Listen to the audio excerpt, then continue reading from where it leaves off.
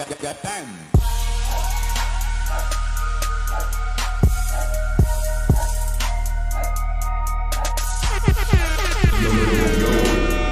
Oh shit, my bad, chat. Whoa.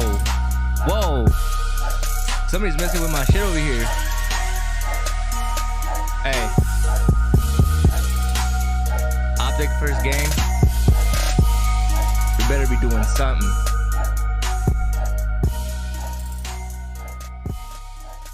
That shit actually kind of scared me. I was like, why my voice sound like that, bro? That's scary.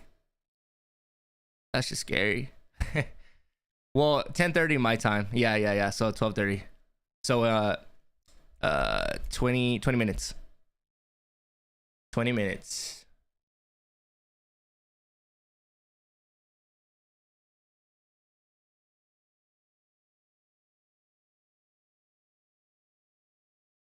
Oh my god, bro. I'm losing it. Hey, sorry about not being on yesterday. I had stuff going on and I just couldn't accommodate it. Sorry guys. No, I wasn't streaming yesterday. Sorry, man. I was like, damn. I bet you they're looking for me. Well, some of them, you know, the ones that like end up coming back. But yeah, my bad. My bad. I work tomorrow, but usually on my work days. All right, Zero. Usually on my work days, I have my wife run the stream. So you should still be covered tomorrow. You feel? You feel? Yeah, it's like 9 p.m. I know, Frankie. You're about to go to bed soon. Bro, you know, they did take the dub, but let me tell you something, bro. Against the Ravens, come on. Like, they just barely took the dub. You know what I mean? It was too close. It was too close. I just expected more out of them, man. Especially after, like, losing 3-0. I expected them to come out with, like, with heat, man. You know, like straight dominance. But it's all good.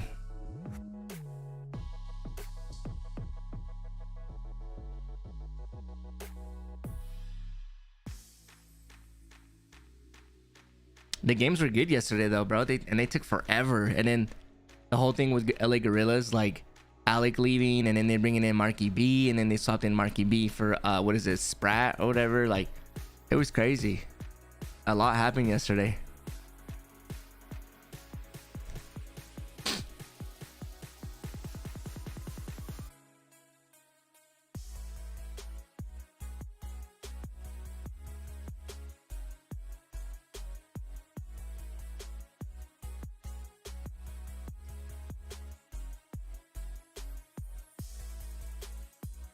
It was crazy, man. Hopefully there's 5 matches today. There's 5, so it should be dope. So of course, first game, Optic Texas versus Mutineers, Surge versus I think it's FaZe. Yes, FaZe, and then Boston and Toronto. Nice.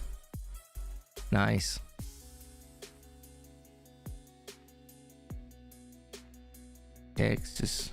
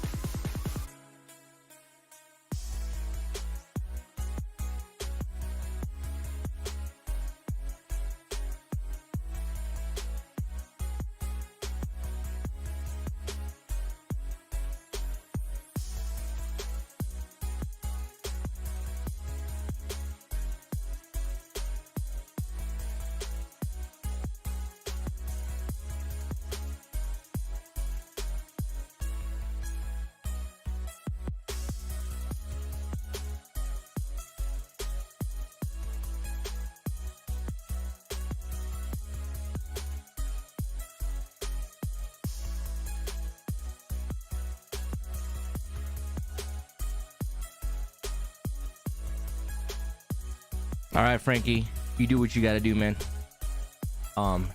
If you make it by, cool. If not, I mean, I'll see you tomorrow or whenever. No worries. Do your thing.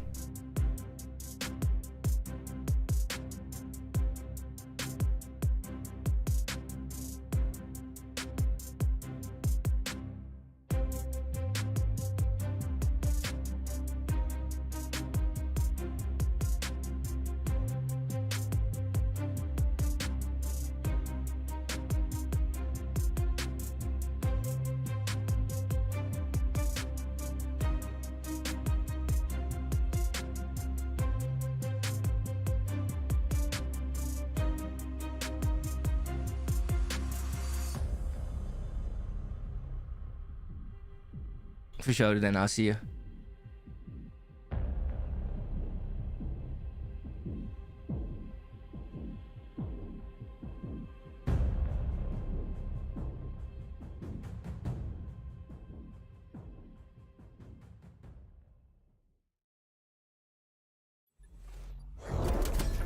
Call of Duty fans, we're in for a good one. MW2 is going to be a ridiculous year. It's just been insane. Dallas is hosting the major, baby. This is bound to be a spicy series. Let's find out, ladies and gents. Oh! Tad just making them pay. Oh my! I do not believe what we are seeing. Here he comes. Oh, it's Shatsy! Knock it out the park, yeah, show in it. Oh my word! The BT pounces. I know you say you want it. Now you gotta get it on it. Whoa! There is no place to hide. They ain't ready for you. I cannot believe what I am witnessing. And that will be the game. It is over.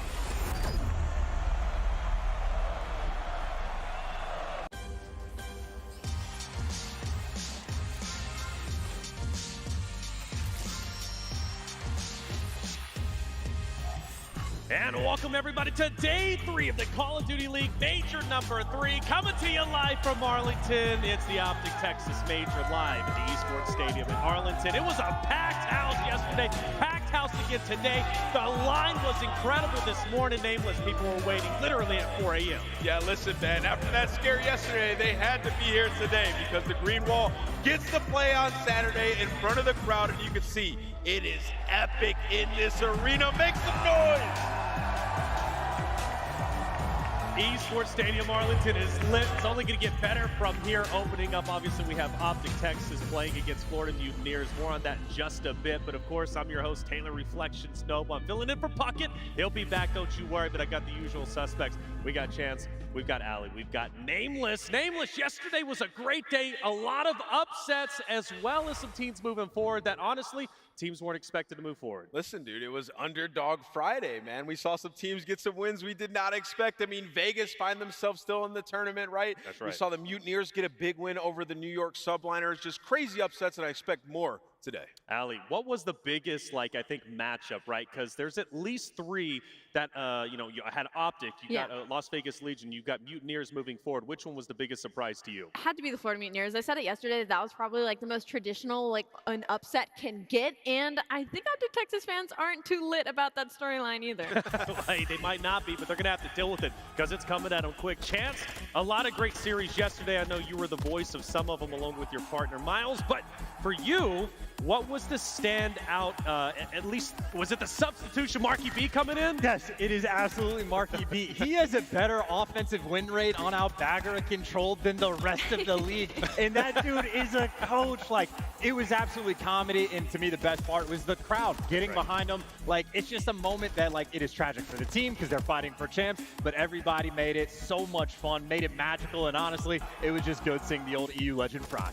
Absolutely, and man, Optic moving forward. I know a lot of people were happy about that. London Royal Ravens, though, put up one heck of a fight. In fact, at one point, I thought they were going to take the dub, but in the end, it was Optic. I think 4 or 5 straight rounds in a row, and everybody went nuts. But you got to feel bad for London Royal Ravens. They played their hearts out, and Nameless, I know a lot of people wanted them to move forward. It just didn't happen. I mean, I think everybody was holding their breath probably for the entirety of that Game 5 series, right? It was the best, worst series of all time in the way that I describe it.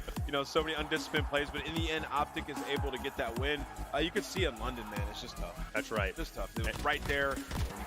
And New York subliners, man, tough break for them as well. They were first rounded in Major 2 and first rounded in the Elim bracket. That's the way it goes. Big Clay there, represento. He'll be playing today. Let's take a look at our bracket chance. What is shaping up to see, or what are we shaping up to see today? I mean, just like a sheer amount of ridiculousness. I don't think anybody can predict anything that's going to happen for the rest of the tournament. For Vegas Legion to lose or to beat LA Thieves when they were down 140 points in the hard point, it was looking chalked, and a team that got second place is gone. New York Subliners, the team that won the first event, is gone. That's right. I don't know. Nothing makes sense anymore. It's been a wild stage 3. It's been a wild stage 3 indeed, and I'm actually going to send it right back to you because we are at least for one of our series today at the top of the bracket. 2 teams that played on day 1. They're now going to be making a return back to the stage. It's Seattle Surge playing against Atlanta FaZe. They have history.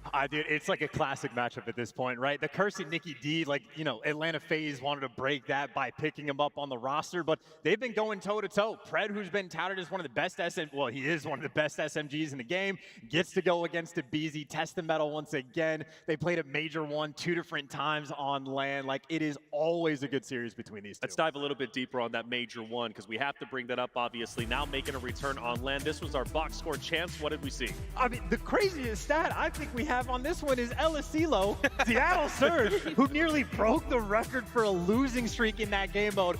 That's the last team that actually took Atlanta down. So it was absurd stuff that Seattle was bringing to the table. And when they play against Atlanta, that's when we see them at their finest. And it's one of my favorite matchups, I think, for the past 2 years has been the Seattle Surge versus the Atlanta FaZe. And I love to touch on the fact that I think every player in their roles on each team match up the other incredibly well. And that's why we see such exciting matches when these two meet up in. Well, this is a banger. I mean, you look at this series and it's the best search and destroy team in the world versus the best hardpoint team in the world, right? So completely on different spheres, but it just seems like when Seattle goes up against Atlanta, they turn up to a whole new level. But keep in mind, this is also a brand new Seattle that has been winning their search and destroys.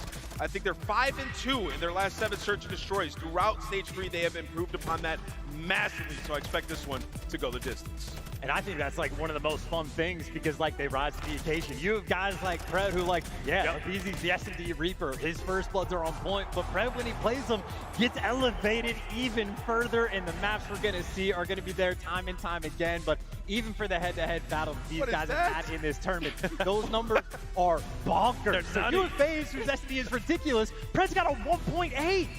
I think the craziest thing right now is the fact that these two, this will be the first time they match up where Abizi has been really consistent, right? I remember there was a time where there was a lot of flags being thrown at Abizi for being inconsistent in search and destroy, and the second that they started calling that out, it was when Abizi started popping off in that game mode specifically. Atlanta started hitting that stride of going on 12 consecutive search and destroy wins, and it's Atlanta FaZe. There's 3 respawns in a series. You gotta think they win 1 or 2 of them, and they started out this major number 3 with a hot 3-0. The hot 3-0. That was an absolute beatdown. Atlanta FaZe are looking like the absolute strongest team to make it through the bracket. We'll see if they'll be able to do it. Seattle Surge is not going to go down easy, though. Slasher was absolutely feeling confident. Let's see what he had to say after his win. You guys came out and made that look easy. Yeah, I mean, like I said, we've been saying it online the whole time. Online respawns are different. No sound EQ, we're a way different team, and we just showed it right there. Also, people seem to forget who built that camp. I know how they play. I taught those kids how to play Call of Duty, so don't forget that. All right, let's get that straight. Teaching them how to play Nameless, that's confidence. I mean, dude, he is tripping with confidence. He was feeling it. The dopamine was kicked in, and he knows that he has some of the best players of all time alongside him on that stage. So, of course, he's going to be confident. Hey, let's move over to Beantown. Boston Breach. Beans playing incredibly well. We talked about 3 rookies joining in, and, well, Beans was one of them. He wasn't scared to talk trash. He felt confident and comfortable in front of the audience, and that's no small feat, Chance. I mean, not just in front of the audience of when he's talking, even the gameplay. This dude has been on point, and obviously it wasn't the strongest start for Beans, right? That's one of his first series in the league. You got a hard point KD of a 0.5. It's not a good look, but I mean, they still got the win, so he's underperforming. He's gotten better as an individual, and now you're getting to the point where he is nearly breaking records in Search and Destroy. Boston are going to be a force. And Ali, Toronto Ultra making a change after the series. Yeah, I mean, and I kind of understand it. I know a lot of us were caught off guard by that change because they open up Major 3 qualifiers, they play their first matchup, right? And then they get rid of Stanny. I mean, I understand because that map number 1 against Boston, I mean, it was basically 3v4, and yet somehow Boston Breach still win that series, right? And if you're Toronto Ultra, that's a little bit embarrassing. So what do? They make the change, they bring in Hixie, and since then, I mean, it hasn't felt like a drastically new team, but the consistency has what really has changed for me when it comes to Toronto Ultra, and they want that revenge, right? It's a little bit embarrassing the last time these two teams matched up, and now the biggest question mark is Hixie going to make the difference this time? Hixie is the big talking point. We got Scrap versus Beans. Nameless, they have history. I mean, obviously they have some history. You saw that match. Beans got slapped and they still got the win, and Scrap was obviously mad about that. Rookie of the Year is still very much up for grabs in this match. Could dictate the future of both these guys, right? Looking at this team, looking at both these teams, one of them is going to get brought back down to earth, right, after this series. We're going to figure out who's a contender going throughout the rest of this tournament, so this is a big one. And then at that point, we get to talk about composure and recovery, right? Having that winner's mindset. Beans, though, like I said, wasn't scared to talk that trash, and he did talk that trash. In fact, he had some choice words for Scrap. What did he have to say? Before we let you go, one thing that is going to put Boston Breach in the spot that you guys want to be, if it's a player, if it's a map, a mode, whatever it is, if there's one thing that's going to promote you guys, what is it going to be this tournament? I think everyone knows. Obviously, we play Toronto now. Me versus Scrappy is what everyone's been waiting for. I want to take him down again. Last time I had my feet up a little bit, but I really want to bring it to him this time. Had his feet up a little bit, but Ali today is going to be 10 toes down, ready to bring it. Yeah, I mean, from what we saw from him in the series against Optic Texas, I mean, it was just a lot of dominance off the back of Beans. And what's crazy is, you know, Scrappy has been kind of that contender for the Rookie of the Year. He's been the front runner when it comes to that conversation. I think depending how this series go, Beans very easily pushes himself in that top 2, very easily pushes himself into that conversation. Not that he already isn't after that S&D performance. I mean, 17 to tie with the record already on local area network, on your first event in the CDL franchises on the Boston Breach. I mean, hopes are very high when it comes to this player. And also knocking Optic down to the elimination bracket in front of their home crowd. That was major news, so good on them for doing so. We take a look at their Stage 3 records. Chance, what can we get from this? I mean, toe-to-toe in the control, 5-1 for each of them, and I think the only slight edge Boston would really have has been in the Search and Destroy, and I think that's where, like, Hixie has changed the dynamic for Ultra, getting the bomb down more, letting his teammates try to fry, but obviously haven't yet converted that to a great deal of success. So I think the 2-5, especially when Boston, now they're winning Game 5s, is where the ice is going to happen. Going to be a great matchup regardless. Can't wait to see them back on stage, see what they're going to bring. It's day 3. We haven't seen them since day 1. Let's take a look at our schedule. 5 great matches today. Starting up, we got Optic Texas taking the stage,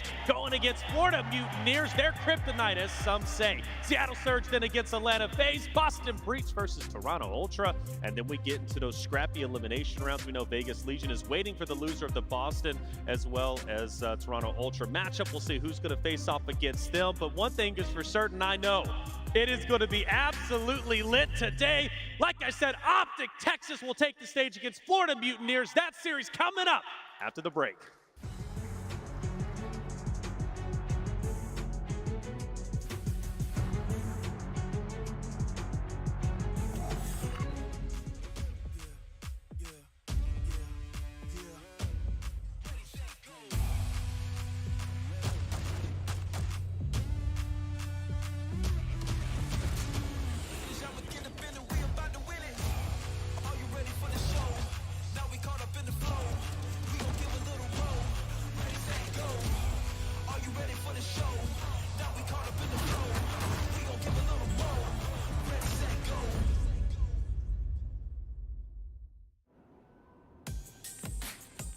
We're on the road.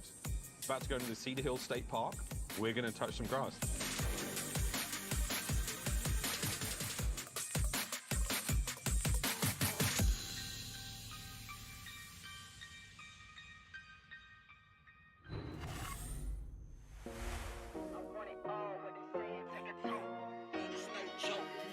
Give me the smoke, I want it all, what they saying, take a toke. I love that hate, I don't need no antidote.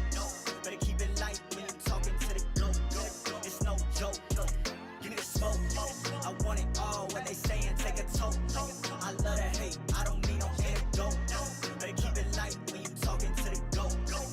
no joke. Give me the smoke. I want it all when they say it, take a toke. I love that hate. Give me the smoke. Keep it light when you talking to the goat. It's no joke. Give me the smoke. Do you know who you're playing next in the tournament? Oh, I'm playing my son, Daniel Ghosty. Dan, you know what I said to you. You knew this was coming. Good luck tomorrow, kid. Good luck. Yo, I saw that, man. It was crazy. It was crazy. Sorry, guys. I didn't stream yesterday, man. I felt bad. I was like, damn. It's the one stream I missed. I had stuff going on, and it was just gonna be too much for me. And yeah, I apologize, guys, but hey, we're here today and we're here tomorrow, and that's all that matters. Let's get it. 4-1 against Texas on land since Thank y'all for dropping by again. Don't forget to hit that like, alright? Helps me out a lot. Thank you. Like, man, I've been up against Florida way too many times. So they have to face them yet again, and it's going to be dicey. All right, well, let's start breaking it down. Let's look at our land stats from their historical, of course, rivalry between the two. Allie, let's take a look at this, right? Because we look at Florida Mutineers and their record, not too bad, at least when it comes against Optic Texas. I think it's hilarious that this is a rivalry. Like, if you had looked at it on paper or, like, looked at all the other teams in CDL, typically that's where you lean towards, like, oh, the Atlanta FaZe and Optic rivalry, things like that. But it's the Florida Mutineers, and why? Because they solidified this name that every time they match up on land, it's Florida Mutineers that typically comes out on top. And it doesn't matter the roster, it doesn't matter the players plugged in, if Dave Patty's starting or not, it's the Florida Mutineers that usually gets that win. And just to add to the terror as well, like you saw the hard point record is like a little bit comparable, but S&D is where Florida stood out. No surprise there, but then 4-1 in control. That is the exact struggle point that Optic has had even just this tournament alone. So the fact that they've had that edge the entire time, I mean, it really sets the scene. And to that point, when you look at the maps there, Florida said, screw it, we're going to play you on your best control. So they're going to be going up against them on hotel. They had the option to pick a CeeLo, but, this new Florida team has not been that good at a CeeLo, right? So it's going to get very interesting. And this was the last time they played. They faced off against each other twice. It was Optic who won the first time in Major 1. And then come their elimination round, it was Florida Mutineers who knocked them 6-1 on Fortress. So, coming in, Optic's got to be feeling that heat from that last series. But for Florida Mutineers, they're not the same roster they were before. They made some drastic changes. Chance, what did they do? I've made quite a few changes at this point. Like, there are 4 they've made on this entire year. Basically, almost like a half new roster. Brax back in the mix. But this can be an interesting one because I know when these guys started off, did not look good. It was an incredibly questionable change, but they have grown and gotten better over time to the point where it's not just the S&D for these guys that's still on point. They're legitimately winning hard points. So they went from the Neslo threat to an all-out threat. And again, they have some teams shook. Yeah, I kind of see like the vision that they were going for. I talked about this yesterday after their series. They had a really tough schedule. If you go back and look at their qualifying split, and they were chasing the respawns. And yesterday, versus New York, by all means, one of the stronger respawn teams, beat them in 2 hard points, right? So it's just a product of the vision. No one saw it besides Florida, and they're doing well. But Allie, we got to talk about 2 members that are about to face off. We saw what one had to say to the other. Let's talk about Fellow and Ghosty. What does this rivalry, or at least friendly rivalry, mean between these two? I mean, it means a lot. They've played together as of recent. They won together, and then both of them got brought up to the CDL. And I think what's so funny is, again, it's just adding more stories into the Optic Texas versus the Florida Mutineers. And it was really a lot of plays off of Dan Ghosty yesterday during that London series. In round 10, he got that 3-piece and then moved into that 1v2 clutch, which gave them that momentum in that map number 2. So Dan's been looking better as of recent, maybe a little bit more comfortable now on landing in front of the green wall. But again, we all heard what Fellow had to say yesterday. Yeah, so, for those of you who maybe don't follow challengers as hard, these guys teamed with each other, right? And Fellow sort of picked up Dan, and so he calls him his son, saying that he taught him how to play the game. So this is going to be very interesting. And on top of that, they look very similar. They sound exactly the same. When you hear them on stream, you can't tell who's who. So there's a lot of, sort of friendly, brotherly bad blood there. I think Fellow just understands, like, Ghosty, this is your first major. I'm going to make you work for it. Yeah. Okay, I'm going to make you work for it. And if you want to get it, you got to earn it. Hey, it's Optic Texas. This is their stadium, right? This is their major anyways, and it's their time to show up, and the fans have shown up. It's been absolutely crazy. Sold out. Nameless, I know you almost busted an eardrum when you took off your headset yesterday after they won against London Royal. Like I said, it sounded like somebody just won champs, dude. This crowd is absolutely insane in this arena. It's just so loud, and, You know, Optic is just giving us these crazy series and these wild moments, man. It's been special. It has been special, man, and I know they're going to be pumped up. And the drums when Hitch comes out, too. Like, that pumps me up. I was asking, you going to do it today? He said maybe. We'll see if he'll be out here doing it, of course, to get everybody going. And it is going to get going, dude. But, hey, let's look at their new roster because things have changed a bit. I know we broke down Ghosty a little bit, you know, obviously replacing that at Ilian. I think Ghosty, for what it's worth, has rose up to the occasion. Is there more to prove for Optic? Yes. But I firmly believe, Nameless, that victory against London Royal Ravens, I understand it was London Royal Ravens, you know, hey, don't give them your flowers yet. That was the whole conversation. But let's not forget, London Royal Ravens stepped it up in the final week of the qualifiers. That showed me they were, you know, a team not to mess with. I believe that Optic Texas win yesterday against London Royal Ravens gave them the confidence needed to be victorious today. I think, you know, when you look at it, it's like they got to win, right? So all the outside noise, some of that starts to like seep in if you're continuously losing. But once you get that big victory and that confidence, and you're talking about Ghosty, like he's a guy who made some big plays throughout that series. So he's coming into this one confident, also having had played with Fellow for a long time. It's another match where he can, you know, sort of feel comfortable. So I think it could be huge for Optic going forward in this tournament. But still, when we look at the series, a lot of mistakes that they have to fix. Well, what broke it down for me and what was so impactful and special to me is just the fact that they were behind. They were down 3-0 in that final map 5, right? And they came back, and I think they reached a tipping point, and things just kind of clicked. We're Optic. We're here at our arena. We need to win this. And they did. So I think that speaks volumes about what they're going to be bringing in the future. Yo, shout out Maximum Pain. Thanks, bro. I appreciate you. Them down. Allie, we're going to start with you. You're looking out. Hope you guys are having a good Saturday. Those of you at work, hope you're not working too hard. Hopefully it's your Friday. I don't know. There's not a whole lot of people working Saturday, but if you're tuning in at work, W to you. Everybody else, thank you for dropping by. I'm sure we got some banger games. We got 5 games. Let's get it. Let's get it. During this split, so I know we're all happy to see that map number 3, but a couple of repeats here. You know, Optic Texas, they want success in the series. I believe they need to do it in 3 or 4 here. They don't want to get to that map number 5, Mercado. Havoc has a 2.18 on that map mode, respectfully.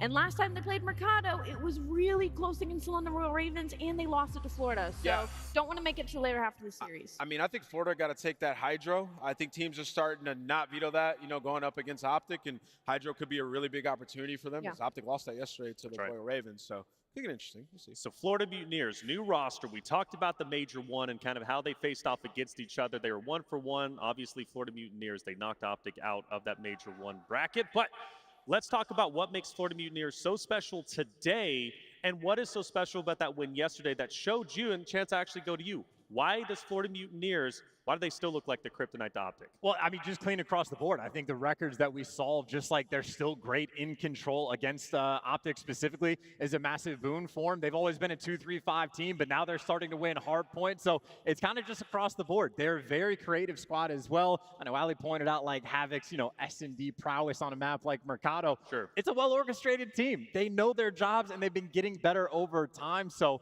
it's really about the teamwork for those guys.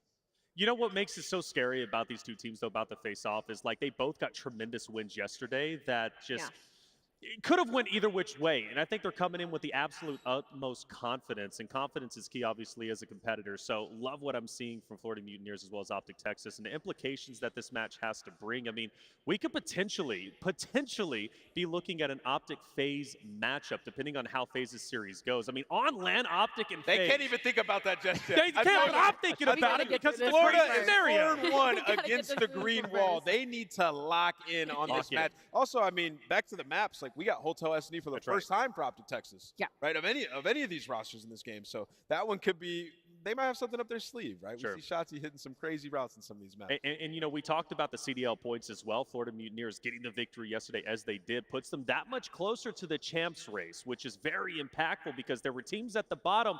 London Royal Ravens is one of them who didn't get it, unfortunately. So, you know, they're run to champs. I don't know if it's going to happen, but Florida Mutineers, they did it. Legion, they were able to overtake their opponent as well and move forward. So they're going to get some more points. So we talked about those top 4 at the bottom. Ali, I think 2 of them home, at least have a good chance to be in champs now. There can be no underestimating in this series that I have coming up. For the Florida Mutineers, this is everything. This is more than keeping their tournament alive. They have 60 points to their name right now. We're already past almost the end of Major 3. Heading in, we only have 2 more majors to go. They need to start racking it up, especially when teams like Seattle Surge are looking good, Vegas Legion are looking good.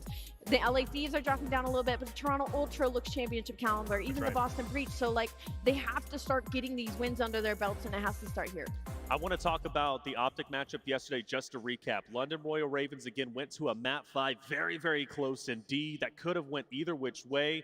Like I told you, I thought Optic stepping up in the way that they did was truly special. So, guys, first game was supposed to start 10:30 a.m. Pacific Standard Time, which is my time. It's now 10:40. I don't know if they're still setting up on their end or something, but it should have already continued. So literally, it can be like it was great to watch, but 5 minutes, 10 minutes. I don't know. I can't say Let's that. be honest. Every time there's some technical difficulties, it was just a lot of is when Optic is playing. So I wouldn't be surprised. Again, pressure makes diamonds. I feel like a lot of pressure got put in them. So sorry about that, man. I don't know. I can't really give you guys like a time. Match is supposed to be 10:30 first one, 12 after, and then 1:30, 3 o'clock, and then 4:30. Again, those are all Pacific Standard Time, which is my time. It's about time to get started for this series. One more section to go. Let's talk about our predictions. And audience, you know I'm going to get you too, so get loud for Well, it your looks team like it's in about just to a start soon. second. But I'm going to start it off for my predictions. I went with them yesterday, and I'm going with them again. Optic Texas is my team to take this win. Fuck, I don't know, bro. Let's see if they can do it. Now, Chance, what about you? Here's the thing, chat. Like, how do you lose? This entire tournament. It was a day of How do you lose with literally everybody that's there present Optic to be the stronger is team. like I think the win they got cheering for you mad crazy. You know what I mean? Like, there's no way you don't come in locked in. You know what I'm saying? Let's try this again. Listen, if the crowd doesn't got me, I know Chad at least got me. I'm going with the Florida Mutineers. Florida Mutineers for Allie. Okay. Damn. There you go. We know why she's doing it, and if you haven't caught on yet, there's a reason, okay? It's a smart one. Nameless, what do you got? Yeah, I don't know what type of reverse psychology she's got going on over there. I actually just think Florida's going to win this match, so I'm going with the Florida Mutineers. There's Nameless. Damn. Repeat itself. I mean, we saw Big Wake already do it. He did. Oh, definitely, definitely. Right, it's not a bad Florida's pick. coming in. They're getting the win. It's not a bad pick. I think it could go either way. We're 2 for 2. Audience, let's go ahead and do it real quick. You want Optic Texas to win it? I mean, come on, guys. Let's be honest. Florida beat NYSL 3-1. Like, that's huge, you know? Let's get this series going. All right, good afternoon, Texas. All right, chat. We are Starting here up. at Let's day go. 3 of the Let's go. major. It's another elimination game, and it is going to be a battle of the green and teal. And I know we've kept you waiting, so I'm just going to dispense with everything else and get the first team out here. Please give a warm welcome to the Florida Mutineers.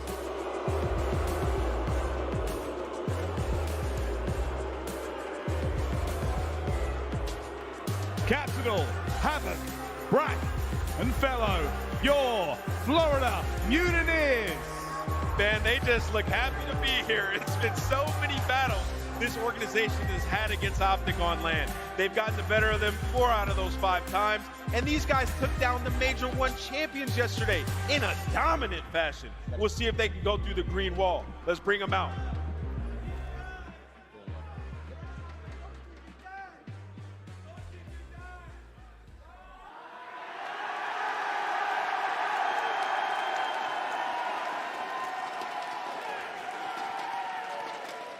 Texas, how we feeling?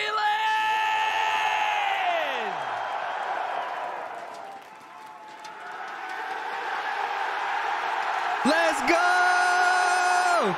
Let's fucking go! Fuck yeah! Let them hear you! Green! Wall! Green! Wall! Green! Wall! Green! Wall! Green! Wall! Green wall! Let's go!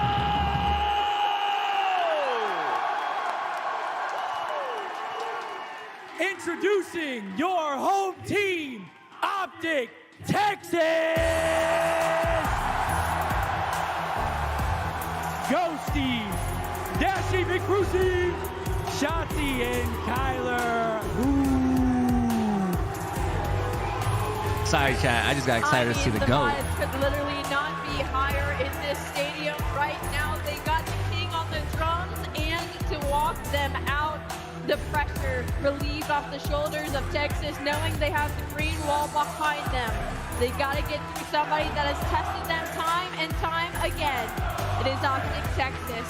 It's time to get this cast started to Merc and Maven. Oh my, we're having fun. Seth kills me.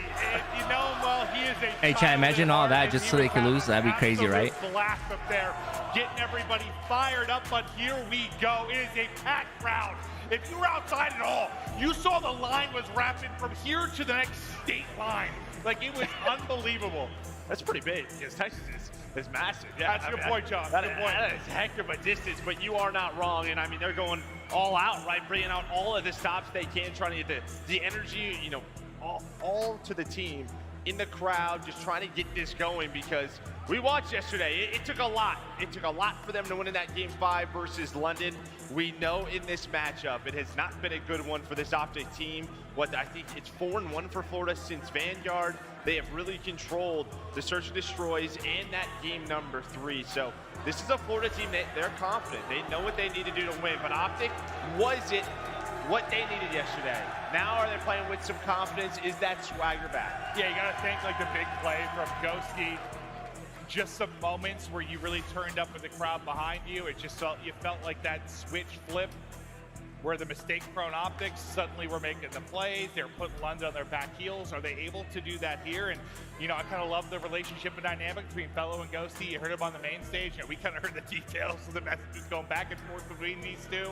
Father to his son, you knew it was coming. You know Fellow's going to bring it. And he's got these boys playing some good Call of Duty. No, he does, right? He said that in the interview. Like, these guys, they trust me. What I say goes. And yeah, they play very disciplined Call of Duty. And we have some hard points here. We have some hard points here that require that discipline. And I know before we get into it, I got to be bearer of bad news. We did have a PC crash, so you get to hang out with us two idiots for a little bit That's longer. all right. The crowd is still ramping up. I think, honestly, I figured we were starting maybe a little bit late because people were still like filtering in. And you can see it is just packed. A sold-out venue. Thank you, everybody that is here in attendance. It has been brilliant. So much fun so far. And we still have so much time to go. A lot. I mean, today is a very big day for these teams. You know, either one of these teams could go on a run, potentially be top 4, but they're going to have a couple of matches. And, you know, I mean, you have the winner side as well. Who's going to get that winner final tomorrow? Yeah, just still a lot of Call of Duty plays. Well, if Optic are going to make the run, if they're going to make this venue lose their mind, if they're going to get to a championship Sunday, how's it happen? I think you have to look at the sub-duo. Shotzi, he played fantastic to me. It's the other half of that. I think it's got to be Hook. You know, his respawns were struggling yesterday. Even in that game number 4, Mercado, he started off like 1-12, 1-13. You cannot do that later in the tournament. So I'm really looking at those two. But Havoc is a guy for Florida. He has been so good. You have Shotzi as well. And when you talk about Hydro, both of these two are going to be hitting those water routes. Yeah, I mean, I think when Havoc came back to the league, he's obviously been a guy that's been kind of up and down, like just in the league, not in the league, trying to find that spot. And you saw his impact was immediate. He was frying in challengers, and now he's got in the league, another place he can make it search and destroy. He's been more consistent than I think many would have expected him to be in the respawns. And now with Fellow on this team, he said it yesterday, like, I could jump, if I told them to jump into a bowl of fire or whatever he said, like, they would do it. Like, there's some trust there, and I think that is going to be the thing that if you're going to beat Optic, that's what it's going to be. Trust and making the plays you don't make. 100%. You know, I mean, the last couple of months for Havoc might be some of the best COD we've seen him play, honestly, in the league. He's had his ups and downs, but he's playing consistent. He's playing confident. And yeah, Shotzi, I mean, he's the playmaker for this Optic team, right? When he gets going, he's going to make it look good. And he does it, the best way possible. Yeah, feels like sometimes he's trying to make it look too good. I'm like, oh, you just would have won that if you didn't have to be so flashy. But that's just part of the mystery and the beauty. That is his gameplay. It is certainly something you have to witness. If it's your first time watching, you've never seen Shotzi's POV, it is something incredible. But thank you for your patience. We're just waiting to get restarted. I think we should be good to go now. And I was just told we may have another restart. I'm so sorry. We do. I'm so sorry. And it looks to be the same player. So hopefully, you know, the comp ops team get on that quickly. Because we want to get wet on Hydro, that is for sure. I'm trying to get moist. On the map, dude. Joe's a naughty girl. You gotta watch out for this guy. Unbelievable. Oh. But no, as we wait to get starting, hopefully it's not something where we have to swap out a PC and it's just another restart, we're good to go. If it's gonna be a longer issue, we'll try to keep you filled in as quickly as we can. Hopefully everyone's been able to get into the venue at this point. Shotzi's face is a let me play, bro. Like, I'm ready to get twisted on the map. We're gonna talk a bit about this matchup from Challengers. You heard Fellow kind of talking father to son. He's been looking forward to this matchup. It's like big brother, little brother. It really is, right? It feels like Fellow has had the script. He thought this matchup was going to happen. He's looking forward to it. Yeah, 100%. And I mean, for Ghosty, you know, for Optic fans, maybe it's not what you want to see. That's probably pretty similar to, you know, around what Illy had, but to Search and Destroy, you want to see a little bit more for him. But I feel like at the end of yesterday, you know, in those maps they were clutching up, he was playing a lot better. And again, maybe that's what he needed. I know this is his first LAN on this team.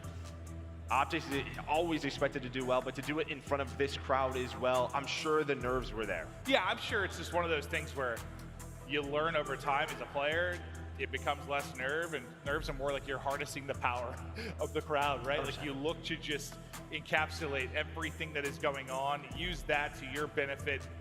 But I'm sure it takes time. You know, when you're first up there, I don't care if they're the ones rooting for you. It's got to get you a little bit jumpy. It's just got to. Yeah, and then on the other side for Fellow, this is kind of a guy who's sort of transformed himself, right? He was in the league, then, you know, was this sort of cracked submachine gun player, then out of the league, had to transform into this slower AR where the challenge, you know, in Challengers, he was being very, very successful. And now he's back to a spot, but a lot different. He has transformed himself. I'm being told it looks like the lobby is getting going, and we hopefully on our third attempt we're good to go. Third time's the charm, Gel. We're getting into this one. I got a feeling. I hope so. I see the maps loading up. All right, there's the music. There's the flyover. I'm looking at the names. I see all 8 names, baby. All Let's right. get freaky. Woo! Get our Michael Phelps on. Get swimming. But you see right here, it's just sort of a tale of two different stories. For Optic, great rotation team, not great at holding. On the other side for Florida, they are very strong at holding down these hard points, but they do not win the rotation very often. We'll see if that's how it's going to play out. I think that map yesterday with Optic and London, it was just so back and forth. But map number 1, here we go. Time to battle. It is Shotzi from the depths, looking to take the fights up mid-map. We hop out to the sky cam to give you eyes from the sky, and it's kills from Optic early on. Shotzi and Ghosty that are able to line them up. Dashy just staying up. Ghosty is piecing early. That's going to be 3 for him. And time into the hard point. Still controlling that right side of the map. Things looking good so far for Optic Texas. I mean, they flipped right away, actually, behind those 4 kills. They're able to get the spawns that they want for P2. Now you have who? Blocking down the spawns. He's able to find a kill on rotation. Shotzi's got another one. Really, the last player alive is Havoc, and they're hunting him, right? This is the comms that we're sort of talking about. Havoc, the last player alive, we have to find him, check the water routes. Havoc is spotted.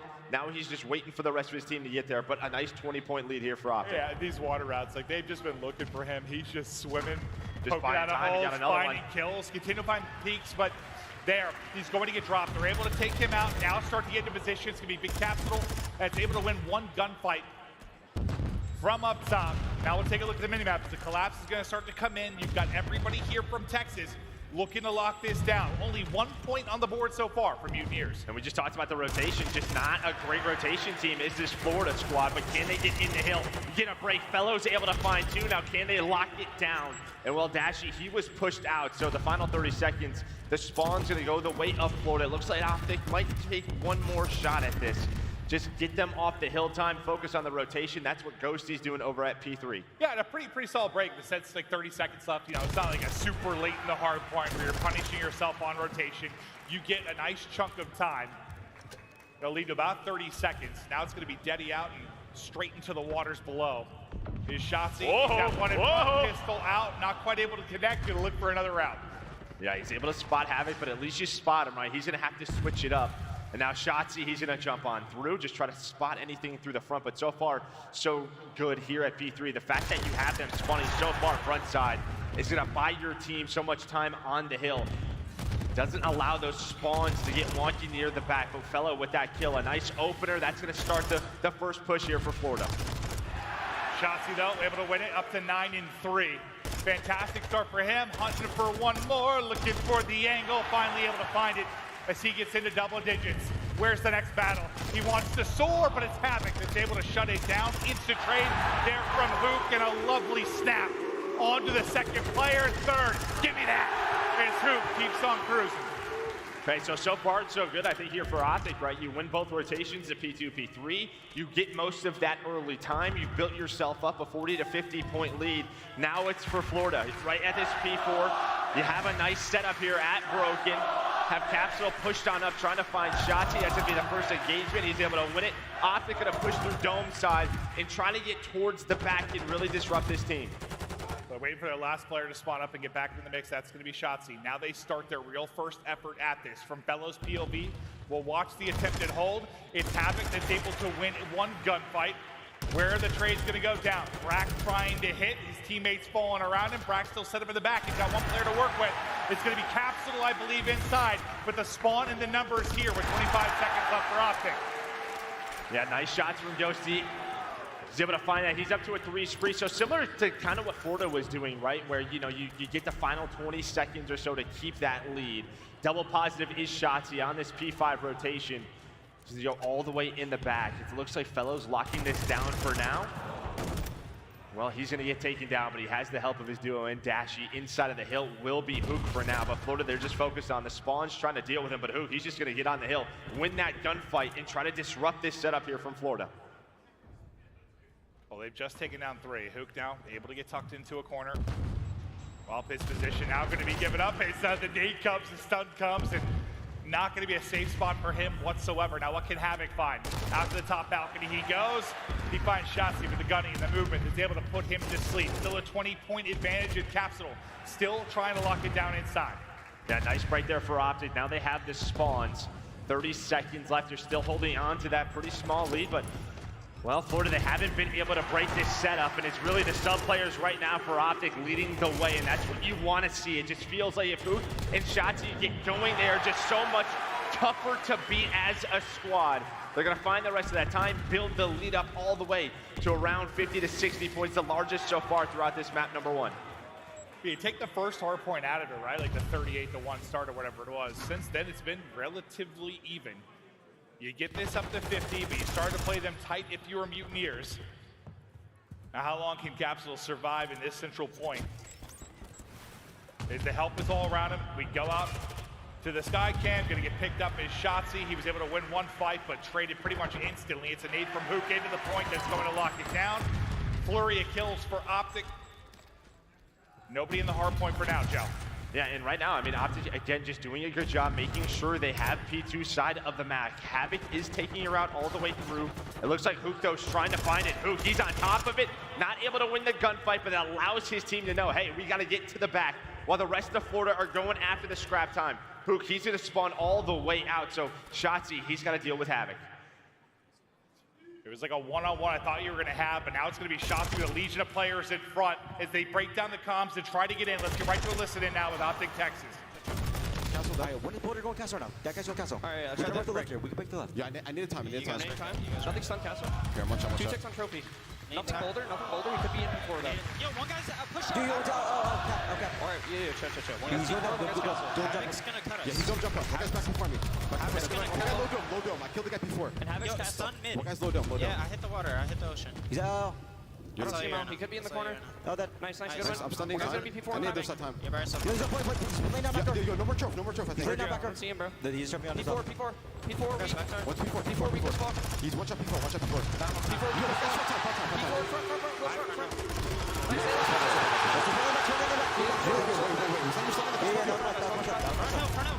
Wait, there's two. Yeah, I'm going to the deep back, bro. They keep you dump on me. I'm on it now. I'm going deep back, bro. I'm looking top down. You try to watch my dome. We got top dome, man. Top dome. I'm not challenging him. You have the back? Yeah, I'm in the deep back, bro. Alright, listen. Yeah, let's just hold. I don't see him. Let's just gonna go to hold here. What do we do? Top dome, 1 HP. I need his ass. I'm on water hop, okay? I have the deep, but I'm like Watch kind out, of in a top timing angle. Yo, he got me front. He's going top. you were pretty critical of some of the comps you heard from Optic yesterday. Did you hear any Oh my improvements here? God! I mean, Well, okay, yeah. the small talk was there. I don't think we heard Hook at all, but I did hear him right there at the end. I think maybe just a listen-in wasn't picking up his audio. So that was like the one thing. I mean, Hook was going on a long route there. We're waiting for him. But for Florida, even during that listen-in, that was the big hold that they needed. Now only down 15 points, but over at P3, with the opening that Shotzi found with those shots, you have a lot of that, pressure to deal with now, but Optic, they are dealing with it, and now all of Florida spawning out P1. Yeah, it's like how many 1v1s are Shotzi and Havoc going to have in the water? It seems like it's going to enter double digits soon. Hook with the Deddy out. Just trying to stay on the map. Get tucked away with his trusty bush here, and he is all the way deep. They're hunting for him. I don't even know if they checked this. Do they check it? They go for it. Hook is there. Is he able to win it onto the second? The tactical is out. The stun is able to hit. Now looking for the angle. It's a great nade. I thought it was going to maybe stick him, but Fellow able to hit the shots, and then the snap right back to the push. Not even going to take that as well. But it's the team firing from Optic that are going to get it done. I mean, that's just a play, though, right? Hook's buying time for his teammates to win the rotation across. They get the spawns now, Florida. They are able to get through front broken as Optic were just trying to get set up inside. But so far, so good here for Optic. 3 going to go down. Brack now the last player alive, just going to try to disrupt this setup. But with this 50-point lead right back into it, you find these 25 seconds, you are close to winning this map number 1. Just about to get over that 200-point mark. So far, so good. Gunfight after gunfight. It's Hook that continues to line them up. My guys have been making the plays. Spawning out, it's going to be Mutineers on the rotation. The first guy there is going to be Shotzi, then from Optic that's looking to find the fight. He's able to take the first, and you can see right on the next hard point, that's about to pop. The Optic numbers trying to get there. Shots coming into Havoc. Now, who's able to win this little 2v2? So far, Hook and Shotzi, the ones finding kills on the Optic side. And this is what happened the first rotation, right? Optic, they just played from the hill, but that will be 3 dead as Fellow able to find 2. The team nade comes in, but Optic, they get the close back spawns. And well, behind that 2-piece from Ghosty, that's going to be worth collapsing. Let's try to win this 2v4 quickly. And now it's all down to Capsule. Big Cap cannot deal with the Optic push as Shotzi finds the final 2 members from Florida. Yeah, you just spawned so close to that backside. And Shotzi blown to smithereens. I swear they had so many team kills with nades yesterday. Still a few throughout the course of today, but you're maintaining that lead, starting to chip away at it is Mutineers. Right back into the point, though, we'll go Optic, Texas. Now we get ready for our next big rotation with 10 seconds on the hard point. You see just a shoulder there, I think, this Ghosty. Backing up Fellow for now. And Florida had some close hard points yesterday. These were the areas where they were very disciplined. Finally, you win a P1 rotation. You have the P2 spawns. Fellows all the way in the back, playing so far as like that old school anchor to make sure they have spawns for P2. This is the chance for them to get back into the game. If I'm Optic, I think I'm going all resources at P1. Just try to win it here, put the pressure on Florida. But Havoc was doing a very good job around that hill. Shotzi can't find the opening through the water route. Hook is just playing right outside the point. He gets tagged up. I didn't even know how he takes down 1. I thought he was dead to rights, but he's able to pick 1. Shotzi now following it up. Can't hit the shots in the bracket. Right back into the water. He will go. Dashy will line up 2. Neither team get a ton of time in this hard point, but every second so much more valuable to Optic. And they're getting a healthy chunk of time here. Up to 2:35 we go. Yeah, I mean, Florida, they just gotta have to give this up. Maybe Fellow can find the pick on the hill, and he's gonna find 2. But it's gonna have to be a full 60. And even a full 60 will not win you this game. So 4 more seconds, Shotzi, he does get caught, but you have a lot of mid-map control with Fellow on that cross. So he's watching the spawns come in. He's winning some big gunfights, but now it's up to the submachine guns of Optic to push them forward. Here comes Hook. This could be the break for the game. If they can get it done, Capsule wants to see another hard point. So far, so good from Mutineers. Shotzi stun out, not going to connect. Lovely shots, though, in the outskirts to take down Fellow. With the 2 dead, this should be the collapse. Here comes the push inside. Another one gonna fall. 1 more player here. The trade is through with the final point. Optic takes the map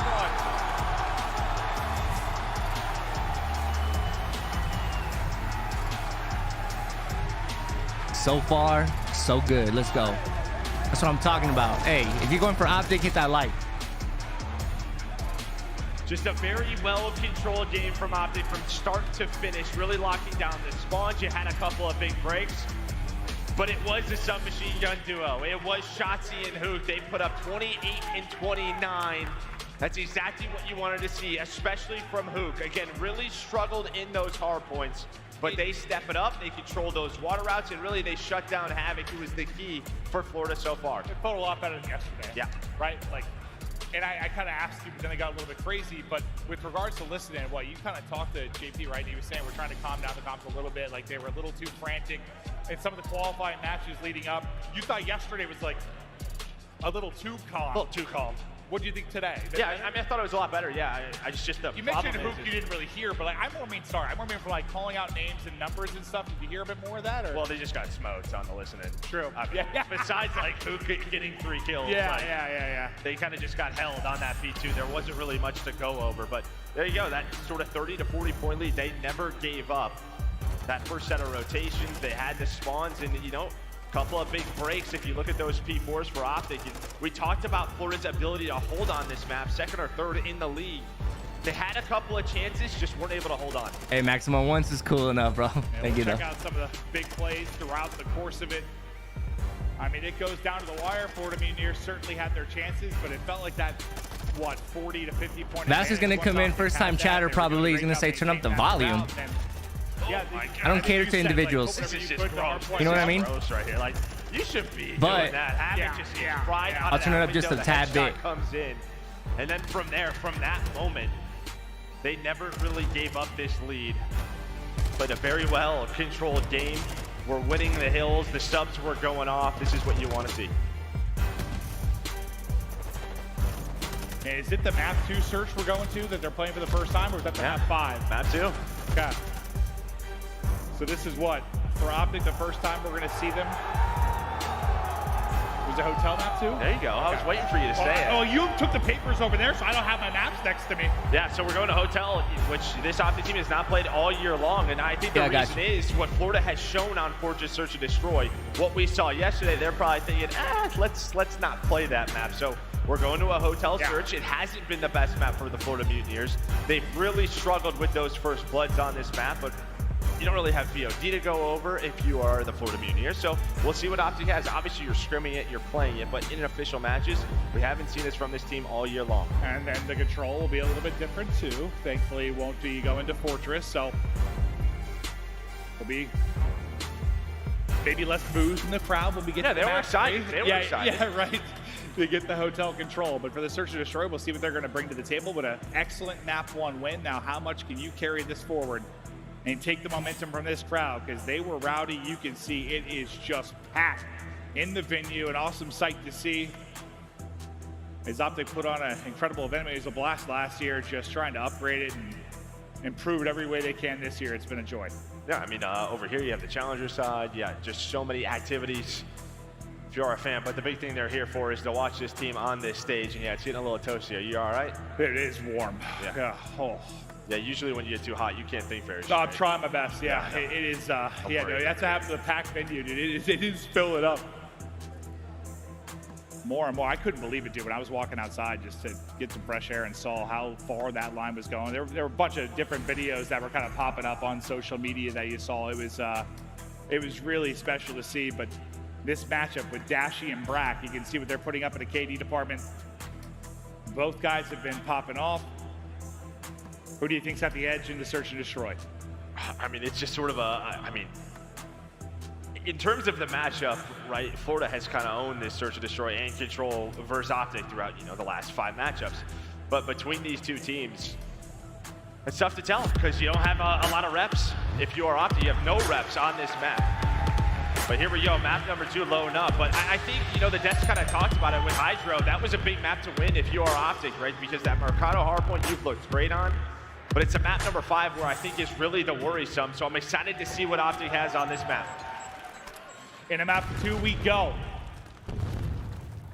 Hook, terrific in that map 1. We'll see what he brings to the table here, but it's Fellow that's able to find the first blood. Shotzi ripped out of this round. Now what can Optic do from the 3 versus 4? Defensively, just trying to pick their spots as slowly. Mutineers working this bomb towards B side of the map. Yeah, and this is sort of the, one of those maps where we're so A heavy time and time again, but teams now starting to work the middle of the map, work over towards B. Inside of this kitchen, it can just be tough to retake. But Optic, they're ready for it. They're ready for it. And I think if you're down in numbers, you'll take this because now it's all just about the snakes. The form on point, they're going to catch them inside of the freezer. The 3 versus 4, now a 3 versus 2 for Optic.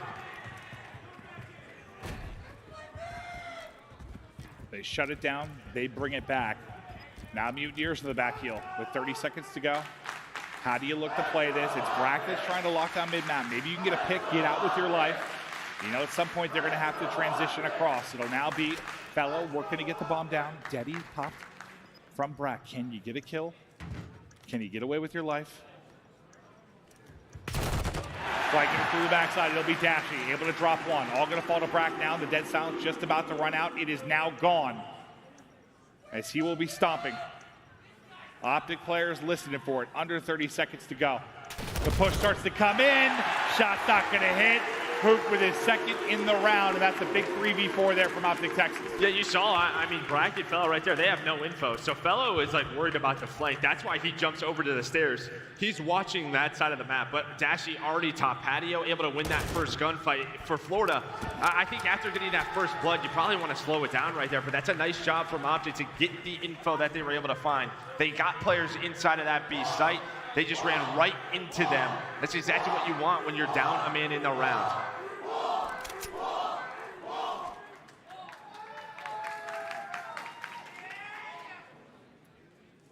Well, Dashy chatting through with the team. Feel good about the 3v4. Fellow, the only one with a kill in the round. That was the first blood. After that, it is just dominoes. They drop. Havoc's going to send it. And gets hit to 31 HP. Stunned as well. Let's see if his will hit. Won't happen, but he's able to stay up for now. Now trying to get to his spot. It's Havoc that's able to get that first one. Should quickly be traded by Shotzi. It is. Now Shotzi gets Capsule. He just challenged. He just challenged. Capsule goes for the nade, and Shotzi just puts him 6 feet under. Yeah, while this is going on, you have Dashy on the other side of the map really working over towards A. I expect Ghosty and Shotzi maybe to rotate it over, but we'll see what they want to do. They're just waiting on this man, and he's able to spot him. Bracto was able to find it, doesn't matter. The headshot is there, he reads it. And now Fellow, he's got to fly, He does have the Deddy. He has the Deddy, but Shotzi in a bit of an off corner. I don't know if he is going to read this. Well, somehow checks it, doesn't matter. Does not matter. I mean, there are a couple fights there where it's like, Brack had a chance. Capsule gets, a couple bullets into Shotzi, then goes to throw the nade and gets destroyed. Then this one with the repeat, Shotzi just fries him. I mean, a couple times, it's not coming down to anything with strategy. It's just people getting done. Yeah, just that opening gunfight. I mean, we've all been there, right? Where, you're just trying to get that. Maybe you don't have fast hands yet, right? It doesn't activate if you're Capsule. You throw that nade, and it just takes forever. Yeah, it's like you're an actual sloth when you're trying to throw the nades. It's horrific. Yeah, I mean, with Capsule 0-2 and not doing a lot, but yeah, probably doesn't have fast hands yet as well. Shotzi, oh yeah, the crowd is fired up, but he was hoping to get into that position. Now, though, the pressure's on him. The pressure's on him. And that's what we talk about. Sometimes you're trying to look pretty, and, well, you get caught because Optic are just getting ran over. Oh, yeah, the chef was cooking up a meal. Unfortunately, it ends up a little too burnt. I don't know, he just gets caught while he's hopping around. It is fun to watch, but it did not work out for him as he gets dropped. It's now just Ghosty by his lonesome, and he will fall. But yeah, I think that was kind of to a T what we were talking about in the pregame. But I mean, Florida just sent it. They played with such pace in that round, finding that first blood, and they just go. They just fly, catch him off guard. How much need a round for Florida to get themselves back into the game? Well, they switch it up, right? The first time around, it was a much slower offense. That time, they just go for it. They find a round, it's a big one.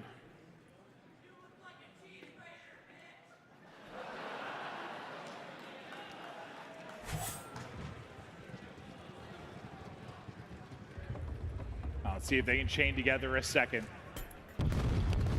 Just avoiding the stun. It's deja vu. Shotzi eyes on one. Still continuing to hunt people in front. He gets damage into what feels like 2-3 players, but then it's Hook by himself. Can't get out. It went from looking like Shotzzy had a freebie to the entire Optic team got wiped off the board. Yeah, I mean, very similar to last round. Just the opening kills going the way of Florida Mutineers. This time it was a big 2 out of Capsule near that A site. And I think Shotzzy, he wants to find that kill on the Havoc. The grenade is hitting. There's a player weak, but the problem is everyone was A side. So he had no help through that main archway to find that kill. So instead of him hunting him down, well, he gets bad timing. Crowd getting riled up. I'm getting riled up because I asked the production team for a fan and they brought me one. I'm feeling much better, Joe. Thank God. Some cool air rushing across my legs. That's such a diva. I really am. Oh, Ghosty though, he's beaming. Brack now, still full HP. Looking for the fight, trying to get across. Takes a bullet or two, but it's Havoc that's able to slice him up. Now it's the Dashy, sniper in hand. Can he clutch up for the 1 versus 2? Ton of time to work with. And this is not the bomb site for a sniper. Is Dashy gonna prove me wrong? He has done it before. Yeah, it doesn't matter, dude. It's Dashy. Yeah, you throw a Big couple old of snakes Bruce in there, anything could really happen. Hit it, kid. Well, you have this 2-man set up for Brack and Havoc. He's just gonna need the door open to open that up. Just try to find the angle, but they're gonna give him nothing right now. What a moment this could be. Oh, I don't even know if he gets eyes on him. Just the snakes inside and just eviscerated. Yeah, that's just that's good form out of Brack right there. Yeah, the door opens. He hits a couple. Dashy just never even spots him. Havoc was up top in that Shotzzy spot, but again, you have sort of this great start from Dashy or Ghosty in the round with 2 kills, and you blink. The round is pretty much, man advantage to Florida. Like, what the heck happened in those sort of mid-map skirmishes that Florida were able to win? Well, I mean, a lot of these rounds, I feel like it's been somebody getting first blood, and then it's just fried. I mean, you're able to pull off the 3v4. They're playing quick. They're just going. They are just going. It's not this usual A-bomb site sort of battle that we are seeing. It's all about middle of the map. It's all about B right now.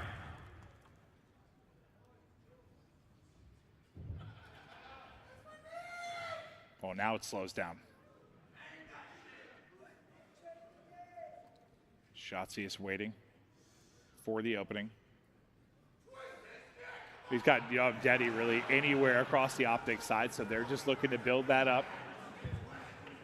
Havoc getting close as well as everybody waiting on their Daddies. Door open! Surprise, surprise. Havoc waiting, lying in wait, able to get the kill. Dashley quickly one of his own, and now as everyone starts to earn Daddy, everyone's starting to fly. Havoc at the top is. Shots from Capsule will connect, puts him into a 3 versus 2. Brack is tagged up and weak. Havoc will end up falling.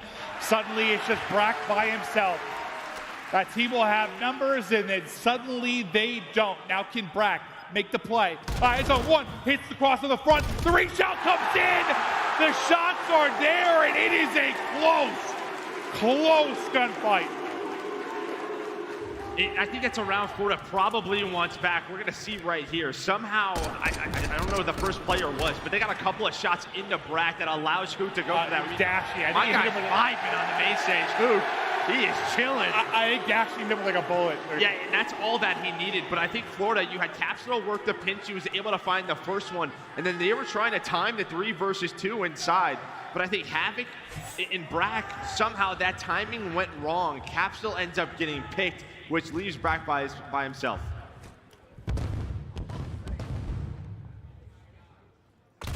First gunfight, thinks he might be lying prone. He is standing tall. Who?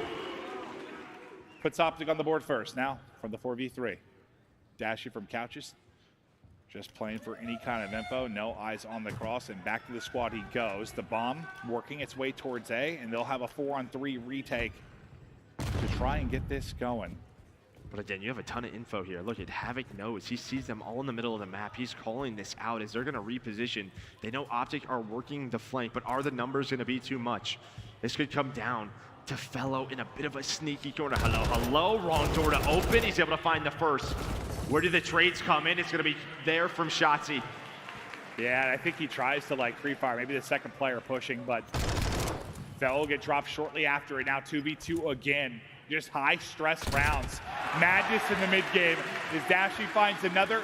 Havoc's turn now. He's getting real close to Daddy, but just 20 seconds to go. Well, I think they know they have bomb down. Yeah, Shotzi knows. He's looking right at that bomb. You don't always notice it in this game, but doesn't really matter. The nade will connect. He's trying to find one. The timing almost goes Dashy's way. The shots are, though. Dashy's going to pick it up. Yeah, maybe if you wait another second for like the nade to hit and then you chow right. But I think he was trying to back him up if he was there. That was the right the play. left gunfight first, right? But you just buy time at the pillar. Just keep milking that clock. Again, just the early rounds right in the middle of the map, just kind of dictating the round, the way it's playing out, finding that first blood. Then Optic, they're able to work that flank, and at least Shotzi finds that trade. Just feels like we're always getting to like this extended 2v2. Back in front, go Texas.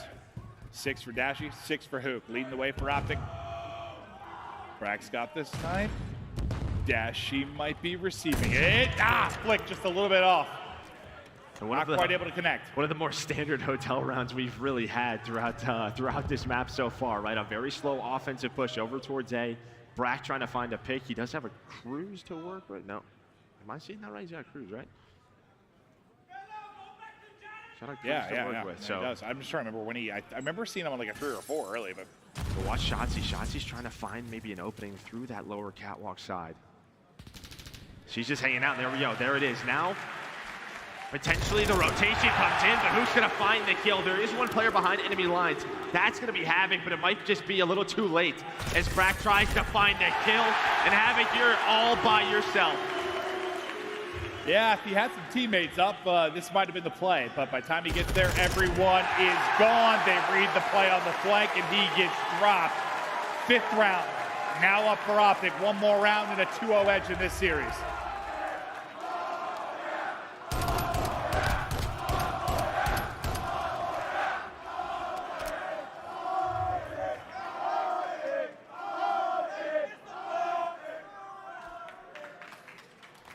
Well, so far, Ghosty's got the edge in the father-son matchup of the millennia. I don't know what that means.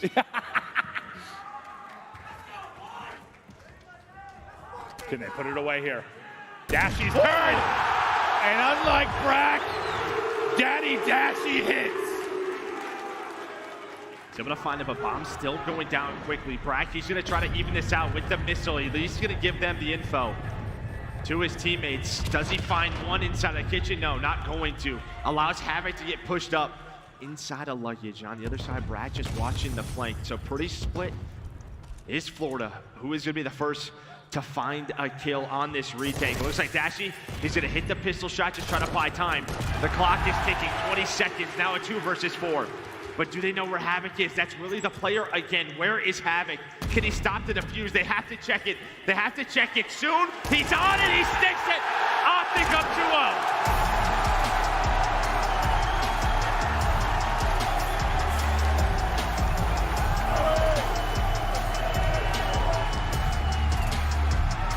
Hey, how we feeling after that 2-0? How we feeling, chat? Maybe that one gets a little bit wacky, but they stick it, they close it out.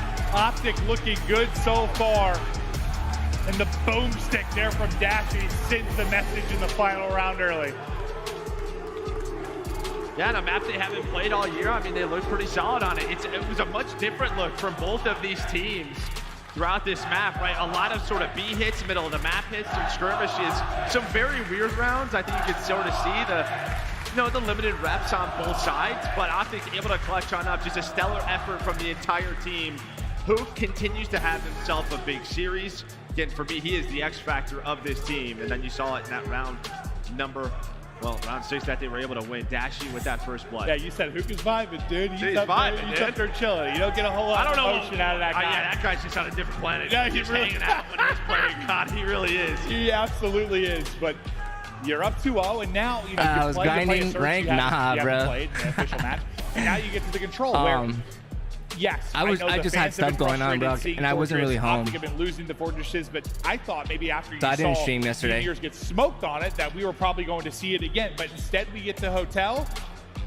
Thank God. Thank God. Yeah, no, I think so. Yeah, I mean, Optic, they just be phased on this map. Shotzi's so good on it.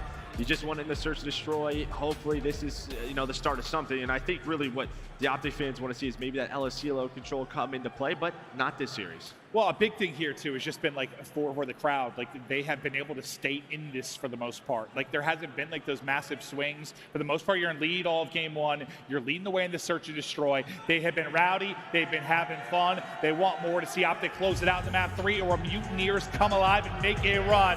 Don't go anywhere. Right back after this quick break.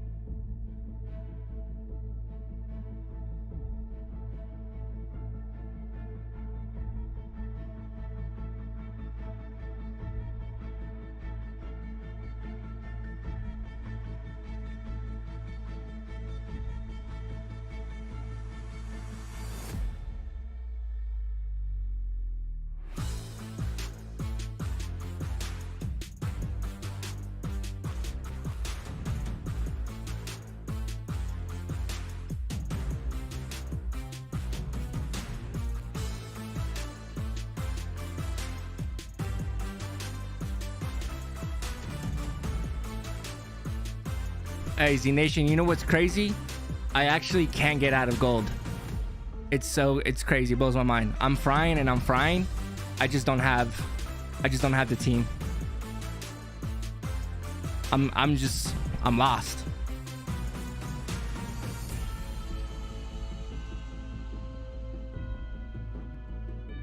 Damn, Darky Chiraco, I'm definitely not keeping track, so I wouldn't be able to tell you.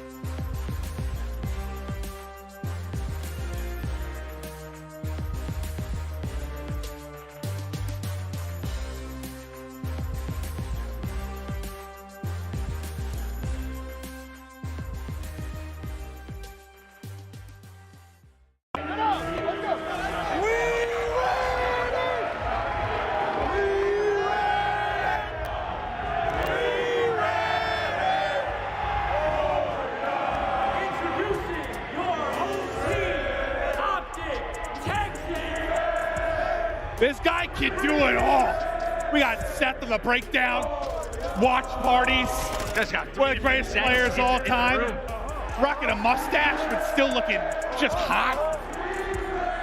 I love him. He's a talented man. It's awesome to see him here. You just know his love for the brand, the organization. Wants to see, even though he left the squad, you know, it's not one of those things where you like leave and you're like secretly like hoping they do worse because you're not in the picture. He like genuinely just wants them to have success. He's the backbone of like this organization, and it is awesome to see him here and just having a blast, man. Yeah, it's even better when they're up 2-0 as well, Yeah. right? They're up 2-0 in control of a series. They're looking good. I mean, map number 1 was a solid hard point for them. Map number 2 from start to finish. Yeah, I mean, Florida bounced back in some of those rounds. They went a little like win streak there, but Optic able to close that out, and that was, I think, huge for them to win a Search and Destroy versus Mutineers team.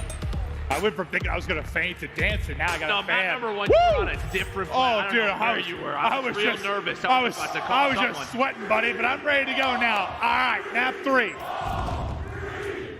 It's a chance. Begin to roar.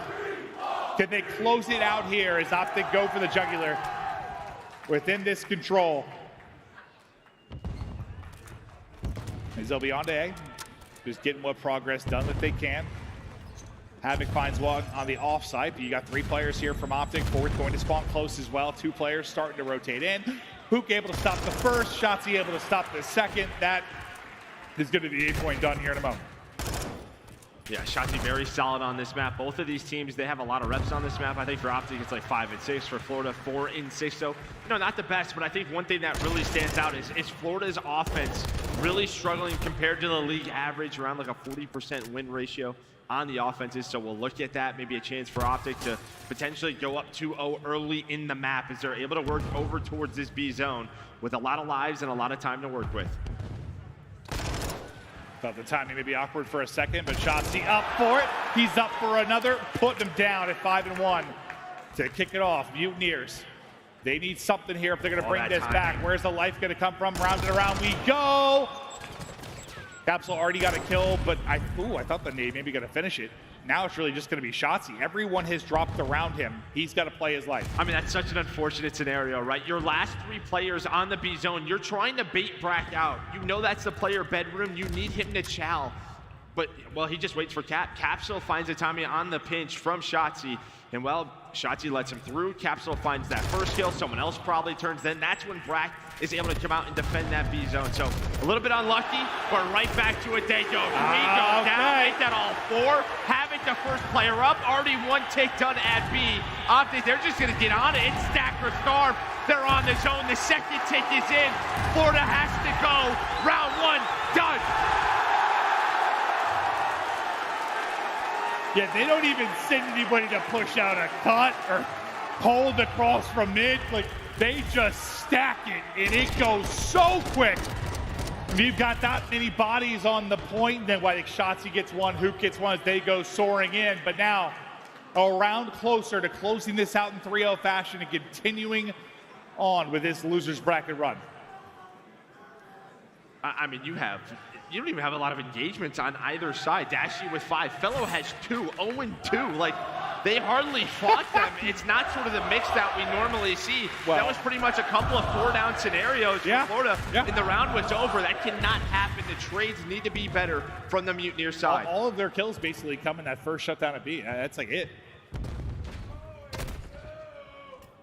Well, let's see what Optic send to this on the A side of the map. They get the 2 kills at mid-map. Now they're likely going to collapse. Brack puts a nade in his own pocket, able to finesse away. Trophy just gets out before he drops. Now it's a dance battle. Just Dance 6. If they battle around, Fellow able to take it, hit down to 35 HP, but still going to be up. A zone, second bit of progress is done. Now who's that looming on the other side? That'll be Capsule. He's just going to try to find the opening. Fellow able to find 1, but Cat kind of sneaks on through. You do have 2 players already across in Ghosty and Dashy. And well, for right now, I mean, they're going to have to wrap on back because the rest of their teammates had to deal with the players in the spawn. But Hook, he's going to come on up with Shotzzy, find 3 kills, deal with this push. As I said, the subs right now really putting the team on their back for this Optic squad. Hook and Shotzzy going off. They've been so good And you just need to be great for another 5 minutes or so when you're moving on to play later today. The stun hits. Will his shots hit, though? Ghosty's still able to win the fight despite the stun coming on through. Now to Hook, who's been super. Continues it. Nice one-on-one win. Nades just soared in. Hook did end up dropping to that nade, so nice one from Fellow. But Ghosty is there on the trade to get him back to that power position behind the desk. What are you seeing, Joe? I mean, Dashy's really just been hanging out. He's waiting for the pressure. No one's really pushed him. Finally, Capsule's able to find him, but look at Shotzi on a big flank right now. Shotzi behind enemy lines is able to find one, doesn't find the second, but will slow down the push for Florida, you would think. But because it's so staggered, this shouldn't be a stack. Capsule just gonna try to play for death control, allows Big Brucey to find 2 kills and get involved. Yeah, he's still 1 player on it, so you keep this clock stopped for a good amount of time. You've gotten up to 2 life, make it 3 life advantage, and as Hook continues to find the angles. You've just got no bedroom side control. Hook is just ripping you to pieces. Yes, please continue to take these fights, because Hook is putting you in the super, uber, mega blender as he gets 3 or 4 before he drops, and the life advantage continues to build for Optic. Florida's just playing the wrong game, dude. They're trying to throw dodgeballs at the guy. Just shoot your gun, take him down, just find the trade. You keep trying to stun him and nade him. It's just not gonna work. He holds the pre-aim, able to find another one. Now it's just 6 lives, and this is what we talked about, the struggles for Florida. They are just too staggered in some of these pushes, and just like that, the time is against you, the lives are against you. It's looking like Optic gonna go up 2-0. Here comes the last big push for the Florida Mutineers. You have a couple of players alive at death, but it's down to 3. Ghosty, he's just hanging out. 2 more left. 1 more left. It's just going to be Havoc. Flanking around through bedroom, just got spotted. The Butcher! Shotzi slicing and dicing.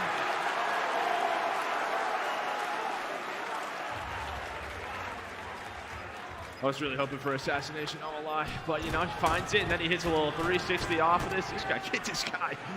This guy's just doing some ridiculous things, as he always does. He's just having too much fun. We're playing video games. 17-8 so far throughout this game. Hook with a big couple of kills in that round. Your ARs are hanging out. As I think the fans are happy to see them on hotel control. Yeah. I think that's safe to say. Now, can they lock it down, close it out, move on? You get a quick series here. Focus up on your next match. 5 in a row for Dash. 4 in a row for Dash. 5 in a row for Shotzi. Make it number 6. Cruz to work with now at +10. My guy is in his bag right now. Read that again. And Oh, that's all four it up. dead right from the get-go. You're gonna 3-player stack this B zone. If you get this done early, it might be game over. They have not lost a life at the start of this round. 6 in a row for Optic. B zone is done. For Florida, it is all down to A. They have to defend this for 2 minutes and 10 seconds. Optic has 30 lives remaining. Good luck.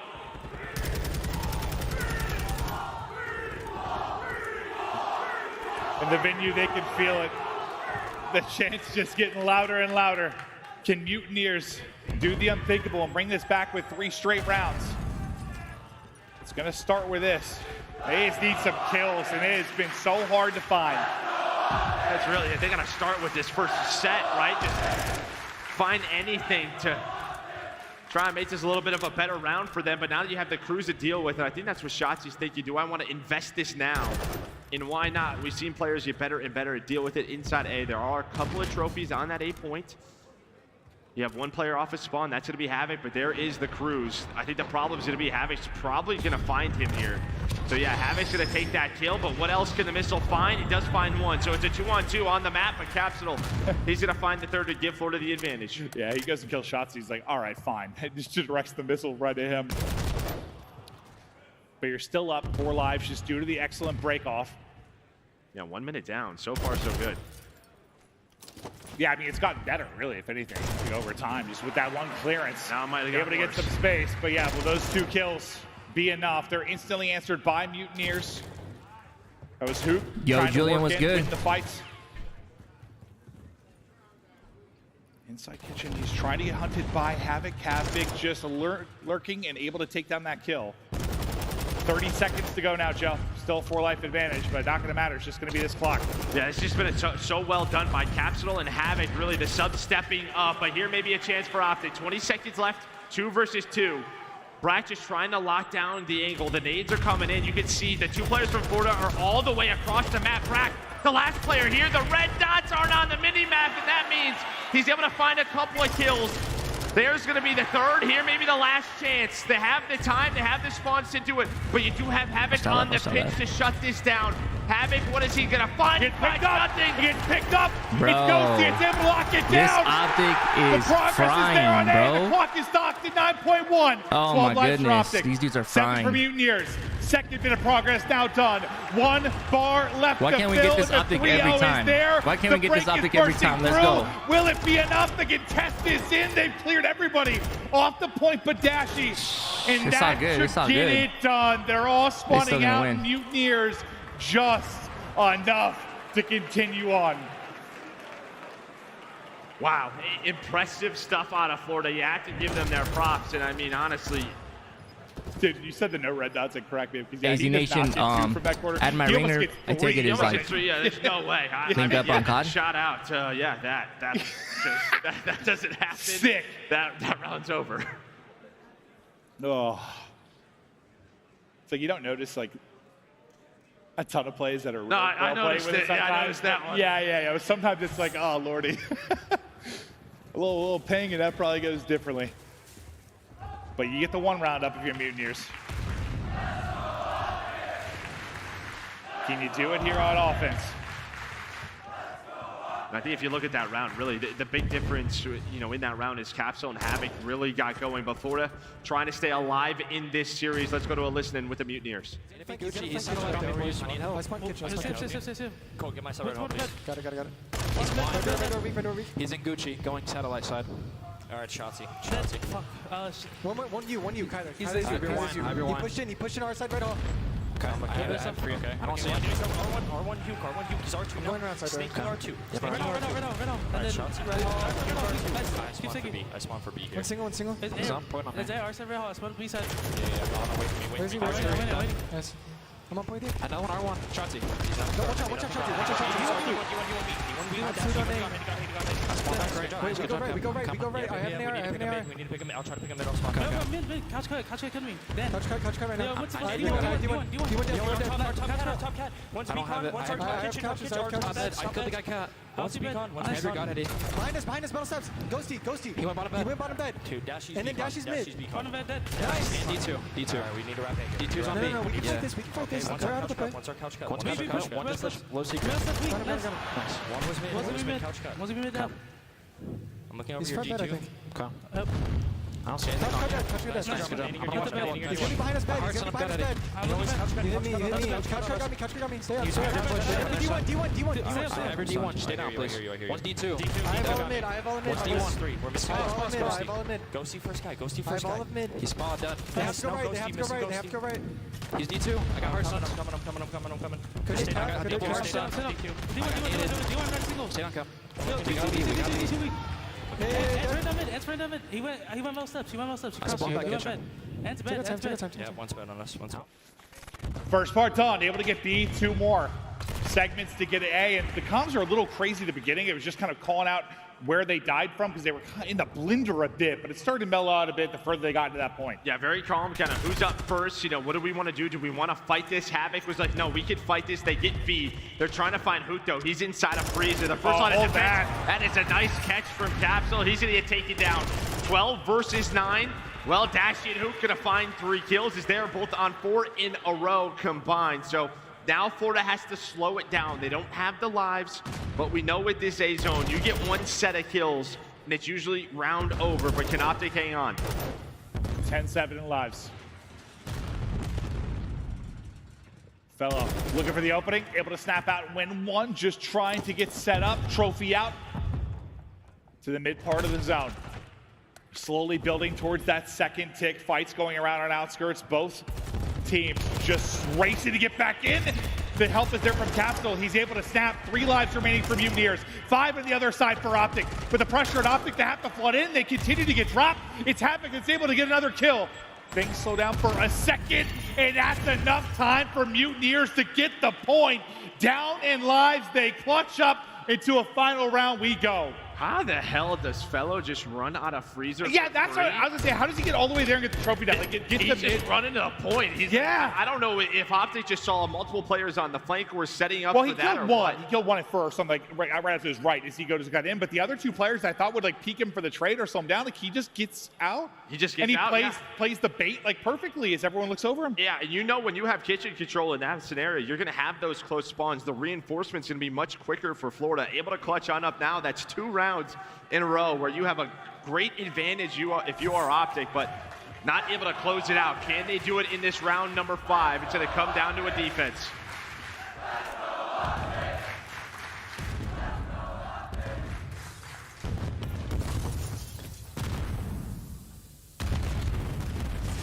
Nobody dead yet. Just explosions all over the map as the utility thrust into it. Hook will be the first to drop it, and Shotzzy through on the flank. Surprise, fellas!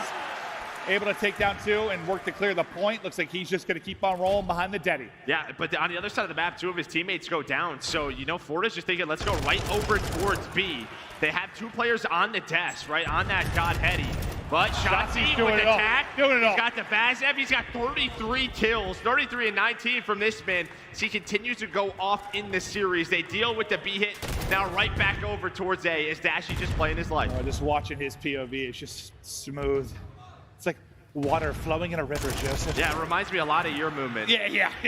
Certainly does. And just able to dip out of that gunfight streak. Continues the 4 before he drops. Ripping 1 off the head will be Big Bruce. But Mutineers getting closer and closer to this first point. This break dancing and then neck breaking as Brack as his head popped off like a plum. Fellow next one in, Ghosty in from behind, and they continue to delay this cap. And the big thing too, the life advantage slowly building now, Joe. They're up 5. I mean, they've had that though the last couple of rounds. It's been sort of these mid-round moments where Florida have just clutched on up. They do get 2 ticks done at that A zone, so haven't completed yet, but very close. Now trying to get some work done over at A. The first tick not complete yet, but Brack, he's going to find 2 kills. Maybe that's going to give them that first tick. It will. The reinforcements are now in, and now it's staggered here from Optic. They have to try to slow this round down. They're on the point. All stacked up, close to being done. There is B. And again, the damage you got done on the other side, you just need 1 point of progress. So very similar to what we saw last time. Now you get 3 kills in transition. You're racing across. It's Cap picking up the cutoffs. This might be bad news right now for Optic. They are getting churned to butter. Map Mutineers as they take it. And that's 1 on the board. They're feeling good about that to continue on in this series. Mutineers still alive. Yeah, and you saw it. That's 1, right? And maybe that's all Florida felt like they needed was 1 map to get on the board, put the pressure on. And honestly, dude, they only needed 1 round. Just clutching up in that round number 3. It felt like the momentum just shifted. There were a few rounds, if you are Optic, you're going to go back and rewatch and say, what the hell happened throughout that? Because it felt like, I don't know if they could get frustrated or what, but they had such an advantage in the lives, whether it was the time, they just couldn't clutch on up. Oh, some similarities in the overall series versus just what you saw on that map. Like, you had to bring it 3 rounds straight, round by round. If you're Mutineers, you're viewing it the same way in the overall series, just map by map. They got 1. Can they get more? But what looked like we were real close to this, like a 3-0 kind of domination there from Optic, that is gone. Yeah, the venue was ready to party. They were ready to get going, 100%. but that does not happen as the Mutineers stay alive. They go up 2-0, does Optic. In this round, they have a strong defense. They win that first offensive round. And I mean, I'm watching Shotzzy just like climb around the map and knifing people, 360s out windows, like you're feeling good, and then it just feels like something falls apart. No, it felt like it, right? Like it just felt like Florida were kind of done. They weren't winning a lot of the gunfights. They were starting rounds down 6 or 7 lives. They're like, all right, this is over. And, I mean, just look at the scoreboard, right? You have Havoc very negative, you know, Capsule is negative, but those were the 2 that subs really got going. And this moment right here might have been maybe one of the biggest throughout that map to hold on to that A zone. Well, it's what gives them a shot, right? Yeah, it gives them the shot to defend. You have to win this round. if you're going to even continue on, but just filled with some insane moments. And yeah, you got nailed. Like, you had the life advantage several times if you are Texas. Is it just some undisciplined moments where you have to slow things down a bit? Like, usually when you have a nice, like, 6-second life advantage, like, you can just play behind that. Well, it really just felt like one of those rounds where even right there towards the end of that map, all the pressure was over at B. I know they had 2 ticks at A, but it really just felt like instead of going for B one more time, they should have gave it up and set up at A, right? It just sort of, we saw that yesterday where there was a couple of moments they probably should have rotated the next hill and they did it. It feels like someone in the comms needs to be a little bit more assertive in these moments. Yeah, and those moments are like less straightforward than like we just lost a clean A, now we hold on B. Like when there's like a little bit of progress on both, and you kind of have to make a decision if you're a little bit slow on that decision, or just the comms are off and one person runs off and 3 are going to hit here. If anything happens where you screw up at this level of play, you can get punished. There you can see, I mean, Florida, they did it yesterday, getting outslayed, still winning maps, and we're going to one of those maps that they were able to win. This Mercado, a hard point. You heard the desk talk about it. I think you're feeling good if you can get it done here, but map number 5 is the scary one. What did they say? Havoc has like a 2.14 or something in that. The Mercado Demon Show. Yeah, this is, now it's just a little bit scary here because Mercado is a strong map for Florida. Yeah, and the hard point, we've seen both these teams play recently, but I mean, yesterday for Optic, that Mercado felt like just literally how I view this team. Sometimes maybe shit, sometimes maybe good. Like you don't really know what you're gonna get. It's not great at times, but once they hit that gear, once they flip that switch, they were unbelievable. But that's the one where you have Hook. I don't think he's gonna start 1 in 12 very often. Hope not.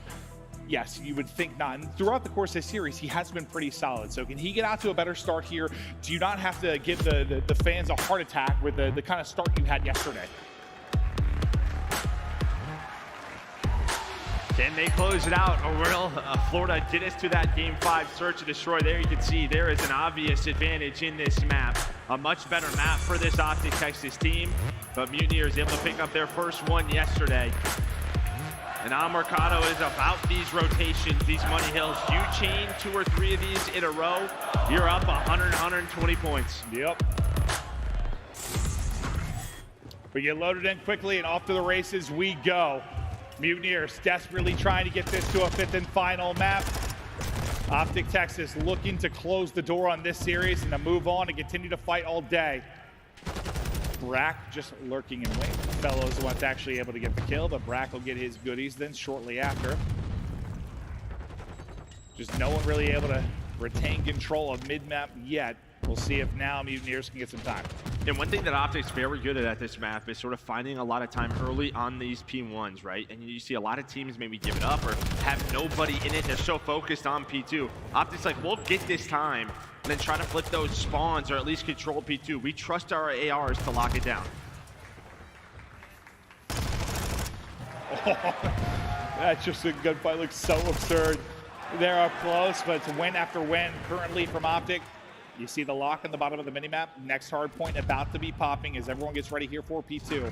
Optic will be in first. They're set up. Shotzi kind of maintaining that left side of the minimap. Watching tunnel is Hook. 2 set up inside. The comms start to come in. Hook able to take his fight from mid-tunnel. And he's already up to 3 and 4, so a better start than we saw yesterday. Yeah, but here comes that first push. It's already 2 dead for Optic. Florida, now they're just going to try to fly and find these kills inside of the hill. Ghosty able to find 2. Just a bit of an off angle there. The pre-fire is going to connect, and well, the rookie, he's going to give them control of this hill. Now with 30 seconds left, you're thinking about scrap time, but it's really that rotation. Shotzi, he's going to spawn inside a tin. So Shotzi's going to have a big one-on-one on the opposite side of the map. As Havoc, he's going to find the rest of that time. But this is going to allow Optic to have control of rotation. Now it's just one player up top, one player down low. They're both licking walls. Capsule, maybe he gets hurt, maybe he gets hurt. There we go, he's able to find it. Now behind this table, we know how tough it is to deal with the player behind this position. Especially when somebody like Shotzi, he's like, screw the table, I'm chowing out. Almost in trouble, but Dashi and Hook able to look over him. And due to the one-on-one win, the spawn coming in for your teammates, you're able to pick up some time. But that all starts with the big play from Ghosty at the last hard point. Some big moments there, then to Shotzi. Yeah, it keeps them that lead, right? If Ghosty goes down, maybe then it's more of an even game.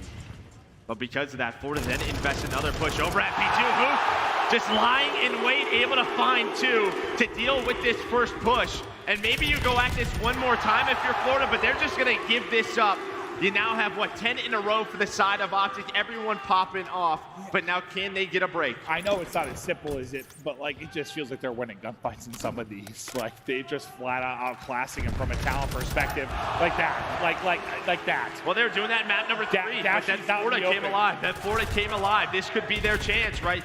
You early rotate, you're down, you know, around 70 or so, but a full 60 here, and that lead is gone. Yeah, when you're peeling people off headies like that, though, you're probably feeling pretty good. Now, one player in Huto does spawn behind enemy lines. They are going to read it. Shotzzy spawns right behind him. And, well, there we go. They find all of those kills. So this is what we talked about with Mercado. If you early rotate, you got to cash in. One going to spawn out all the way behind. We'll see if they can delay this push enough that Fellows able to actually get back in the mix. You've got numbers here if you're Optic. There's still time to go. You have 30 or so seconds left. They're going to get right into the point. They went through the fight. Oh! And that's another one. Another one where someone's just getting fried. The Optic boys are piecing. Yeah, they are, and they're going to find those 30 seconds. What was looking so good for Florida. I mean, you just blink and now it is gone. They're going to fight for the scrap time. You do have Capsule already on rotation alongside of Fellow, so they're going to deal with those players. But that lead, it has not gone away. So more pressure on the Mutineers.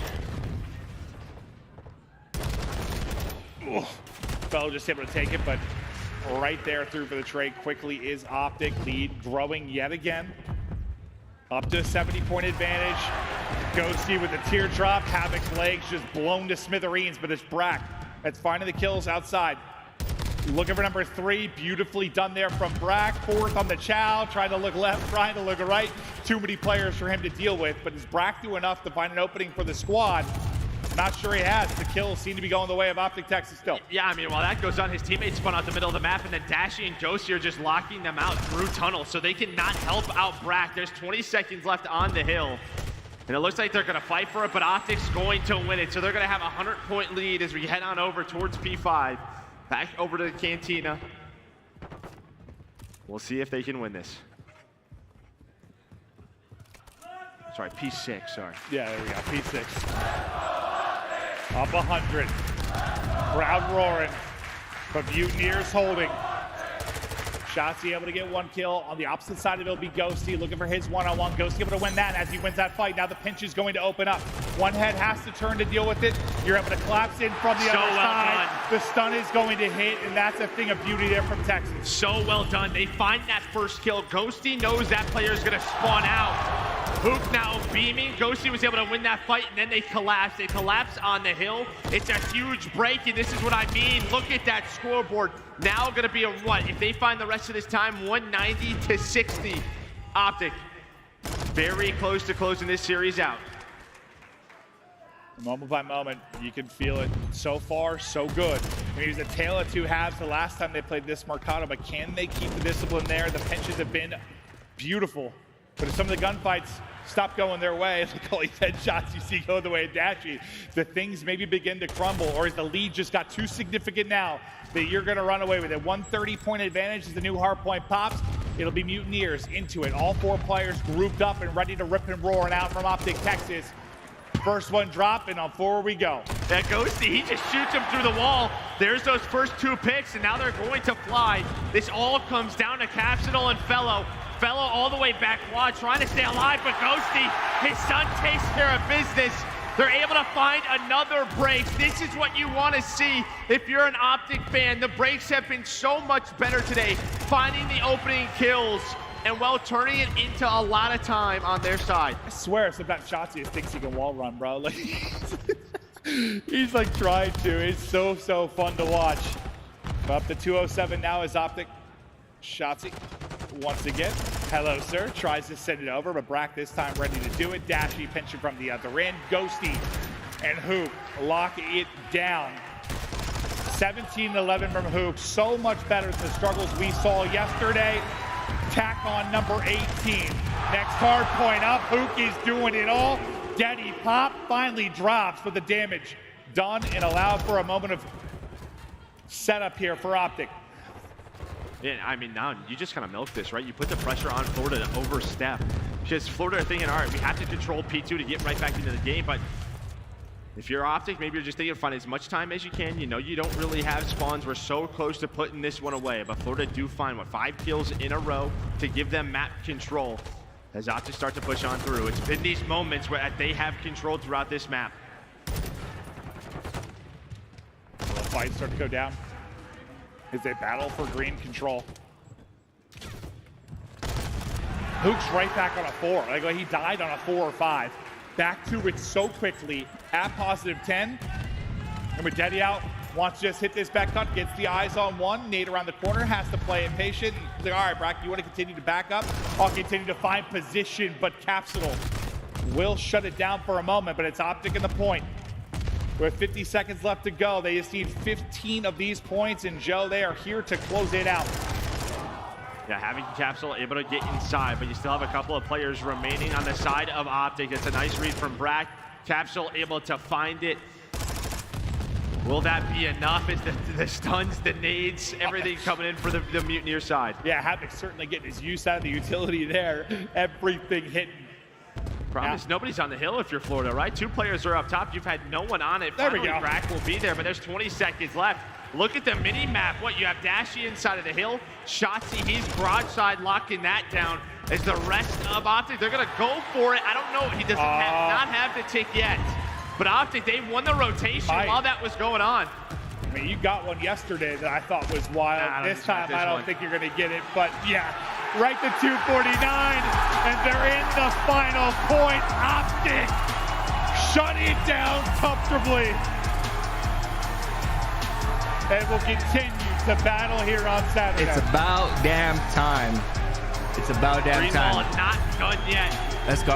I do have another matchup later today. Yeah. Against what I believe the loser of FaZe and Seattle Surge. So it should be an absolute banger later on. But I think if you're an Optic fan, that was, especially the respawn's much better. At least the points, but not the control. I mean, I don't walk away from that feeling like it's a I know, that's what I'm saying, bro. Finally, like, a decent performance, like, you know. Took it out of you. That was an absolute battle. This, not so much. I was Again, down you bad need after some that 3-0. some stuff up in the control. But obviously, you went away from Fortress that you've been playing. But otherwise, like, it felt more, just way more comfortable. Like, not those massive swings that you would see all the time. Yeah, and as you said, I mean, they were just winning a lot more gunfights. Outside Florida, a lot here as well. Hook with 26. But is this Ghosty with 20.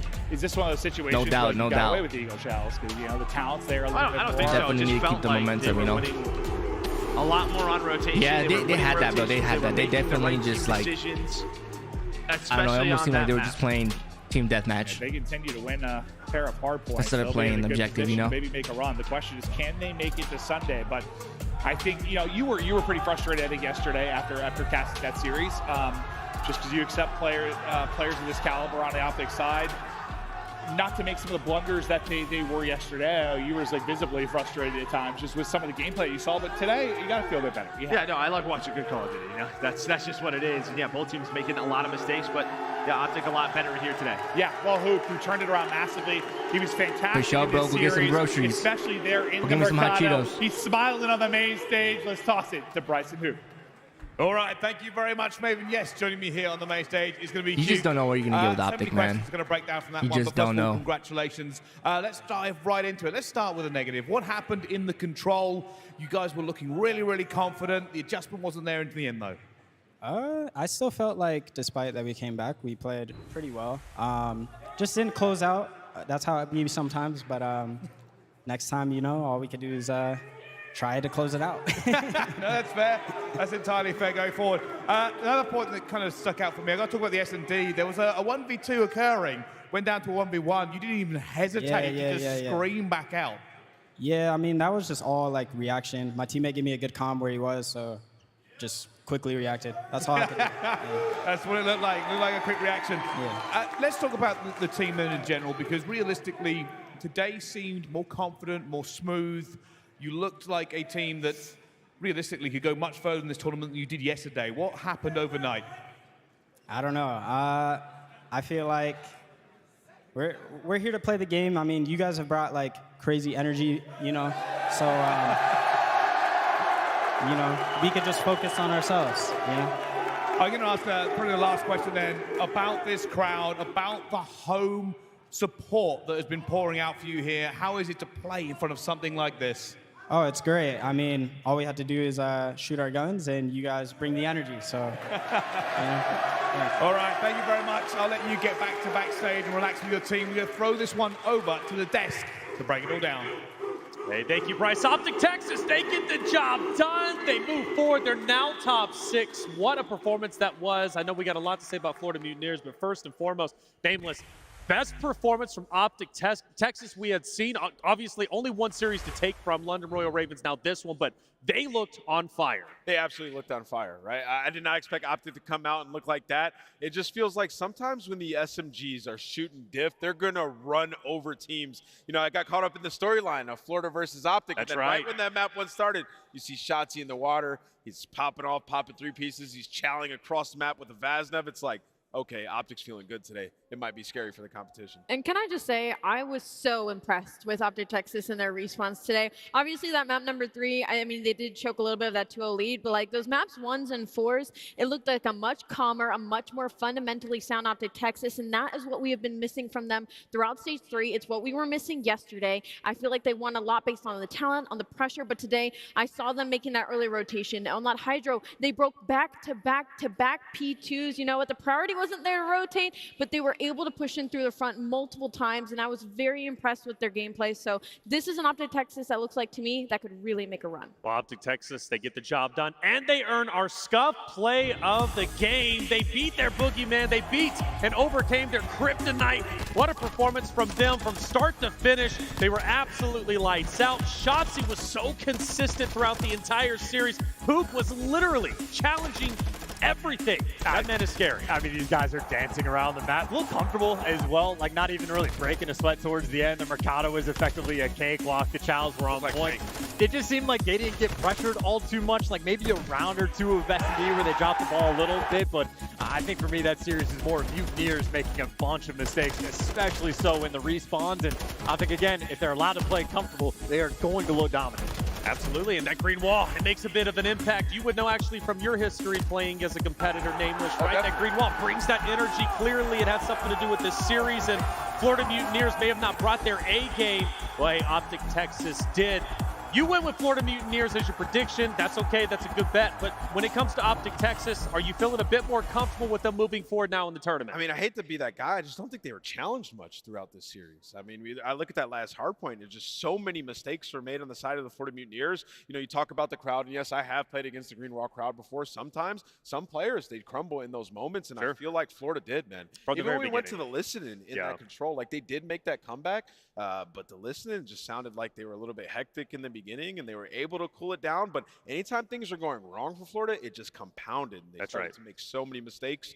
Like easy setups on that Mercado, just blowing it away. Yeah, those things can't happen, right? But, you know, that's not to take anything away from Optic. I'm just saying I don't think they were challenged too much, so I need to see them play a top team. They played London, and now they played Florida. Not to be that guy, but it hasn't been the top competition, so we will see in the next match. They're going to be challenged, I'm sure. They're Let's take a look at our bracket, because they will have a challenge a little bit later, whoever their opponent is going to be, and naturally, we are going to see if it's going to be Seattle Surge or Atlanta FaZe, right? So the loser of that one will move down to play Optic Texas. Plus, we also have Beantown coming in, Boston Breach versus Toronto Ultra. That's going to be a great matchup. Can't wait to see how that one's going to unfold and who will play against Vegas Legion. Big Clay looking to hold it down. He's demon mode. All right, we saw him leaving the arena as we were leaving the arena. He's pumped up. He's feeling good, and Clay's at his best when everybody, it seems, is going against him and they don't expect him to move forward. So 90th tournament, he's making a good appearance. Hey, check it out. We got a lot of good things over here at the CDL, and Upper Deck is bringing it in the action. Start your digital collection today with the 2021 Call of Duty League trading cards by Upper Deck, the official trading card partner of the CDL. Collect your favorite teams and players on UpperDeckEpack.com or scan the QR code on the screen. And also, Also, if you want to go ahead and check out the in-game store, the Shinobi bundle is available. It comes with the Shinobi Tracer pack. You get 2 Tracer blueprints, tuned for speed and stealth, and also that Shadowy Operator skin. I've got to pick that up ASAP as soon as I get home, because that thing is it's just deadly. Hey, that's one series down. Optic Texas, they take it home. Now we need to figure out Seattle Surge versus Atlanta FaZe. Who is going to remain victorious? We'll find out after the break.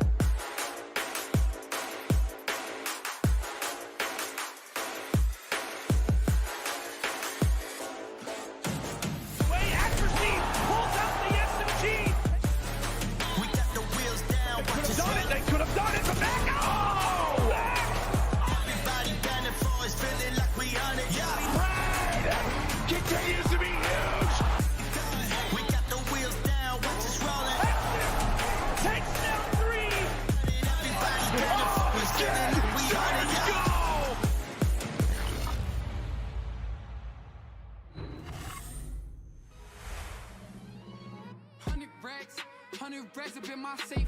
I've been dreaming of pulling up in that Wraith. Check the stats, I ain't got too much to say. I got Gucci on my belt, but my pants sag. Wouldn't be surprised if my biggest hater made a fan page. You taking orders from your boss, you man-made. Grown ass, getting touched up by the handshake. Don't think you hear me right, let me clear my throat. 100 racks up in my safe. I've been dreaming of pulling up in that Wraith. Check the stats, I ain't got too much to say.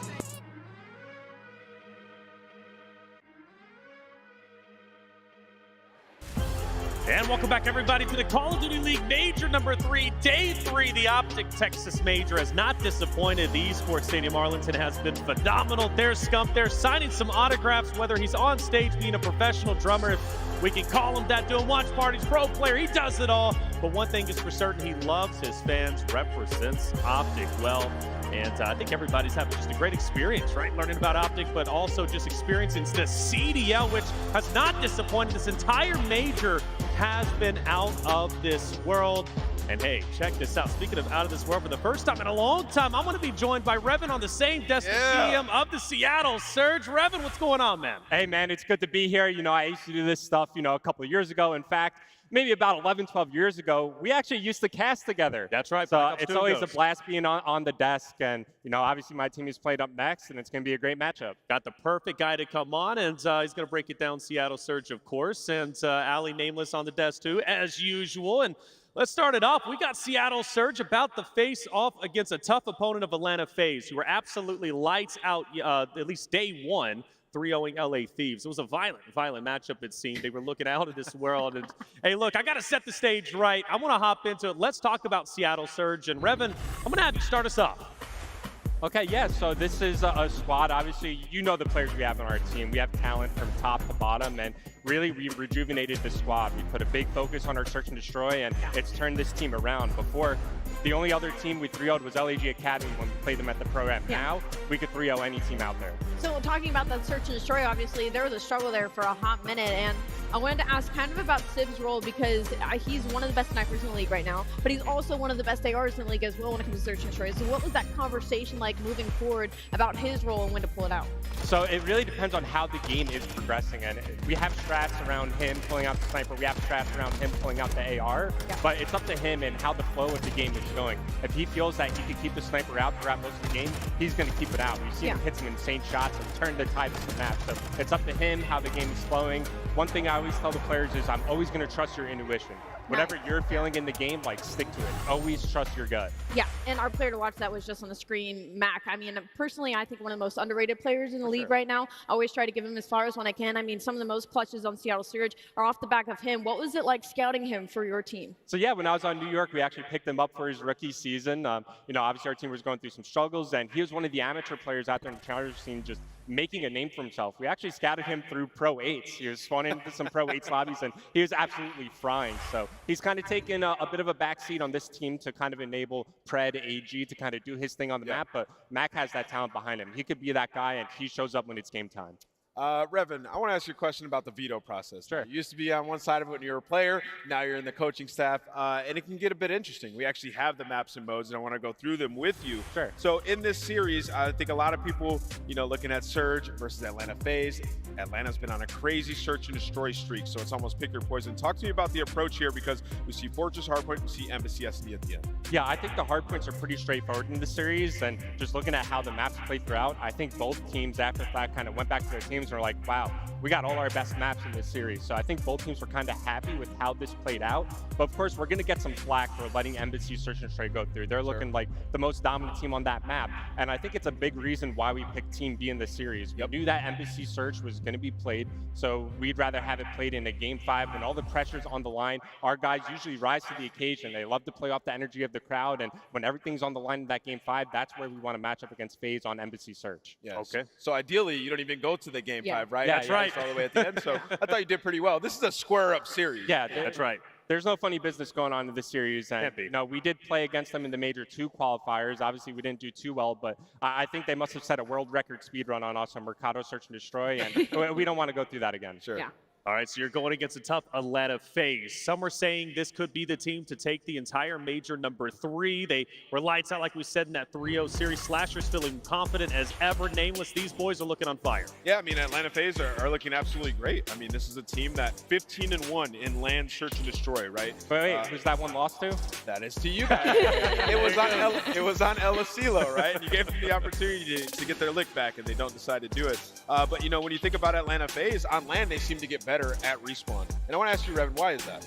Yeah, I think a lot of people are going to point their fingers at the sound equalization, but I think this is also a team that rises to the occasion. They're at their best when they're in this LAN environment, when they're in the LAN setting, and you know very well as a player, you know, every series you play on LAN, your team is just getting better and better and better. Yeah. And obviously they have a lot of experience behind them. They have Slasher leading their team, so it's no surprise that they elevate their game when it comes to these majors. Absolutely. I'm nervous about this section. Let's move into our predictions, okay? I think I know where you're going to lie, but Ali, you might have to hold them back because for this series, I'm going Atlanta FaZe. I think they're going to be victorious. I'm sorry. I know we were sitting next to each other. Please don't hit we were me. Friends. Yeah, we are, and I really hope you don't take it personal. But Atlanta FaZe, I think they got it. And it's scary looking in your eyes as I say that.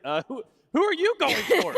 Might be a surprise to some people out there. I'm going Seattle Surge all the way. My boys are going to take it. I got a lot of faith in them. Of course, I can't root against them. That's right. You can't. It would be awkward if you did. All right, Ali, who you going for? This is always a battle of the ages for me personally, but I think now that Atlanta FaZe had that 3-0 against the LA Thieves, and the LA Thieves dropped to get that 3-0 to Minnesota Rocker, who wasn't looking good, then they lose to Vegas Legion. So I'm kind of questioning the actual strength of Atlanta FaZe right now, but I feel like I'm pretty confident in the strength of the Seattle Surge, so I'm going with the Surge. Valid points, Ali. Valid points indeed. Even got the fist up. Nameless. I mean, Seattle kind of struggled against LAG, Revan. I don't know. I'm going to go with Atlanta FaZe. I think they come in here and they take this one. The search has been too strong, but I do think it's going to be a battle. I think it's going to be a battle. I think we go the distance. It's going to get crazy. Well, it's going to be a great series nonetheless, and both teams undefeated. We'll see who moves forward. Landon, we got you on stage. Bring out the teams. Yes, indeed. Texas, how's it going? All right, their boys managed to survive, and they're still feeling good. But now it is time for, honestly, one of my favorite matchups that we've got in the CDL today. Atlanta FaZe taking on the Seattle Surge. Last time that we were in a Major 3 event, these teams were squaring up in the finals, and right now they're looking to get to the winners' finals. This match guaranteeing top 3, but we've got to introduce our roster. Starting things off, it is the Atlanta FaZe!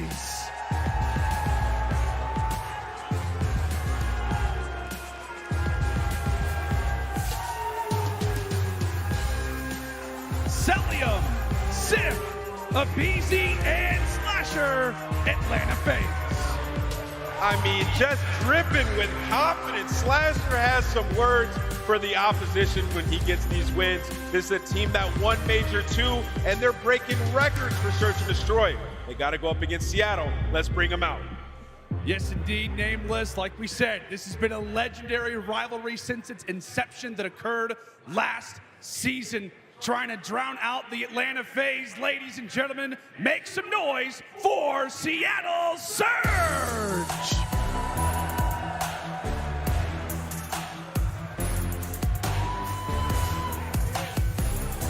Civ, Accuracy, Mac, and Pred, Seattle Surge. Since this roster has been formed, they have turned around the Seattle franchise and also been one of the only teams to continuously push Atlanta FaZe to their limit. They're here to defend their Major 3 championship from last year, and they're looking good doing it. It's time to get this match started, Lando. It is indeed, Ali. It is going to be a blast. It just feels like every time these teams match up, it is always a banger. Miles and Chance, take it away, guys. Thank you very much, team. Yeah, it's going to be a banger indeed. We're excited. Since Vanguard Chance, these two squads have always put on a good show for us, and hopefully, no doubt, today will be the same. Find out how this one goes down. Playing for top 3, sure to be spicy indeed. Woo! I mean, again, it's going to be a fun, heavy-hitting matchup as well, because these guys love to play each other. It's sort of like a situation where, like, steel sharpens steel. They make each other better, and there's, like, so much on the line as well. Not just for winners. These guys squared up all the way back at Major 1 repeatedly, and have traded blows, and for the fact fact that FaZe is 15-1 on land in Search and Destroy, the only team to give them that loss to Seattle. And I know Seattle are very hungry to break the S&D spree they're currently on. The only team to defeat them on land. We'll see if they can do it again. Seattle Surge, will they have the number of Atlanta FaZe in that Search and Destroy? A lot of talk, a lot of chatter going into this one. He's not a Peaky Blinder, but that is Sam Phoenix on stage there, well dressed indeed. What is it with the coaches coming out dressed to the nines for these winners bracket matchups? I mean, look, Crowder's been on point every single time. The man drifts just like crazy, so I suppose even Seattle are trying to match it blow for blow against this team. Yeah, everyone looking fantastic. Hardpoint, though, that's going to be the first mode we play today, and this is how things have looked so far in the stage. Two players we're going to be watching go toe-to-toe, Selim and Sib.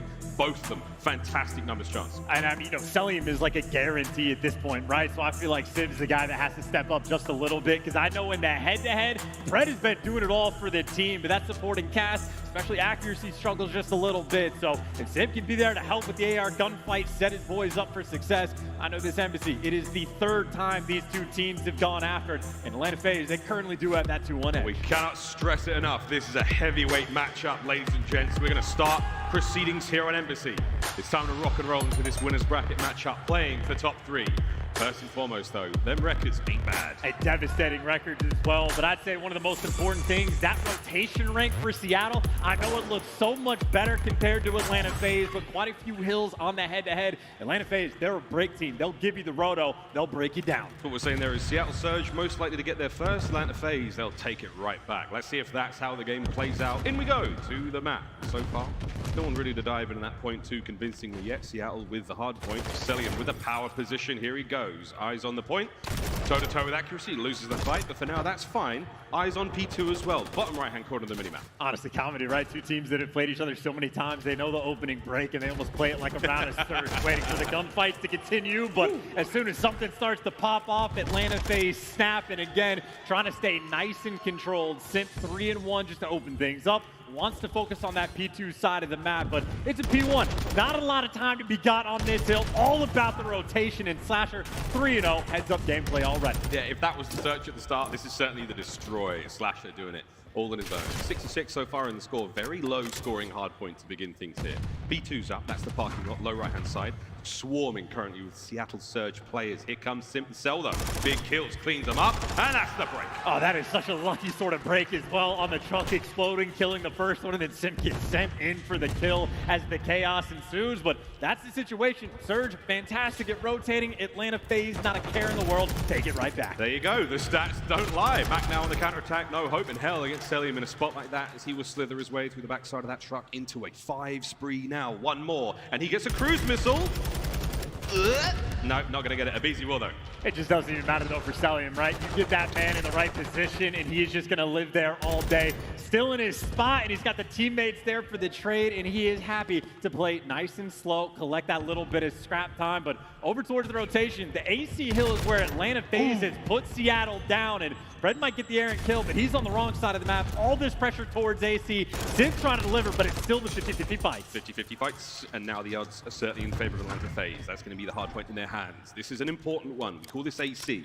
Atop of this side building here, servers in game. Abizi prowling the halls. Pred cuts him down.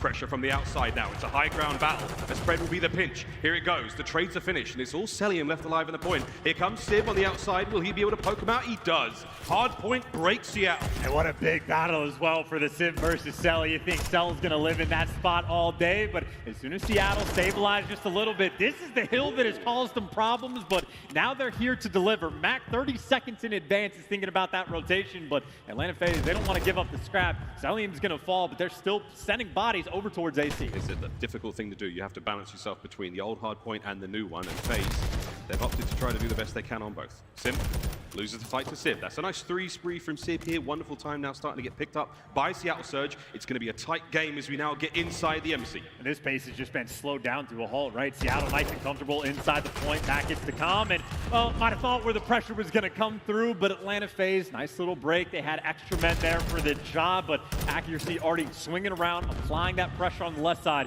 waiting for his teammates to pinch. Lead change once again. It's a classic Atlanta FaZe break. Accuracy through the back line now. A little slow. Abizi. Whoa! Gun.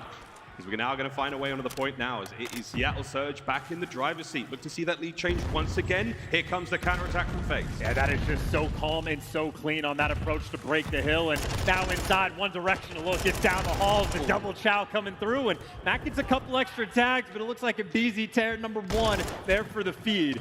And Pred, the man that is there to match him. Just a nice little back and forth battle we had here on this last hill. And now it's just about the rotation game. It has been neck and neck between these two teams. It's just a back and forth game towards new. So little separating both of them. Now to the kitchen, a very spicy hard point indeed here on Embassy. Close range engagements. Look for those submachine gun Vaznevs to start screaming. The man on the moment, though, accuracy, trying to creep his way forward. I think he's gone undetected. That trophy, though, that seals it. And Simp's going to ring him down. That's a good bit of hold now. Here comes Seattle, though. The side pitch through Cafe. They're on there for a few moments. Can Matt get any more kills? No, Cell splash right back at it. Sell him on the re-break. And again, it is non-stop back and forth between both teams. Yeah, Pred gets shut down as well as Cell's the man that gets inside the point. A little bit scattered of a push there for Seattle in Atlanta FaZe. Taking full advantage, collecting the time, and playing a very tight setup around the hill as well. Kills getting hand-delivered. It's all about the trades for the battle, and I think Cell worried about the pressure. Nice pinch from Seattle, and a nice three-piece from Pred. Seattle taking that hill right back. Pred starting to get things going. Of course, it's first to 250 here in hardpoint, so this game feels like it's taken a long time. Simp though, 12 and 10 start things off, keeping things going now for his boys. Can't get that one, but Pred, he's there to help out. Accuracy stays alive. A couple of seconds go to Surge, and chance by the end of the game, those little seconds, those moments, that could be the difference maker. I mean, yeah, with a 7-point game like this that we have, every little inch is going to turn into everything for the team. Now it's the battle for the power position. Slasher trying to get up top. You see Simp there on the other side, and Simp shuts down both the tears as well to keep that top bathroom control. Now the question is, can your teammates actually get inside the point? Mac goes and finds his home. Such a close hard point. Back over now towards the middle of the map. We find ourselves in the second set. A hard point, Celium. Somehow pulling that one out of nowhere. Final 30 here on P1, and this is already a much stronger look from FaZe, starting to heat up. And you got Celium playing the most annoying role on the map. His job is to live and just keep these players outside of the hill. He is happy to keep a distance and let the Terrors try to run the show on the rotation, but it was sort of the theme we had going into it. We're expecting Seattle to get to these hills first. They will be at P2 as this hill pops. The question is, can they stave off the pressure and hold FaZe back? Trying to hold them down for now, but rotation's complete. Again, still such an unbelievably close game. This is what great COD looks like. And now over towards P2. It's just popped up. Slasher, first man here from FaZe, trying to cover the boys on their approach. Abizi stunned. And everyone there from Seattle. Guns are up, locking it down. Can Civ stop the bleeding? That trade, though, will help out Cell. He's there in the back line to try to make something happen. Here we go. FaZe through the front. Slow and steady on the approach. Accuracy. He wins a big one. It's 2 for Lamar. He's going to keep the point in hand until Abizi dives in. And again, back and forth we go. FaZe get the break. I mean, just so annoying. You do everything right, but it's the final player in the mix to pick up the 3. And again, Atlanta FaZe there on the breaks. Always annoying to deal with. And honestly, for Seattle, too much time to give up. You got to fight for this final 30, but you are fighting into a Abizi, and he's got the help as well.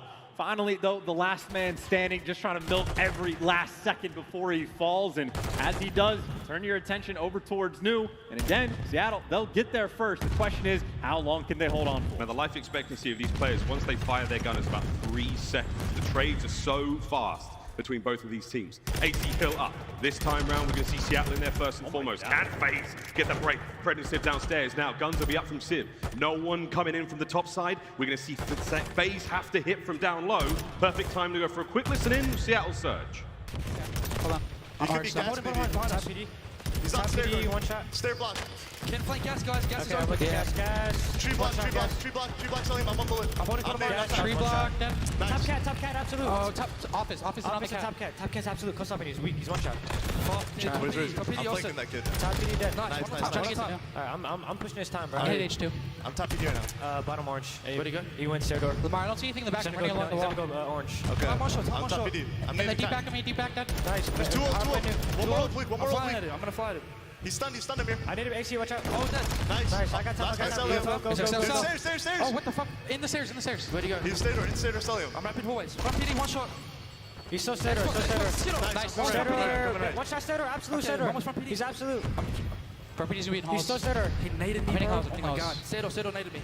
Top PD, down there. Chair side time. Top PD, top PD. PD. Top PD, jump down from me. He's gonna reflank center or bathroom. Chairs. He's gonna reflank bathroom or I'm center. telling chairs. I can't see. He's side center, left side chairs. Left side chairs. Right side time. He's left side time and right side time. He's left side chairs. Tell chairs. Hey guys, behind the thing. He's on the side. Chairs. He's backdoor simp, okay? We need to get a wave. I'm holding Yep. I'm in. Nice. I can hit you too, okay? In the back. In the back. One shot. It's outstanding communication from one side of the stage, and now slightly developing Atlanta FaZe. Now it's time to hear how they sound with a listen in. Orange side. Nice shit. I spawned orange. They're gonna be going through mid. He's always nice. Missing one. I'm in the back and new in the corner. I'm only orange, okay? Yeah, okay, I'll P2, I'll P2, heard? I'm trying to get to new. I'm P2, I'll P2, okay? Hey, laying down, mid alley, one shot. Mid alley, nice. I have a P2, that's funny, I'm trying to come towards down. Yo, one's P2 on MC. MC should get killed. I'm behind him. They're orange. In the back, side. In time, Sign that. Nice. Back alley, Max. Still, chime it out. I'm trying time. I'm on time. I'm taking time, Chris. I'm trying. Close right. Nice, they're gonna be mid alley. One's in laundry, one shot. I spawn your holes. I'm trying to get your mid. Laundry still. Hold back the press, please. Laundry. I have your back, RMC. Laundry weak. I'm trying to panther. Laundry in mid. Heard you. Mid, close mid. Laundry back gas, Lamar. Stay alive, back door. Look back, I have your mid. Yeah, one more. Back door, Lamar. I have your help.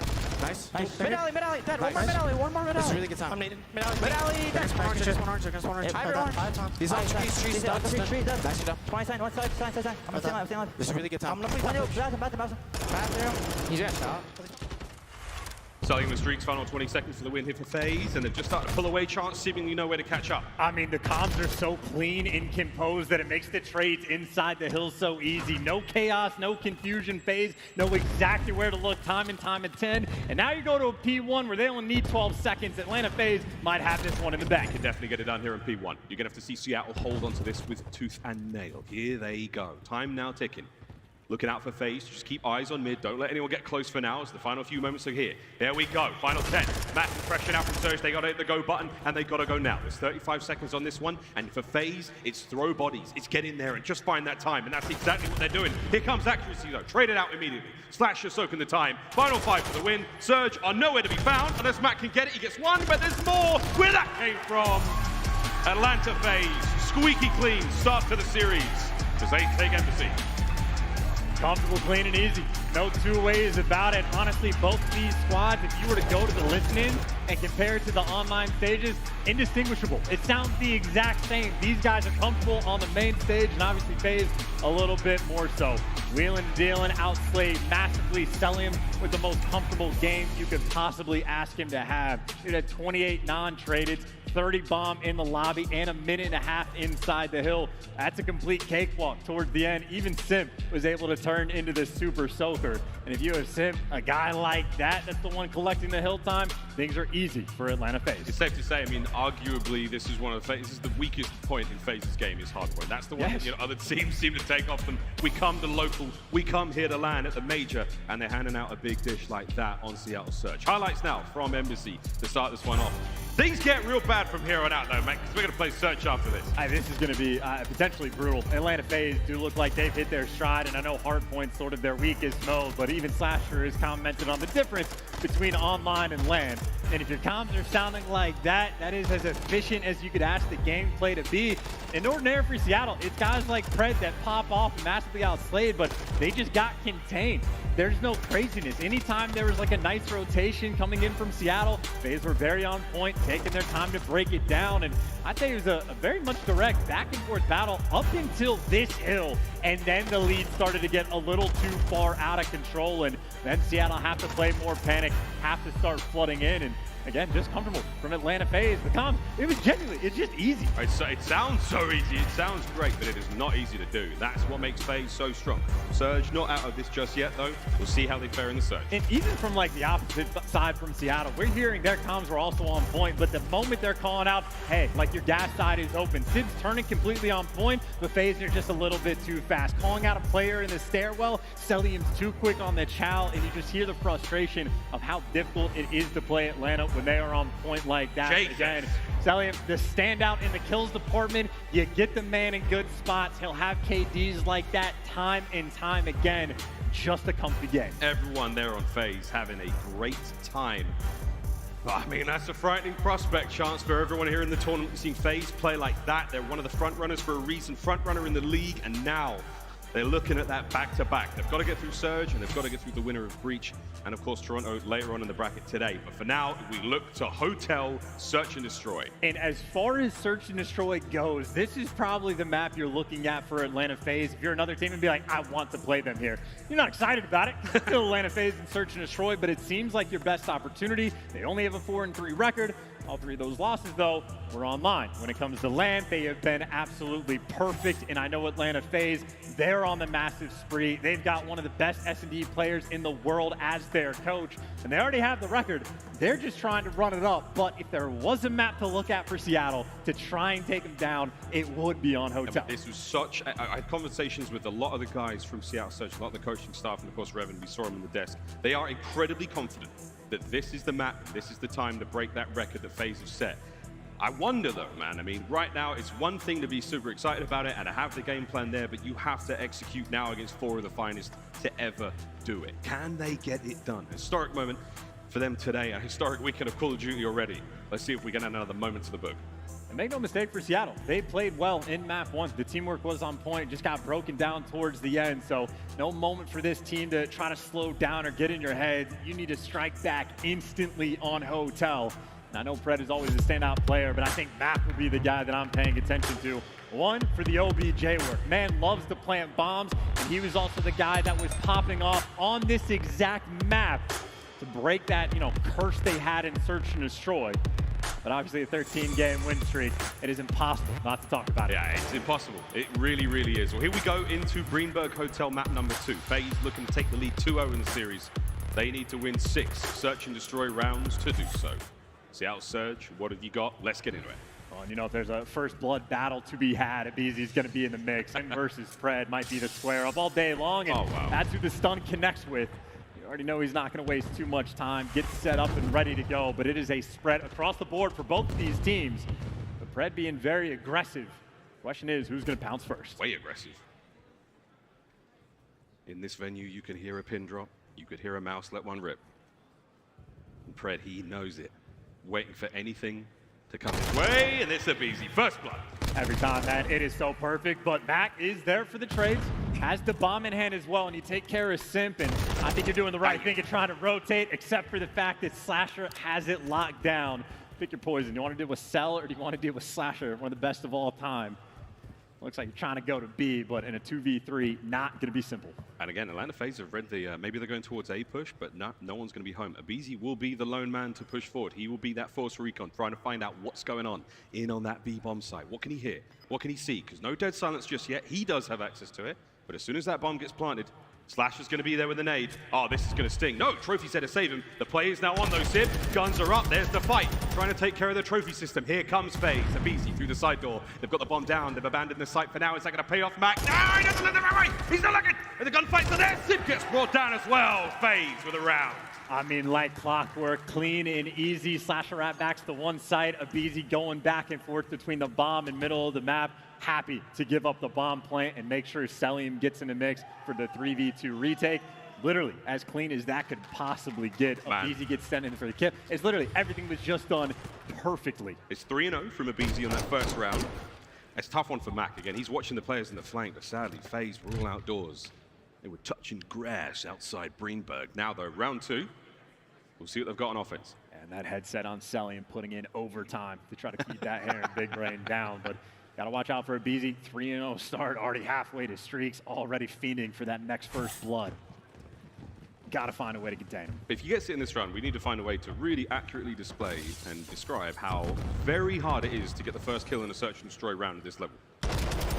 Good job, Sim! There you go. Laser beam him on the way down. Great shots there on the cross. Perfect read. Take care of Tyler Farris here in the round. You're looking a lot happier, Seattle Surge. What can they do now, though? There's plenty more FaZe players to deal with. Yeah, I was going to say, keep in mind the second part of the dynamic is the 3v4 clutch potential for Atlanta FaZe is still completely absurd. So no time to stop. Can't let up the gas. Got to make a play. Sid's going to pop Deddy. Waiting for the Chow, but he's getting pushed back and Might be enough damage done to allow Sim to try to get this bomb down. Mac, he can't stop the bomb plant from here. He might be able to kill Sib as he tries to leave the site. Yeah, he managed to get across though. Here comes Pred, looking to get into the fray. Tags are in, Selim brought down. Oh no, it's all down to Slasher, and he's not in a great spot. There we go.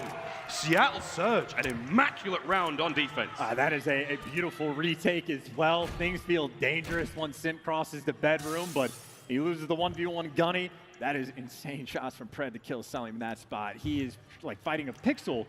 Like every half frame is all that Selim's popping up for. So great retakes, great game plan there. Tied up the score, shut down the streaks. Everything is going right. This is a great start. You can see those dead silences for both teams. That's going to be both Abizi and Slasher, Accuracy and Mac. They're going to be locked and loaded for the next round. So expect a lot of movement from both teams here on Greenberg. Dead silence, one of the field upgrades here in MW2, essential to make plays in Search.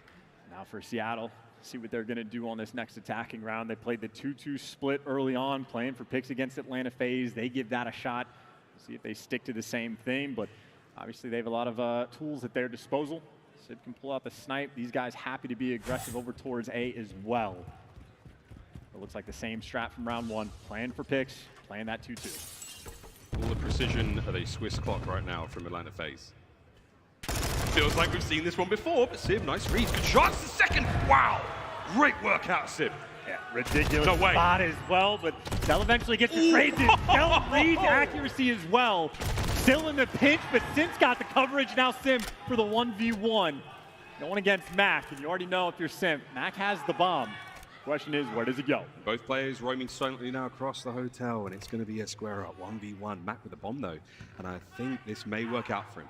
Creak the door slowly, you smash it open, you get heard, there's the player on the cross, the tags are in. It's a 1v1, it's a fight. And Mac is banged up. And Sim might have got baited. He knows he crossed the bedroom, but Mac might have made the quick call to get this bomb out over towards B. So everything's effectively just got reset again. Simp is guessed wrong. And now the tide's turn. Advantage in this round goes to Mac. Bomb planted, advantage Seattle Surge. The Sim's got to make the play over towards the kitchen side. He has to deal with Mac and get the defuse, and he has 35 seconds to do it. Running out of time and trying to clear things out. And then maybe another thing on Sim's mind is he knows he got shot at by a Vaznev, so he's expecting the gunfight to be up close. Not going to be the case. Check every single possible corner now. Just wait for the noise cues, wait for anything. He's going to see, there's nobody home. What does that mean? He means he's outside. 20 seconds now, and Mac, he's trying to make something happen here. And Sib, has he caught him out? Sim, check it, he checked! Damn! What in the... Jesus, son! We were getting ready to start playing that Seattle song, but okie dokie. With 2.9 to spare. It's going to be so... I can't make a play like that online at all. That is LAN only to be able to run around without the dead silence and to gun them like that. Jesus. Wonderful timing. Matt gets the first shot, but again, I think he had the wrong gun for the job. I think he might have had that tack out. He did. He had the assault rifle out. If he had a submachine gun, that might have been an easier round, but look, it's so hard to read these plays. Brilliant round, FaZe. And I want to see what FaZe actually do with his bomb, because they just dropped it on the floor last time. Well, they keep it in hand now. Easy actually quick with it. He got caught on the cross last time. Now he's getting baited like crazy. Gets taken down for the first blood and again. It's an absolute melee over towards that bomb site. A is popping, and so far, though, it's all on Selim. Tactical retreat now back on up. Allow the boys to find their kills, and that's what they're doing. And Sim's doing it from range, too. From downtown, he's able to pick one up and does get traded, but look at the nade. Sim does it all. Selim for the cleanup. Didn't even need Abizi to get in the mix. I mean, that was a great round from both teams, man. You got that excellent use of lethals there from Seattle Surge. Eliminate Abizi, don't let the bomb get planted, but then the trades come through. Selim with the pullback there. Getting himself to safety, allowing Simp to hit the pinch. Magnificent stuff. Yeah, plan A feels great. Everything's going sweet, and before you can think about what the second step is, you're just getting picked apart by Simp. Atlanta FaZe pushing the pace. Only 5 minutes into these games, but as big as this map is, Atlanta FaZe not wasting too much time. Yeah, they're making Hotel feel kind of smaller right now. That's nuts. We're just over 5 minutes into this one. 3-1 is the score. Halfway mark for Atlanta FaZe. Here we go. Nades up. We're going towards A on the defense. That bomb, though, is making its way towards B. This is as aggressive as it gets as well. Slasher with the tag, jumping up the child out towards A. And if you've already stacked this on Fort, you're going to have to fly through. You know where Sim's going to be. Difficult gunfight to win. And you see what they're going to do. Get out of dodge. The bomb is not there. Seattle, it is a wide open B site. And Sib right now trying to control that pace. as he's getting left, potentially. I mean, there's like a corner fight on the bottom side of the map, everything else towards B. We're going to smash the doors of Kitchen wide open in a moment. The bomb has been planted. 40 seconds, it goes bang, and Seattle Surge, they get one more in the round. Can they hold it? Civ there, good work. Take care of one. Mac, here come the nerves. Oh dear, Selly manages to catch him through the wall. The back line now wide open. Accuracy, can he win the fight? Watch out for the nades. Here comes the pressure. Prez to help him out. Great work. It all comes down to Slasher. He finds one, and he somehow made it into the site, and now it's a 1v1. And all he knows is that Civ was towards the middle of the map. After that, it is pure guesswork, and Civ has cleared the bomb. He's going to be behind him, though. Civ here, just a mile away. And there you go. The sound coming through for him. No 1v3 for Slasher. And Civ is making high IQ plays in that round. The read he had to worry about that late flank that Civ was trying to set up, there to shut him down. Clutches up for his team towards the end. And Civ, by the way, 8-3 so far in this game, making the big plays to keep his team alive. One of the problems with having such a great spree in Search and Destroy is that, not only are you doing a good job and you're winning, but everyone has so much tape on you. They've got so much footage, and you can tell Seattle Surge, they've put the work in, and they're playing this intelligently, but it's still maybe not enough. We will find out. Another round now, FaZe stopped by one. Yeah, Atlanta FaZe doing the thing again, dropping the bomb and giving themselves options of either player to wrap back so they can move towards either side. So they're getting tricky with it, but it's the trickiness on the trades, and Mac can't get traded. He picks up 2. And now, well, you think you have an advantage. There is action all over the place. It's a 2 versus 2, but that's why you drop the bomb in a weird spot. It's so you have options. You don't want to dive the bomb in a good spot. Or in a bad spot. It's going to be tough to get the recovery. Mac taking the longest of long routes. He's going to come back to the fight in a moment. Accuracy, he'll be in that lobby side. He'll be into the fight a little faster. But Selim and Abizi now pick a corner, any corner. Try to identify where the attack's coming from, and here we go. And they just don't know. It's all about the reaction time, or Abizi squares up, so he heard him jumping around, and you got Selim to try to slow it down. You got Abizi set up for the kill. Jumps in for the easy 2. Atlanta FaZe, the adjustments on the fly are on point. They are getting bodied in the first blood battle for the moment. You got Mac picking up the 2. Seattle constantly have been playing with the man advantage. And Atlanta FaZe barely care. They got the 4-2 lead. I mean, it seems so simple from Abizi. It's like, I'm going to sit in this corner. I'm going to let this guy jump onto the bomb. I'm going to kill him and find his teammate from where the gunfire was coming from, right? You don't have red dots in the minimap. Those headphones are cranked. Right now, FaZe 4-2. And it almost feels like a long-term thing. If you have a team that's not as well experienced in S&D because they're not taking practice as seriously at the start of the year, Atlanta FaZe, they got the reps in. They are ready for every single situation, but we go again, 2-2 split for the 3rd time we've seen from Seattle. Slasher with the first blood. You shut down Pred. Now we get to test the clutch ability of Surge when they don't get the first blood. We've seen the same round, same way, 3 times now from FaZe, and every single time they've done it a little differently. 4-3 now. Surge, the man down. They're creeping towards that bomb site, but this is Sim. He's got eyes on it. That frag grenade tickles him just enough, though. Cell manages to get a kill out of it. Abizi finds another one, 4-1 now, all on a Mac. And he's got that bomb in hand, and he is totally surrounded. Here comes Sim. Around the corner, guns are up. Oh, melts him. We take that one. Mac, though, now scrambling to stay alive. He has dead silence. He wants to give it the old college try, but now they know where he is. You got the coverage, you got him trapped, and you gun him down. 13 search and destroys in a row for Atlanta, a 15-1 record on land. With a 5-2 lead right now, just looking to add to the pile.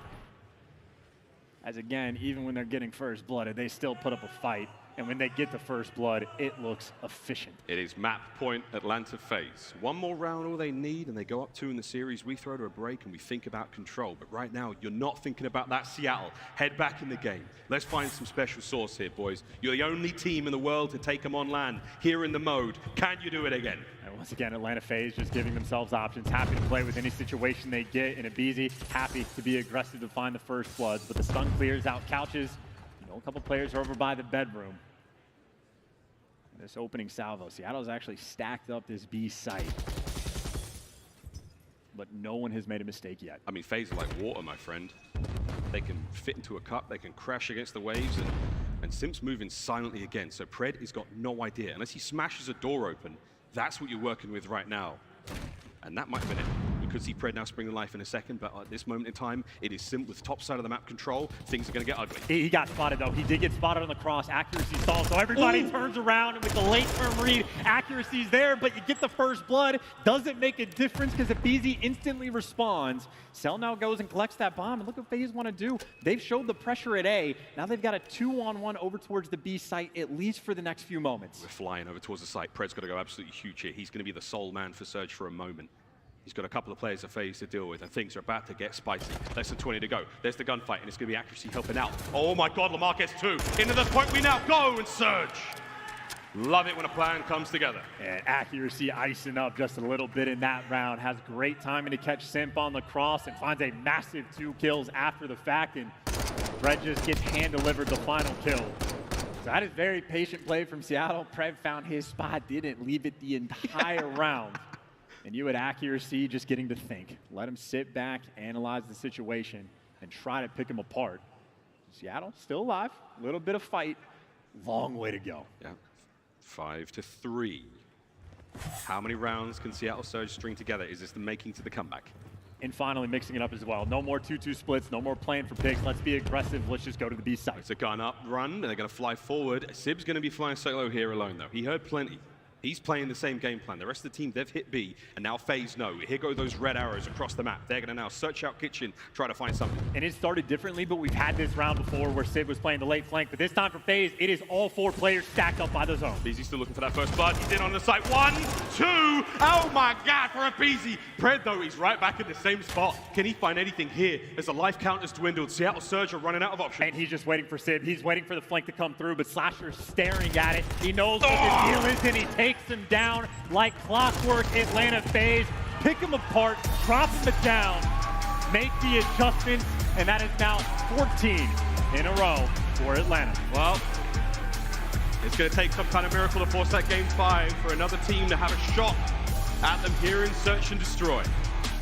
As I tell you what, friends, nobody does it better, and I don't know if anyone ever will. And Atlanta just make the better adjustments, right? They almost mirrored the round exactly where you had Simp playing on couches, you had Simp there for the late flanks, and they said, you know what, if Simp's gonna play like that, gonna play on the island, let's just leave him. Let's just 4-stack the actual site, go gunny on gunny, and it's not like they needed everybody there because aBeZy just picked up the big 2, but they made the adjustments, had the read on Seattle's game plan, and a 6-3 cakewalk. Again, Atlanta FaZe so comfortable on the main stage. Unbelievable, man. It was a 10-minute game. It was a tense one at times, but 6-3, it is strictly business for Atlanta FaZe. And I mean, hey, you beat them on the first blood battle as well. That was 5-4, so Seattle, at least plan A, was working so well to take aBeZy down, but the adjustments after the fact, absolutely not there. Crazy stuff. Well, that's going to be that for the Search and Destroy. We were looking forward to it indeed, and I know Surge were. I think they'll be thinking about it a little differently after this one. We stay on Hotel, though, for that control coming up in a moment, and man alive,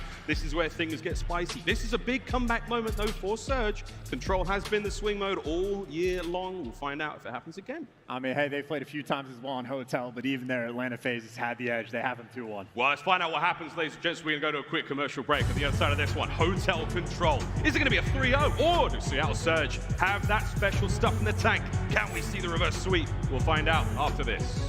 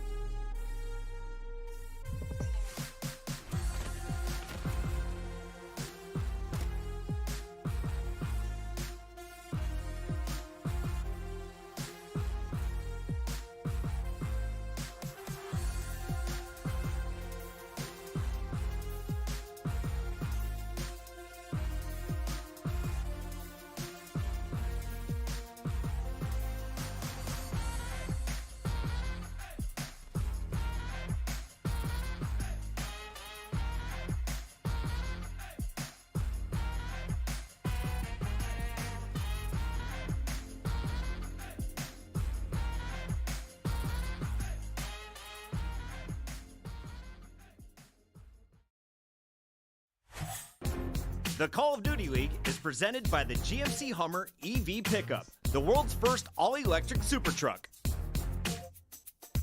Upgrade your game with the SCUF, the official controller of the Call of Duty League. Welcome back to Major 3 here live from Arlington, Texas, as we're having a good time. Seattle Surge not as much because to the surprise of absolutely nobody, the Search and Destroy went their way. You've been great crowd, we've loved you all week long, and we're not done yet. What's up guys, how you doing? And we're ready to party though, into Greenberg Hotel, map number 3. Let's get into this one, we're playing Control. And you know what that means, Chance? That means there's an A and a B. That means there's 30 lives either side, and that means that somebody's probably gonna get defense at the end. I mean, my brain is stuck. To talk about Hotel Control real quick, FaZe have had the edge, slightly better on offense, slightly on defense in the pure head-to-head. Yes, Seattle have beaten them. There's an Embassy map 5. Yep. So, like, I just, like, what are we doing, man? What is going on? Here we go, straight into it. We can see FaZe attack first. That means they're going to be going towards A or B, put their bodies in it, capture those points, and win the round. Let's find out what happens. It's over to Abizi first blood. Nah, accuracy's there. You got the trades already, or at least a clean work there from Seattle. No trades to be found, rather. Fred is able to pick up the big 2, pushing the pace, and does get caught, but looks like FaZe happy to respond and go for that slow cap towards A, or maybe put the pressure on both points, almost like the Search and Destroy. Atlanta FaZe are everywhere. Here we go, 1 of 3 segments cleaned up on A. Good stuff for Celium there, doing what he does best. Abizi's going to dip on out in this prolonged fight here against Pred. Now, if you can help his teammates out here, that gets you that bit closer to A. But the second segment is basically gone. Yeah, admiration for the artwork as well for Abizi. Loves to look at it, loves to get the kills, and him and Celium working perfectly in tandem. You know the trade's gonna be there. 0 time wasted. At A point, it was a very slow capture. As you see, Atlanta FaZe, all they were doing in the meantime is just vying for pressure. Slasher's got in a position where Seattle, they're gonna be consistently spawning out as soon as his teammates get the kills. So Slasher playing the patient game, setting his teammates up long term. However, his teammates do need to start winning the gunfights because Seattle, meanwhile, are just spawn killing. Yeah, this is it. Seattle are starting to bully them. They're coming for lunch money, hitting them hard, but that's a 4 life differential right now as FaZe. They cannot stop Fred. He's on a 4 spree. No, he's on a 3. Accuracy's on the 4. Oh, and they killed Slasher as well, so this is just straight up spawn killing at this point. Oh no. Everybody's in great position. Max over there staking with the great gunny as well, and FaZe almost desperate just to get out of spawn.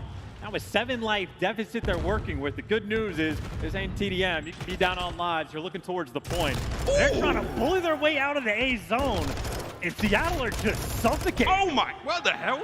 Took 3 players to bring down Civ there. Is he still going? Accuracy, 4 spree, no deaths just yet. 13 to 21, FaZe. They're looking like Morpheus right now. The first time Agent Smith got a hold of him, that was a brutal fight. That's what it kind of looks like now. Let's see what happens. This could be the sequel. Rolling through now. Is Lamar holding this angle, not letting anything get through Pred? Dude, Seattle Searcher, pump the brakes. Wow, yeah, 2-piece out of Civ, all dead. And let's see where they go as well. Off spawn, what do they leave open? How quickly do they trap? But it's the chaos spawns. Number 1 Celium actually gets in the mix behind them. He might just wait for Cell to go trade out one of the kills to try to open something up, but even when he gets it, you still got such a long way to go. 7 to 20 right now. Atlanta FaZe are getting the snot beat out of them here on offense. 30 seconds remain. I mean, so far, this is one of the best rounds on defense we have ever seen on this map. Seattle looking perfect, but now they're going to play a little bit tight, turtling up towards that B zone, and Atlanta FaZe only 6 lives. They could still make this happen. Final few moments as the clock is ticking down quickly. 15 now to go. Anyone there from FaZe able to get on a B and stop the clock? The kills are there. It's Abizi making his moves. Oh, brought down though. The lives are done and the time will be done. Also, can Sim get it? No. What an unbelievable round from Seattle Surge. They will take the lead. 18 to 1 on lives. Most dominant round I think we might have ever seen on defense. That was clean, even when a weird spawn came through for Celium. Didn't make any bit of difference. Absolutely contained them, put them in the spawn trap, and never let up. And even in the moment towards the end where Seattle turning just a little bit, trades completely on point. I mean, we sort of addressed this when we heard their comms in the listen-in map 1. Seattle are playing good Call of Duty. Atlanta FaZe maps 1 and 2, just a little bit better, but they are absolutely looking to strike back on Hotel. It's a heavyweight matchup. 2 of the toughest teams we've got here in the league, and they are going for it. Here we go. Seattle Surge now, they will be attacking to see if they have the same amount of lethal, efficient approach as they try to get their way in towards both A and B at the same time. A is actually wide open. They don't know that, but we do, thanks to the X-ray mode here on Codcast. And Sib trying to find his way through that middle of the map, trying to find a couple more kills. Not going to happen. Trades, though, wonderfully on point. We're now on A. Yeah, I think Seattle were, wow, Jesus. I think they were really trying to see if they could actually make a play over towards the B zone.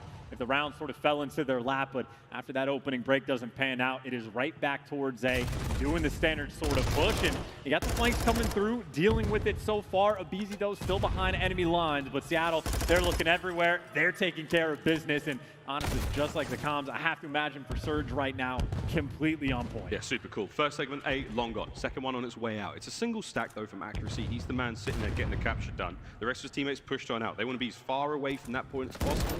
Try to buy his boys time. Sid, can he cut a couple more kills? 11 and 6 already. He has looked stunning. Here on the control so far, great shots, not enough to get rid of Cell. Here comes the trades, though, or FaZe. Starting to go forward. Now it's time for accuracy to get in the fight, and he gets 1. 9 and 2 for him. Streaks in the back pocket, and there's A.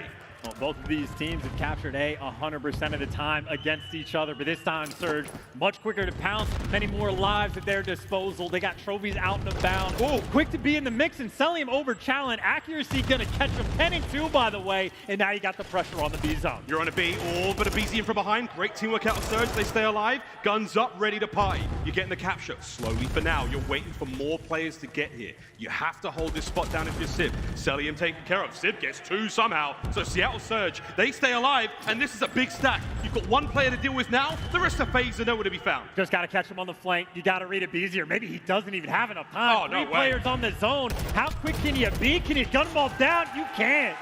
Seattle Surge, 2 clean, easy, efficient rounds on hotel control. Offense, defense, it doesn't matter. Icing up and looking good while doing it. Everybody positive. Accuracy is 11 and 3. And on the flip side, how often do you see Simp triple negative? How often do you see Slasher? I don't even know what to call that. Quintuplet negative. Man's only done 300 damage in the game. What? That's okay. We'll deal with that in a moment. But it's map point, Seattle Surge. Those boys are frying. It's like Atlanta FaZe said, hey, we have Embassy map 5. Let's just put the feet up and wait till we get there. I mean, that's obviously not the case, but no. Surge have turned into bullies. Fred's just going to dodge that stun. Nice work. As now we press forwards. Atlanta FaZe now trying to attack. Can they get anything going here?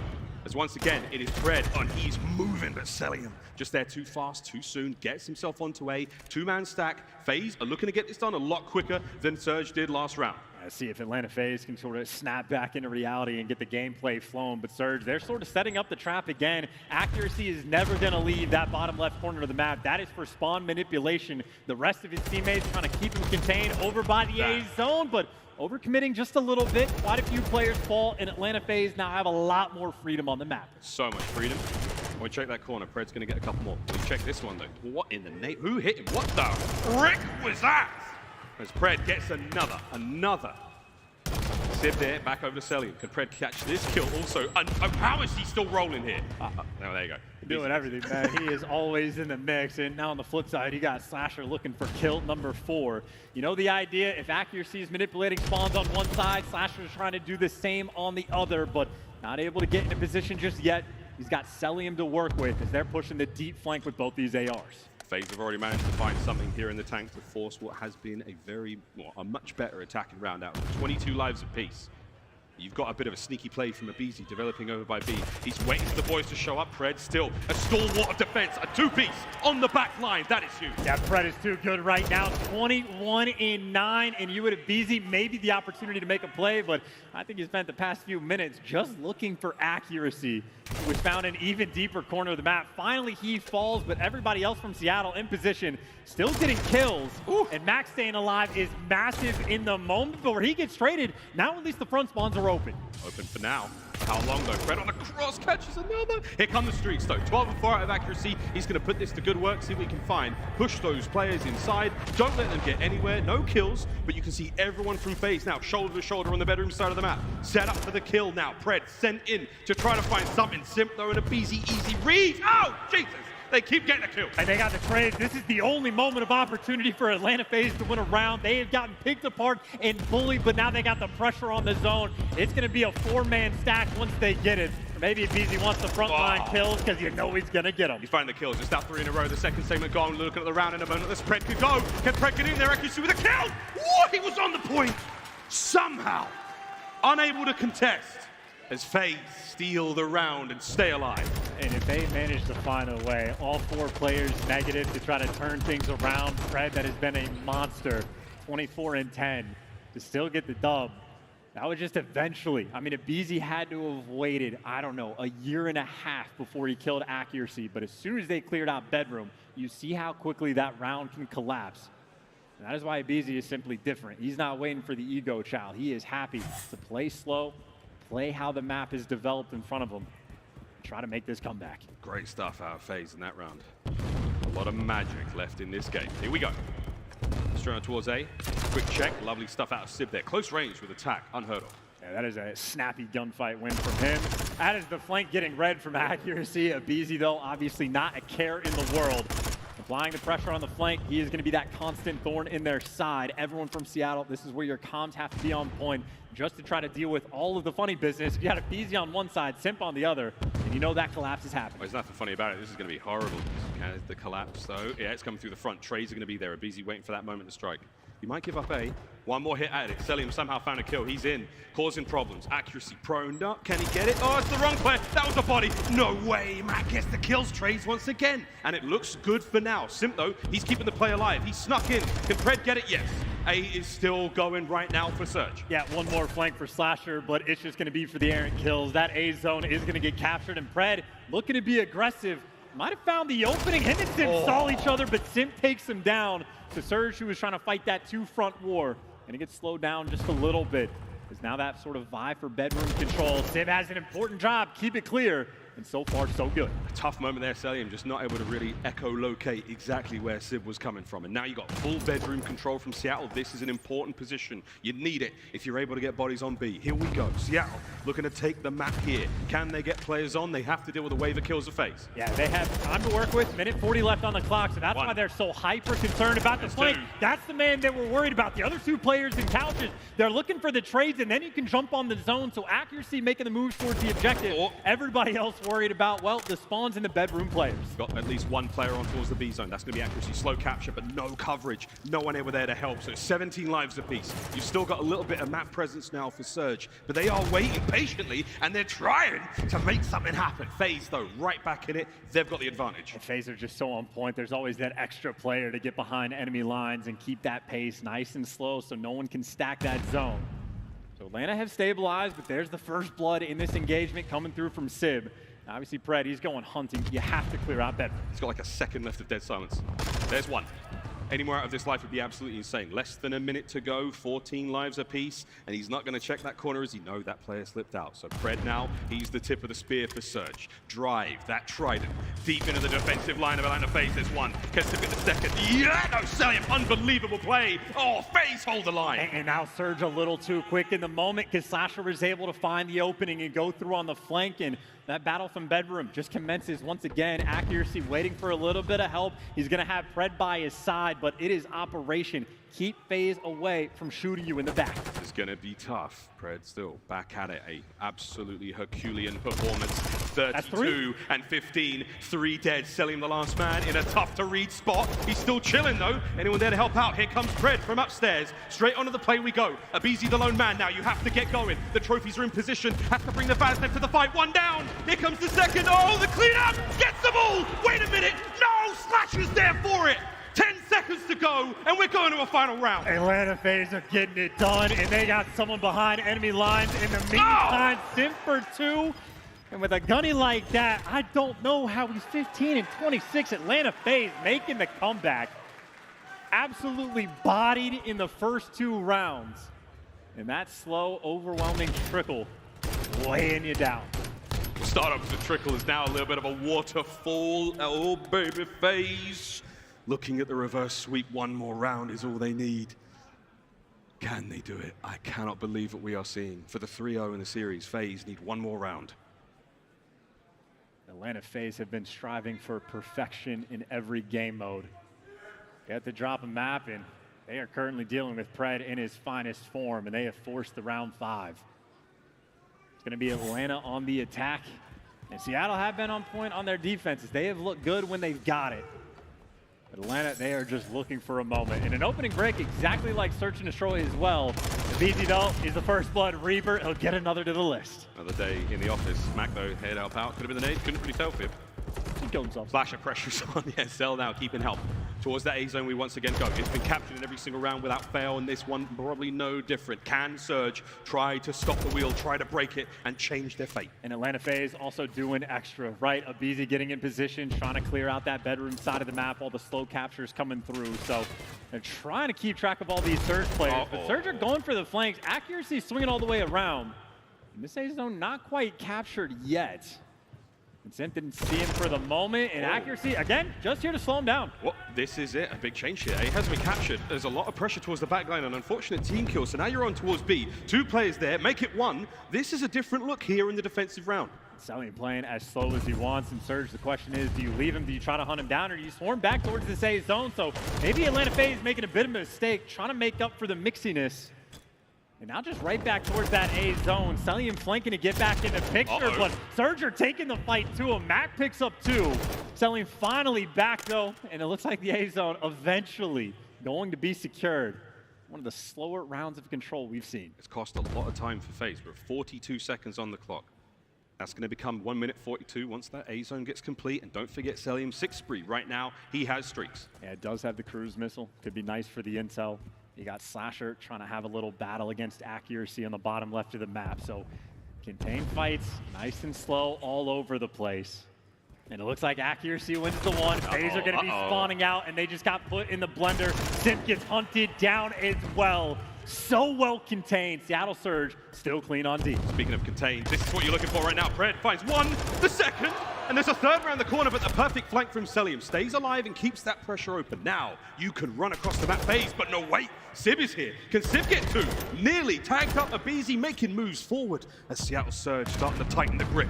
And here's another flank coming through. I mean, talk about how annoying this is to deal with, to try to get out of your spawn, but now it's about the timing. Mac able to get 1, drag a little bit of pressure back, and doing such a good job of staying alive and keeping the pace slow. He's drawing that aggression. FaZe though, they read it perfectly. Oh my god, 2 clean kills. They're making their way forward. Fred's gotta go big. No, Cellium does it again. Now it's all down to Accuracy. The last hope right now for Seattle. He's going to take on this entire onslaught from Atlanta FaZe, and they have gone straight for the jugular. They're in. FaZe now on the point. There's the stack. It's going to be all 3, and Slasher continues to flank as well. He took care of business. Guns all forward. Atlanta FaZe looking to get this done. FaZe goes straight for the kill. This is it. No one from Surge is close. Waiting for the fight. Anyone there? No, wait back. Make something happen. The kill the last second. Contest. It's not over yet. I can't believe it. Slasher gotta go in. I mean, still, it is 30 seconds. It is time for FaZe to work with, but Pred shutting him down. But now you got the cruise, you got the intel, and you got the flank as well. Here we go. Streaks land. No kills. Abizi on the flank. We all got a little lightheaded there. Wow. The hip fire, no. Accuracy's in. 10 seconds remain. And it's the funnel through mid. I think Seattle might have done it by the hair of their chin, picking them apart through mid. The last-ditch effort, the door gets closed, and Seattle has done it. It took all of that just to get a map. All that for a map in the series. 40 kills out of Fred. A unbelievable amount of damage between he and Sib, and they know that cost them a lot. We'll see, though, if the momentum pays off in the next hardpoint. And that is bar none, without question, the best map of control we have seen all year from both of these teams. We have been watching some ridiculous Call of Duty this week. The crowd maybe getting in like teams' heads and like making them have mistakes. No ego challenge in that. Is crazy plays, but it is efficient. It is the comms on point. It is both teams playing the map the way it was meant to be played. And just those engagements when you are like slowing the pace down, waiting for the first bloods to come through. It was beautiful to watch, and obviously tippable from Seattle. Wow. Stats got padded in the first 2 rounds, but Fred never slowed down. Clean 40 bomb coming out of the superstar. Him and Sid getting things done. Outstanding. Here's the replay. The last few moments of that game. We're going to see how this went. And this is textbook chance. 3 players on point. That should be a capture. No questions asked. The round should be over. In comes accuracy. In comes Max. Look at that last-minute contest. Once again from Fred. Sensation. I mean, that's also accuracy, finding the perfect moment to be aggressive, right? I know he's the slowest player in the league, but when he's got a dive bomb towards the hill to set his boys up, he knows when he has to make that kind of play. So massive gunfight wins. They dealt with the cruise missile towards the end. Even the heads-up awareness from accuracy at the end. Him and Mac to worry about the flank. Abizi obviously gets caught popping the dead silence, but the awareness was there. The setup was clean. And no matter how difficult it got, Seattle Surge able to deliver. I mean, that's why even the listenings we were talking about in the hard point were so clean. Heads-up gameplay, one of the best maps of the year. And these two teams looking like some absolute juggernauts. Hey, just another 40 bomb for Pred, added to the collection. Ain't nothing but a bang for Fred there. What a run that was. Well, a brilliant Greenberg Hotel control comes to a close. It buys Seattle Surge a lifeline in the series. I'm not sure if it'll be enough. We will find out in the next hardpoint, but until then. And also, here's the tough part. Like, Fortress hardpoint is one thing. Embassy Surge I want to see the game 5, man. If you let Embassy through, you got to have a game plan. I wanted so bad to see what Seattle has cooked up because Hotel, couple ideas were there. Atlanta FaZe ended up picking them apart, but even for the map one, the score doesn't look great, but Seattle did still play a pretty clean game. They just got beat. It happens. We go to Al Bagger, the pop-off potential is always going to be there. And if you remember the last 2 times these guys played it, Seattle Surge went up by 100+ points, and then Atlanta FaZe just went on a tear and made the comeback. So you're expecting it's heavy hitters right now, arguably the 2 best teams in the game at this point in time. They're going to be getting after it on Al Bagger. We're talking about an unbelievable level of confidence and performance out of FaZe. And right now for Seattle, you bought the lifeline, you've got a bit of momentum. Can you keep riding it through onto Fortress? That's what is, I mean, yeah, you can. It's totally possible, completely doable, but now it is strictly business. Coach Crowder there going to get off the stage, finish things up. We're going to see Sam Phoenix here on the other side of the stage for Seattle Surge, pass on the last moments of wisdom for the boys, and then let them rip on this Fortress. And I suppose we also very much get to test what Revan was talking about on the desk of like how his team rises to the occasion. When the pressure is on the most, how can they handle it? You just got smacked around for the first 2 maps, right? Like, it was just such a tough one, round after round. Even when the game plan's working and you're getting the first bloods, you're getting picked apart after the fact. Completely iced up into control. Had 2 beautiful first rounds, and even when the pressure is getting applied, the round 5 as icy as ever. So the pressure's been getting higher. Seattle's gameplay looking even cleaner. See if they can carry it into map 4. Speaking of map 4, this was the last time they played all the way back in Major 4. They had exactly the same map 4, and that is what Chance is talking about. 250 to 234. Atlanta FaZe walked away with the victory there, and that was the massive comeback. Now this looks so different. I mean, LSCLO searched through that final map with that. Who knows, man? I mean, Embassy's a different beast altogether. We'll see how that one goes, because 6-2, all many months ago, back in December, these teams have changed so much since then. The game has changed. The way we play has changed. Will it change the result of what many think will be a FaZe victory here today? Let's get it, ladies and gents. We're going to Al Bagger, playing hardpoint. We have also talked about how clean the gameplay has been for these 2 teams. If either squad makes a mistake and gets put in the spawn trap blender, I know Al Bagger hardpoint's not as bad as Control, but you can go on massive runs. And obviously when you're looking at the stats right there, much cleaner overall for Seattle. The only win Atlanta has, though, is against Surge. Whoa, here we go. Man, this is going to be a big one. Game 5 will be something. But for now, Fortress. Check for the traps, check for the spawns, check for all them kills, and here we go, and it is a bloodbath to start things off. Pred playing a particular corner here. His game plan right now is not only to find these kills, but to get himself inside that Fortress, and that is one step closer to it. I mean, that is literally the only opening plan, is to get Pred out of the spawn trap to set him up to get a couple kills so we can open things up for you after the fact. So even though they got bodied on the opening break, Pred got into his spot, but now you get cleared out. This is where the danger is going to lie. Accuracy needs to find at least one. Maybe Mac with the spawn. Damn. I guess he didn't end up at the trap, so I guess he spawned up at P2, trying to take full advantage. He was close enough to Blacksmith to get out. Will he be able to check this corner? Oh, timing is sweet. Mac, he's on a bit of a run right now. These are important kills. Simps up next, managed to get a little bit of revenge. Payback, ching, as he's in the feed. Time, though, still very much in the hands of Atlanta FaZe. Spawns for P2, though, are very squirrely. FaZe will be on the right-hand side of the map, and now you've got Seattle on the point. Yeah, he dodged the spawn trap for the moment, so Surge with a little bit of life, and now pressure towards the back. Selim still alive, or Slasher, meanwhile, actually in his home, but he's last man standing. He gets spotted, he gets taken down, and Surge with a clean little wipe on P2. That's all four. Flip the map on its head, and now the opportunity to add a lot of points to this. Damn, son, lead change. Pred with 2. And now the eyes are up, the guns are going. He's starting to find himself here on Albagra. Hey, this is tough because you're rotating 35 seconds in advance to the hill. This is all the time in the world for Seattle to try to break this down. Again, that's the way this is going to play out. That next hard point is so difficult to break. Even with a record like FaZe, even with Seattle's prowess right now, this is not going to be an easy thing to do. Not only that, you're going to get trapped on that side of the map towards the end of the hard point also. So here we go. Surge, how's the break looking? You're a man down on the approach, and Mac's not waiting for anyone. He's going to be chilling for a second. Here comes the hit. His teammates are taking the fight on the other side of the map, and it is not looking good so far. I take it all back. 3 down. Last man, Sim.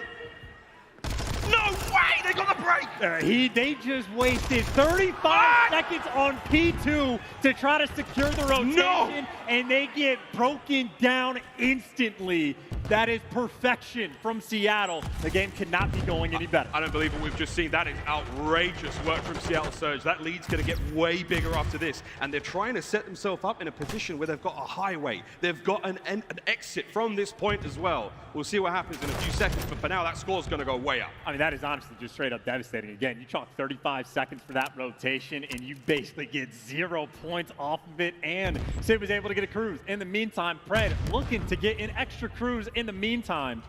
In the slowest game of Al-Bagr hardpoint you are ever going to see. FaZe trying to be nice and secure on the rotation. They got picked apart last time, and Pred hasn't slowed down.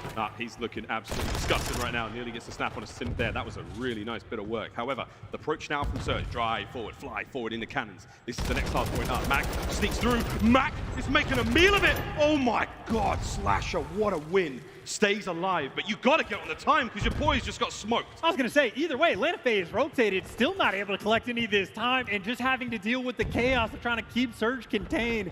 Atlanta FaZe, they're rotating, but they are not having any success.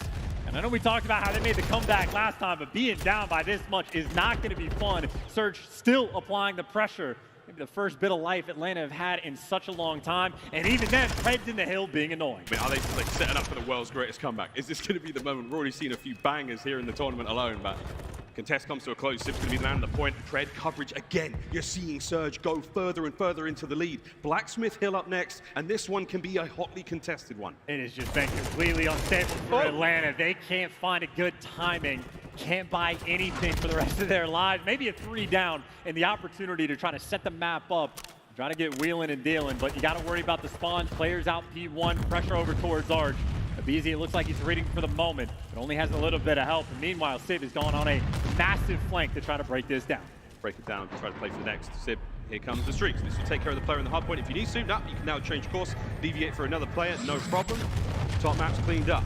Flashbacks there of the previous major. Slasher now, he's going to be taken care of by Pred. Lovely work again from Seattle. They are burning hot right now. And even the route that Sid just took to go on the full flank to call on the cruise is just to force out those spawns for Atlanta, who ended up spawning over by G1. So Surge playing the clean, comfortable game right now. They got the spawns they want. They got the gunner they want. Another 4 spree for Pred, who is trying to turn this into his playground. He is absolutely unbelievable. It's a 5 spree from Selim comes to a close. Done. Accuracy in the hill. As his stats are bizarre right now. It was 4 and 9, over a minute 30 in the hill. He's killing it. 4 kills and you got an 80-point lead. That is literally Seattle Surge doing what they do best. Playing the game for the win. Can Matt get another out here? Yeah, Matt's all secure. 50 seconds up, back to P1, and now we reset things. We're in the second set of hard points and FaZe. Is this a new look already? This could be it again. If you make one mistake, you get put in the blender. This is when you have the opportunity to make a run, and you have Atlanta FaZe this time blocking those P2 spawns, trying not to let anybody out and about. Okay. Surge,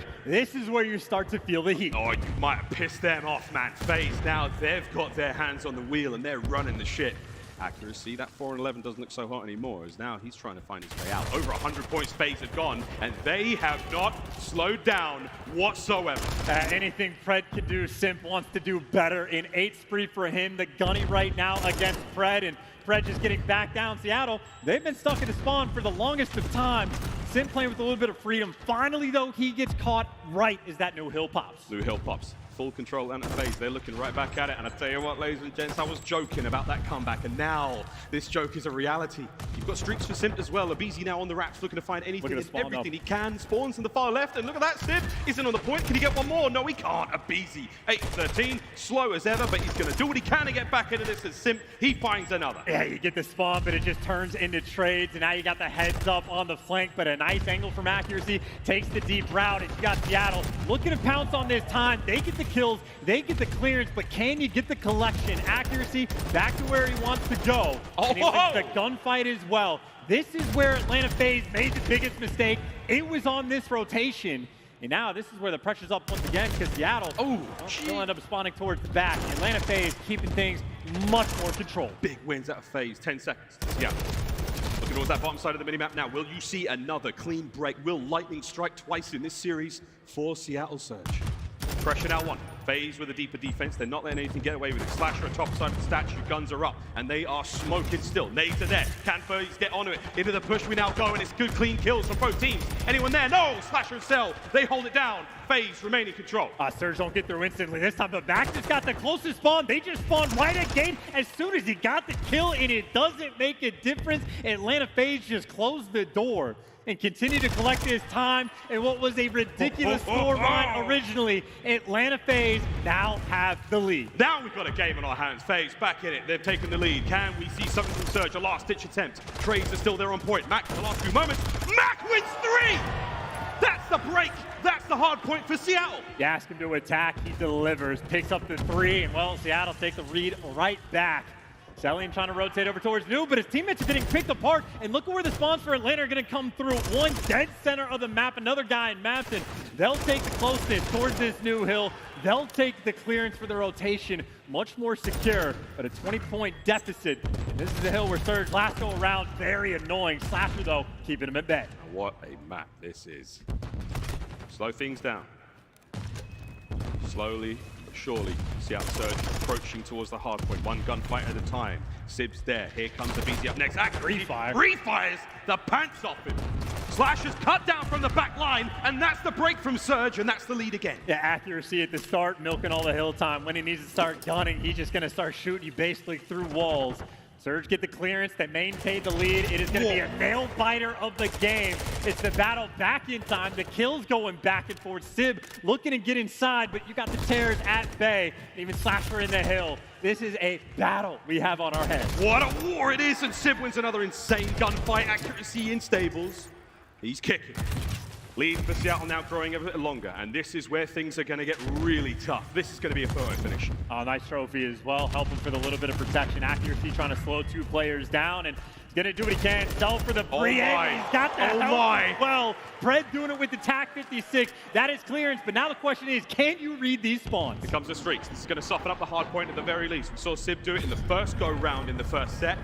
And a different look here. Sim, no joy. 2 kills for his teams otherwise, as the pressure is now on. We are running this one up, Seattle. Can they get the game 5? This could be the game. This could be the game. Mac and Pred to put the stamp on it. Seattle back in Blacksmith. They're going to get it done. The iron is hot, and they are striking. One last hit from FaZe. Oh, they get the kills. The hard point's open. Atlanta FaZe are in. There's surely no way. It's easy for 3, trying to get out of bounds. You can dive at this hill. Atlanta FaZe have to be perfect. Sim trying to fly. The trades are still in. And maybe Mac wants to get set up. Maybe you push for the end. That's it. Oh, that's it. That's the done deal. He's managed to get the final kill. Pred's found it. The hard point will tick over. And no matter what happens, Seattle have done it. What an outrageous game of hard point that was. We have a game 5. And I don't know what the script says, baby, but damn, son, what a series. And Surge is able to play with the pressure. Biggest 2 difference in those cruise missiles. Sib had the time to go on the full flank to block the spawns when he's calling it in. Sib's in a tough spot, has to call it in. When he spawned up towards Gates, his teammates get stuck, and you get punished after the fact. a clean game, honestly. I know there's a few moments Seattle might want to have back, but that is wonderful work there on Albagara. And from being down 2-0, from being nearly reverse left into control, looking to complete a reverse sweep Albera. Well, I was joking, and again, I didn't think it'd be possible to get another shot at trying to crack the Search and Destroy record. Well, they've got it. Embassy is going to be the final playground. It is not a good sign for Surge statistically, but we'll see how this goes, because this has been one hell of a series. Anything can happen now. It's just the perfect setup, man. Seattle Surge looking to end the S&D spree. They're the only team that has beaten Atlanta FaZe on land in the game mode. It was a game 5 last time. They beat them on El Estilo, obviously one of FaZe's best maps. Well, now it is their best map on Embassy. They knew they let it through. They have a game plan for it. And even what Revin said on the desk, we like our team. We like when the pressure's on. That's where they perform. That is the true test of a game 5. You're in the heart of a dying star right now as far as pressure goes. This is going to be it.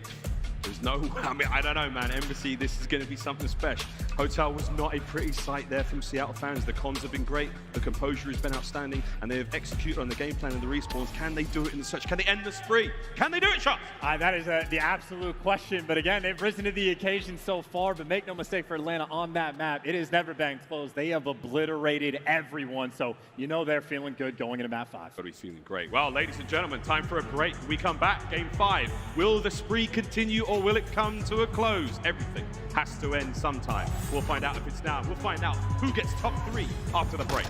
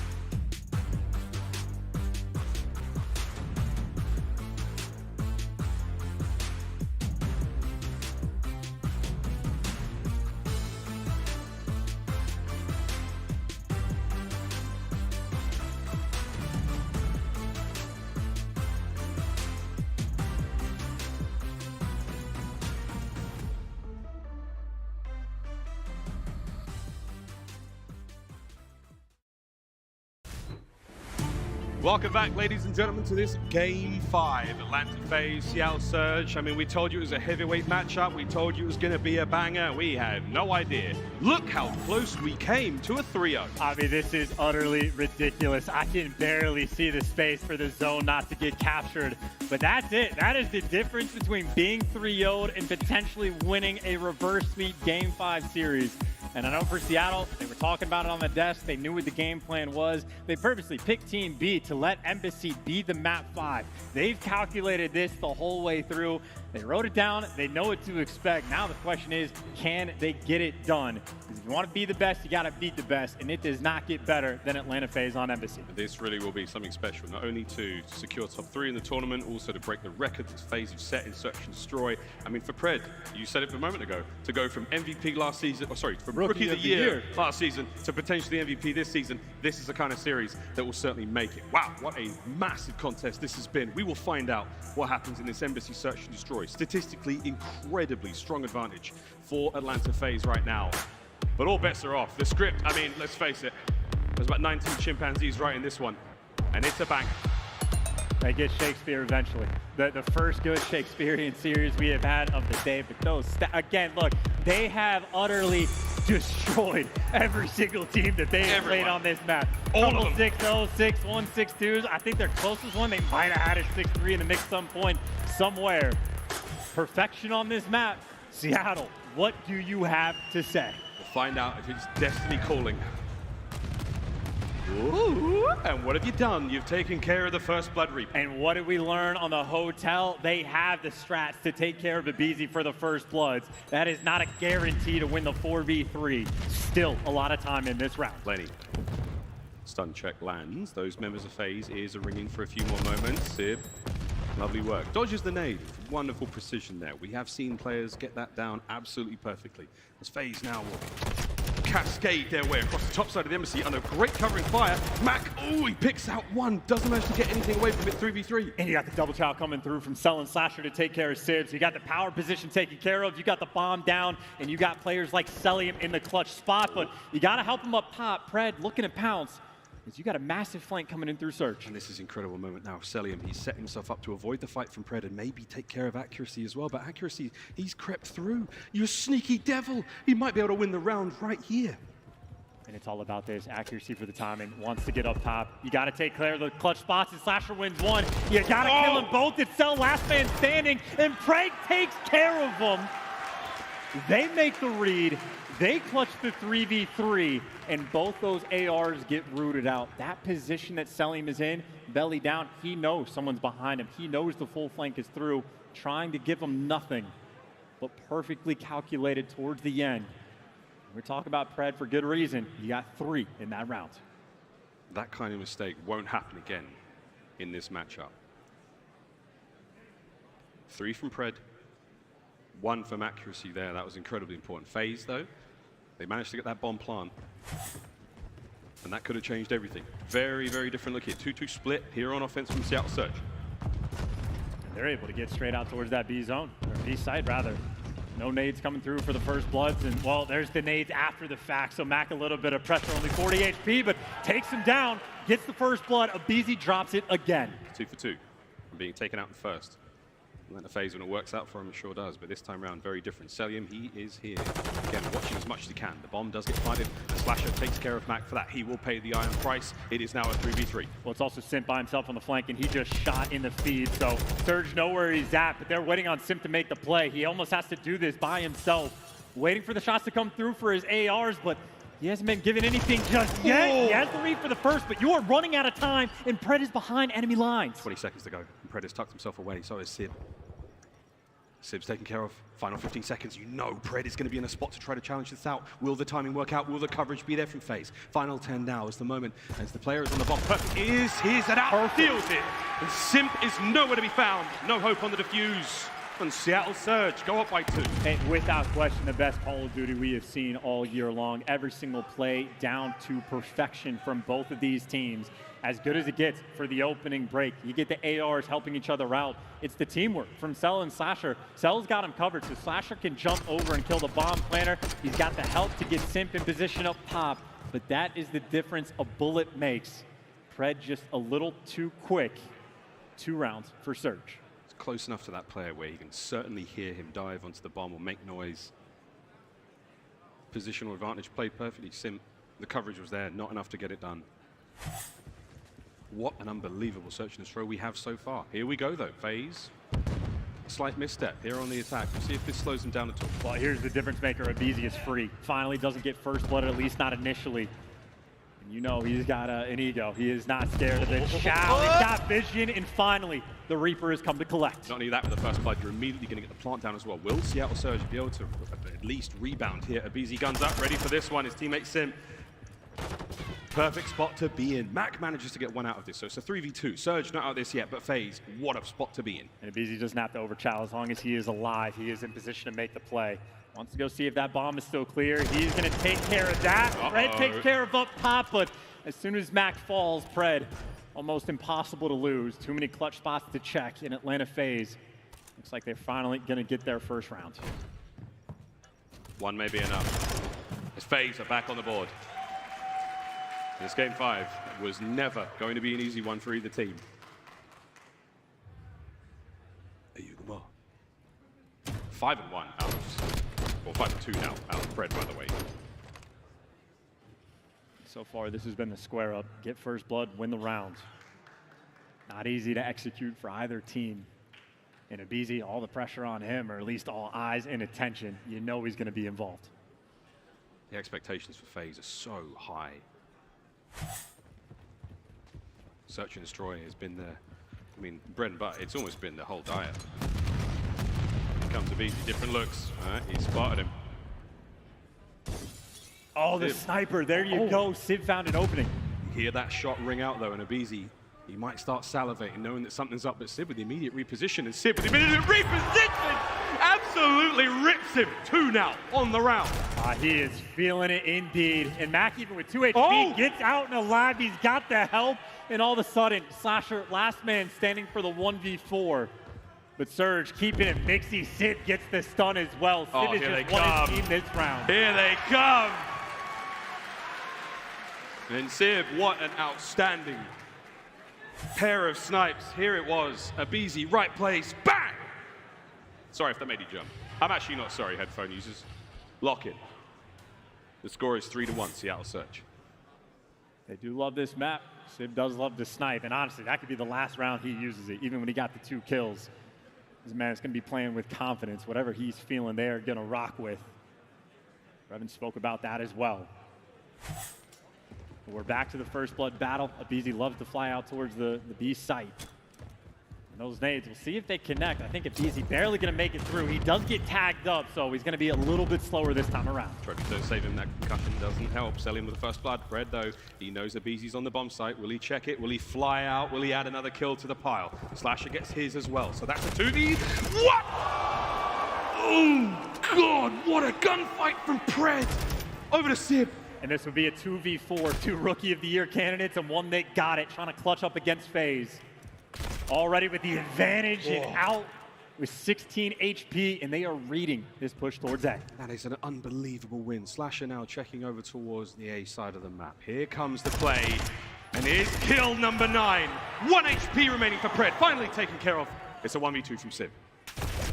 Wow, Slasher's got the angle covered, trying to back him down, and Salim going to be able to go for that plant. And unfortunate for Sib in this moment, it's a trophy system. It's a bloody trophy. Here comes the fight. And this time, finally, FaZe can deal with Sib. The score is 3-2. And again, Pred, by the way, 9 kills in 5 rounds so far. Stepping up to the plate. That first blood battle, though, it has been consistent for both teams. Get the first blood, win the round. Celium this time is able to deliver. Him and Slasher able to play for picks. The teamwork has been on point. And Atlanta FaZe down for the moment, desperate to maintain that spree.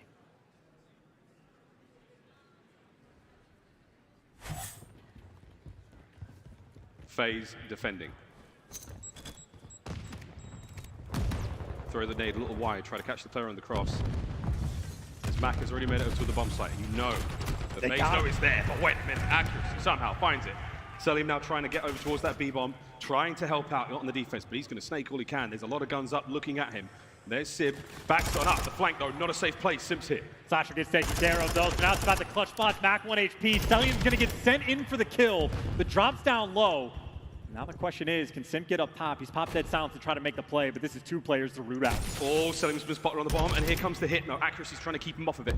You have to now watch out for the player upstairs. Big tags, not enough, 20 seconds. Pred with immediate reposition. Here we go, as Selim They saw him. Oh, they saw him, they're waiting for it. Here comes the kill, and they can't get it done. FaZe have found the equalizer. And they have bumped up the pressure just a little bit more, even with the bomb down, even without a player even up top for Atlanta. Surge feeling the pressure, trying to go for those routes, but getting caught the whole way through. A beautiful retake. And that is the first time we have seen the team that got the first blood did not win the round. Abizi might have gotten caught, but his teammates deliver. A massive round for Atlanta FaZe. Unbelievable work. And the synchronicity towards that final kill as well, no matter what happened there. Pred was dead and the round was won. The score is 3-3.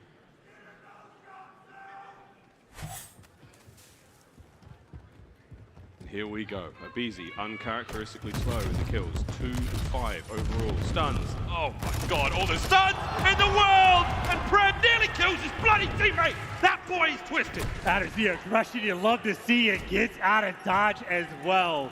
The ballsy play call pays off. Every single nade lands on their forehead. Oh my god. And now for Cell and Slasher, their teamwork has been on point this game. It's going to be a 2v3 for these guys to try to collect. Playing for picks. A standout by the van. Slasher, yep, he gets caught. The explosion's there for the damage. Accuracy for the cleanup kill. And Celium now getting played with maybe Sim. Whoa. Overheating just a little bit. He just opened a door. Not over yet. It's a 4 spree from Celium. If he can get a couple more kills, that might help out a lot. But right now, Seattle Surge have put themselves in a great spot to get this round. If you check the stairs, son, there's a booty on the other end of it. Now, will Celium check this or will he play for the streaks? I don't think so, son. I think Pred might have another.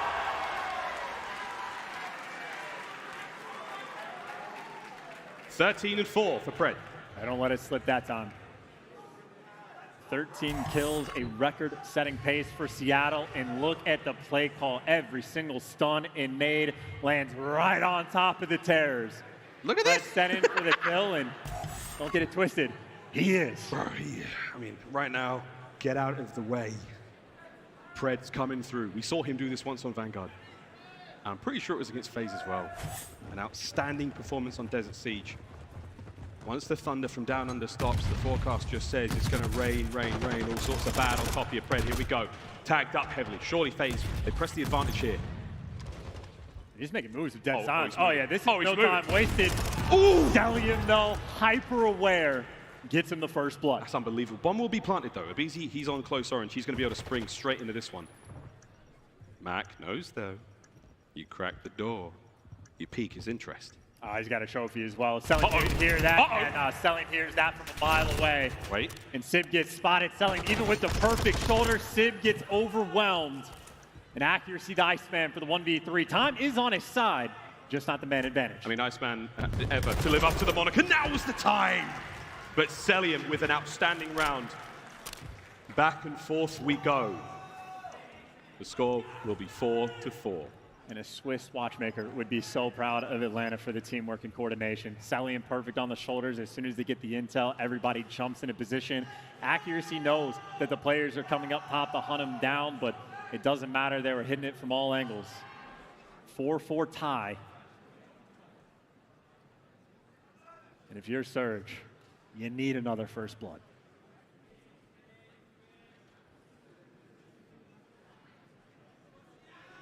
What a search, man.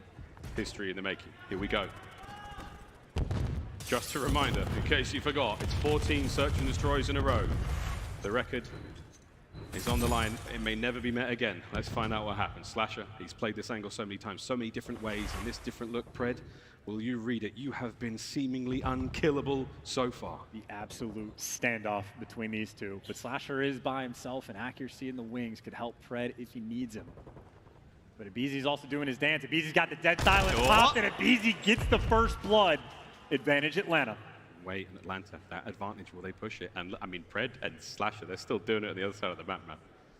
They're still chilling. Bomb down a B. Here we go. Plant. And the post plant now from FaZe. They've got all bases covered. Pred, oh, he's got ants in his pants and he's jiggling. Slasher, will he make the move? He does. What a run. FaZe, massive advantage now, 4v2. I mean, what can you do in this situation? Accuracy finds a pick. Sim getting back down, and yet there is nothing on the map available.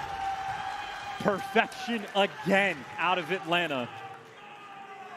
This is without question the most they have ever been tested on this map.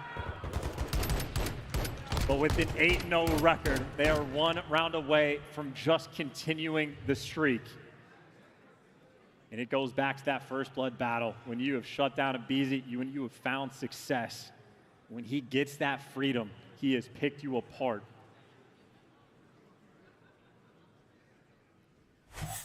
And it's the first time we've seen him do it in quite a while on this Search and Destroy. He has been quiet. The team have not. Here we go.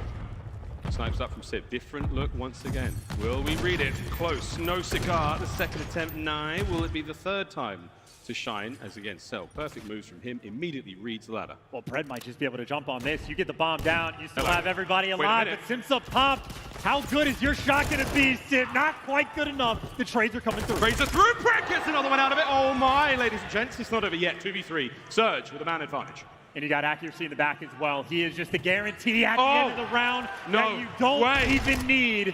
Sim, no time to make this happen unless, for the first time in a long time, maybe we get to see the snipe, but Pred playing it too safe.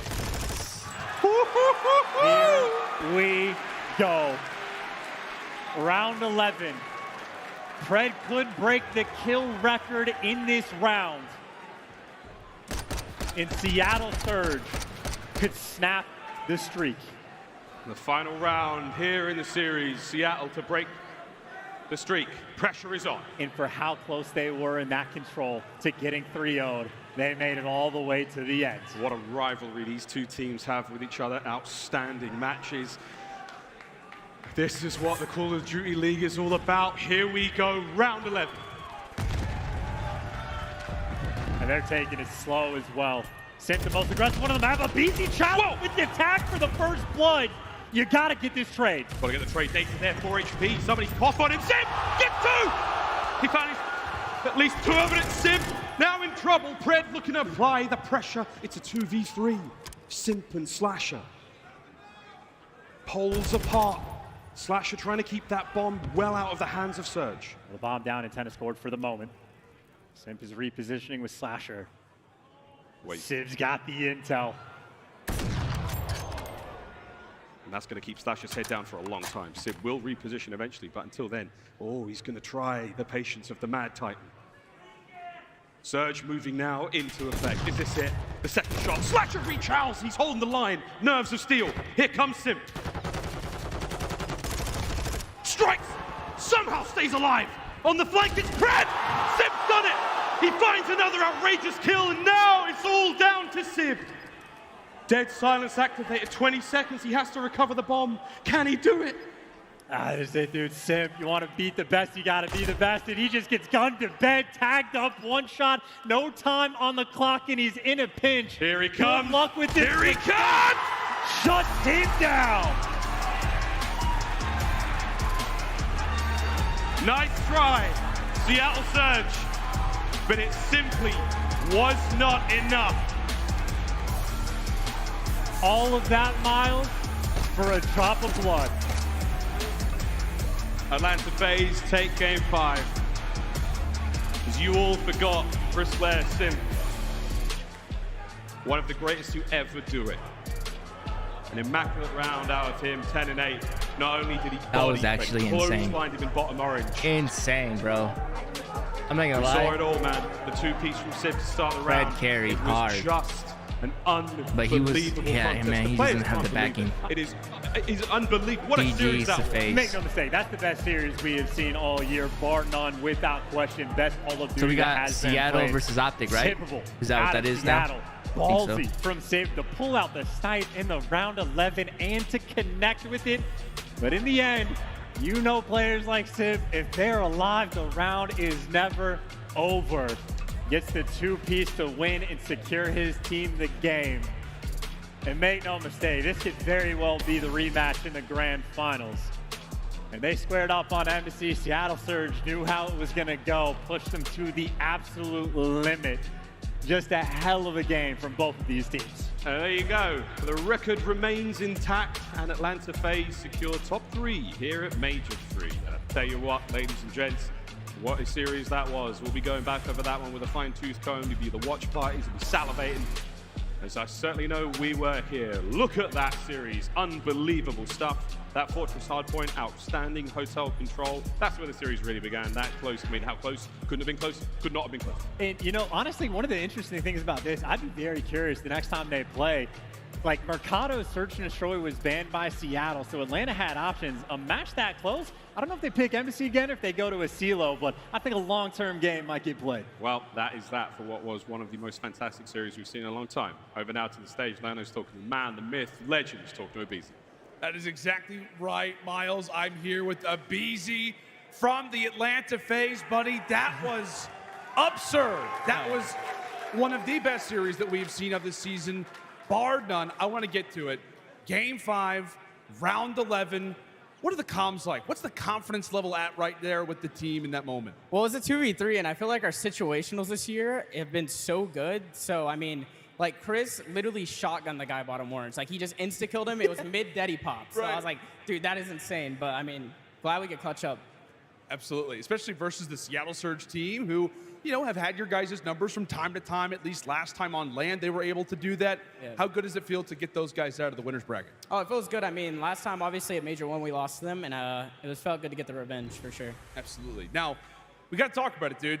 SD win streak now up to, what is it, 15, I want to say, on land. You guys have lost, I think, like 1 Search Destroy so far throughout this season. Now, you've talked about it, whether it's situationals. I've tried to get it out of Slasher. Maybe you can give it to me. What's the secret sauce behind your guys' success, continued success, unbelievable success in this mode? Listen, I can't give away the secret sauce, but I mean, okay. Like I said, our situationals are very good. Like, mid-round adjustments were just really good. Like in those moments, and I mean it shows in the games we win. Absolutely, man. Well, you know, we're doing our best. We're all trying from a rank play POV. We're trying to figure out what exactly we can do to improve our Search Destroy game. But now you guys have guaranteed top 3, right? You're moving into Championship Sunday for the 3rd time. Yep. You're looking to go back-to-back. What gets this team over the finish line and to a 2nd championship? I mean, we got to keep up what we're doing. I mean, obviously, they almost came back after those first 2 maps. We looked really strong those first 2 maps. The control, it was like so close at the end. It was so close. But I mean, we're playing really good COD right now. We just got to keep up what we're doing. Definitely, man. Well, any words to the Texas fans, the Atlanta FaZe fans out there? You guys are amazing. And I appreciate all the, you know, the loudness and everything. You guys are unreal. Deadass. Absolutely, man. Absolutely. Well, that's going to do it for myself and Abizi here on the main stage. Des, take it away, guys. Unreal series, map 5, round 11. I mean, an incredible comeback first and foremost for Seattle Surge, who, you know, went the distance going into a map 5. We were talking about the prospects of Seattle Surge beating FaZe Nameless. That hadn't happened since when? Since the first major in a game 5 where Seattle beat them on El Asilo. That would have been the 2nd time, man. It would have just been so sweet for them, but man, FaZe are just the hardest team to put out. I mean, you look at all these maps, even games 3 and 4, like Seattle, they were on the brink of getting comebacked on. They closed those out, and in that game 5, they had an advantage. They played it very well. Like, let's be honest, that series was absolutely incredible. Nobody has gotten that close to beating them, and they had the advantage in the round 11. Just some individual skill comes out to show, and Simp gets a big 2-piece. Well, we talked about Abizi. He's been our player to watch several times over when it comes to FaZe. Let's go to map number 2 for our scuff play of the game. Abizi's performance just absolutely unreal. He was just popping off. Best Search and Destroy player in the game, bar none. This guy is incredible first blood statistics off the wall. I mean, it's insane when you look at the numbers that this guy puts up in this game mode specifically.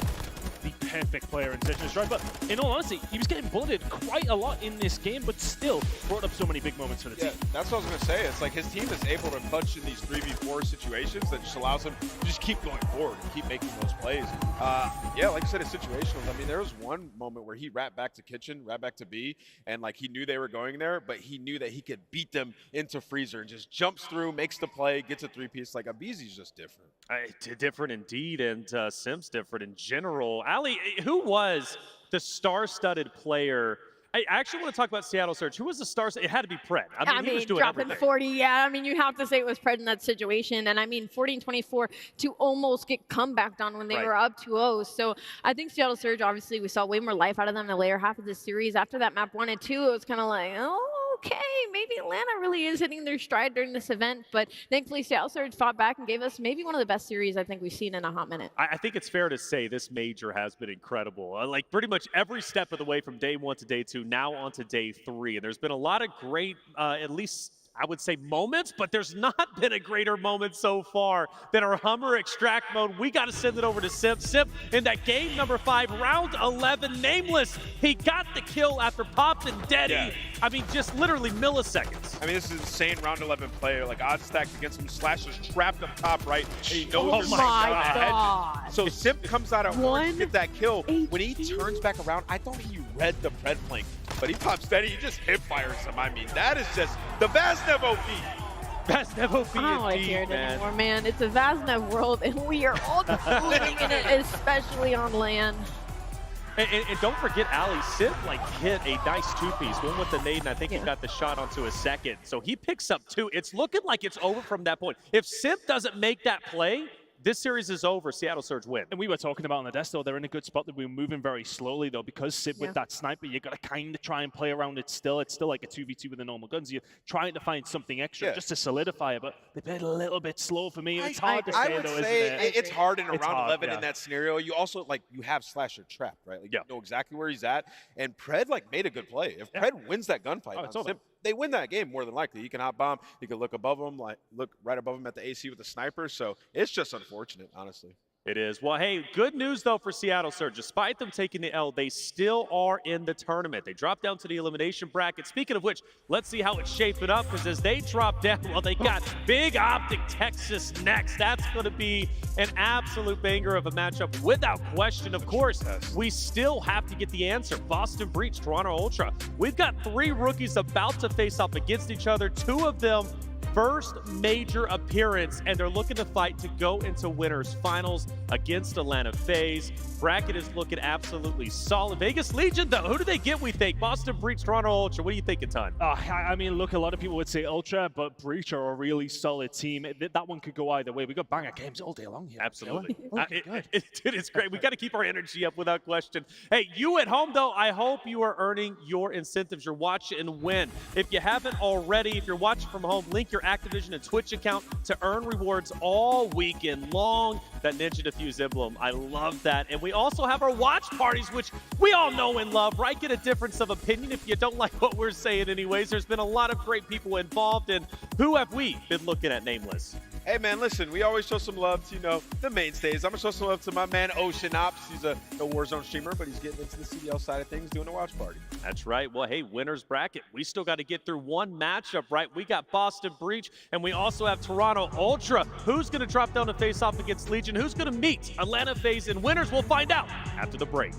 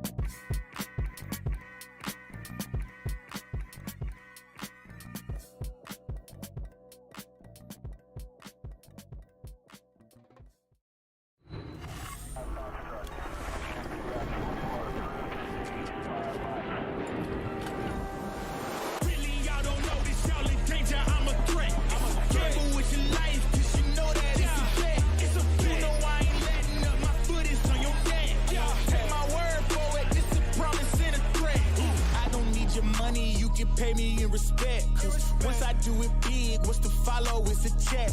I need 100 bags, nothing more, nothing less. And the ops feel away, cause I'm next, I'm a threat. Oh yeah, really y'all don't know this, y'all in danger, I'm a threat. It's a gamble with your life, cause you know that it's a bet. Gotta one up the next, point to the sky with the one up, I'm blessed. I'm young, rich and black, so you know I'm a threat.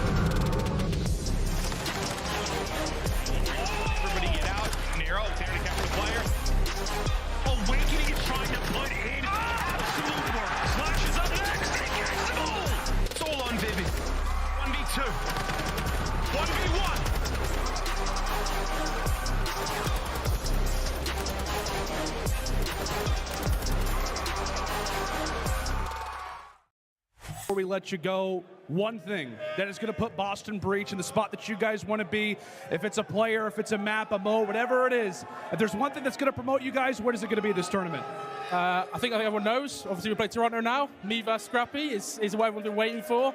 I want to take him down again. Last time I had my feet up a little bit, but I really want to bring it to him this time. And welcome back, everybody, to Day 3 of the Call of Duty League Major and 3 of the Optic Texas Major live at the Esports Stadium, Arlington.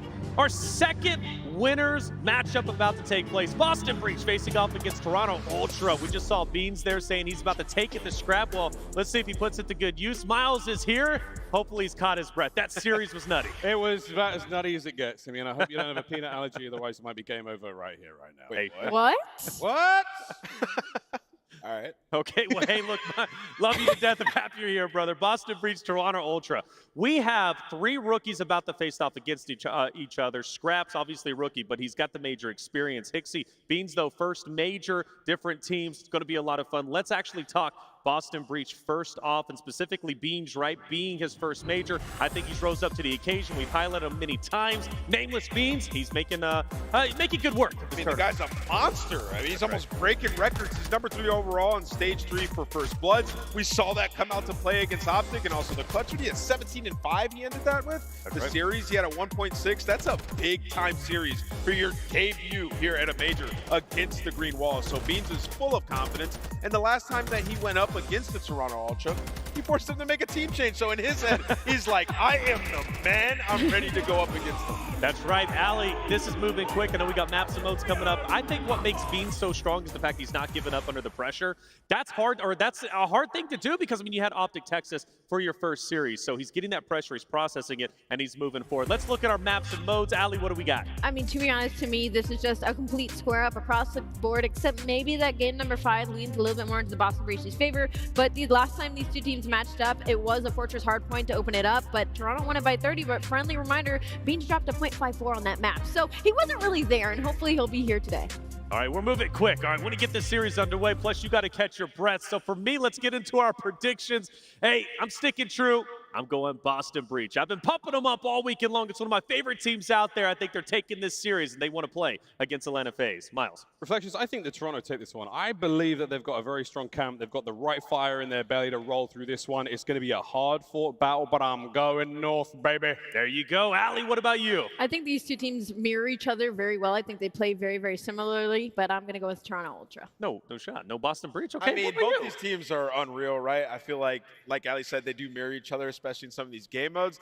I'm going to go with the Toronto Ultra, man. Scrap's going to come in here and have himself a good series. That's okay. I'll stay here by myself. Hey, Beantown all the way. Bryce, let's get the teams on stage. All right, thank you very much, Tess. Yes, let's get this next game underway.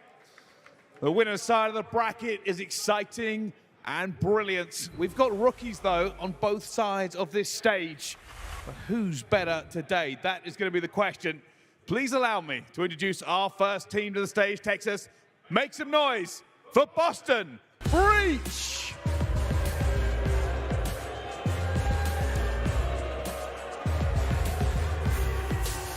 Vivid, Beans, Awakening, and Nero, Boston Breach! They are definitely the villain here in Texas after what they did yesterday. This team has been fiery since they made this roster change. Beans has been what they needed, clutching up in Game 5, dominating in Search and Destroy. Can they do it against Toronto? We're gonna find out. Let's bring them out. Thank you very much. Yes, the team in green are sat, and now they need their opposition. They've been good so far, but will they be great? Only one way to find out. Please welcome to the stage, Toronto Ultra!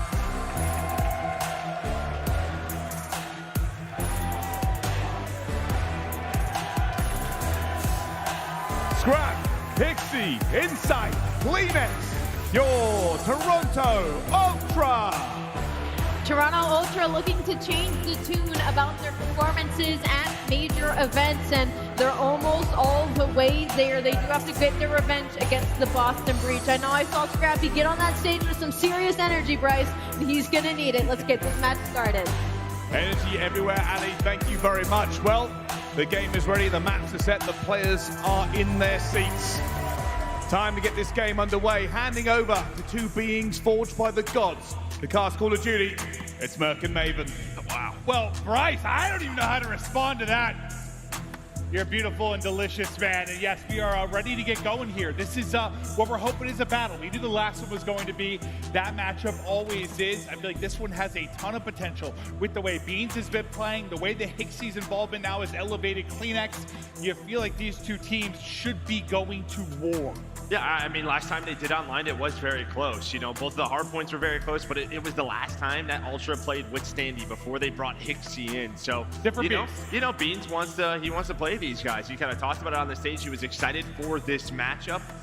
Two of the best control teams. We're going to have a showdown in game number 3, but they're sticking with Fortress Hardpoint.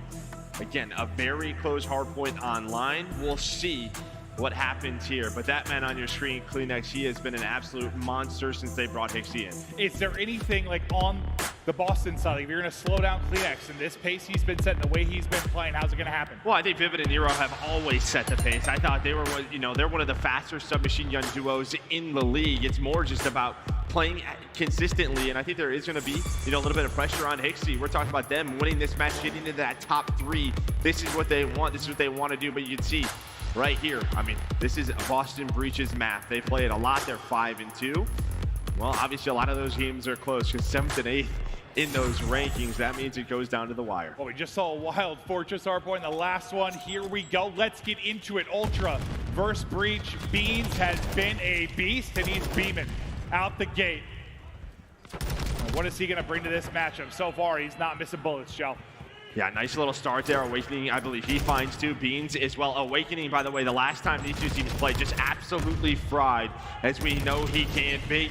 Wake had like a 1.4 around there, I want to say, versus Toronto Ultra team. Can he get going? But there's Hixie immediately with the response. He hit some P1 control. Insight working the spawns for P2 alongside a Scrap, but there he is, Awakening with the 2. You try to double chow that. Think one's going to get the trade, but not going to happen. Awakening refuses to be traded. Now back to Beans we go. Off the 4-1 start. Looking for number 5. Good luck back there. Just tucked away. It's a vicious heady. It is Scrap. That's all 4 dead. And now a moment to breathe and get set up. If you are Ultra, you got to be liking this. You've got 2 able to push out mid-map. 1 just soaking up time. Yeah, and they are trapped back P. Behind maps. You do have one player spawn up P1. That's going to be Beans. Maybe start to work the pinch. He's going to find one alongside Vivid. But the way Ultra could play this now is playing from the front, right? We've seen it in the last series. That P3 is so crucial for both of our teams on the stage. So I think that's what they're going to try to do with the way that Inside is playing towards the front. But Vivid and Nero there to find the openers. That's going to be 3 dead for Toronto Ultra. Insight, he gets 2, but right after that, he's going to drop 20 or so seconds remaining. The hard point, 10-point edge for Ultra. Kleenex hit the shots and the nade. But now they're just going to think about getting set up. You see one person still put in shots. That's Scrap. The rest of rotate. Now the call is going to get in. Everybody back up. Boys, it's time to get set up and try to lock them in. No, Boston are going to go. Scrap should spawn out here. He should spawn back P2, and that's going to be it. You can see where he spawns up in number 5. So they know they have a 3-on-3 on this new hill. Nero with the opener, Hixie and Kleenex, though, trying to hold on to the spawns around this gate area. They're able to connect, but it is scrappy. This is exactly what you want if you are Boston. So is that just a situation maybe Scrap should have backed up a little bit earlier, not had the death come at that time? Yeah, I mean, that's not when you want to die. You're hoping to find a kill, then you would get a safe spawn, but they dealt with it for now. With 40 seconds left, it looks like they should have hill control. Yeah, I mean, Hixie's too. Obviously, super crucial in that moment, but now breaking through maps, trying to find the opening. Kleenex there though for the trade. That's going to be 4 in a row. Looking to dial up number 5, and there's the 5th, but it'll end there. No cruise earned as the shots come in from the open window. The nade going to hit there as you try to push out the cut as well. Now you just soak up the time. Considering how scrappy it was early on, that's a great hold from Ultra. Yeah, they have, what, around a 30-point lead right now. They're going to try to work outside of this side of the map through gate. You have players inside of maps, but that's exactly what you need to do now. How did Boston want to play this? P1 side of the map is open. They're going to work inside of Art. There's nobody top rails, nobody top dark. That's going to mean, hey, this is a free hill. And they find the kills as soon as that hill does pop. And, well, now Ultra with a huge break with map control. You see the feed is all purple as Ultra getting the hill. And this is one where, look at Kleenex, man. He is 16-7. Look at his numbers compared to everyone else in the lobby. He was on, what, a 5 into a 4.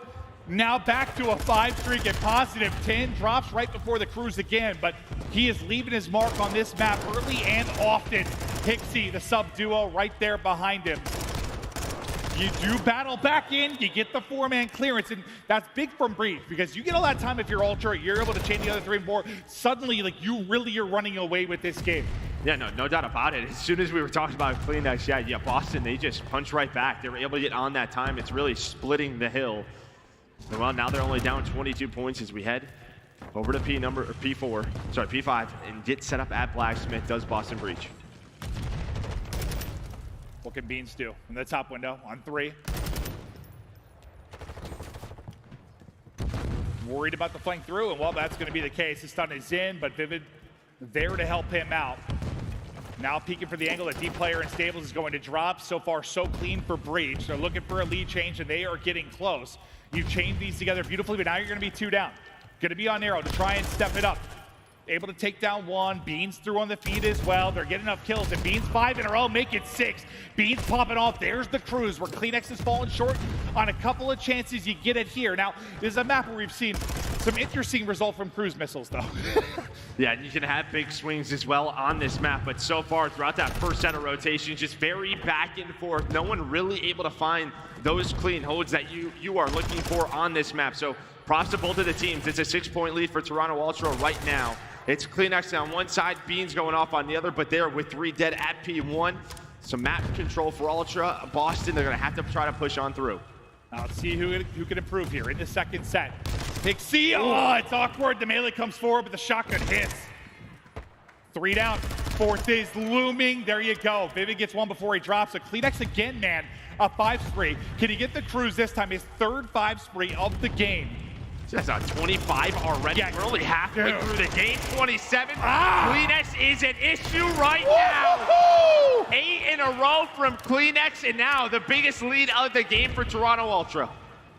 I mean, from the get-go, the man was setting the pace in the stat line, and it is just continued. Spots another, and the Vaz is hitting, shooting rockets out of his Vaz currently, but up 40 points, still very much in this is Breach, but I gotta hear the comms from Ultra. Kleenex is lighting up the scoreboard. Let's hop to the listening.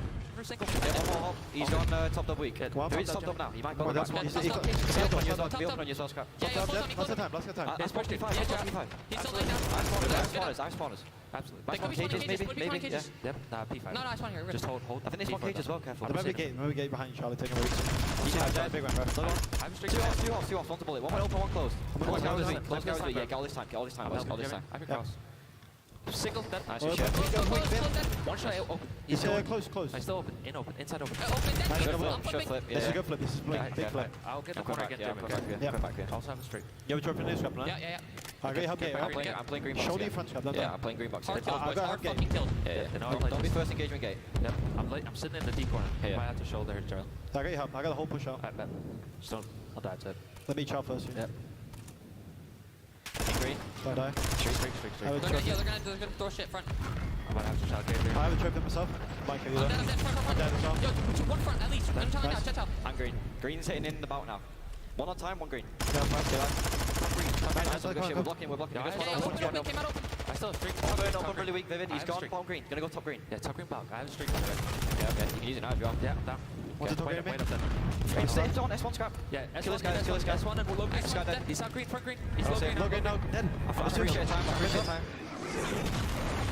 The streaks are all hit now. I was thinking just lack of trophy, maybe the issue there. The fact that I was able to get 2, you respond with your own streak. You get back in with about 25 seconds. Everybody investing every ounce of utility to try and fight for this crucial time. Yeah, I mean, that's just our players knowing, right? They know how to avoid the trophies as best as they can. You hit a surface a little bit above, it's going to connect on multiple. But Ultra in the listening, just very calm. You kind of heard Scrap. Let's be hard kills. Let's not give them freebies. They had exactly what they wanted, but the streak from the Boston side keeps them in this game. Yeah, it feels like Ultra, maybe just the hot hand that is Kleenex. He's on 34, by the way, on like record pace, depending how deep this is going to go. But Nero, Beans, they're able to open it up with 3. Into the point they go, Insight just waiting on the reinforcements to rally in. They're spawning out Narnia and trying to rally over from Old. Just playing his life for now.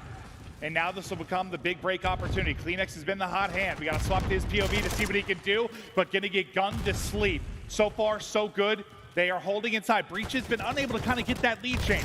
Go out in front, maybe rack up some time. Their opportunity is now tied up. Lead changed. Boston Breach go out in front. I mean, a hell of a job here by Boston Breach to give them the lead. I mean, you're looking at the scoreboard, you're thinking Ultra is destroying, but I mean, they have stayed alive in the key moments. They had the great streak out of them, and it feels like Vivid and Nero are winning some clutch gunfights, you know, to break some setups for Toronto Ultra.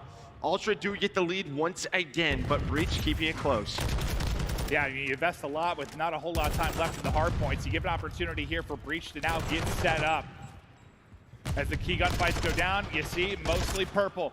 It's 3 kills through from Ultra, but the difference maker might be Vivid. Keeps his team in the fight.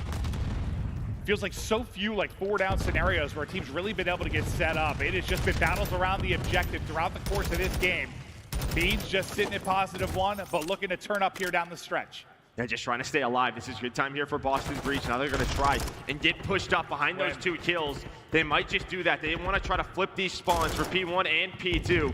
Vivid, he's got Denny popped. He knows where the spawns are coming in, trying to play his life. He is connecting right now, and now Toronto Ultra have to worry about him. So these final 20 seconds should be clean for Boston. Now their biggest lead, as they had a big, you know, switch right there. These last couple of hills for Boston Breach is, as I said, Vivid Nero starting to go off. Yeah, I mean, it was all Kleenex. It felt from a submachine gun standpoint, but as he slowed down, the boys on the other side have really started to pick it up. But now you're back into the hard point if you're Ultra. Cruise missile gets activated by Insight.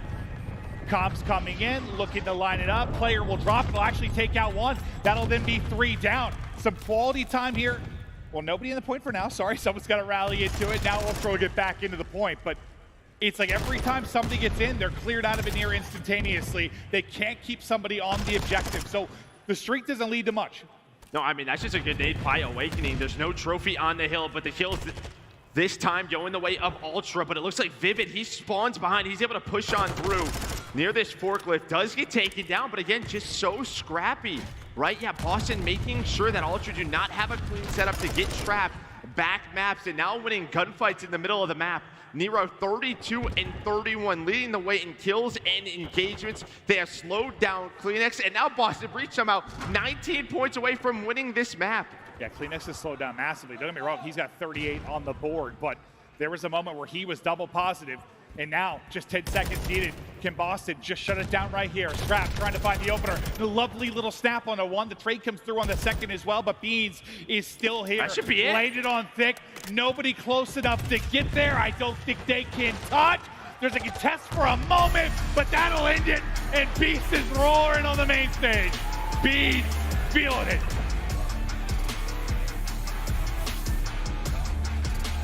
Unbelievable out of Boston Breach. They just never let Ultra control the game. That lead got to, what, 40 or 50, but there was always a response. And I gotta look at that second P3 again. If that cruise doesn't hit 2, I think Ultra probably go up 80 to 90 points, maybe put the game away. But that was a key moment for Boston Breach. And then what? Vivid starts to come alive. Nero was really stepping it up, and it slowed CleanX down. I'd really love to know, like, CleanX's stat line, like, midway through the game and what it ended on. Because it felt like, I don't remember what it was, but I swear it was somewhere around, like, a 34 and 18 or somewhere in that ballpark. From there on, I mean, they just take over. And you felt it just seeing the plays from Vivid and Nero. Like, just from a spectating POV sometimes, right? Like, you're watching the hot hand, the observers do a great job of just seeing who it is. You're watching CleanX over against. He was 5-3, but then who was it? It was Vivid getting through on a flank. It was Nero winning big one-on-ones. They just turned it around massively. No, they certainly did. I mean, right from the get-go, just a hot start from CleanX in Toronto Ultra. But you just watch the scoreboard. It never gets out of hand. They made sure when the big breaks needed to come through, they absolutely did. Beans was fantastic from the get-go, just staying consistent for this team. And you're thinking right around here, okay, maybe now, right? The trap is in, 40-point lead, you chain P1 and P2 together, but that doesn't happen. It does not happen. And right around this moment, right before here, you had the cruise missile connect. It was 34 and 19, I think is what it was. So from that point forward, he went 4 and 12. 5 and 12, somewhere in there. Yeah, I mean, they definitely started handling that much better. As you said, there was just always one more player or one more kill that didn't allow sort of the trap to be set up for Ultra. Well, we talk about in various modes, control and hardpoint mostly, but like when your team gets pieced and you've got one guy left, when that player is able to get 2 and stay alive, like that is the difference that might keep it scrappy for the next 30 seconds where it maybe wasn't going to be. And so many times, man, it felt like they were able to do that. Because you said it during the midway point of the game, like when you're looking at the game CleanX is putting on, just like the scoreboard overall, you feel like Toronto would be up a lot, but they just weren't. They couldn't pull away. They could not pull away, and it's Breach that are able to do it late. But really, I mean, yeah, you're what? Right around even, negative a couple kills. It definitely comes a whole lot closer, but it's really like the earlier in the game. They're probably getting outplayed by, I don't know, 10 to 15, somewhere in there. I mean, Awakening, I mean, we've talked about just sort of how talented he's been, especially in respawns and hardpoint for this team. He's thinking, if I got a .84, I got the least amount of kills on the team, and we're winning hardpoints. All right, lock me in. Let's get it. 100%. What a heroic effort it is there from Breach. So now you take control of this series. We're going to stay on Fortress now for Search and Destroy. And all that momentum, you start to feel rally. I mean, I'm loving Beans has become instantly one of my favorite players just with how, I mean, his interviews have been incredible considering these are some of his first time on the main stage, first interviews. See how well-spoken he has been, how fired up he's been, like a lightning bolt for the league. And he is feeling it now. Whereas on the Ultra side, you got to bring it back. And yeah, he's all smiles, just joking with the guys. Awakening is like, thanks for the heart, Gary. Well, we kind of, heard that, some of these guys were just very mellow, very chill. And maybe they needed someone like him to bring out their confidence, to get fired up on the map. And yeah, he seems to be that engine for them. Yeah, it probably just depends on the players sometimes. Like some people probably like to play with that. Some people don't. I mean, but it feels like, yeah, his energy has just been electric for this Breach side. But now can you take it further to Ultra? If they bring it back and take this Search and Destroy.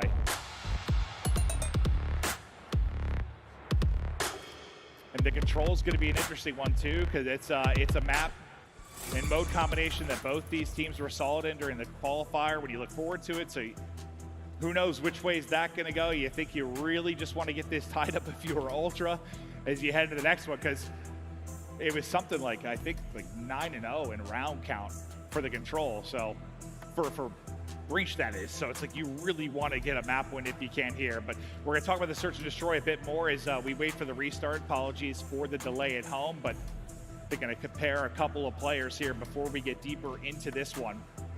Yeah, 2 of the ARs. I mean, 2 of the rookies, Beans and Scrap, we're going to take a look at stats-wise in Search and Destroy. But there you can see, and this is just from day one. But look at Beans, 3.4. I mean, he had 17 kills in that game mode. He was really the one that really changed it for them all the way to around 11 where Scrap, this is what he has done all year long. He has been so consistent for this team. but it's really that map number 3, that control where he stands out. Side-by-side shot of the guys. I mean, pretty quiet and locked right now for Ultra. I mean, I feel like Beans has just been smiling and chatting it up throughout the entire break. Maybe sometimes just it could be like a nervous tick, or like, you know, you're just trying to stay loose, maybe just trying to keep the guys staying loose, but he just seems to be having fun, which I really enjoy. Yeah, having a good time. And, you know, you talk about the Rookie of the Year. I think for everyone, it was Scrappy's, you know, Scrap, like no question about it. But remember, we have a lot of COD left, and if Beans is the guy that really turns this Breach team around, he is right to that conversation. It happens so fast, man. It just feels like... Just takes a couple of big wins. Overnight, man, he just becomes the spark plug. And instantly in that Rookie of the Year conversation. What are you talking about right now if you're Ultra? Like, you know, how do you think the team is feeling after it feels like you're in control throughout most of it, but just kind of let it slip down the stretch? I mean, I feel like, you know, there's a lot of sort of experience on that side, right, with Kleenex and Insight. They've been in these longer series before. Not their map pick. You're going to a Fortress Search and Destroy, which they're very comfortable on. Maybe they knew that this was going to be a grueler, a long series. Just got to forget about it, focus on this next map. Well, I think everybody knew, like, I think Beans kind of alluded to it in an interview, like, we're known as a great scrim team. We've been a great scrim team. We've, like, done well in qualifiers. It's just like, can we play that game on LAN? And, like, so far, as of day one, yes, they were absolutely able to do that. So I think if you're on the Ultra side, yeah, you're always a team that's tough to put away. You're good in every mode, but, like, same could be said on the other end if they're playing that type of Call of Duty. If they're able to transition their kind of scrim play to LAN. It's one you feel like you're going to war in. Yeah, I think Ultra, I mean, listen, I feel like they were in control a lot of that series. There was a couple of plays. If they go differently, they probably win that map number 1. They understand that. I would say, if anything, you really want to focus on the comms, make sure everyone's talking, trying to pick each other up. But we're going to take a look at Boston Breach, what they have done so well so far. Again, they've only played 1 match. Or sorry, this is stage 3. Okay, so all of stage 3. And again, Awakening, what we just talked about, he had that 1.2. You didn't see that in map number 1, but it's the rest of the team in Search and Destroy and Control. Yeah, it just feels like it probably speaks to the fact that they're going to make a team that's tough to beat across the modes. Like, yes, somebody spikes in one, falls off in another, but there's somebody to pick it up. Like, somebody's thriving in every mode. I mean, Vivid's probably the guy that, you know, stat line isn't the prettiest across the board, but I don't know, hot and cold at times. But, like, I think you saw in that map 1, man, when he really started to get in the rhythm late, like when the pressure was on. I mean, if you have a 0.5 the rest of the map, but you're making a play down the stretch and you're keeping it close, that's all it takes. I think you probably want that a little bit better, right? Yeah. Like, you know, we can always say those fast objective type entry players you usually want, like around a 0.9. Well, it's the same with, like, Hixie and Kleenex on the other side. You saw the stats from Boston. Is, you know, again, apologies, we're preparing to hop into this as quick as we can, but Joe, this is a look at the Ultra side. Yeah, hardpoint, you know, pretty back and forth, similar to what we just talked about.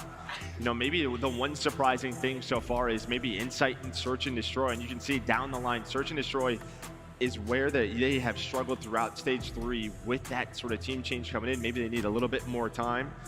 But Hixie's, like, literally, it's almost identical to, like, what you saw from Vivid, but it feels like the guys that are getting the most benefit for it, like, it's very clearly Kleenex on one side. On the other, it feels like it's your ARs pretty often that are kind of carrying the way in the Awakening and Beans conversation. I mean, it's a tough role, bro, being a Vivid or a Hixie. It's a tough role. Yeah, gotta run first. Yep. Gotta run first. But there you can see Fortress this season, very good for Toronto Ultra. One player to look at is always Kleenex. It feels like he is always involved early in those first bloods. He was just having a great map number 1. We'll see if he can do it again here in map number 2. Right back into it we go.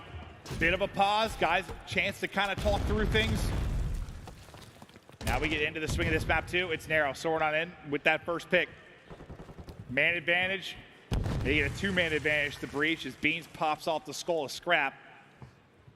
Hixie, though, spotting one in the corner, slowly bringing it back down for Ultra. Yeah, always tough in this early rounds, right? Get into a spot, you don't have Teddy, you gotta wait for it, and they know that he did not leave that position. But do they know Vivid is here? Yes, they do, but he wins the gunfight. The Vaz has the advantage. Hixie going for the trade, able to make this a 1-on-2. So you can pull off the 1-on-2. This would be for the ace. He was able to get the first pick to give them a chance in this round to begin with. He's got a trophy, though. 40 seconds to go. See if he can bait one up close. He might be able to catch one. He couldn't finish the kill. Now you got to get out of there. Not quite able to do it. That's a clean pick, and he gets out. A real chance to win that round, but Boston Breach able to get it done. Yeah, I mean, Awakening somehow stays alive. I think it's one more bullet that is needed, as you said. Beans there for the trade. And I think what he's hoping is that they're watching that cross. Maybe he can bait one of them into close to have an earlier one-on-one. But a heck of an effort there out of Hixie. Maybe next time just go for that bomb plant, but still, just such a tough situation. He's the trophy guy. Won't have Deddy to really finesse around the map. Yeah, but he gets like what? Another bullet in. Not sure how weak he got Awakening, but good job by Awakening staying alive in that situation. Trying to get shots in through the gate. Nade's gonna hit as well. And you're just clumped up now, kind of playing this retake type defense. Maybe get some wall bangs through the doors. Showing our form, looking good. His Awakening is, he's got the bomb. Your quads have got to be just jacked. Just absolutely. You should start doing these, dude. Probably. Yeah. What was it like back in like high school last week, like the wall sits, dude, where you'd sit there? Oh, quads be burning. And form on point for Awakening. He's got the bomb. So really just waiting on him in a very slow round. Oh, yeah. For both of these sides. I mean, Ultra's just waiting for Boston to do something. And well, Beans looking for the gunfight. Nice shots in. Here comes the rest of Toronto Ultra. Vivid got spotted on the cross. He will get dropped. Able to get a pick though. 3 versus 2 now for Ultra. Bomb slowly working up. Hixie is tucked away in a corner. Here's the Chow out. Thinks he dropped down low. Stays up high. But Ultra ultimately able to take it. Yeah, I mean, Beans, he just hits, team shot on side of stage. Insight able to find the second. That's what he stayed alive with 1 HP there on that trade. And then he's just got so much work to do. I mean, how much time passed before bullets started flying? It felt like 50 seconds, near a minute.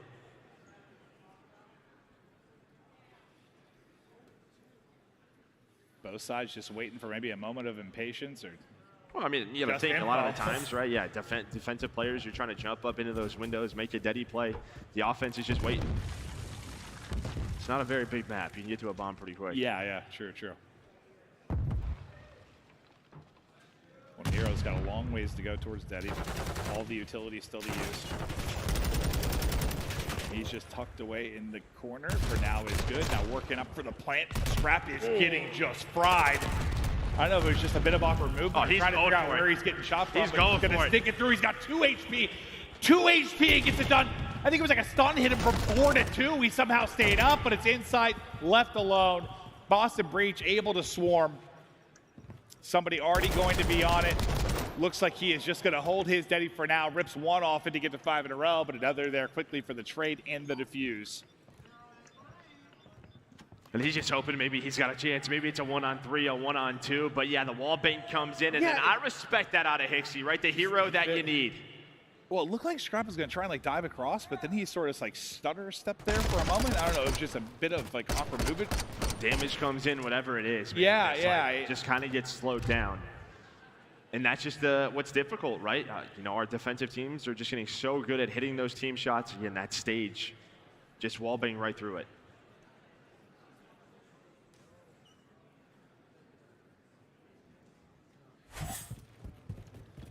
Two-1 now for Breach.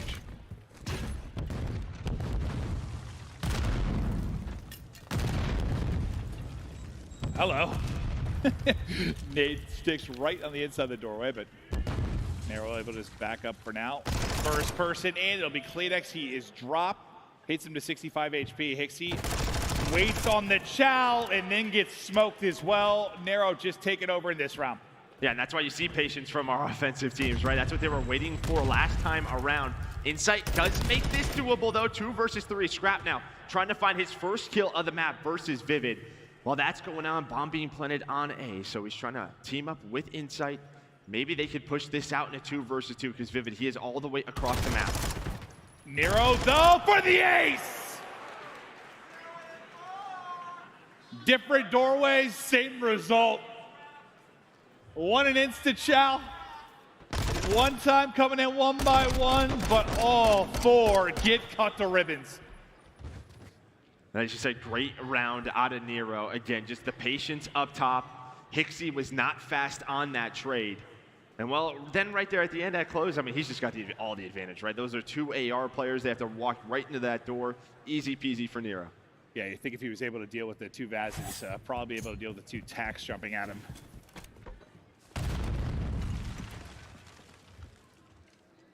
He's got a Cruise now as well to work with, so maybe invest in that early if they want to. Again, just a very slow round for Ultra right now, just trying to see if they can find anything, and Nate does connect on a Nero. Looks like they might want to try to work through P1. That's going to be Vivid in Awakening, trying to find an opening. He's got this dead to use.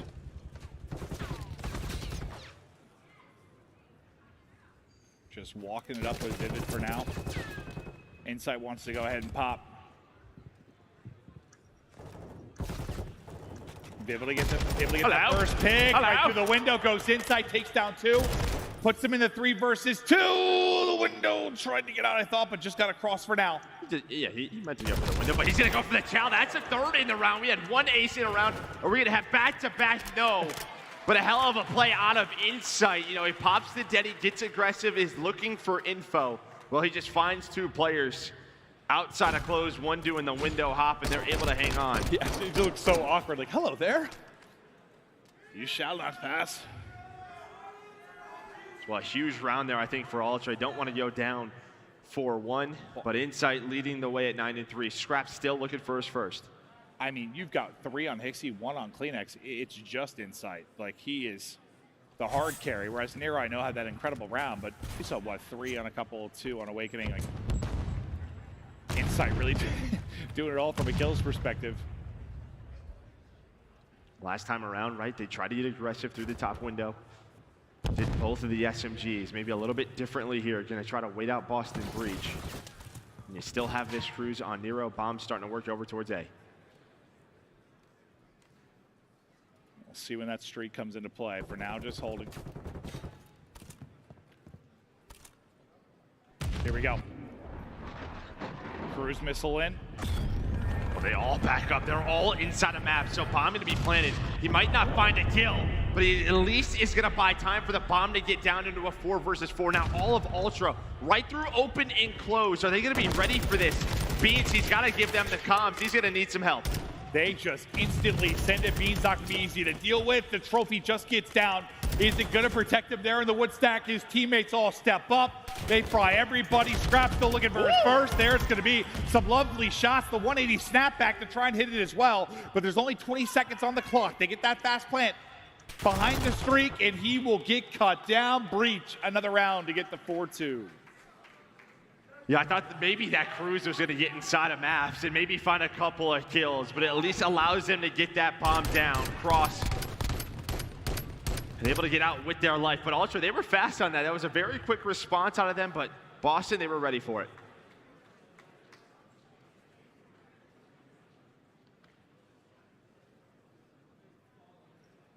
I mean, you've struggled for Ultra to like get these 4-on-4 retakes. Anything you try a little differently defensively? I mean,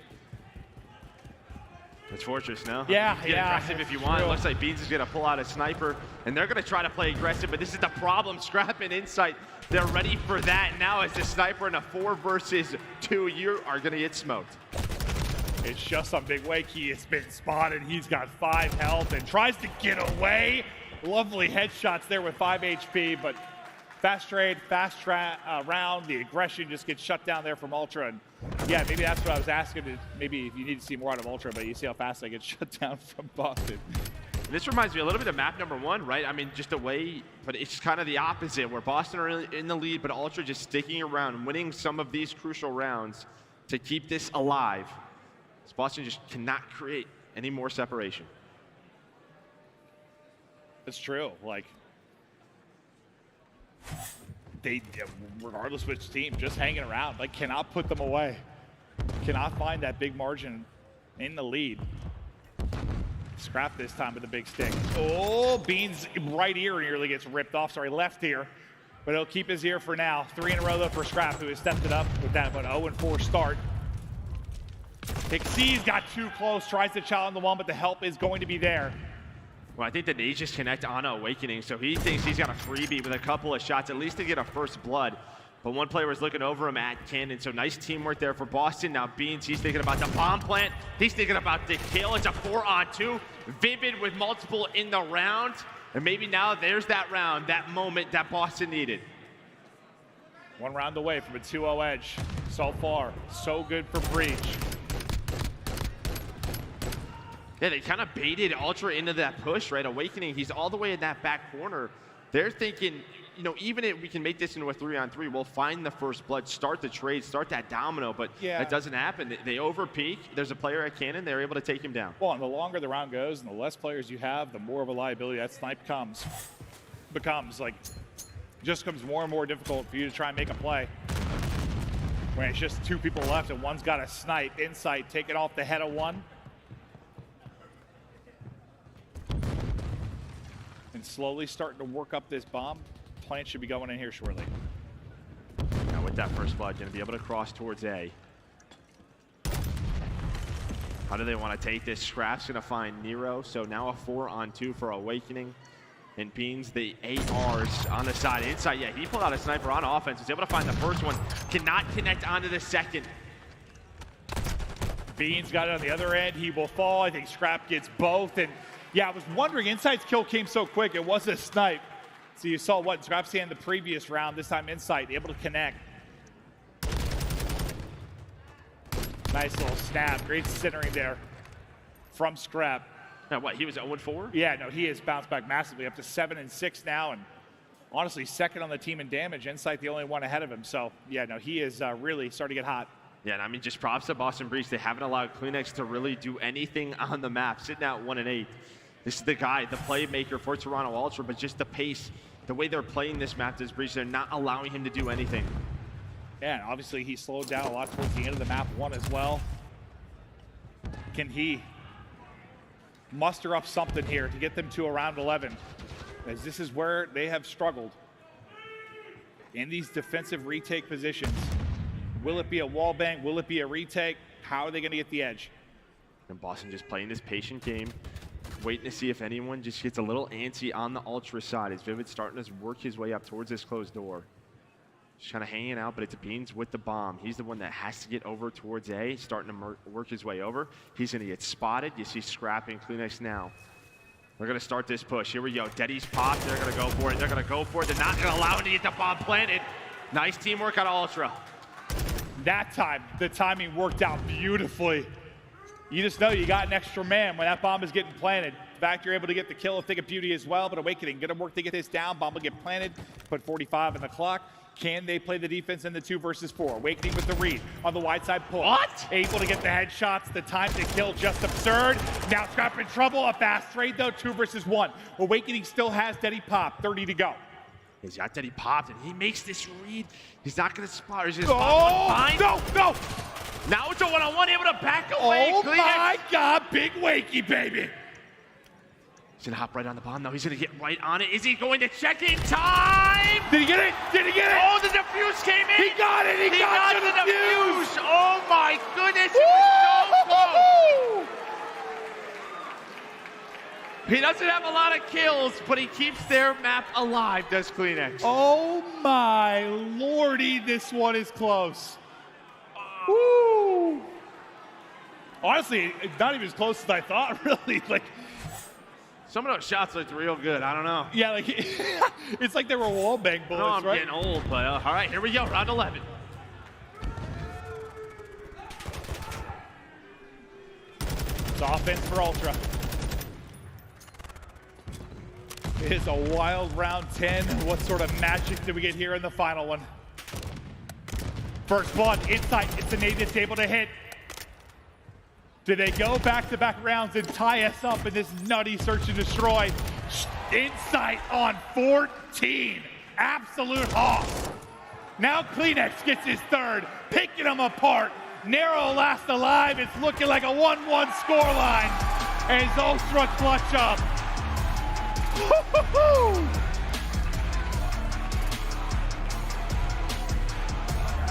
Well, Insight with the plays from start to finish up to 14. But yeah, it kind of reminds me of map number 1. They also just never got away. They never got away. Awakening had an opportunity to win the map for Boston Breach, and well, sometimes it just comes down to milliseconds. Yeah, that was like the one time that looked like a normal time to kill with attack. Like, instead of like a 2-3 bullet kill, like just sitting there diffusing, soaking. Unbelievable. I mean, I panicked. I started jumping around when he didn't finish the first kill. Just one of those situations where he's able to snap back and recenter nicely, but just couldn't clutch up. Kleenex with the ice just gets on the bomb instantly, and it's a roller coaster of emotions to bring us to the 6-5 score line from Ultra. Nail biters thus far, Joe. And I mean, honestly, props to Kleenex, right? You're having a struggling map to kind of make that decision, because I think sometimes players in that sort of moment will panic, right? 20 seconds left. He just found 1 kill. You know, he has the Deddy reset. Where is he going to go to? Some players might just take the risk, might just try to hop off that bomb, try to find that kill. He just sticks Or it was an easy decision, like, I'm not winning a gunfight in this map. I'm just going to stick it. Like, that's my best chance to win. Unbelievable, though. It is tied up 1-1. The last series was truly terrific. Another one here with a chance to go the distance. Boston 1, Ultra 1. Control around the corner. We'll be back after the break.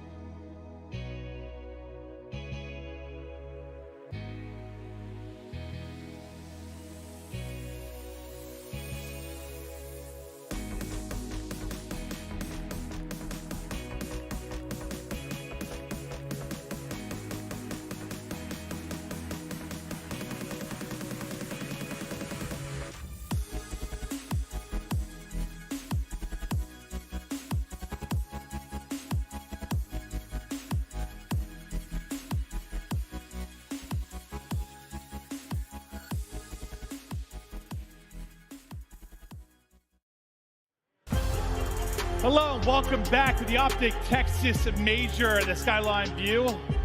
We got all sorts of stuff going on here at the Skyline. It's a roller coaster. The roller coaster view. I don't know, but look at the Flank Boys, dude. We got Ben, maybe the sexiest bald man in esports now. He's not even fully bald. Yeah, that's true. He didn't really commit to it, did he? You can literally brush your teeth in your bald head when it's super shiny, dude. All the reflections that come in. Oh, I just like pictured that. That is disgusting. Just saying, dude. That's bald right there. That's bald. That is.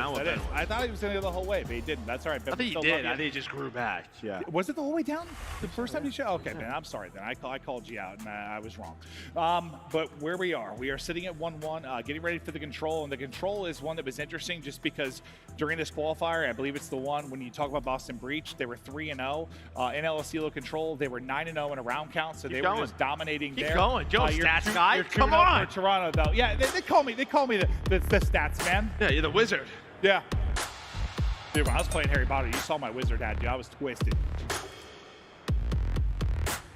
I was, bro. I was riding around on a broomstick. There you can see right there, both these teams got to reel it back in. Both these teams, 6-1 for Boston, 5-2 for Ultra. Very strong on this map. So while Nero having himself a series, not able to close out that search and destroy in that round 11. Ultra tie things up, but here we go. El Asilo control map number 3. Let's see if Kleenex can get back to it. Yeah, Frost stuff. Okay.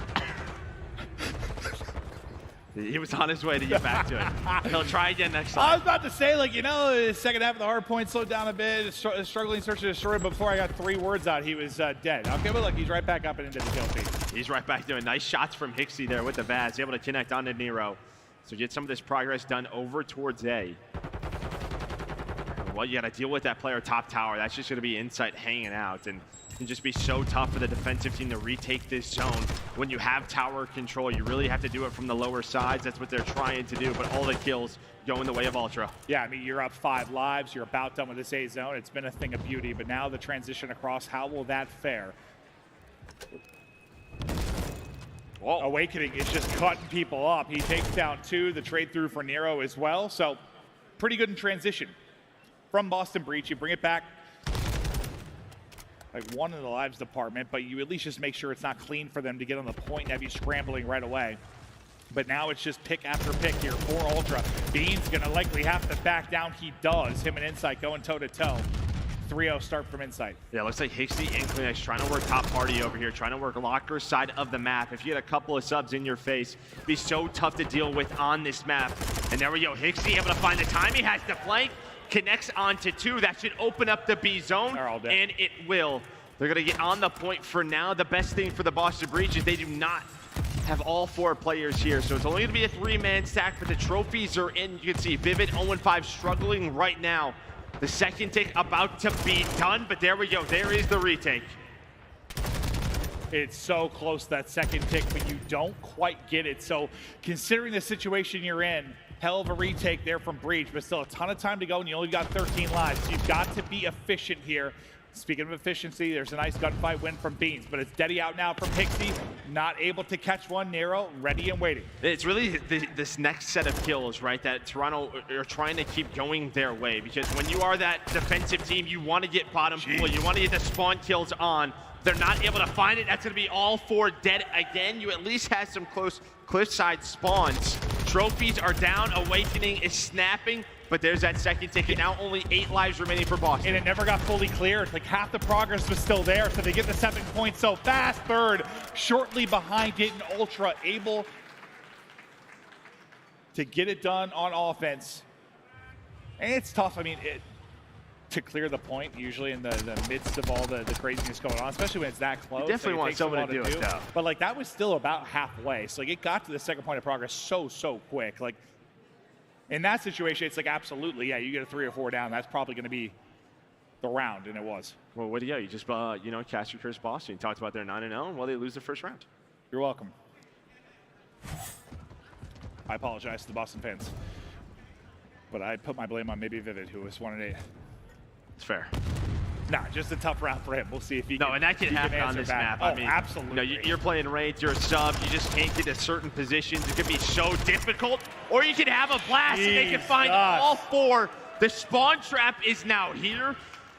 Can Boston get out of this cleanly? Scrap already set up towards green. Vivid hop in the wall. He gets taken down. Welcome to the blender.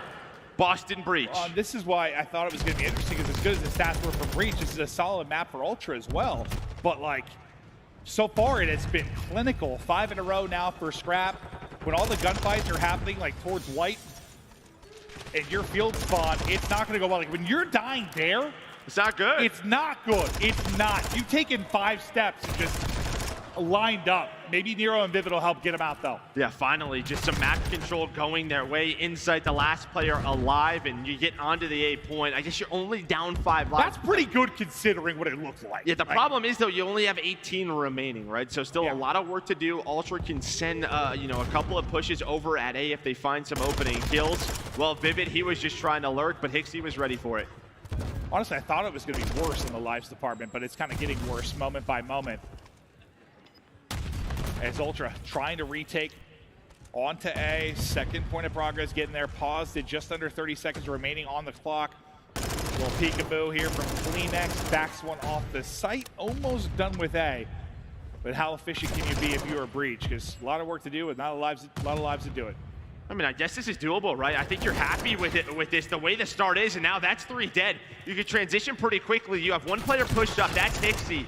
Well, Kleenex, he pulls out the tack, it snaps onto Nero, and Awakening. And all right, now all 4 dead again. There's just no trades right now from the Breach side. That was your chance, right? Like, if you were going to bring this back, it would have been an incredible offensive round one if you got it done. Not that it's not possible, but considering how it started, it would have been unbelievable. That was probably your moment to do it. Never say never, Maven. No, 100%, but that 4 down, a dagger, that gets them back to basically step 1. Nero trying to shoulder back and forth. 1 kill through. I've got 45 seconds, you just have 8 lives. And you kind of nailed it. I mean, yeah, the life differential was 5, but you only had 18. But you still got a shot here. You still got a shot here. Big Wake finding the kills. You're onto the point. You stop the clock. The gunny is up. The tags are in. But he's going to continue to push forward. Leave one on the point. Big Wake not missing a bullet. A chance for some late round heroics here from Boston Breach. But now 5 lives remaining. Down to 4. But now it's looking tough. That might have been their chance there. Then off a spawn, Insight going to find Vivid. Awakening tried to do it all, but it was a couple of, you know, just picks. You had 4 players alive for Boston, but I think 1 player got a kill on the flank. That was Kleenex, and then just 1 more on the point, maybe a nade connects, whatever it is. That player is weak. If they're able to stay up, then maybe there is a chance. Hixie with some nice shots, and well, there we go, Ultra. It was pretty clean at times. Awakening still alive, but they're able to win round number 2. Yeah, it sort of feels like unbelievable that Breach had the chances they did, just considering the early trap and some of the mid and late round dominance they found. Awakening nearly just taking over. But Ultra hold on, and that would have been an absolute dagger to let that slip away, but now you go up 2-0. And I think a sight to see for Ultra is the way Insight is playing from map 2 here into map number 3. We saw the stats. It wasn't the best for a mid AR, right? It was like 0.99 throughout the qualifiers. You know, he's just been a monster for this team ever since he's joined them in Cold War. So happy to see numbers like this for Insight. See if he can get the cruise. The answer to that's quickly yes. He gets the cruise, but then he drops, and Beans and Vivid take out just about everybody. It's just Hixie with Deddy Pop that's going to be lurking here around pull.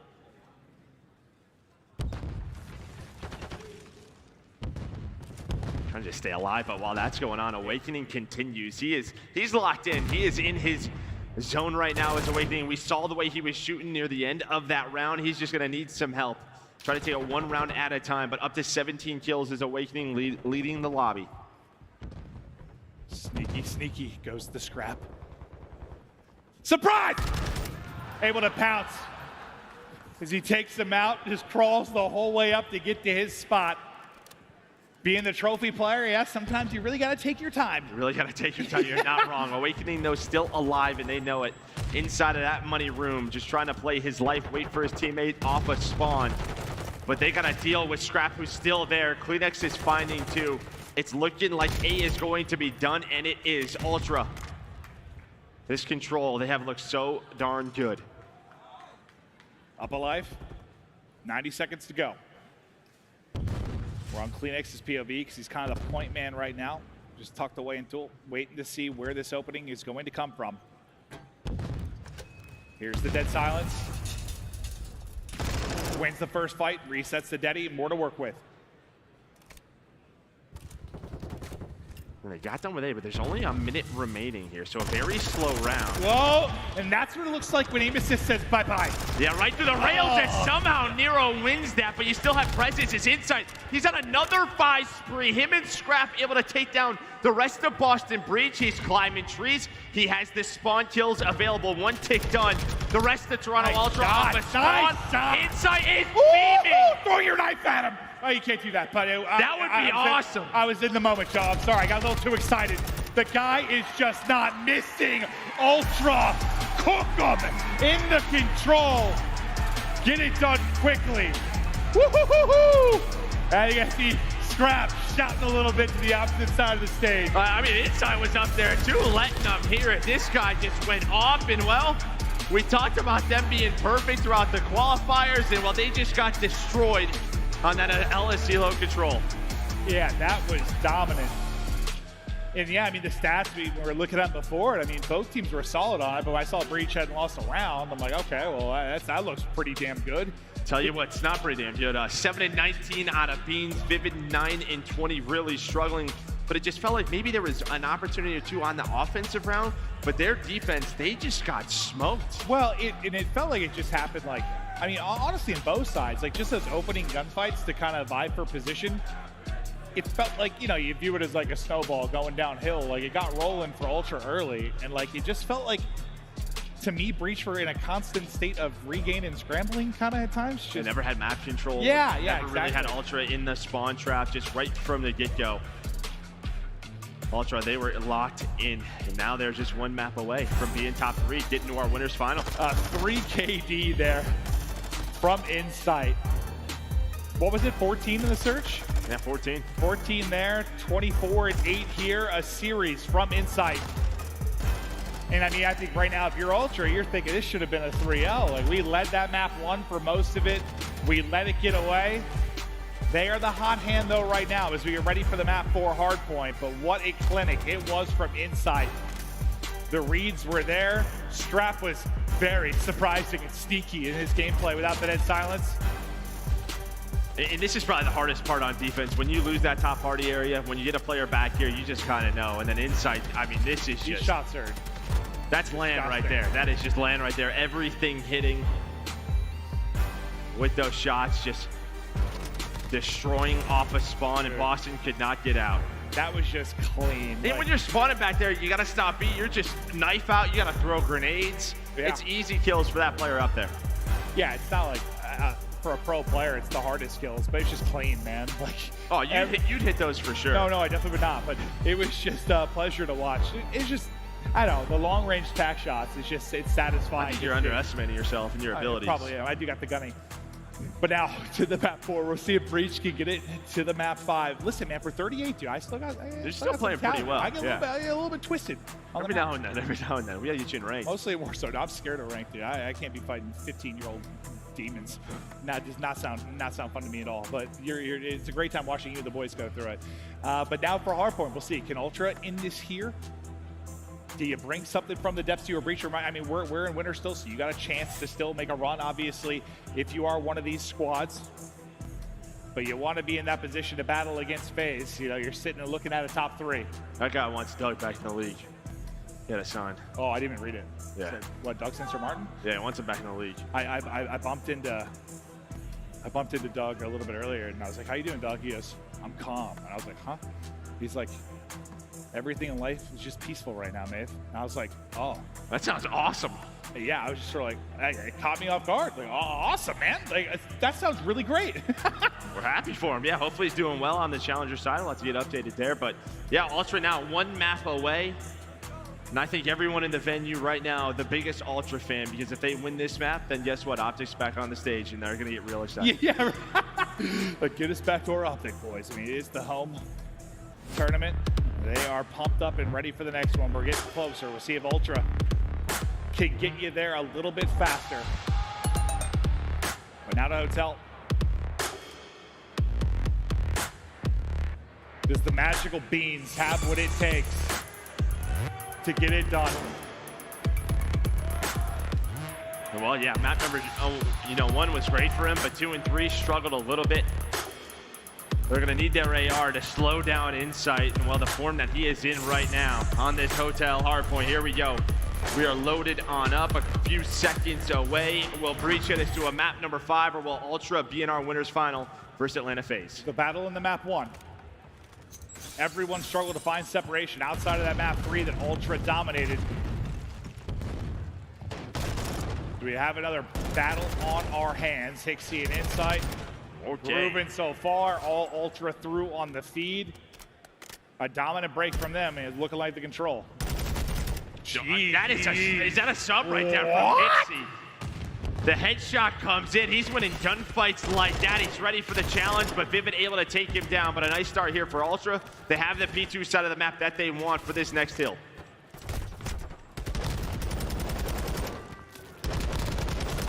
They continue to dance, but Awakening does eventually get dropped. Some lovely headshots there out of Scrap to take him down. 19-10 the advantage after the first hard point. Now we look to get set up. It's going to be Insight who is playing deep, and he has been the hot hand after the last couple of maps. Guy has been in his bag. Yeah, he needed a couple of big breaks that were started by Nero and Vivid in map number 1, and right here, Nero with 2 to get them on the hill. This is what they did so well in map 1, was just make it messy. Did not allow Ultra to get into their setups, and even when they were in their setups, they just broke it right away. Well, Breach, now they have the spots that they want in control. Well, I mean, the timing was just beautiful. The second you got those opening picks, Insight has to think about transitioning over, and he gets picked out of the back by Vivid, and they just collapse. How is Hixie alive? Trying to fight back in. Yeah, Hixie, a heroic effort, but still, in the point for now, it's Breach. And now with 20 seconds, you guys already see all the players from Ultra. They're thinking about the kitchen hill, this money hill that it can be. So they're going to get set up, and the rest of Boston Breach going to try to find anything that they can on this rotation.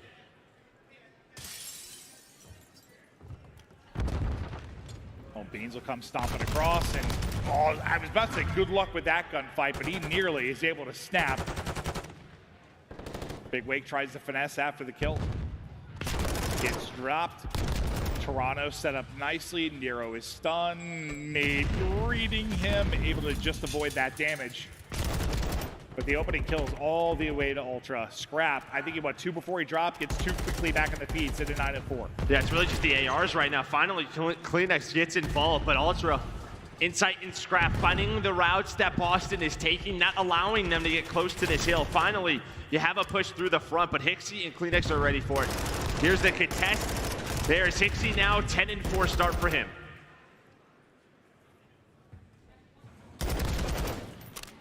Continuing to dance, continuing to find the kills. As he soaks up the remaining couple of seconds, we'll look at the rotation on the other side of this, and Kleenex just trying to get away, able to do it. Once again, they light up the feed. 5 in a row now for Scrap as he's looking to work towards the streak.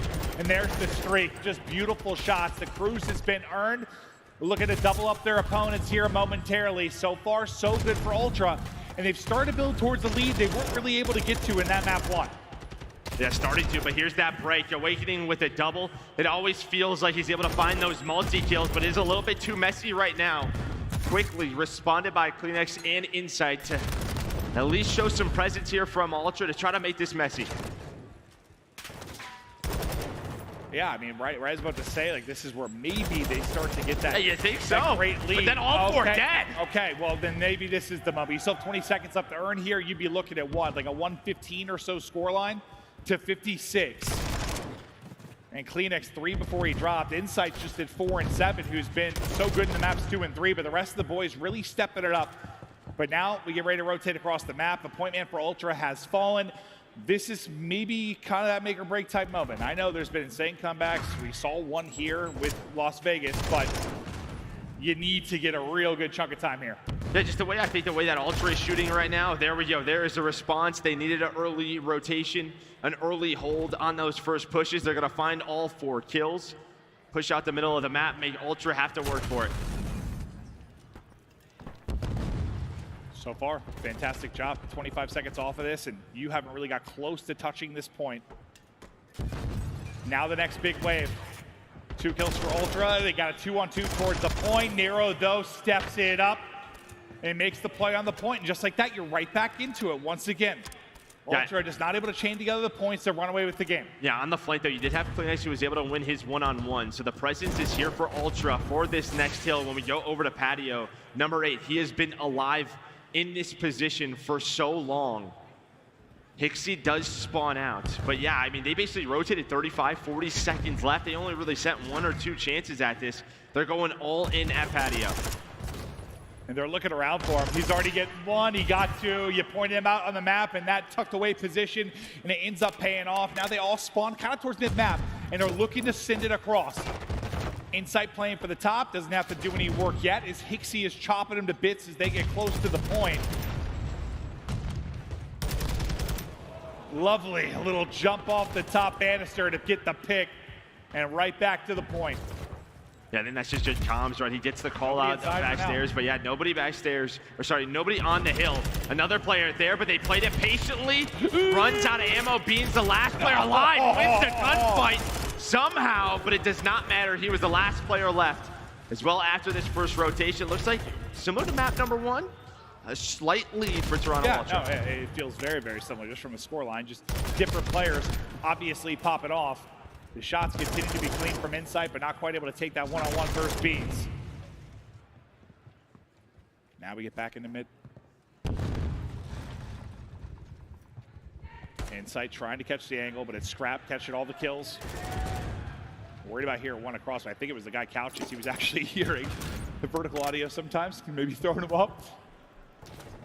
You have 1 player above him in Nero, just kind of been lurking in this scenario, but he's got Hixie looking off, looking over him. This is great time here at P1 for Ultra. You do have this spawns if you are Boston for P2, but still a lot of time left here. You see Scrap starting to take a route, but you have just gotten so much time here. You got to be happy if you're Ultra, though. Nero with that too. All map control going to go their way as Vivid pushes out Kitchen. They look to get set up. Yet again, it's another one of those moments where you feel like they can blow this game open. They've got 180 now on the board. Beans, the guy that maybe can play spoiler. He is set up deep. He's got 2 players transitioning over, but he's going to need help. He's going to need it fast because they are starting to send it towards the backside of this point. His teammate gets killed, but he's going to drop. Now, where does the spawn come in?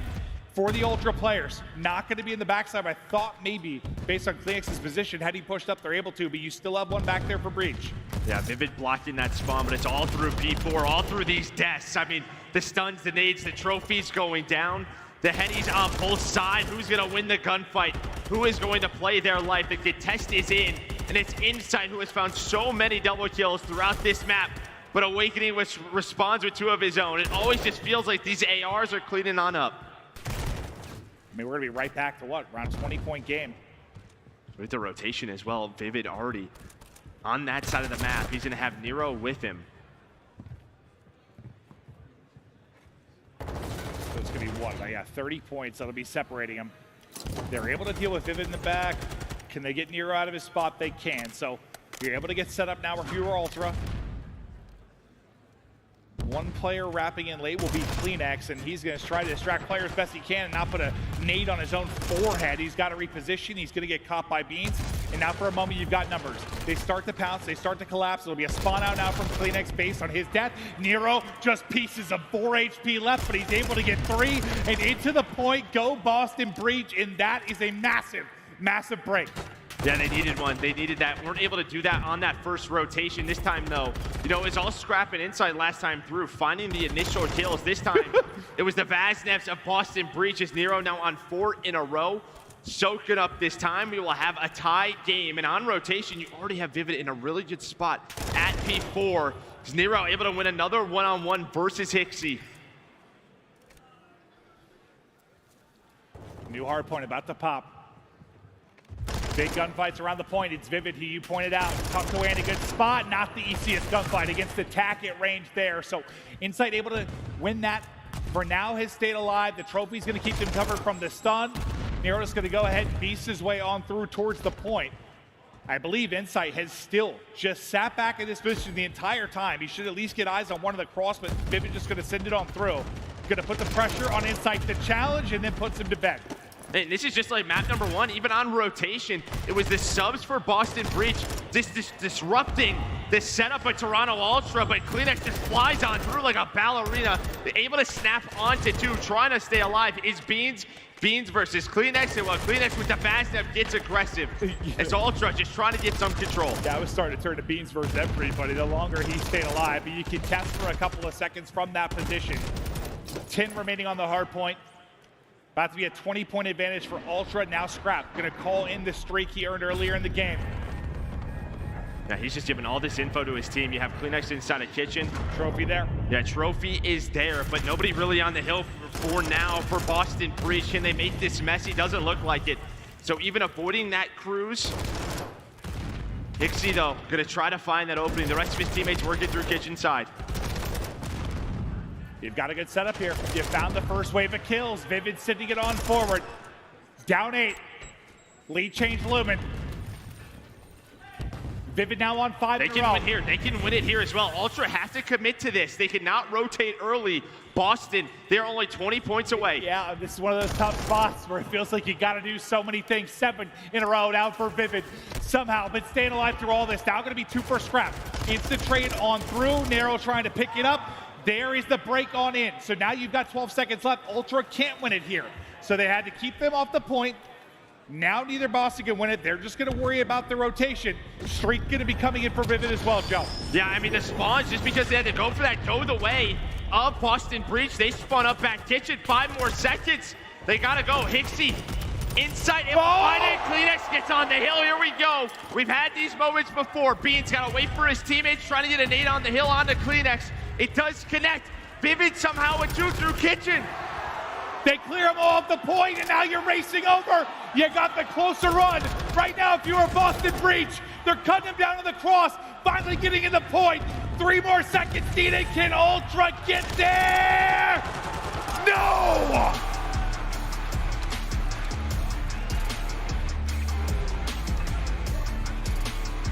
Map 5. Well, this is what you expect in a winner's round 2. We just had it with FaZe in Seattle. This time you're getting it between these 2. And Ultra, I think both hardpoints, they feel like that they had it. They had it under control. It's just, dude, it felt so similar. It did. But Boston just never went away. Never went away, and they controlled both of those P5s. But I think when you were able to break on through, Vivid somehow through kitchen with the tack was able to find 2 kills through the back, and that just broke the setup of Ultra. Well, Vivid must have gone like 14-2 over the final couple of hard points. Or it felt like that streak got up to what, like 7 or 8 when you're battling around kitchen. You saw him get 3 or 4 in the transition to final. Like, he popped off. And consider he's 30 and 31. I mean, it must have been just a wild change in his stat line. No, it was. It was not a great game for him. But, you know, when he gets going, him and Nero, it just feels like this is a different team. They get so streaky. They just build that momentum up. Unbelievable. Just 2 insane hard points. This one, 7 points will separate them. We're going to take a look at our scuff play of the game, which is going to be the final moments of it. The crazy ending to this hard point is Boston Breach able to clutch up, and Joe, take us through it. Yeah, so you get the cruise missile comes on in. Behind that, Ultra do a very good job early to break this setup, as they're working their way all the way through.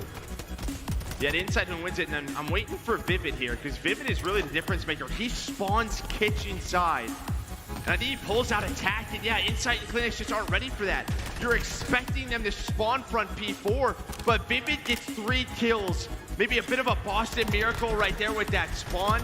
You did have Scrap in the middle of the map. Maybe that influences that. Yeah, but that was really the play. Yeah, I think if that's getting hit, you're expecting that to be like a route somebody takes, right? Like a long route, not just. You know, there's 4 dead. That's the call out. You think they're all around P4, pushing through the front, but that's just not what happened. He just spawns and he drops multiple, and that's how things falls apart. So, well, it's fun to see like the replays of the scuff play of the game at times, because it's just, it's fast. You know, yes, in the wild moment, you might miss exactly how it went down. We get to see it there again. You see how Vivid made the play, and yeah, maybe a Boston miracle, but it's map 5 coming up next. Do they have another miracle in the bag? Do not go anywhere. This search and destroy decides it all for this winner's round 2. Don't go anywhere.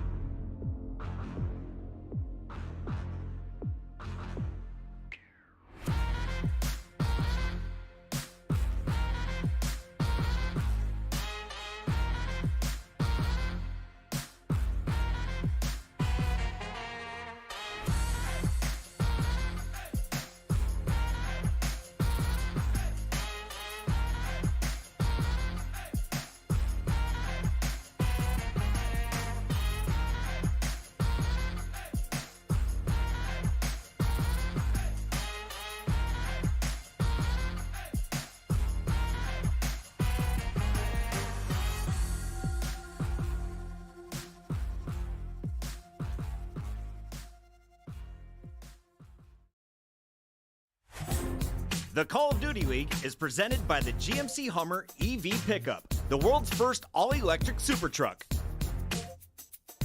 Upgrade your game with a Scuff, the official controller of the Call of Duty League. It is time. Here we go. Map 5 between Boston and Toronto. Been a doozy of a series. It all comes down to this search. Winner's got a date in the winner's bracket final with FaZe. Loser going to have to continue to battle on. But yeah, I mean, it feels like Ultra have had their chances to close out this series. I mean, I guess same could be said on the other side, but like, just in the hard points, man. Like, hard points for sure. Ultra is ready to put it away and have not quite been able to do it. So now we get to the search, which you talk about what? It was round 11, the first one, right? Yeah, you bringing out your accent there, brother? Oh, dude, we were talking in a southern accent the whole break, so sometimes, Joe, it's just going to come out. Yeehaw. We're in Texas. Oh, I was worried at some point it would be. That's all I've been doing off camera, but it's not good. It is not good. I would not make a good cowboy. Yeah, you would. You think so? Oh, yeah, for Thanks, sure. Joe. See you riding a horse. Woo-wee! Map 5. As they're just playing a two-man push, looking for that pick. Nothing so far, and working up the map. It is Ultra. The information, though, is spotted, and information the way of some bullets. Big Wake hit down to 60, tries to challenge the opposite side. Scrap puts him down. Vivid, though. Back to a 3 versus 3. I mean, this is great for Vivid. Oh, I was just saying, if he could stay alive, because you saw all 3 arrows from Ultra really chasing him. I thought maybe they could work the bomb at A. Well, he was able to play his life, but he does get hunted down. Still 2 versus 3, not an easy retake whatsoever. You have Nero just kind of lurking in the middle of the map. See what he can do. He's got Beans able to plant that bomb. He's in a reposition. It's a little different than Fortress, though. You got spots to worry about. I mean, honestly, if he could hit this, this would be a big flank, but Beans, he's just hanging out. He does get spotted, worried about the flank, but it's all really on Nero right now. What is he able to find? He's able to help his teammate. Now it's into a 2-on-2. Ultra, they have to defuse. Can he play his life? Get down! He gets out, but Beans is going to get caught on Nero now. Denny's going to be popped. 13 seconds to go. Kleenex on the defuse. Just needs the 1 kill off of it. Can he do it? The angle's not there. They line up for him, though, and he gets both. No, he got the defuse. Did he get it? Ultra got it. Oh, my God. I thought he got both. Ooh, once again, reminiscent of the map, too. Oh, and I thought he was just going to peek from top bedroom. He takes a bit of a longer route, and here we go. Kleenex again. The guy just sticks it. Little body block there from inside. It is so close. Listen, I've always said, Joe, I love you. I'd leap in front of bullets for you, but you saw inside do it right there. I sure did. Sure did. 1-0 Ultra. Unbelievable. You have 3 in the round from Nero, but 2 do not matter. Hello.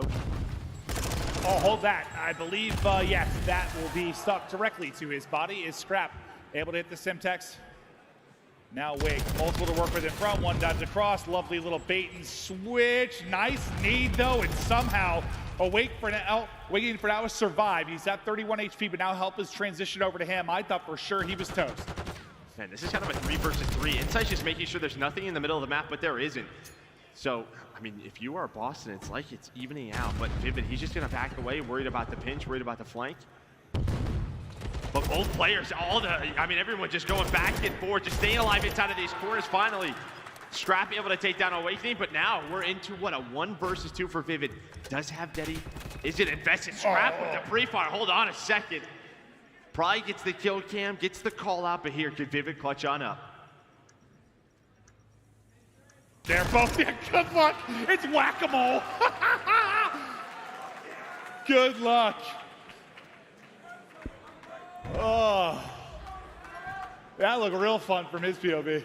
I mean, what do you do? There's literally just nothing you can do. Yeah, you are dead. Couple of snakes in the kitchen, just cooking it up. Well, Ultra able to go up 2-0. It starts with that first blood from Scrap, the stun, the nade.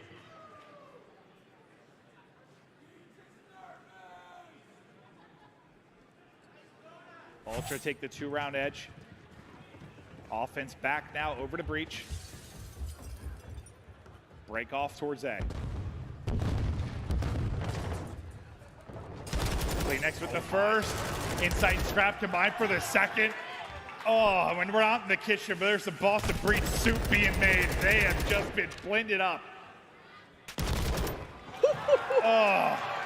And I think Scrap's locked in. I mean, he is 7-1. He is winning fights like that. The headshots connecting. And what, they just fly out. They get the first blood from Kleenex, and they just fly. It's like They take it right to him. Clam chowder, but instead it's just filled with beans. Get it? That's funny. I am an idiot. It's all right. We love you. Hixie's hanging out. He's got 1 damage. 0-1. Just chilling. They're up 3-0. 1 damage. 1. Probably stun. Yeah, probably. It was a key stun, though. I'm sure it was. Led to a triple. Whoop! This time, Vivid gets the jump. Him and Nero, the sub duo, able to give them the edge. They need a round, and they need one badly right now in the 0-3 hole. You cannot allow Scrap and Hixie to pull this off.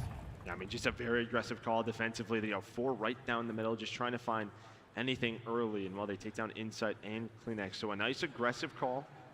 Like to see that, right? Just still staying confident. You know, it's a game 5. You're down 3-0. Some time to work with for both of these players, but they're very separated. You have Scrap at A. Hixie just trying to find anything near this wine. Well, he found the whole team's on the other side of the wall, but ooh, nearly a pick from Scrap. Daddy. Maybe they're just thinking Joe B's gonna find one, but Awakening just plays his life, backs on down. Yeah, I mean, that's gonna be the difference here right now. You just haven't allowed either Scrap or Hixie to finish a kill. They get one there, maybe it gets a little bit interesting, but just good job playing their lives to the Breach side. Now you are on the board.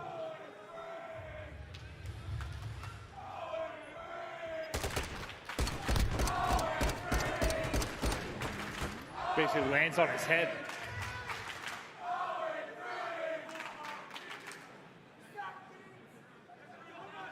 The fans just calling out Beans' stat line right there, 0-3. That's because he dropped 17 on them. Oh. Listen, you guys are allowed to be a boo Joe if you need to. No, don't boo. I was just saying.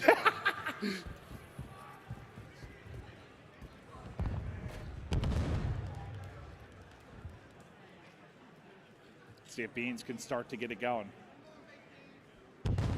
Get something within this search and destroy. It's a slow round. Is everyone vying for position now? Vivid just kind of holding. Well, this is a different map, but this is exactly what they did on Fortress, right? They found ultra picks. Like, they found First Bloods time and time again, just kind of playing this way. Spreading the map on offense, taking their time.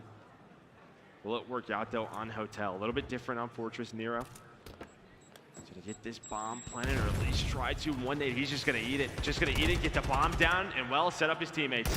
Yeah, you almost finish him off before the plant gets through. Oh! He's just able to get it done, and, yeah, usually you don't want to auto-mantle towards the top. There's a trophy there, a nade over the top. Everything blows up, including Beans' body as he just gets dropped. And yeah, a lot of Beans fans in the crowd, I think, currently is what it sounds like is Ultra able to take out everybody. Now work to defuse. But yeah, Beans to 0-4, now struggling. And Hixie does finally get one going. Yeah, Beans didn't have a great map number 2 either. I mean, really, it was Insight. Now it's Scrap, who's at 8-2. So you're up 4-1 now. It is Ultra, but again, this has just been a match of either side. They just can't get away from one another. Last time through on defense, Boston very aggressive. What adjustments are Toronto Ultra going to make? And just another one of those do or die rounds for Breach.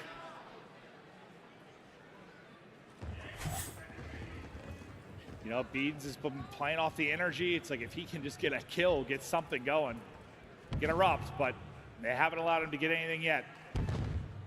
Yeah, Scrap has the cruise as well, so have that extra utility to work with. Vivid just trying to find info outside of that carpet room. Kleenex just very rudely stomping all over the restaurant table. It's like the menus and all the napkins and food. Unbelievable. It's probably going to be my kid in a couple of years. Probably. Good luck with that.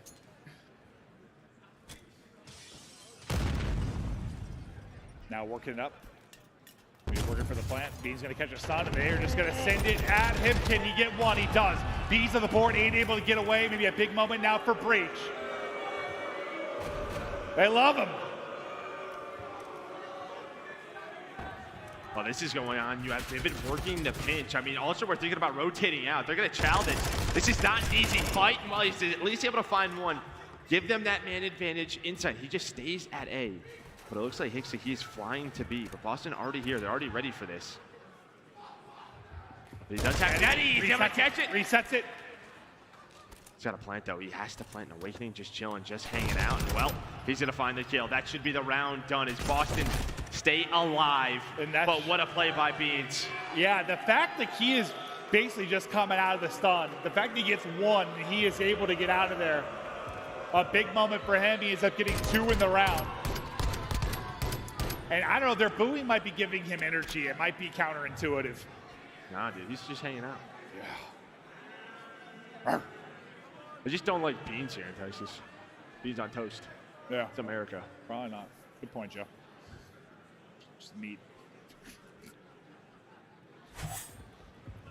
Oh, that barbecue we went to was good, though. Whew, I'm still feeling it.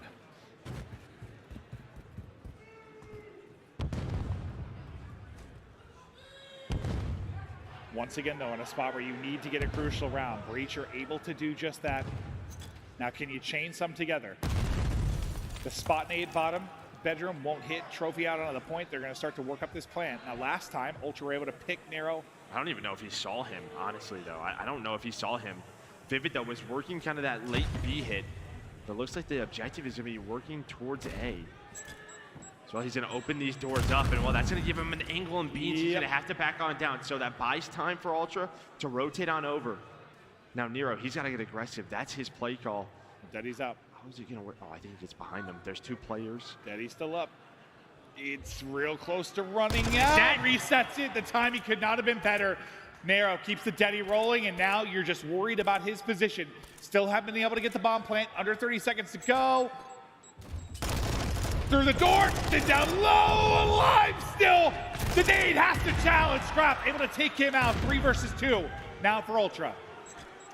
Well, Beans, though, he has not been able to get away from this box. They're going to push it. They know he's still there. There's the kill. Awakening now in a 1-on-3. Finds the first. Almost did it in map 2, and there we go. Ultra with the retake. One more round for Ultra. And some scary moments there for the Ultra side as Nero got in behind enemy lines, but you're able to kind of corner him there and scrap a lovely nade to flush him out. Get the kill. Now 11 now on this map number 5. It's Scrap. Still has the crews to work with, but a couple of rounds where he's found 2 or 3 in them, leading the way for this team. It's 1,200 damage right now for Scrap. He's quiet now, but he's going to be chirping here soon.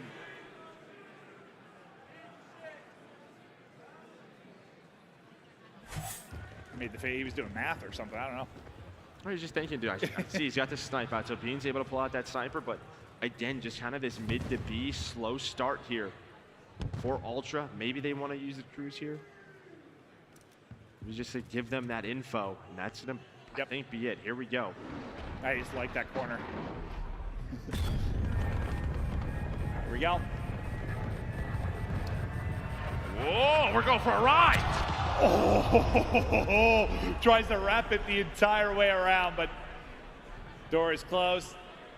Not going to connect, but Six Flags close by. We just went for a little bit of a roller coaster there. Yeah, those doors are open. Maybe that's a kill, maybe 2.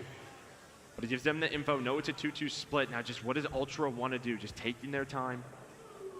Beans is going to spot one over towards A, and maybe, again, it's just this back and forth call, but it looks like A is going to be it for Ultra. Here they go. Hit a shot. It might just take one. He is good stunned. luck. Good luck with that. Just going to get fried. Kleenex tucked away. 4 versus 2. Vivid. A kill to give them a chance in this. Nero, another to bring it to a 2 versus 2. Ultra not out of it yet. 30 seconds on the clock.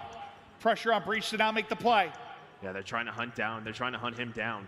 Vivid and Nira both with Deddy Pop, trying to find this kill, but inside he's just gonna pop out, backs away.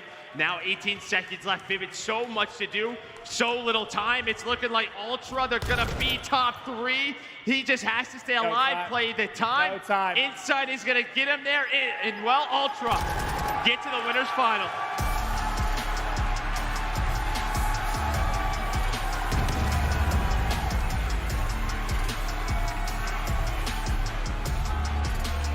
And it feels, Joe, like it's been a while since the FaZe Ultra winners final, right? Like you talk about the inception of the CDL and just those two going toe to toe in all the battles they had. Yes, there's been team changes on both sides,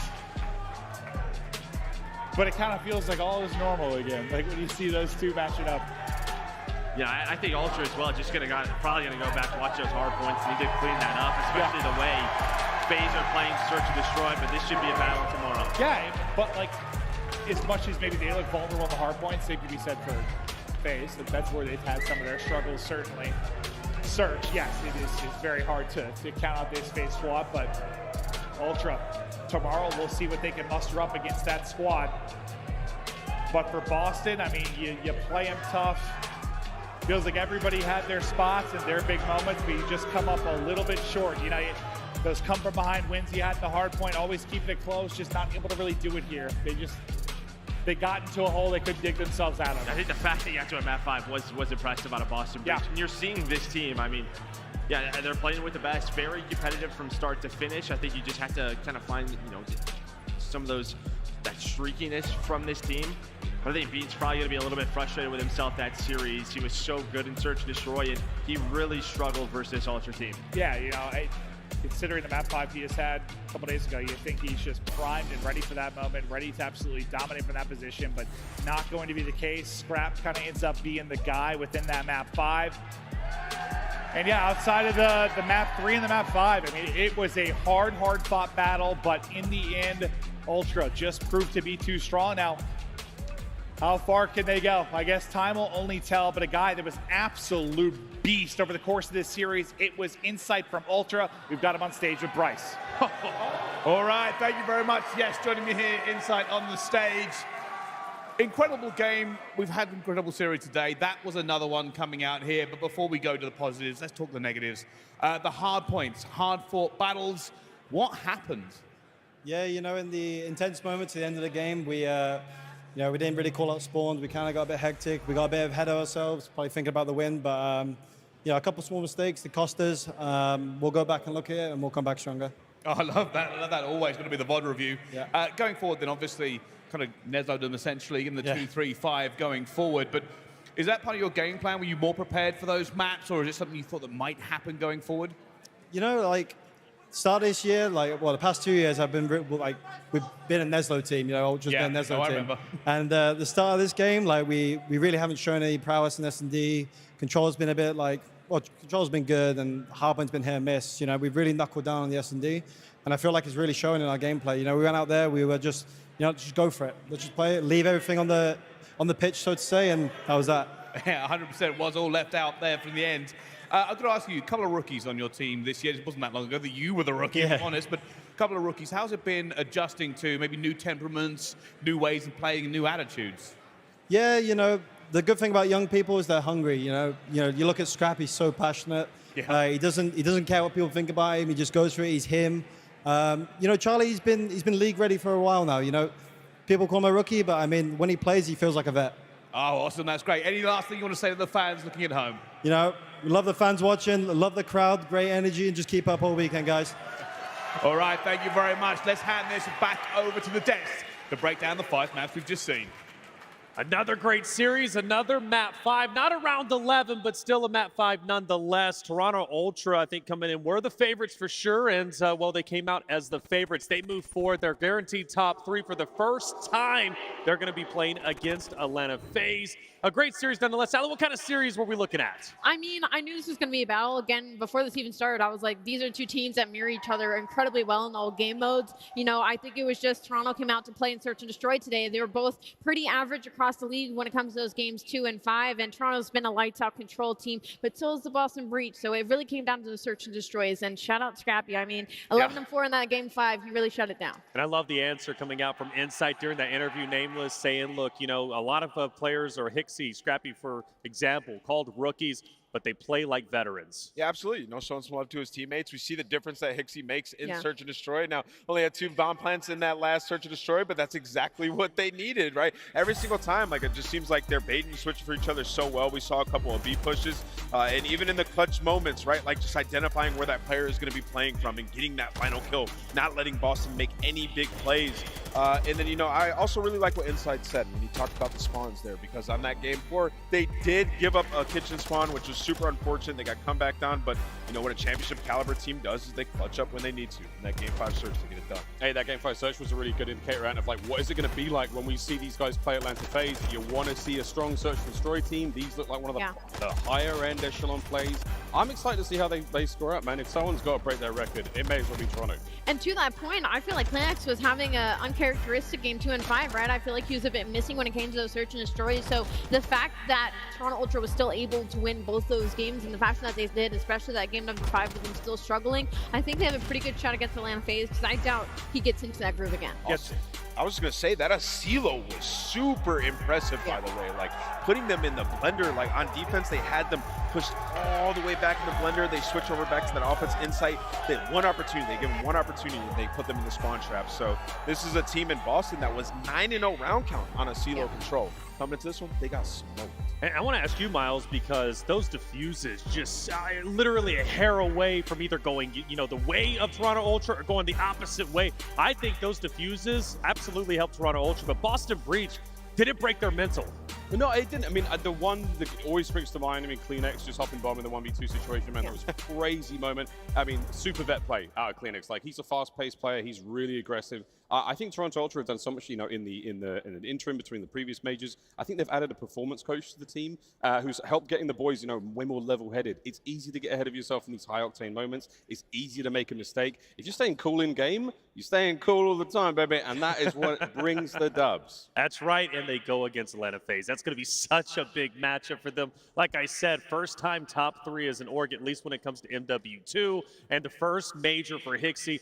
I mean, you couldn't ask for anything better. Aside from a championship, of course, which they're working their way. Boston Breach, they'll play LV Legion. But hey, let's talk about some of the stuff we got going on. We have the best merch out there. Go to the CDL shop and, of course, check out all the official CDL merch. We've got some hot new hoodies and the full lineup of 2023 jerseys. Shop.callofdutyleague.com. Plus, we've got the in-game team packs. You got every single team to choose from. Miles, you're the fashion expert. Who you going for? Oh, my man. I mean, look, I like to alternate a little bit. One that's not shown here, we love the team packs, but hey, I also like to rock our team, you know? The old default CDL skin operator. Yeah, that one's available also. That's right. Hey, look, I've got them anyways. I spent a lot of money. The Shinobi pack is also out there too. Hey, look, we got another great series coming out. The home team making a return. Optic Texas facing off against Seattle Surge. Hey, that's coming up after the break. Don't go anywhere. We'll be right back.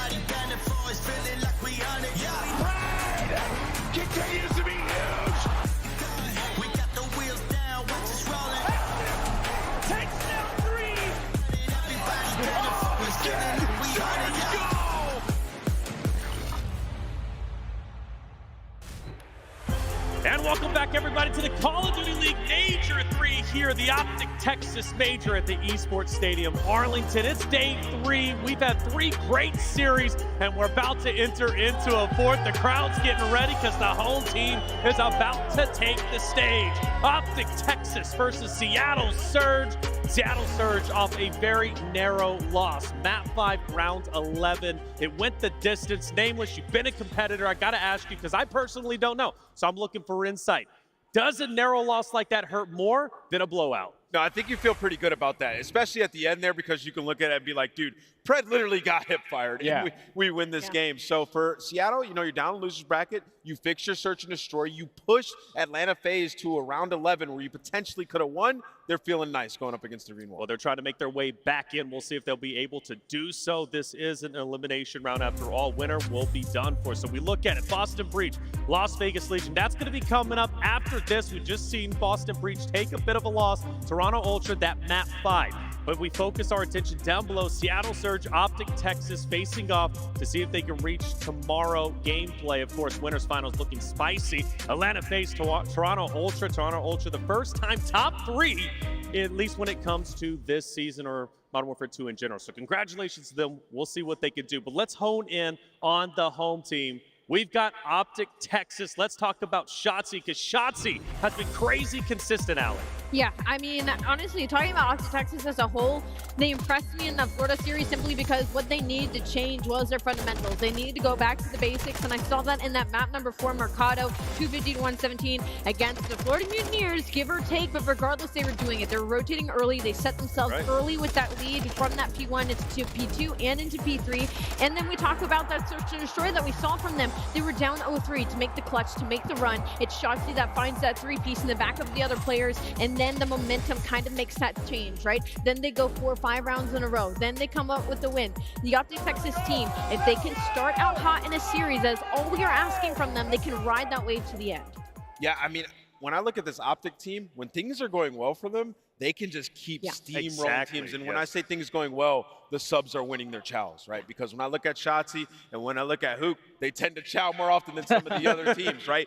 The problem is, like, when they're going up against a team like Seattle Surge, you really have to respect your opponent. You can't come in here and just walk around and gun them left and right. And we saw that when they played FaZe in the online portion. They really respect their opponent, playing discipline, weren't over-challenging, and it works out.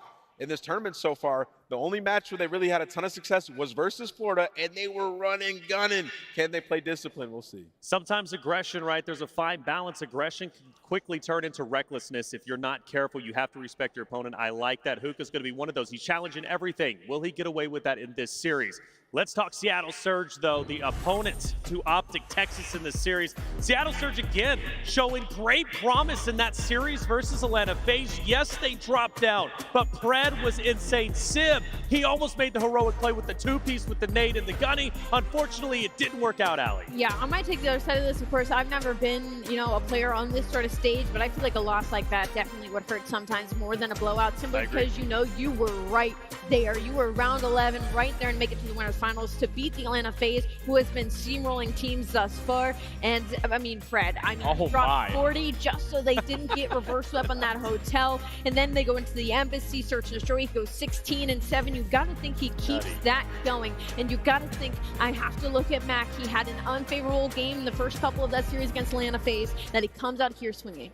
With that guy playing like that, you got to be able to help him. He had a 1.3 overall at this major, and even in that last series, he's the only player over a 1.0 KD. Pred is like LeBron out there. Just got to get him some help, man. Let it be known, Sib had the same amount of damage as Pred throughout that series, and even in that game 3 that we saw Pred drop 40, Sib had 29 kills, but he had more damage at 4-3K. So Sib, he is getting some help. You ain't going game 5, round 11 against Atlanta FaZe. One guy just you're not. So Pred is playing great, but the whole team is as well. Yeah, the whole team has to be doing well. Great point. Let's take a look at our maps and modes and start deciphering this a bit more, dissecting, I should say. Anyways, Allie, what are we looking at? I mean, to be honest, when I look at this layout, I'm thinking Seattle's trying to end this in 3 or 4, where Optic's playing the long game to end it in 5. I mean, it's a square up across the board. Usually that Hydro is going to be Seattle's auto veto, but technically they're #1 in hold and break percentage on it, so it's not that they don't want to play it, and it seems they're deciding to box it up with Optic Texas. And the only thing that scares me when you take a look at these maps and mode is that map number 2. We just just saw Optic Texas take down Florida Mutineers on that game to Search and Destroy,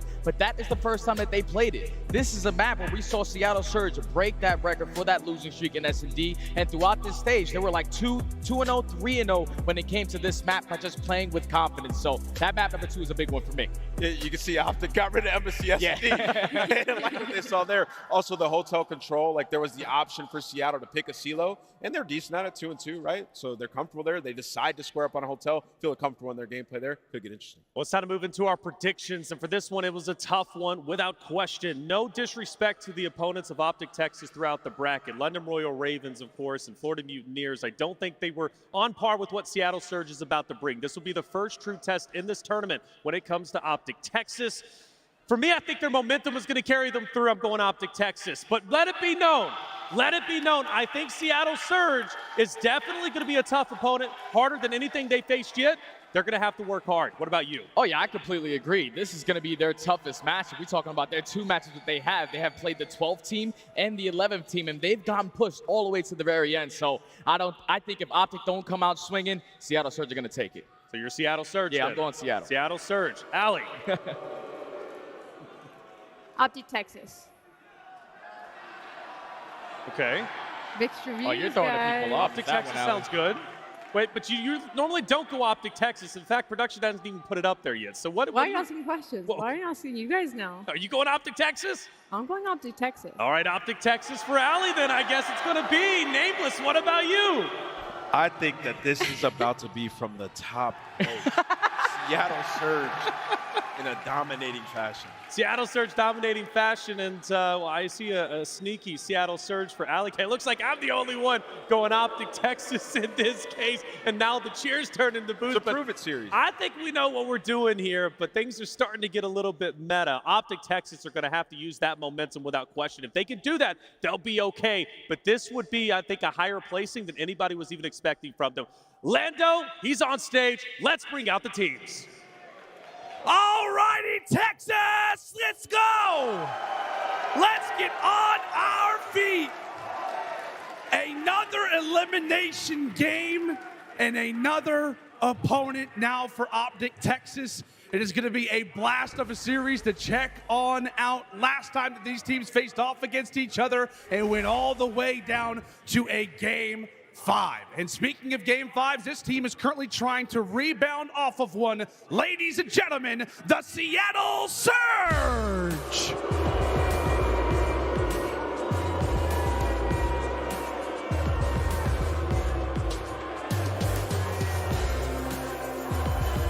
Sid, Accuracy, Mac, and Pred, Seattle Surge.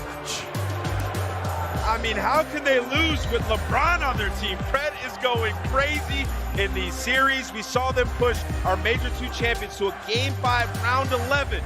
It was almost theirs. Now they have to go through the green wall. Let's see if they can do it, Lando. Bring them on out.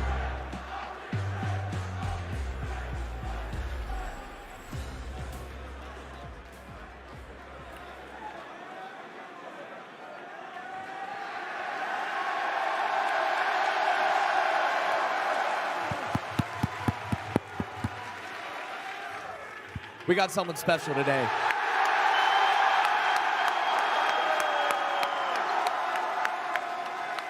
Let him hear you.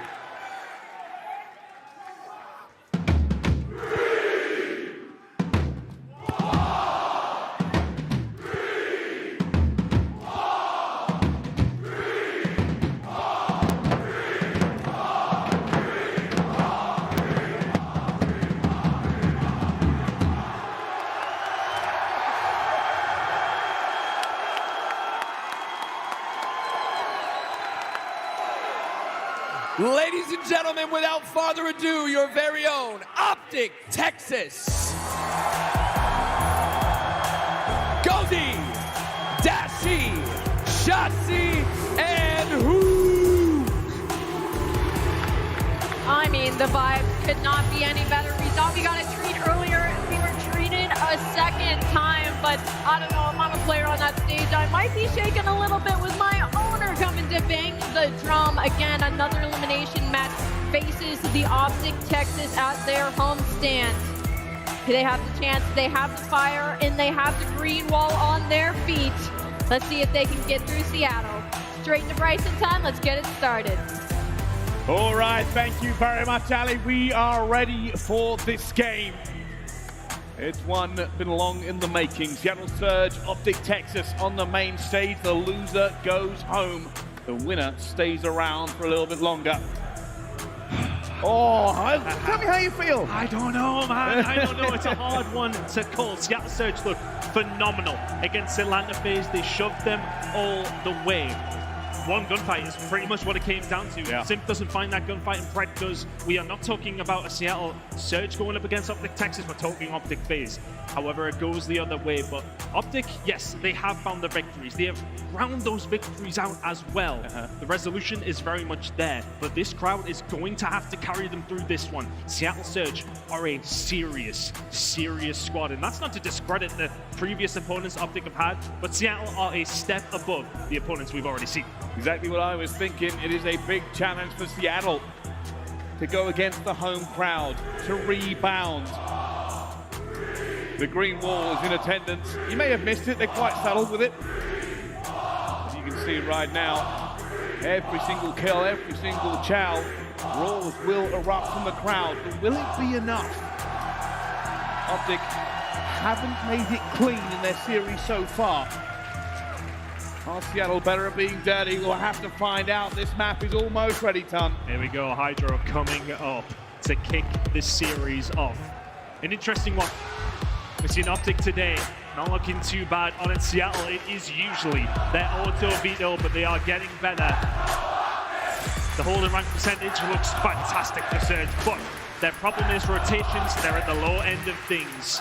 Optic Texas, a good opportunity to take back number one here, I think. All right, here we go. Texas versus Surge. Seattle versus Optic. Let's find out who gets better technically. At the moment, we're going to see Optic on the slightly less preferred side. Most teams want to stay, battle for P1 and hold those P2 spawns, but Shotzi loves a bit of water play. And Shotzi typically on this map dropping over about a 1.15. He's always the guy looking for those routes for this team. Did a good job at that up against Florida beforehand. Seattle Surge resolute so far.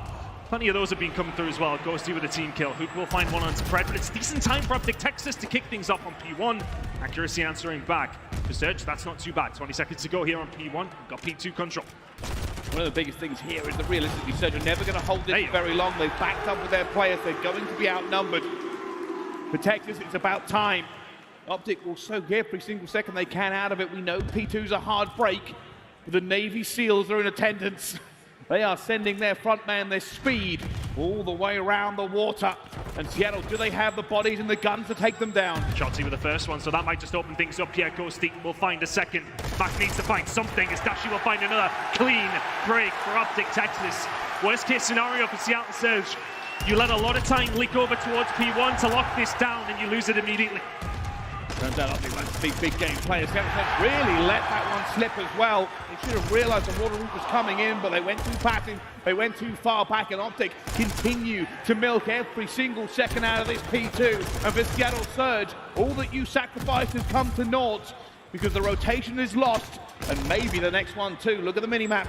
Some good scrap time coming in here for Surge. We can go over to what's going to happen over towards the other side of the map, though. Shotzi is taking his time, as Ghosty will find two. Shotzi surviving on this rotation. I feel like he had the opportunity for a gunfight, but he's just waiting for the rest of the team to get over. Spawn out there for Surge as well. It's a healthy lead for Optic Texas. Here he goes. Optic speed demon himself. The master of movement. The maestro are finding the gap, and he finds the first and gets straight back out of it again. Movement all the way around. And Shotzi just causes problems everywhere he goes. Optic kicking this one into high gear already today. And I was going to mention before we got over here, Optic Texas not having a lot of luck when it does come down to breaking P3, but immediately the doors are bust wide open. Optic Texas now in a prime position to get some good time here. You've got Surge towards the back, the kills just about going the way of Surge though. Mac and Pred moving tight. At this point, Seattle Surge are going to have to either up the tempo or try to stop Optics. You can see them still battling around this point. The spawn will go to Optic, but obviously it's bad spawn for this next rotation. Exactly, I was just about to mention Surge flipped that quite nicely. Yes, okay, some time starting to go over towards the side of Optic Texas. They will take every single second they can possibly get. And it's one spawn out for Surge. But crucially, the rotation does belong to the Seattle side. Look towards the scoreboard so far. Accuracy with a nice start for the AR. He's going to have to lock down some good time for his team here. Here he goes. Shotzi the seal. The man in the water. Again, he keeps finding the routes. He's staying alive. And this time, Seattle Surge cannot afford to let it slip. Last time they had P2, but Hugo's joined him. Erupting from the water again with his teammates in Optic. They find the break again. Oh! Seattle Surge hold nothing against them. They have broken through. They have won the gunfight. They will take the time as their prize. And the same old story, Seattle Surge are going to have to put some pressure on and hit the rotation again. And that whole percentage for Surge is suffering massively now. Optic Texas, that's 3 breaks in a row. Seattle Surge need to lock themselves in here. That's been great time for the side of Optic Texas. Surge, though, for all that they have been broken multiple times, you're not that far away considering how dominant Optic have been in terms of finding these breaks. Shotzi's been massively influential. We were talking about in the green room today. He looks like he's on fire as we head into the later stages of this tournament. Shotzi now trying to find another break. Eventually gets shut down, but you can see Optic keep putting the pressure through. Dashi and Hugo going to be here as well. Mac gets gunned down, but the trades eventually go to Seattle. They don't have the bodies. The spawns are towards the back. Optic try to reinforce. And they just keep playing through the water. Optic very, very good at here on high. Whoa, whoa, whoa, whoa, whoa! Almost got a little bit too naughty, but Fred converts. Ball springing out for Fred. Starting to heat up just a little bit, and this is crucial time for Surge now. Because the manner of how they've lost a lot of these hills has not really been working out in their favor. Beautiful breaks coming in for Optic Texas, but sloppy play from Surge. Going to be broken again, but only for 20 seconds or so. Last time around, when we were over towards P1 for the first time, Seattle Surge locked down this P2 rotation. They locked in some decent time if you're Optic Texas at P1, but already the spikes that are going to go down towards P2 are going to start ongoing. Keep an eye on Shotzi and what he's been doing. He's been doing every single hill, and that's getting behind Surge. But surely, Surge have got to recognize this at some point. Hey, we haven't seen Shotzi now. Eventually, Sid will see him. This man is entering his flow state. First set of rotations, he's only died 5 times. They still can't catch him. He's slippery. He's here. He's gone eventually, though. But Optic won't get the spawn off the back of it. What they have done is got the time. They push Seattle back once again, and it keeps getting further away. And if you can't get P2 spawns, well, let's just try and get as much time as we can on P1. Seattle have just about rebuffed that idea for the side of Optic Texas. Dashi with one onto the point, looking to try and scrap in the middle of the map. Gunfight's going to go on towards Ruins. Pred with an important gunfight his way. Shotzi already on the routes, but it's not too bad for Optic. Yeah, okay, you don't have P2 rotation. Seattle had this last time around, but remember what happened. Every single time Optic Texas have broke Seattle. Can they do it again? This time they call it. Swimming Shotzi eventually figured out here. They'll probably commit to it again. But this is everything now for Surge. Last time around, they set up for P2. They lost it so fast. Optic have a dominant lead at this point in the game. Seattle must hold the door. They must hold the fortress. Let's find if they can do it for the Seattle Surge. Listen in. Top low, big, top low, big. Top low, back. One shot. He's staying down the back. He's going out the back. Back door. He's sitting for time. Close time. Fuck. Close time. No tripping on time, guys. Nate. I'm rotating. That's all you guys. One shot front. I spawned you. They're all over you. Yeah, one's gonna be on new though. One gonna P3 spawn. He's top new right here. Top new on the plant. Kyler's going around the back. Okay. Oh no, one shot, Ghosty. He pushed backstairs, Kyler, one shot. Back jet. He's on the gen, one bullet in green. He went in green, okay? I'll go through our forward. Alright. I spawned here, one's green still. Alright, one more. Kyler's the guy green. Yeah, he's inside green right now. He's front cubby, Ghosty. I'm flanking the guy green. Front cubby, watching palm cross. Where'd he go? Front left cubby, front door time weak. Front door time weak. Front tools on me. I spawned at the back, we're good. Okay. I stunned him. Pause. He could be in the water. Out of the back, guys. He went swimming then. Yeah, one's back to hop up cages. Swimming.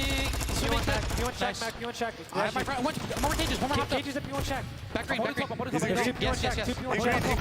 In green, Kyler. Backdoor hill, Kyler. I'm flanking the P1. Okay. Kyler's backdoor hill. P1, one shot. Top P1. He's hopping up front door now. Going bottom front door. Pops, bro. Call up pops. Front door, one shot dead. Nice. I don't see him on time. I'm hitting pipes. I'll stay back. He's in the water on the right. He's lost of time. He's front left, one pipe. One pipe, got me. And Seattle Surge just cannot get that genie back into the bottle.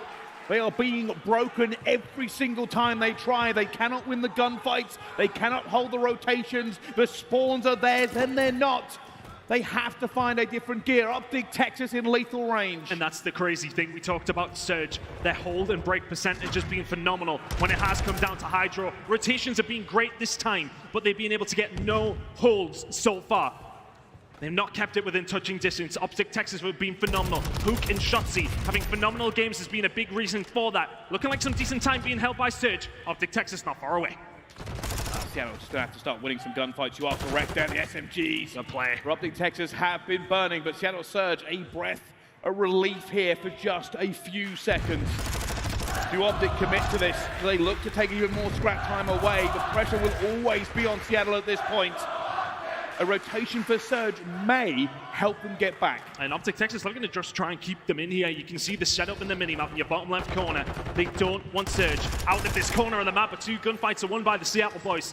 Dashi can find one, but Pred on the relocation over towards the next hill. Trying to find the wrap. He's been so influential for the Seattle team. That is pretty much a full 60 over towards P4 for Seattle. Definitely within touching distance now, but Optic Texas, first one's here, over towards Tin. Gotta win these next few gunfights. Optic got deep in this hill. They've got bodies everywhere. Duke staying alive. Eventually will go down the Mac. Fred ready to pounce on the shot. He's looking every single different way, and he's found the kill. Cruise missile for him as well. They have broken through here at this point. Not a kill to be found for Optic. We've seen comebacks already here at the Major. Is there another one being born right in front of us? There's a 100-point difference at one stage in this game. It is still 50, but Seattle Surge have picked up the majority of the time the last 2 hills. Hook now just trying to find her out, but surprise, surprise, accuracy is behind you, holding the spawn down. That's 2 big kills for Lamar. Shotzi trying to find a break himself, but he's the only one from Optic who can answer. 15 seconds to go here on the second rotation of hills. It's all about this transition to P1 and holding down the spawns for P2 if you need it. Seattle Surge are breaking 200. It is going to be a 15-point game by the time we head over towards this third rotation. P1 and P2 is where Optic has made so many points in this game already. They have the position for it as well. They have a Hugh. They have a Ghosty. This man is gunning and still moving forward. Not quite getting the time away yet. 3 down for it. The spawns may have flipped. It's trouble here for Optic. They have to dig this out now as well. Hugh will find the first. Ghosty will find the second and third going forward. They can now bleed P1 for all it's worth. They can just about win here at P1 as well. Continuing to lock this time in, and the more they get, the harder it gets to Surge to win this game. Shotzi will find 2 of his own though, continuing to lock this time down. Optic Texas, 15 seconds away from the win. Fred has to call this in. He's called it. He's trying to get that player on the flank as well. There's going to be no trophy there for them. You cannot win it now here if you're Optic, but you have the spawns, the possibility, the chance to end this game on P2. The opportunity is there. Can Surge find the routes? P2 popping. Optic in control. Optic time on the board. Can Pred find anything? Dashi, Shotzi, they're opening it up. Optic Texas are 10 away from blow 1 up. And here we go. The guns are banging. The crowd is screaming. It's 5 seconds. It's a mile away from Surge. The first map is falling with accuracy. Tries to jump in, but he can't. And the first blood in this series will go to Optic Texas. They allowed a little bit of a comeback. They allowed the dreams of Seattle Surge to blossom in this game and then brutally put it down. P1, P2 again. Rotations for Surge, so good the entire game, but couldn't hold a goddamn thing. Shotzi and Hook, every single time we're on those rotations for the first 3 quarters of that game, we're finding kill after kill. They were hiding in corners you wouldn't expect and disrupting Surge at every single given opportunity. And I just want to point out one thing here. Objective kills for Hook sitting at 13. Nearly drops 30 himself as well. Finding the kills in the important places if you're Hook is a massively important job to do. And he does that job to the highest of levels. 250 to 209, and that's a map that Optic Texas needed. We look at these maps and the games that we have coming up. we feel like that was a crucial one they needed to find. It really is. If you were watching that game the way through, I think Seattle Surge was probably better at getting those rotations, but holding them was a catastrophe. We saw Shotzi and Hugh hit the water. We saw them hit the flank. We saw them continue to make problems. And Seattle Surge, it took them an entire set of rotations to finally start getting a lid on those two players, but it was too little, too late. And we talked about how this is a massive veto that's coming in for Surge. I feel like it's the most vetoed map in terms of any of the game modes has been Hydro. And I think I could honestly see the reasons as to why. So many times those back routes were found by Hook, Shotzi, by anybody. Typically those two guys, of course, will be the ones who are making that play. But every single time they were offered an opportunity to get round behind Seattle Surge, they took it with both hands. A really good way to open up the series for Optic Texas, and Seattle Surge may well be reeling here after that defeat to the side of FaZe, of course, in the winner's bracket side of things. You are in danger of this crowd getting on top of you, with Optic Texas now taking the lead in this series against one of the best, if not the best hardpoint team in the game. It's a massive, massive map one for Optic. It is. Seattle are already hurt, they're already bleeding. They have suffered a defeat today as well. They needed a win on the board. Yeah, the big issue is going to be, obviously, a 1.53 from Duke Dash. He didn't even have to do much realistically. Wander around, watch his teammates kill everything before he could get there. But Seattle Surge have not won an S&D today. And honestly, you're very right, Dashi, in those moments. It's not like he has to do a great deal. Shotzi and Hook putting up those numbers. We said we were watching that first game this morning. Shotzi looks on it, and that form has continued here into the night in Texas. Hydro Hardpoint will go over towards Optic. Hotel Search and Destroy coming up next as well, which is an interesting one. We'll delve into some of the stats in a little while. Hotel Control will be map number 3, and if we need them, Fortress Hardpoint, Fortress Search and Destroy. This has got so much potential to go all of the way. Map number 2 now coming up. Hook has got to be feeling confident. That's a big performance from him. He's a guy who will often find the important kills for you. We've seen that in the stats. 13 objective kills coming in from Hook. But for him to put up that amount, it's a dangerous prospect for the side of Surge to try and deal with. Fully locked in. On the other side of the stage, Seattle Surge. I said it before, came in a little bit cold, came off a defeat as well at the hands of Atlanta FaZe. If anything, Optic have actually been looking better as this tournament goes on. It's almost like they're escalating to the level of their competition. There have been not a lot of people that have thought they're going to win most of their games coming through. After their defeat to Boston early on, they took down London, they took down Florida. And now 1-0 up over Seattle Surge. It could be the home crowd buff, I don't know. You would think that might be a slight thing in their favor as we head into Greenberg Hotel. It's an interesting one on the stats perspective. Looking over towards it, Texas winning this one today, 6-3. Seattle losing it 6-3 himself. It's an interesting one. In terms of first bloods, etc., we'll delve into it, but both these two teams very well versed when it comes down to this map. Which way it goes, I haven't a clue, but Dashi, his hotel map this morning, 8 kills, 4 deaths. Big one from him. Optic Texas, can you find yourself 2-0 up, or will Seattle tie the game? Well, one more time into the breach, my dear friends. Let's find out how this goes. Dashi on the cross and almost catches Pred already. The wallbang from Sim is not going to get him. It does force Dashi a little bit further back, and this might be perfect play. Easy peasy, lemon squeezy. Dashi finds the first blood. Does his job to absolute perfection. Needs to just stay alive over towards that side of the site. The rest of Optic Texas, yeah, we're on the way. And now Seattle, no bomb down. 2 teammates gone. You need a miracle, you need a prayer. You need something in this situation. Optic hold all the cards, all the keys. What is there left for Surge? Not a great deal. This is their only opportunity. Bomb now down. Over towards their side, you can get in a bedroom, try and play something there. But you can already see Dashi ready and waiting for the rest of his teammates to make the move. And there's another one. 2 for Bruce. And now, a 1 versus 4. I don't think Pred, even with his ability, will manage this one. I think he's got called out as well. Dashi knows exactly where it's going to be. Has to get away from it. If I'm going to be the fuse, he's trying to find the Pred. Not going to get it. Optic lock it down. Every single gun barrel aimed at bedroom. You've got to give some credit there to Dashi. straight off the rip. Not a beat missed. So important that he finds that first kill. If that bomb goes down, it's a very different story to what we have going on in that round. Just a little throwback to Seattle Surge, actually not playing this map a lot. Of course, for Optic Texas, they haven't played it a lot either.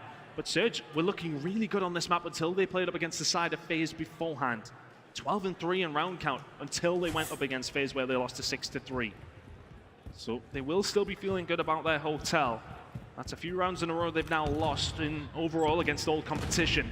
Need a look inside, get around to steady the nerves, and that's not going to help things. Shotzzy, first blood. Yeah, Witching. A little bit massacre here. There's nothing going the way of Surge. And there's a third player down. Accuracy. Last alive. It's another 1v4 for Seattle. He finds the first and the second. What was that? Gets tagged up, 20 health in a dream. Running, gunning, down. Got a little bit scary for just a second, especially considering who's the one firing the gun there. Accuracy in those situations, it's not many better.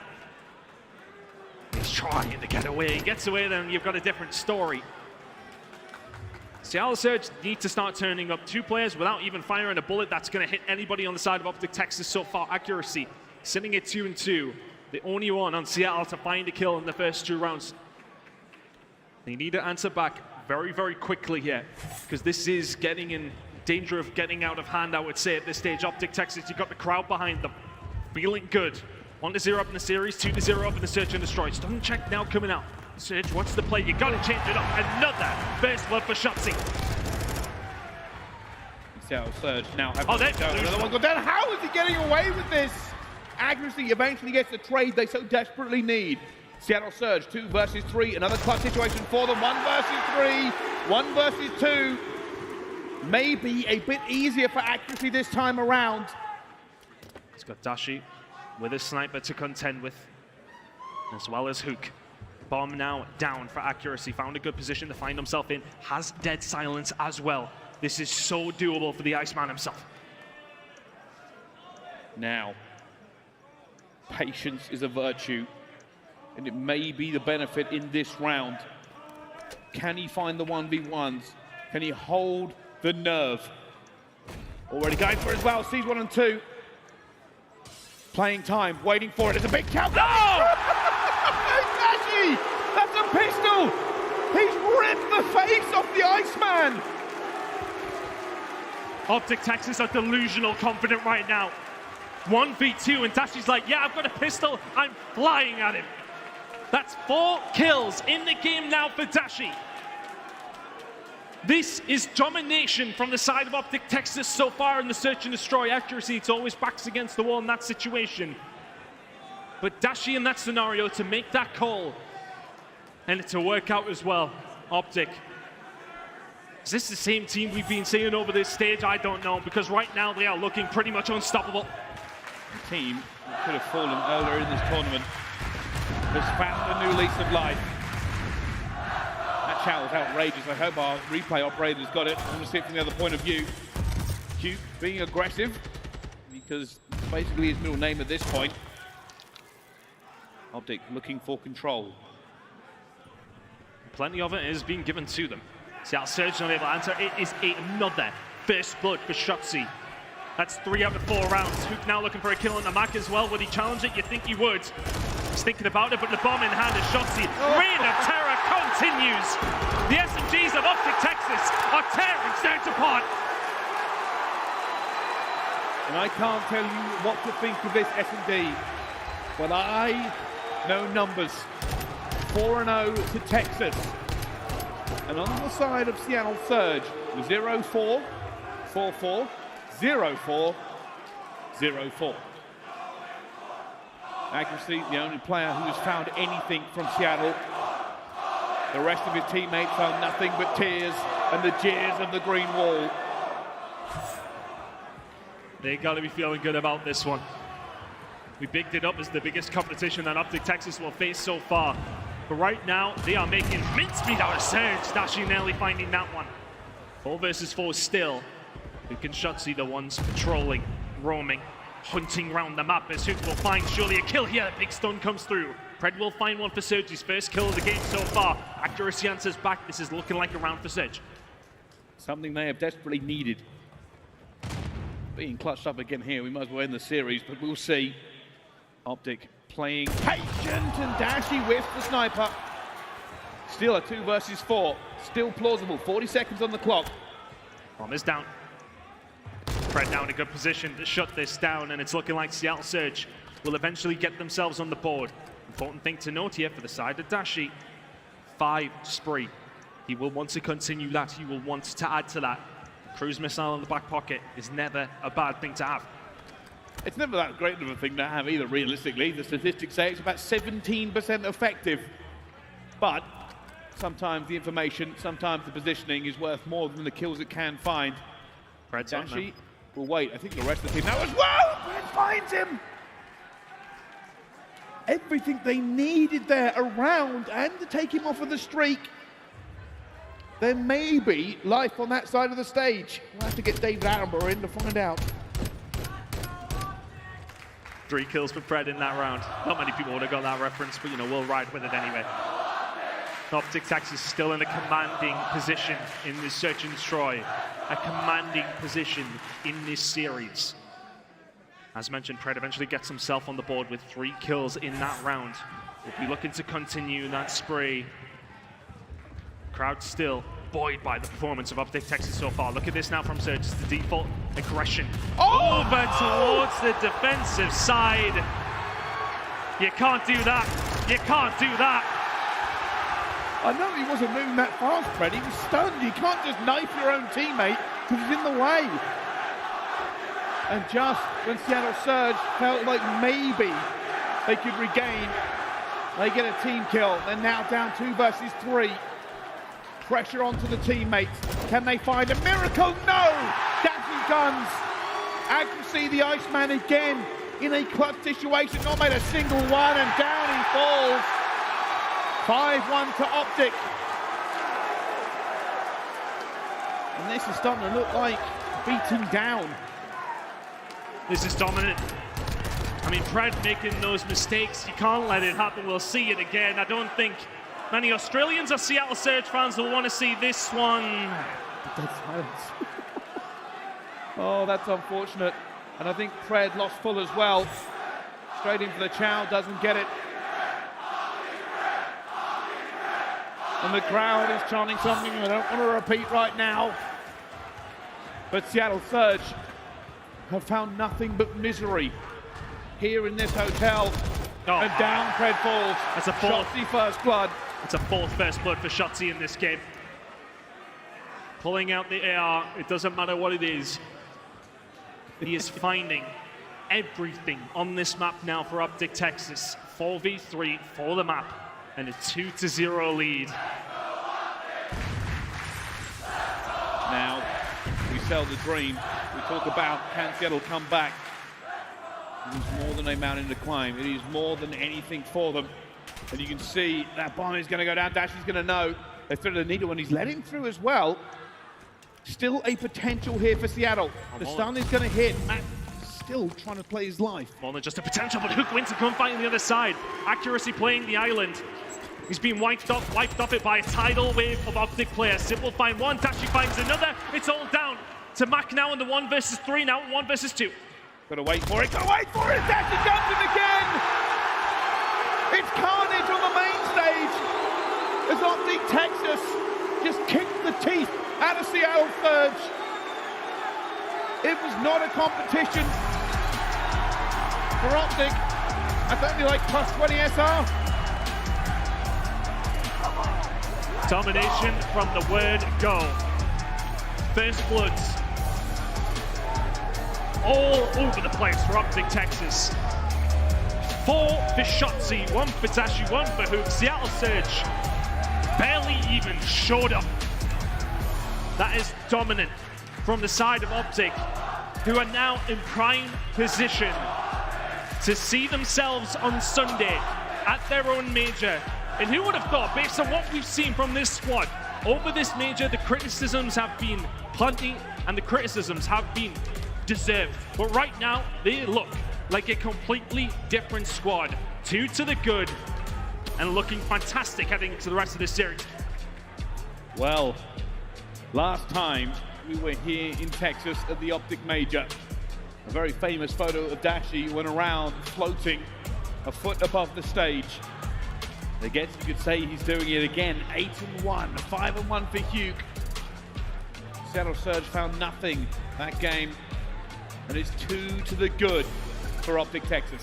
Still a route out here for the side of Seattle Surge, of course. Hotel Control coming up, a solid control team themselves. Fortress Hardpoint, of course, as well. We've seen them up against FaZe look good on that map. The Fortress Search and Destroy will be a feel-good map as well for the side of Optic Texas. They know, at worst, they have that map under their belts. They will be feeling super confident. This series is far from done, but Optic Texas right now look unstoppable. They certainly do. Well, what happens in the control, we'll have to find out. Don't go anywhere. We'll see you for more Call of Duty League right after this break.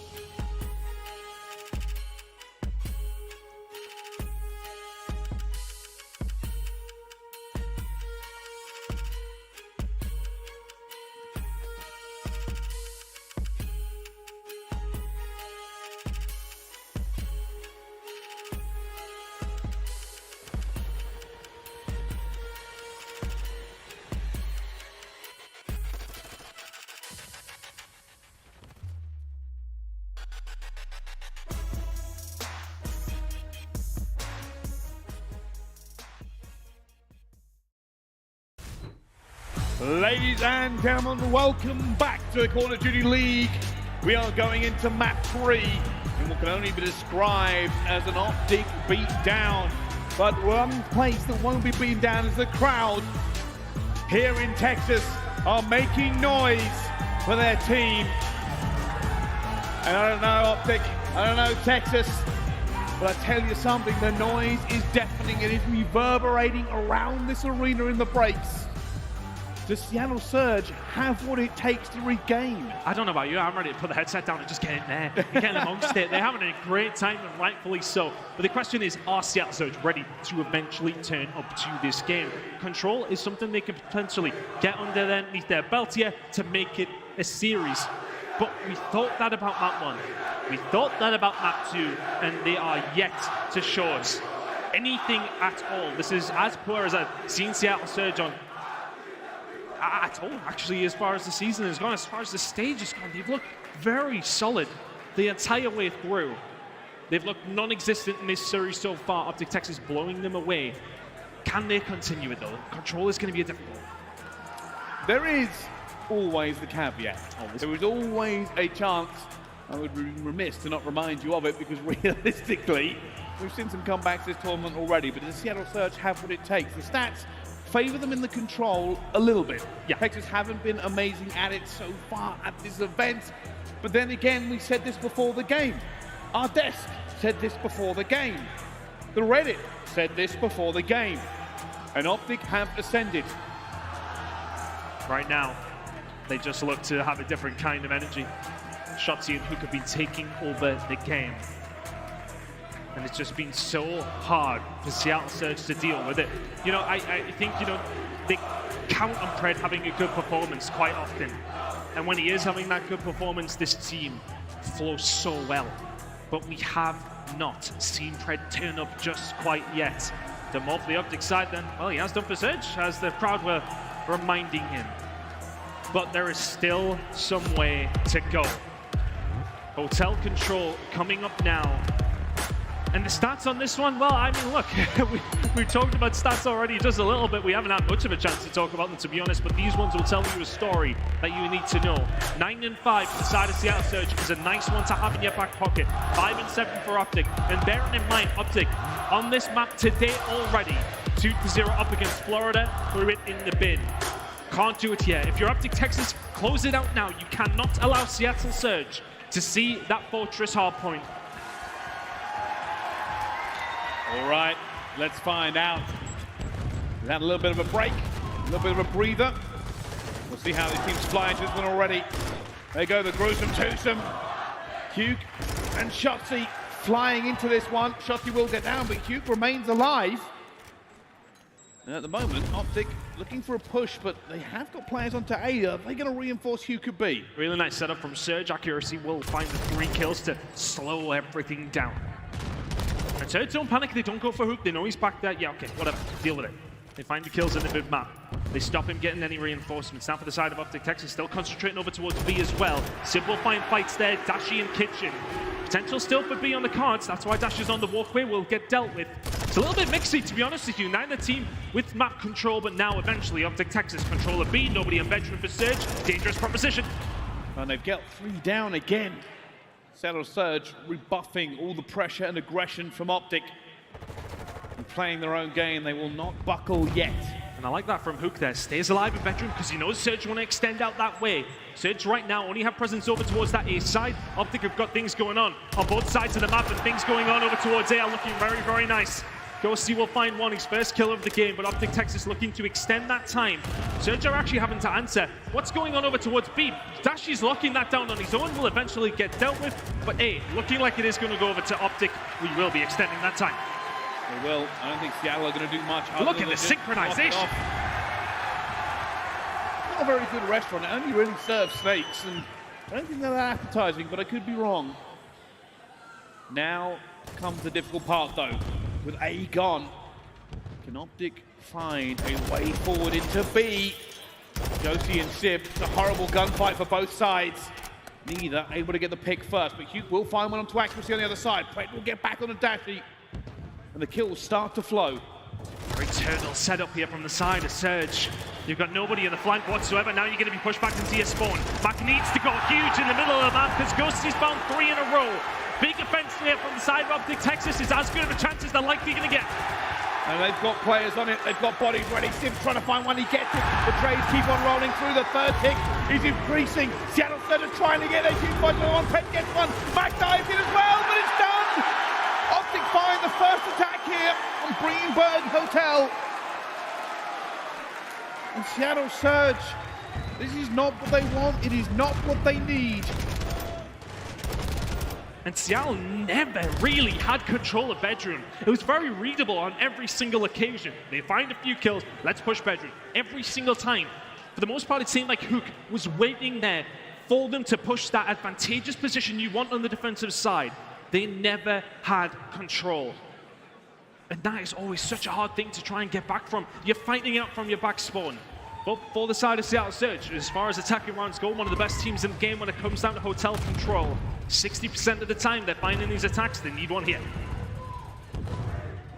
Seattle, yeah, I can't even speak.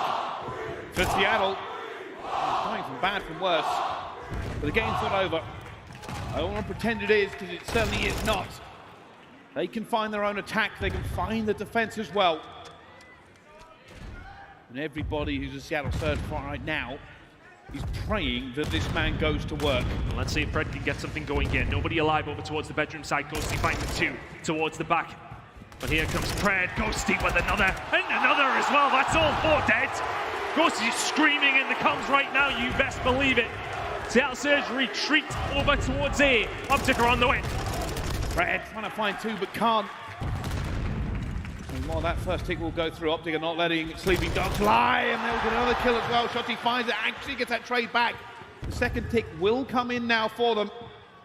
And Optic will slow down. Oh my goodness! Cute is locked in. It's looking like A is going to go over towards the side of Seattle Surge. I was about to say it was the side of Optic Texas. It's felt like everything has been going their way.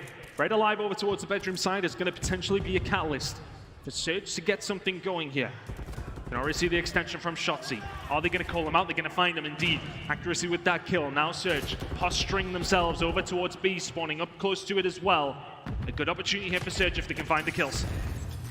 They're looking for Optic. You've got to be careful. Oh my God! You're great instead, and they find everything there. Seattle Surge will have to reset. They still have time. All is not lost. Lives very even. This one is far from done. Mac will find one and look at the flag that potentially could be coming through. Accuracy will be looking to be slow and steady.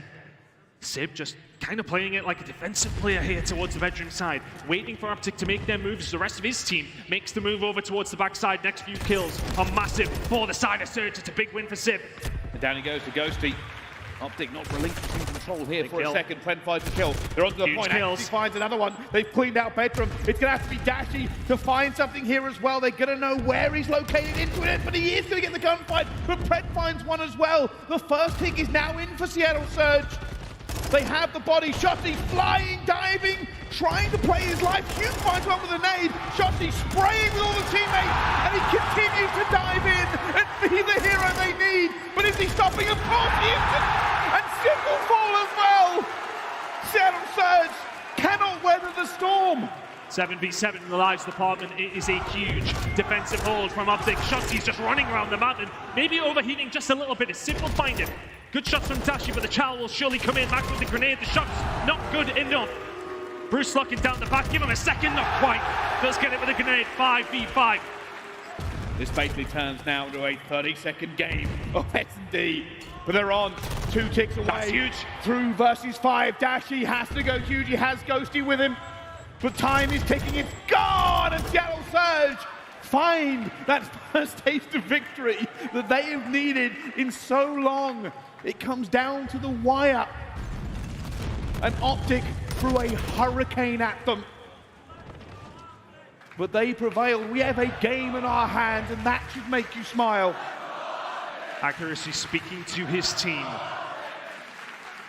Calm and collected, still at this stage. One apiece, really nice attacking round from Surge. It was a little bit more frantic, of course, than Optics, which was a lot more clean.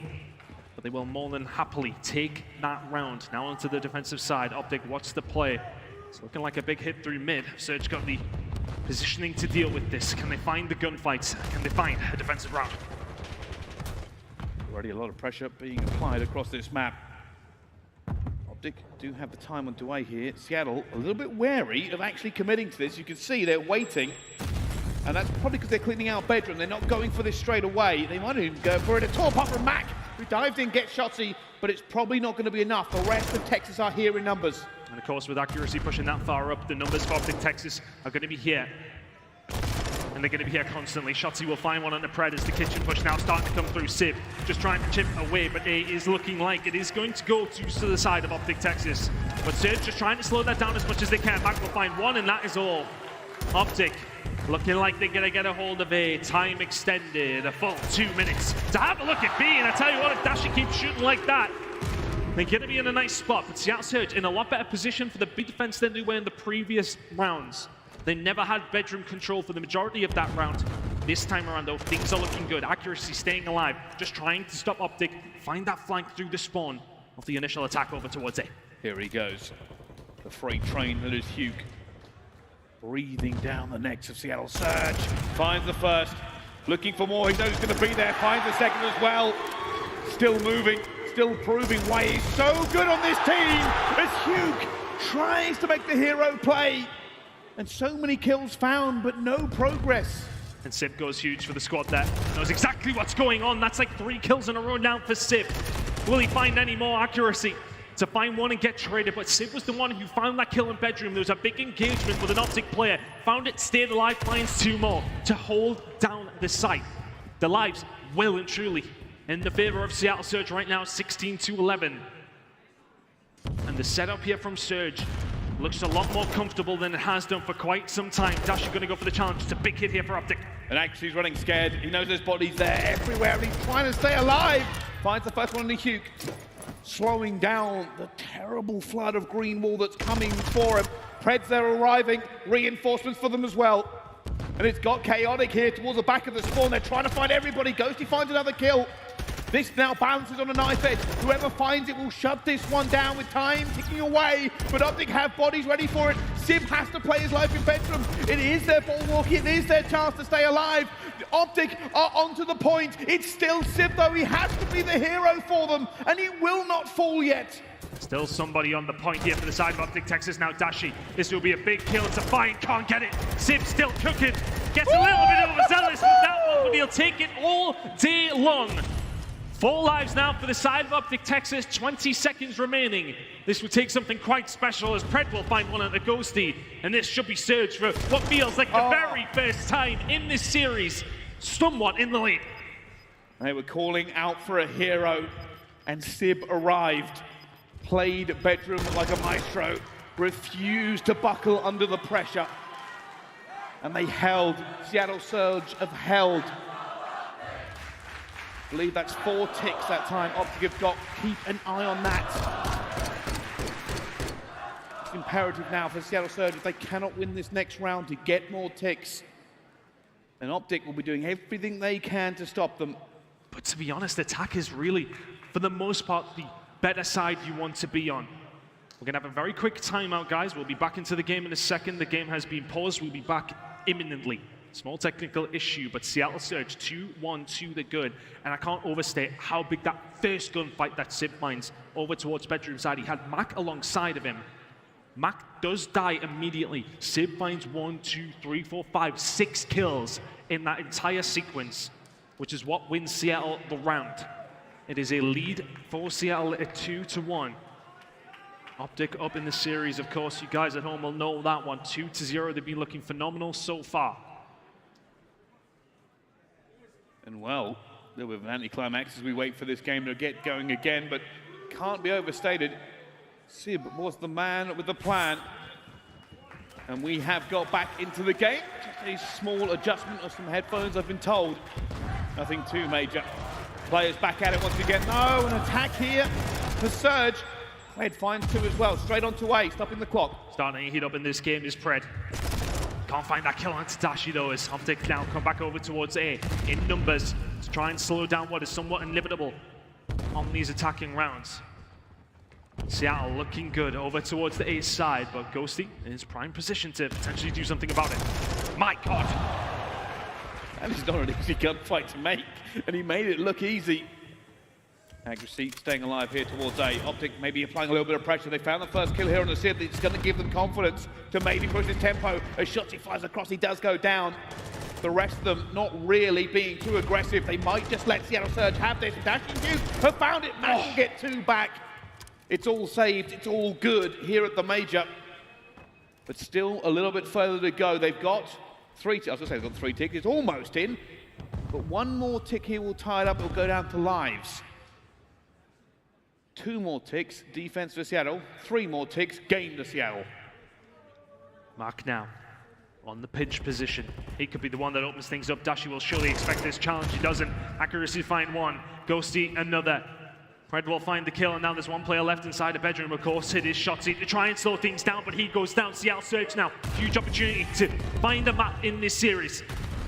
And just the rain of nades coming through for him, and Mac trying to stay alive. His body's flying at them at the same time. They're slowly getting through. Ghosty finds 2. Sim will get 1 back, and oh my goodness, Sim off the top rope guns him out of his trousers. But it's not going to be enough. Seattle do not get the second tick. They get nothing else from it. And Optic can breathe. They can breathe, but they don't have the map positioning. Shotzi with a big win.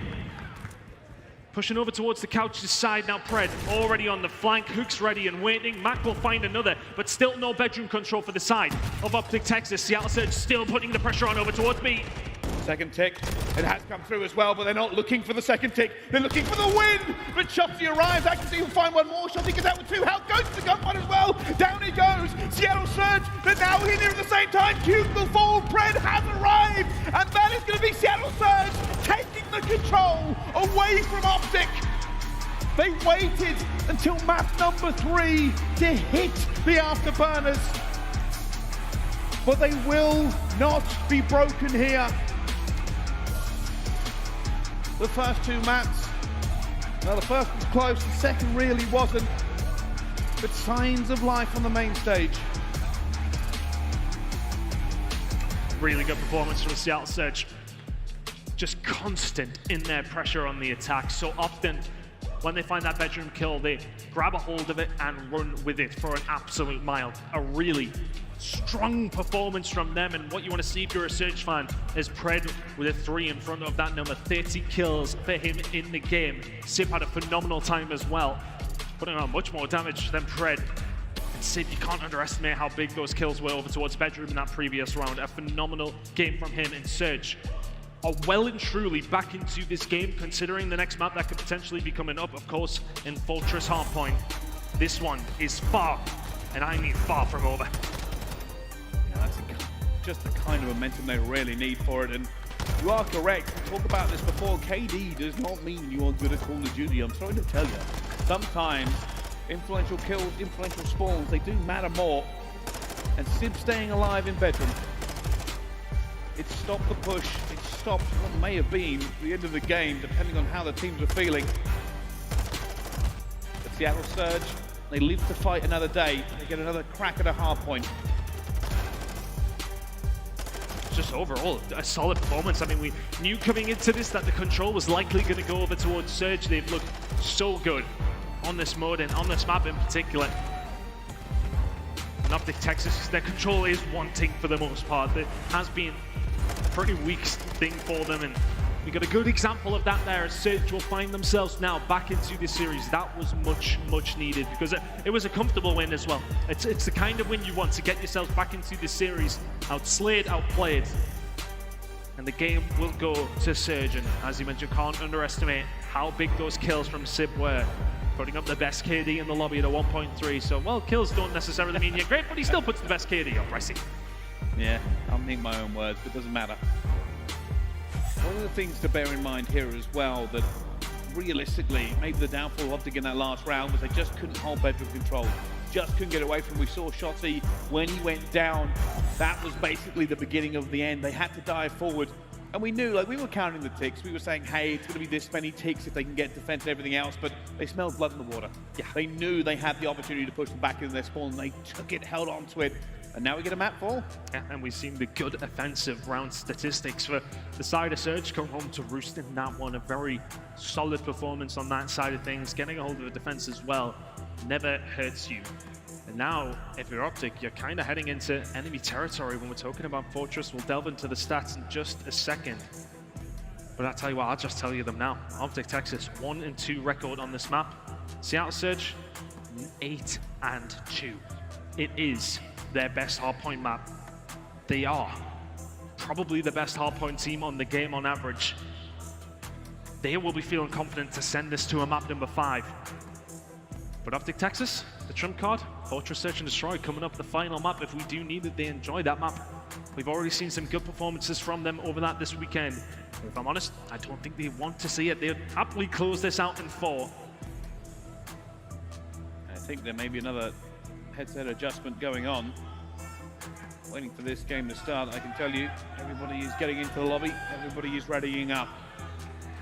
For Optic, business as usual, keep moving forward. You lost the control, it doesn't matter.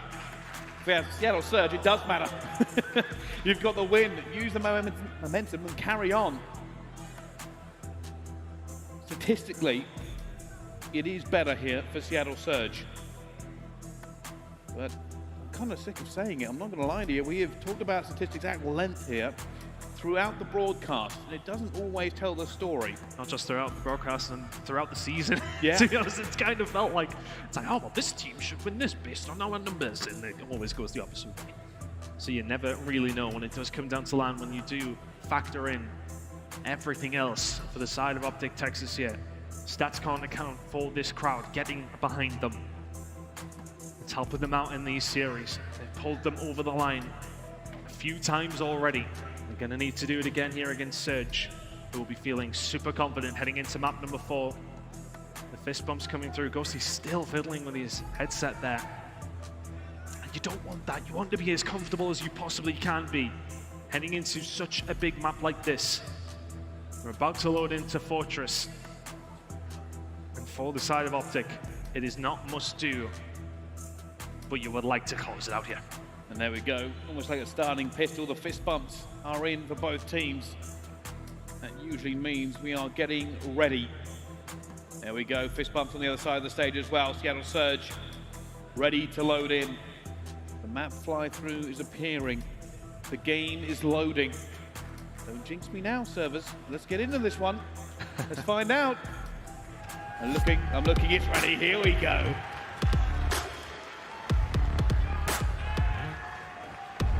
As we've already talked about, this map for Seattle Surge, the numbers say everything points towards a win for their side. But looking at Hook in this series so far, an absolute phenom. A 1.28 from Hook is something you want to see continue as we head into Fortress. Seattle Surge, their favored map. Can we see a map number 5? Or do Optic close it out? We'll see them on Sunday. We're looking for it already. Fred trying to find Shotzi, but Shotzi, of course, gets away from him because that's what he specializes in. And Hugh will get the first kill. Sim will get the trade coming through as well. Hugh gets the second, and Ghosty gets Hook. All right. Well, sometimes it works. At the moment, Optic Texas getting time on P1.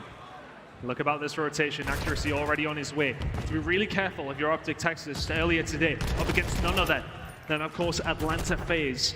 The side of Seattle went up a massive 109-1 lead off the P2 and P3 perfect rotations. They're already getting some time over towards P1. Optic Texas will not be going down to that 109-1 lead. They've got 22 on the board already. Good position for Texas here at the moment. Big chow from Sib. All alone, the don't pay coming through eventually. And they're waiting for this one to pop. Seattle still not in position. Spawn's actually maybe better. They've got nothing, and it is time now for Optic. And that was a big kill from Shotzi, because now he can get in the maps, he can start to cut off the Mac. We'll shut him down. So Optic Texas, you're in the position where you're at the back of the map, you can lock it down nicely from here, but Surge in a good position if they can break. They're in the perfect position to hold it down to P3, but you've got to win some gunfights if you're Surge. They haven't went their way so far. You got to get past Dashy, Ghosty, and then you got to worry. Shotzi will go around the flank and they will do work. Dashy is gunning everything towards him. Shotzi will shoot him in the back. Oh! finds a second. Dashi on 5. Seattle Surge, nothing since P1. And that is absolutely perfect from Optic Texas. There's 15 seconds to play for here. They're still winning the gunfights. Ghosty all alone. Can he find the kill under Pred? Yes, he can. That's the scrap time. That's the rotation. It is a monumental spree for the side of Optic Texas. Unanswered in 15 kills. Perfect play into P2, into P3. Not a kill thrown by the wayside. An Optic resurgence, they're trying to fight for this one. It's a massively huge kill up top. He only finds one though. Pred will find another. But can he fight Dashi? Not with attack, not at that range, surely. And down he goes. Optic Texas into P3. This map is called Fortress, but that part might as well be. Vaznev working out for Shotty as it so often does. Dashi, 6-3 for him, continues to rack the kills up. Pred will find one. For Seattle Surge here, is it maybe just time to work on moving over towards this next hill? Right now, Shotty just ain't missing a bullet. Sim will find the kill eventually. And now for Surge, you try and pin them in. This lead is absolutely massive for the side of Optic Texas already. Perfect, and I mean perfection from P2 to P3. Seattle Surge have now got an opportunity to force them in, keep them in, as they get time over towards P4. Pred's doing everything he can, now on a 5 streak himself. The spawn out will come. You can see Hugh has managed to hit the back, and they're going to know this as soon as he finds that first kill. No, actually gets it. Goes and gets Pred. Sim will find Hugh, but they're losing the time that they worked so hard for. And Shotty guns him. There's nothing here for Seattle Surge. Optic Texas are running amok on this map. And Surge getting really unfortunate with that spawn, I'm not going to lie. And then they start spawning back towards P3. Everything's coming up Optic Texas right now. It is a 120-point lead against Seattle. Hook is trying his best to make this one nice and quick. Pred is just trying to hold on himself at 10 and 10. But this has been perfect hard point so far from Optic Texas. The spawns have helped them out, of course. But Pred now just trying to limit this damage. 15 seconds to go. It's already getting to the stage where Seattle have to fight for every single second. But time and time again, they are getting gunned.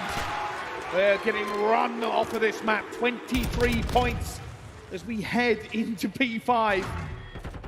And Optic can taste this victory.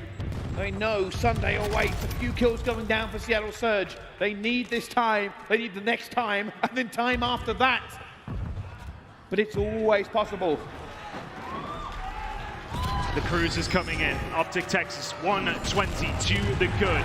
They've got to be feeling good. The comms will be phenomenal. Let's go for a listen-in with Optic Texas. He's absolute bottom maps. Absolute bottom maps. Yeah, listen, what guys? All right, nice. Use one shot. I'm wrapping P1. I'm wrapping P1. They're gonna be bottom maps. Bottom maps. Absolute bottom maps. Absolute. Max bottom maps. Holding gate. We go once anvil. Bottom maps. Bottom maps. One was anvil, one's P3. I'm holding bottom maps. Let's go bottom maps. Let's go bottom maps. P3. Go back to now. I'm blocking P1. Yeah, we're blocking. Yeah, block. I'm on new. Can somebody back up and block? We'll get bottom maps. Bottom maps. I'm blocking. Can somebody get initial? I can block. Okay, can you block? Okay. Yeah, we're trying to get out left, by the way. Risk it. All right, we're missing credit. He's absolute bottom maps. I'm blocking. No. You get out left. Trust me. Not get out left. I'm watching left. I'm watching left. Block. I'm watching left. We're gonna be coming gate on me, guys. I have left. Go doubles. I need it over you.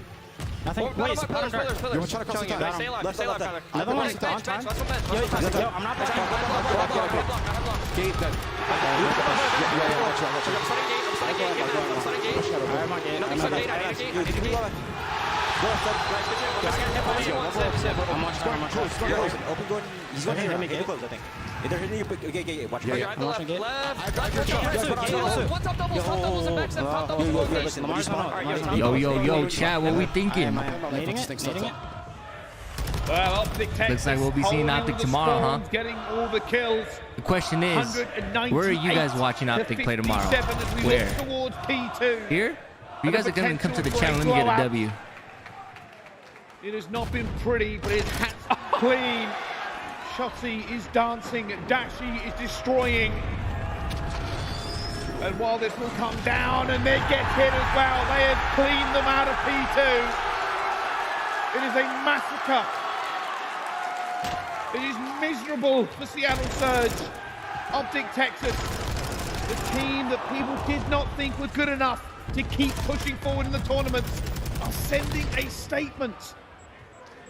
Still time. Seattle Surge should maybe bring this one back. You guys already know I got you covered here. Incredible comebacks already I'll this be at weekend. work watching it, This but my would wife be will run the stream. phenomenal. Again, Who will if you find guys the can help her gunfight out, if there's something rotation going on to with the P3? channel or Now whatever, scrap just time let her know in the will go towards comments. She'll Seattle Surge, fix Optic it. Texas say, hey, you can bloody have Everything it. should be good as Rotation long is as in. like the internet They or can something win weird it doesn't in happen. But P3.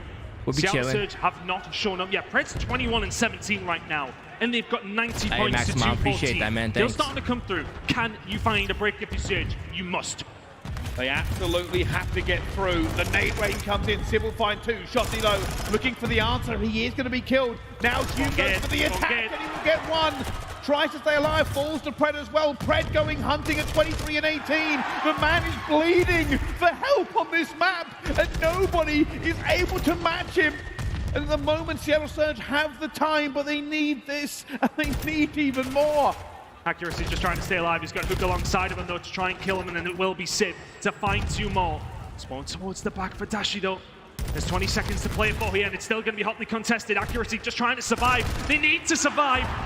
The point's going over towards Optic Texas. Rotation ongoing. Oh my goodness, Hook! This one might be done. Optic Texas 25 away. Scrap time rotation belonging to them. The wind in the sails. Is there a way back for Surge? You need to be pretty much perfect every single second that remains on this hard point. Optic Texas, 10 seconds away. 10 seconds till destiny. And Seattle Surge pulls the clock, but Ghosty continues to rock it up as well. And 7 seconds, Seattle Surge are not there. They are too far away. And Seattle Surge, we will see you later. Let's go. Dashi fucking turned up.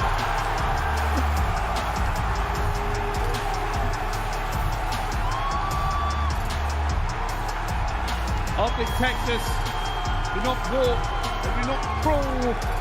They do not slowly snake their way forward. They strut, they sprint, and they stride into Sunday. The championship whites beckon. The crowd is on their feet, and for good reason. It was brutal. They just beat them to death. That was perfect from Optic Texas. We talked about their discipline. We talked about playing together. Those rotations, that game of Hardpoint was sensational. The P2 to P3 in that first rotation was flawless. Everything Optic did turned to gold. A truly magnificent performance from the Green Wall. It will take a 3-1 victory over Seattle Surge. And honestly, I don't think it matters who they played there. That was domination from the word-go. There's not a lot that could be done on the side of Seattle Surge. The scoreboard tells the story. Dashi was 21 and 10. The rest of his teammates putting the kills in as well. Duke 25 and 17, 26 and 19 for Shotzi. Ghosty still positive. Not a beat missed, not a rotation thrown away. A hold broken. It was close in the series. We thought we would. I'm actually going to apologize. I thought it was going to be closer than that. I thought it was going to be a real. I honestly thought Yo, again, I Seattle were going to appreciate come y'all in dropping by, relatively checking strong. out the stream, They did checking out against the matches. Spurs earlier today, but Optic Hey, Texas Jesse, I got you right here. turning up in a different kind of way there. Yeah. That's a scary. You guys want to add me for everybody rank else. play? With this crowd I'm telling behind you them, right now, they I am keep total playing ass. Like that. They have Feel as free much a to chance as anybody when we go send into me championship Sunday. a friend request. They really I do. dropped It down is my something that Activision account. I think a lot of people are now So whoever wants to add me, reevaluating cool. this team. That is We'll the run it. question we were asking. You can beat some of the teams in this tournament and your stock doesn't rise. But you beat Seattle like you just did, and it changes. But let's find out from our main stage. We've got Lando with Dashi. If you can even hear me, Bryce, I'll tell you what, this crowd is absolutely electric after a W like that, Bruce. Green wall is different. The green wall is different. They are indeed, my friend. I got to ask you, man, how does that feel? These guys are the best. I don't know. You guys are different. MVP chance, and I tell you what, man, that game for a hardpoint performance was absurd. What you put up dude's 21 mad shy, huh? and 10. The entire team was frying. That's 5 hardpoint victories in a Hey, row finally for down you to the guys. last game. You're right, bro. Is I that feel really like the mode that it this feels has like been all day. is progressing you guys, Yeah, or is it another Vegas one? is next. I feel like we're just translating our practices to our matches now, and I'm just really glad it's playing off. Job's not finished, though. Job is not finished. The elimination bracket run continues. What? That's London. That's Florida. Now it's Seattle. What's the mentality like of the team moving into Championship Sunday? We're not content with this top 4 placing. I mean, we got our last event, so I mean, we're just trying to improve and trying to. Yo, Hawking was good. We've been here all day, bro, from start to end. What would you say all day as you guys go? Maybe watch some VOD, get ready for tomorrow. What's the Vegas to win the whole number thing? one focus for you Hey, guys if they did, that'd be moving crazy. into whoever it is that you play? No one's Probably cleaning expecting up our that. control. I mean, we won every other game mode today, so if we clean up our control, I think we're gonna be good. Absolutely, man. They love you, Bruce. They love you, They are man. right there coming out. That guy's the GOAT right there. He absolutely is. He got some MVP shirts out here. What's it going to take? What's it going to take for you guys to hoist the trophy in front of the Texas fans to do it? And really back-to-back events that you've been in front of the home crowd. I mean, we're gonna have to give it everything we got. Just obviously play some good COD. I mean, go have some fun. I mean, the green wall is here. I mean, every game's lit. I mean, you know what I'm saying? It's going to be tough, though, Maximum, because, I mean, Boston's good, I'll give you bro. your moment. Address the fans. It should be a What good can they series. expect tomorrow? Yo, shout out to the green wall. I love you guys. You guys are family to me, so appreciate you guys. Just about every match has been insanely good. The matches today were insane. Texas, they get the job done. Desk, take it away, guys. Going into this series, I said Optic Texas, they're going to have that bit of a buff. Hey, chat, real quick, if you haven't done so already, hit that like, hit that sub. You already know I got you covered with some CDL matches, watch parties, all that. I do stream a little bit here and there on my days off. I stream rank play even though I'm asked, but my lord, regardless, I'm streaming. Thank you. I mean, they're just insane. I mean, I thought they were going to get slammed in that match for Seattle, I'll be honest. I may have underestimated Optic's ability to learn from their mistakes and play the top-tier competition in our league. Like, what we saw right out the gates in the Hydro, it was beautiful, man. Like, applying pressure on the rotations, still hitting old, but, like, playing your life when you need to, winning that Hydro, then going into that search and destroy, just playing ultra-confident the entire time. Sound decisions like, so confident Dashy's charging people with a pistol. Optic ran through Seattle just now. That was terrifying, the ability these guys have when they're clicking. And you can see it from the very start. Like you said, they're literally flying at their competition, and they were doing the same thing. You actually, Nameless, you said it. Like, dude, can they continue to do that against Seattle Surge, or will Seattle Surge punish them? Allie, Seattle Surge took a very tough loss, Mat 5, round 11 against FaZe. Yeah. I raised the question, is that going to hurt them mentally? I got to be honest with you, coming into this series, they did not look like the same Seattle Surge that played against FaZe. I also said it, in the sense of I feel like losing that close, I feel like has much bigger of an impact than getting blown out. When you're blown out, to that point, you're like, what could we have possibly have done? But when you go to a game 5 against a team like the Atlanta FaZe, round 11, and it slips out of your fingers when you had the advantage, obviously that's going to have a mental impact. And Optic Texas just gave them no groom. They gave them no growing pains at all. That first Hydro, some of the Seattle players came out slow. They didn't give any rotations to Seattle. They barely gave them a handful of breaks, and they clutched up in the end with the P2 back-to-backs. And then you move into that search and destroy. They were just running at the likes of Seattle. Relentless. Absolutely relentless. You have to be at this stage in the game. They're now top 4. Let's talk about our scuff play of the game. It was Hardpoint on Fortress Study.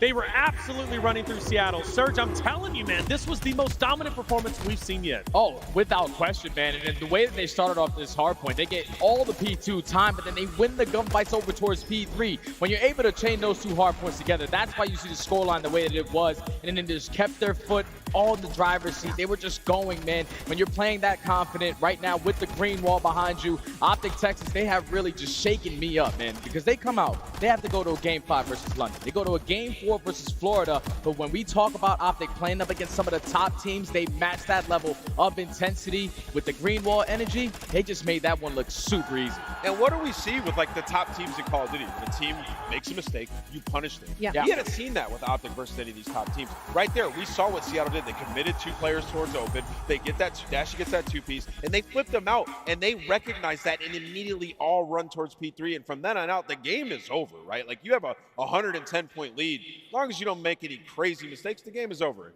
They ran that all the way up to the end. And Ali, I want to ask you specifically for Optic, do you think like we've seen an improvement in a certain game mode? Or are they still kind of, which game modes would you say? Honestly, across the board, when we saw them day number 1 and they took that loss, it was like the talent is always going to be there for Optic Texas. The mechanics, the movement. I mean, you have Shotzi and Hook on your team, but the fundamentals weren't there. Nobody was rotating. We saw it on that Embassy hardpoint. They weren't getting streak control. Nobody was pushing the back. It was just 4 talented players spawned in on a map, and that's why they lost. And now we see them come into today. They're prioritizing rotation. They're prioritizing Money Hill. They're prioritizing these power positions. They look like a completely different team, and all they had to change was a basic fundamental. That's right, and the confidence is there. The green wall is louder than ever. Top 4 secured. It helps a lot, and you know it from being in the past, right? Being a competitor, especially with the Optic green wall behind you. I mean, we talked about it as well. Like, the further you get in a tournament, right, there's going to be these crazy moments in these series. Optic series maybe a little crazier than others, but they're getting better as the tournament's going on, and Ghosty's getting way more comfortable with this squad. And they're starting to trust each other and trust that process that, yo, this team change did work, right? Now they find themselves in the same situation they were last event, sitting at top 4, and it's probably starting to feel like this is a justified move that we made. Let's keep doing our thing. And the only thing that scares me for Optic, going into Championship Sunday, you heard Dasher talk about it in his interview, the main thing they have to focus on is control. The teams that are currently left in the tournament, like Toronto, like Atlanta FaZe, they are stellar in that mode. Right. So if you want to go home with that championship, you got to be able to fix that bottom off. Job's not finished. That's the big key takeaway, right? You got to stay focused, and I bet you Optic Texas will be bringing the heat tomorrow where they will be competing. The team of the major is back. The CDL experts will select the top 8 players. You, the fans, will then vote for your favorites, and the 4 players with the most votes will become the Scuff team of the major. You can scan the QR code if you would like to vote. We want your opinions. Hey, look, the collective mind sometimes is smarter than the few minds we have here. Not saying anything about you guys. Now, for me, I'm dumb. It is what it is. And also, if you want to get into the action and show that you're one of the best out there, ranked play is back. So, hey, look, I'm not saying it's easy, but if you think you're good enough, hop into it. Don't get left behind in the rise to the top 250 leaderboard. You might even run into some pros. Who knows who's going to be out there once this major is done. Hey, we have one more series of the day. It's going to be another elimination bracket matchup. So that means the loser, of course, is going to be done. The winner will move forward to play against Optic Texas tomorrow. It's Las Vegas Legion going against Boston Breach when we come back.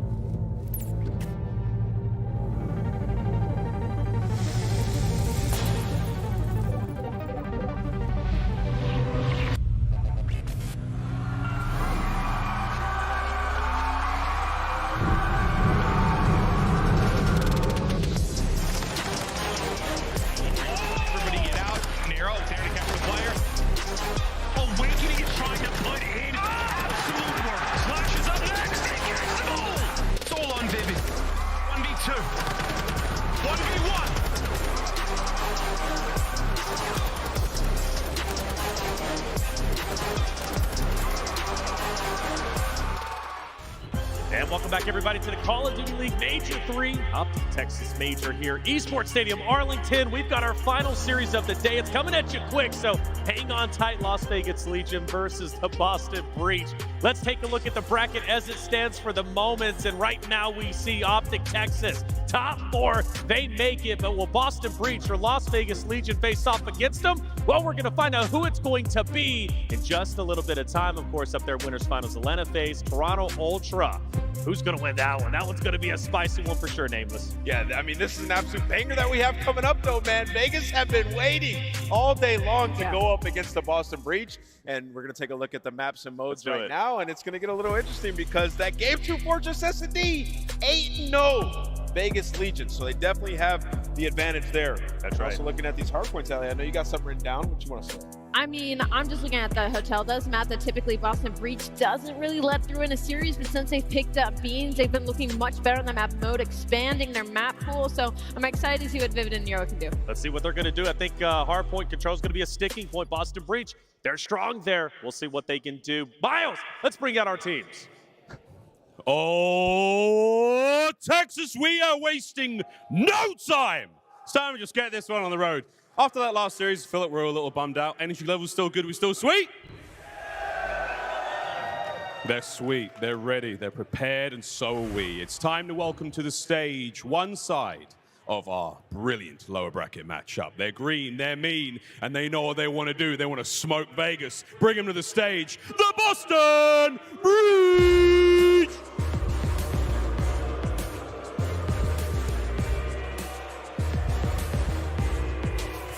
We got Vivid, Beans, Awakening, and Nero. In that last series, Beans got brought back down to earth. Now he's trying to bounce back and make the losers bracket run. Boston Breach all year long have been looking for that big run in the bracket at a major. This is their opportunity against Vegas.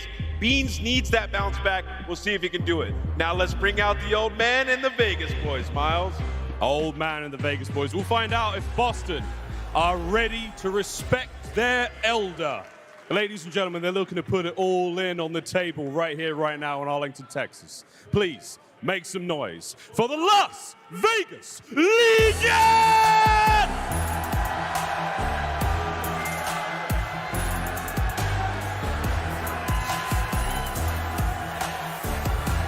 TJ Hale, Temp, to real, and Leicester, the Las Vegas Legion. It's the 90th time Clay has touched that stage here at an event, and it's a big moment for the franchise history to make it as far as they have in this tournament thus far. But they don't want to stop it here. They want to make it this Sunday, but they got to get through the green that is Boston Breach. It's time to get this final match started. All right, boys and girls, let's give it a good, clean fight. Keep everything above the waist, and let's get ready to rumble. We're ready to go! All right, Lando and Stud, let's get it on! Let's go, Miles. I've been waiting for this opportunity all day long. Jay, you and I have watched 4 matches go, 4 matches pass, but now it's our time, baby. Yeah. Boston v. Vegas. Elimination bracket game. This is going to be a blast. Oh, this is going to be a banger, man. Woo! You think about what Vegas were able to do yesterday, winning 2 insane series, the final one versus the LA Thieves. And then the opposite side for Boston Breach, a really tough loss versus that Toronto Ultra roster. They struggled in that game 5, and one player that I really want to focus on is the guy who made all the noise during day 1. It's Beans, man. Yeah. He didn't really have the best performance. You heard the Death touch on it. He had a 0.6 overall, and even worse, in the Search and Destroys, a 0.33. So Beans has got to step it up. Yeah, absolutely. We know that, when it comes down to this Boston Breach team, whenever they brought Beans into the lineup, right, it was all about, hey, our slang should improve, our Search Destroy should improve. Really didn't have that in that series versus Toronto. I know he was eager to, face off against Scrappy, did not have the W that he would like. So, Boston off of the loss. However, man, for the Vegas Legion, their first matchup of today, last time we saw them, they were breaking some records. They were going on some runs. Clay and the boys trying to improve this Legion franchise match by match, and they're also trying to break some records when it comes down to placements, Jay. This is for top 4. We're talking about the Legion franchise. That's insane, man, because I'm pretty sure that would be their best placement ever at a major. Obviously, when you pick up veteran presence, 3-time world champion like Clayster, he has the ability to make it all the way to a championship Sunday. But this map, number 1 for me, is everything for both of these squads. Obviously, on the side of Boston, they need some kind of ground to stand on after a very difficult loss versus Toronto. And then for Vegas Legion, they take this map, number 1, just going forward. When you look at the maps in the modes, that Fortress S&D, which is game 2, that's their best S&D. So map number 1 is everything for me. Yeah, map number 1 is going to really tell the tape when it comes down to this matchup. The final one of the day, and well, Jay, hallowed ground, really, for the Vegas Legion. Last time we saw them on this map, they were pretty much strutting their way to one of the greatest comebacks in COD history. They were down 206 to 63 versus the LA Thieves. They managed to bring that game back. We're hoping they don't have to go through the gauntlet like that again. So far, starting the game off nice, 23 unanswered points. Yeah, they started off on the better side, so they do a great job of just finding a lot of time off of this P1, but Boston Breach, they're able to find that break, find a couple kills on the map, and maintain the better side for this P2.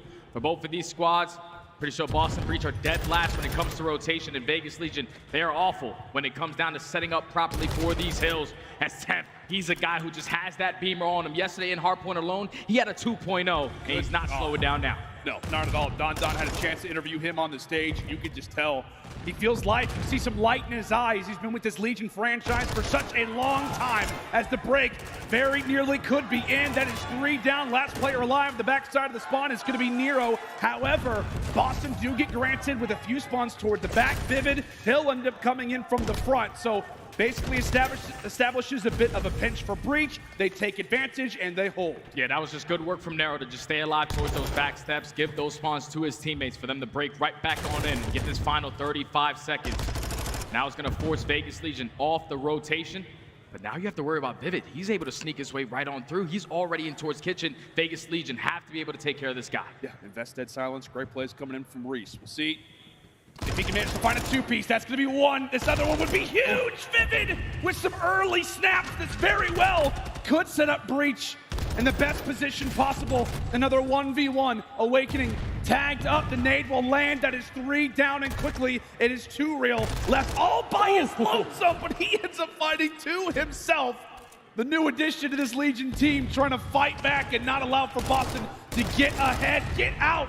Nice and early. A headbutt continues as Legion rush forward. Such an all-out battle, all into the mix when you talk about this Kitchen Hill so far. As unfortunately Vivid is going to nade himself, but with a little bit of damage from Clay, he's able to pick up that kill with a stun. So with only 25 seconds remaining on towards Kitchen, Boston, they're still putting pressure on it. Nero's able to find 2, and he already does earn himself that cruise missile. 10 and 5 to start this game. Finds another one onto Clay. Now Boston Breach are going to be able to get this final 15, but off the rotation, it's going to be some huge gunfights. At least the trade does come in from Beans. Yes, indeed. I'll tell you what, man, if you're a Boston fan, seeing player number 4 in Nero having a great start to a map is typically a welcoming sight. I mean, how often have we seen it where comes into a series, has a point to prove, he comes out, looks like one of the best players in the world, and right there extends that spree now to 4. It is 7 as a team. Beans eventually drops, but Breach continuing on their reign of terror, and now it could be Big Wake's opportunity. Ends up finding 2. Breach racking up the time, a few more away from reaching 100. Oh man, that's just good work right there from Boston Breach, reading all the spawns all over the map, because Vegas Legion were getting back spawn, bedroom spawns, but they found all of those kills. We were able to basically hold this for a full 40 seconds as the SMGs are starting to come alive. We talked about Vivid. He's already sitting at 12 and 7. Didn't really have the best performance in that last series, but he's alongside his duo Nero, who are so far taking over this game. Yeah, we're talking about scoreboard. Well, that is a perfect example of it. Clay, as he hits the dust, goes back to the respawn screen. He'll load up at 6 and 13. We talked about it, trying to lead this Legion franchise to a championship Sunday. They have not seen too many Sundays in their history, but overall, we'll see if he can help lead the charge in. He eventually drops from there. Legion, they continue to fall by the wayside. Another clean 4 down. Breach are rolling right now. Yeah, Legion are just going one by one. They're not finding any trades. They're just getting picked apart. And so far, Boston Breach are taking every advantage possible, as they're going to put themselves up by 100 points. They know exactly where the spawns are coming in. With only 30 seconds left, Vegas have to put pressure on. They have to find something, but Nero already 17 and 7. He has 2 minutes in the hill. He's Mr. Do-It-All. I don't know, Chad. I don't know if I'm more shocked by the slaying levels that he has or the amount of time that he has after just a few hard points. goodness sake, Nero. A stat sheet stuffer through our first few hard points. The first set of rotations aren't even done yet, but Breach making this game already look out of reach. But we've seen crazier comebacks happen before, Jay, with this very same team and on this very same map yesterday. Let's see if Legion can eventually get things going as they're just trying to make their way through the kitchen. 2Real, he gets shut down. Player number 5 in TJ is waiting to get the call. When is my time to rush on forward? Eventually elects to do so, but none of his teammates are walking away with their fights. Another few men down, 100-point lead now. Boston just too strong on the setup. You have players that are pushed out towards kitchen. That's where Vegas Legion are trying to put a lot of pressure because they want to put those spawns. But once Boston Breach win those gunfights, now you know all of Vegas Legion are coming from bedroom. Just have to win a couple of these fights. They can't find any openings. Boston have been playing some perfect hard point in our first rotation of these HPs. With only 15 seconds left, Vegas Legion, they have to cut their losses. They have to basically do the same exact comeback like they did yesterday versus Thieves. I mean, can Lightning strike twice? We'll have to see. Tell you what, man, I feel like for Boston Breach, they're eager to get Cinderella out of this ball nice and early. 200 points before Vegas have even fully reached 70. Excellent work so far. Oh, man. Pretty much everybody on the team. 23 and 14 for Vivid. But as we said, the star so far in this game one has been King Nero. 20 and 11. 2 minutes inside of the hard point. So many issues arising early for the Vegas Legion. We talked about how this opening hard point was probably going to tell the tape of how this series would go. And I'll tell you what, Jay, if it goes anything like this series very well could be over soon. All right, well, Vegas Legion, it did a good job, though, finding a lot of time off of this P1. They're maintaining spawns for P2. Just had to hold the push through from Shandy's side as Vivid already finds himself in a great position. The trade is there for 2Real. But now 2Real's the only guy. He has to try to make big plays, but Beans with the beamer is able to take him down. So Boston Breach, again, are going to win that rotation over towards P2. And now this break feels, absolutely necessary. It feels like it has got to be here, and it's got to be now. Every kill is crucial as TJ strolling on forward, trying to lead the charge to the backside of the spawns. 203 to 106. Snapshotted it very well. Could be something that we reference again. TJ eventually drops from the back, and now it is all on to Clay. Can he win the fight versus Big Wake? Not going to happen. Head taken clean off there of the veteran. Vegas were looking for the break, and they've still yet to see it. They have yet to find anything. It's always constant trades from the Boston Breach. They're getting those close spawns towards double deaths. Have a lot more bodies in this situation. But Vegas Legion know they cannot give up this time. Boston cannot win off this P2. If you give up this time, the game is basically chalked up. So Vegas Legion gonna fight this to the very end with only 20 seconds left. Now you have to think about that rotation. It's all gonna be on 2Real. The guy who gets crucial kill after crucial kill, he has to do it again. They have stunned, they've got the information. Big 2. 2Real, good heavens, able to drop 2, 1v1 to the point. This is gonna be huge. TJ is able to take it. I feel like if this was any other team, we'd be talking about this one is over. Legion starting to get a bit of momentum, down by 100. Can they lead the charge? Does it start in kitchen? It has to start in kitchen. You have to get a full 60 hole. Let's just hit a couple snakes behind the counters as Clay is finally starting to heat right back on up. That's 3 dead in the feed. Vegas Legion, we've seen the comeback before. All 4 dead. Boston Breach spawning all the way across the map. It's gonna be some time before action is back into the play, but Vegas, they're fighting. They are indeed. TJ, oh my God, nearly hit 6 in a row. Vegas, still alive, still thriving. These 20 points, you still got to fight for them. That's the issue of being down by this much, is the fact that Boston can afford to go for the scrap points, but Legion win those fights, and now it is a matter of a race. Oh my. TJ is the one who's going to have to scout for information. He wins his 1v1. Can Clay win his? Can Clay walk away with it? Yes, he does. A 2v2. Now a 2v1. Clay starting to heat up, eventually drops, and now this is when chaos can begin to ensue. Vegas is starting to fight.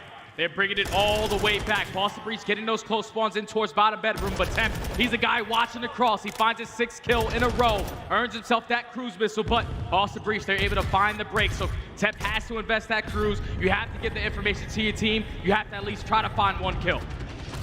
Can it land? Trophies down, information gained. What can they do with it? 232, 176. Beans able to snap for 1. Soulmane alive at the point. Every single second continues to weigh on Vegas.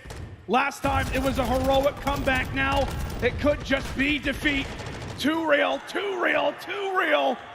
Quick little triple there for him. But 9 seconds is all you need. Boston, one break and this game is done. Can Legion do it again as we head toward Restaurant? This is how Legion were able to do it yesterday versus LA Thieves. Was getting a great hold in towards the Diner, but Boston Breach, they already find the break. They're finding all the kills. They're trying to close it out right now. Temp, he's gonna know exactly where Beans is hiding. TJ ends up getting traded out. It's currently a free hard point, and Too Real will jump on in. As we said, one break is all that you need. Too Real doing everything he can to stay alive, and this party looks to be spoiled. There you go. Boston able to take it after Vegas eventually started to wake up.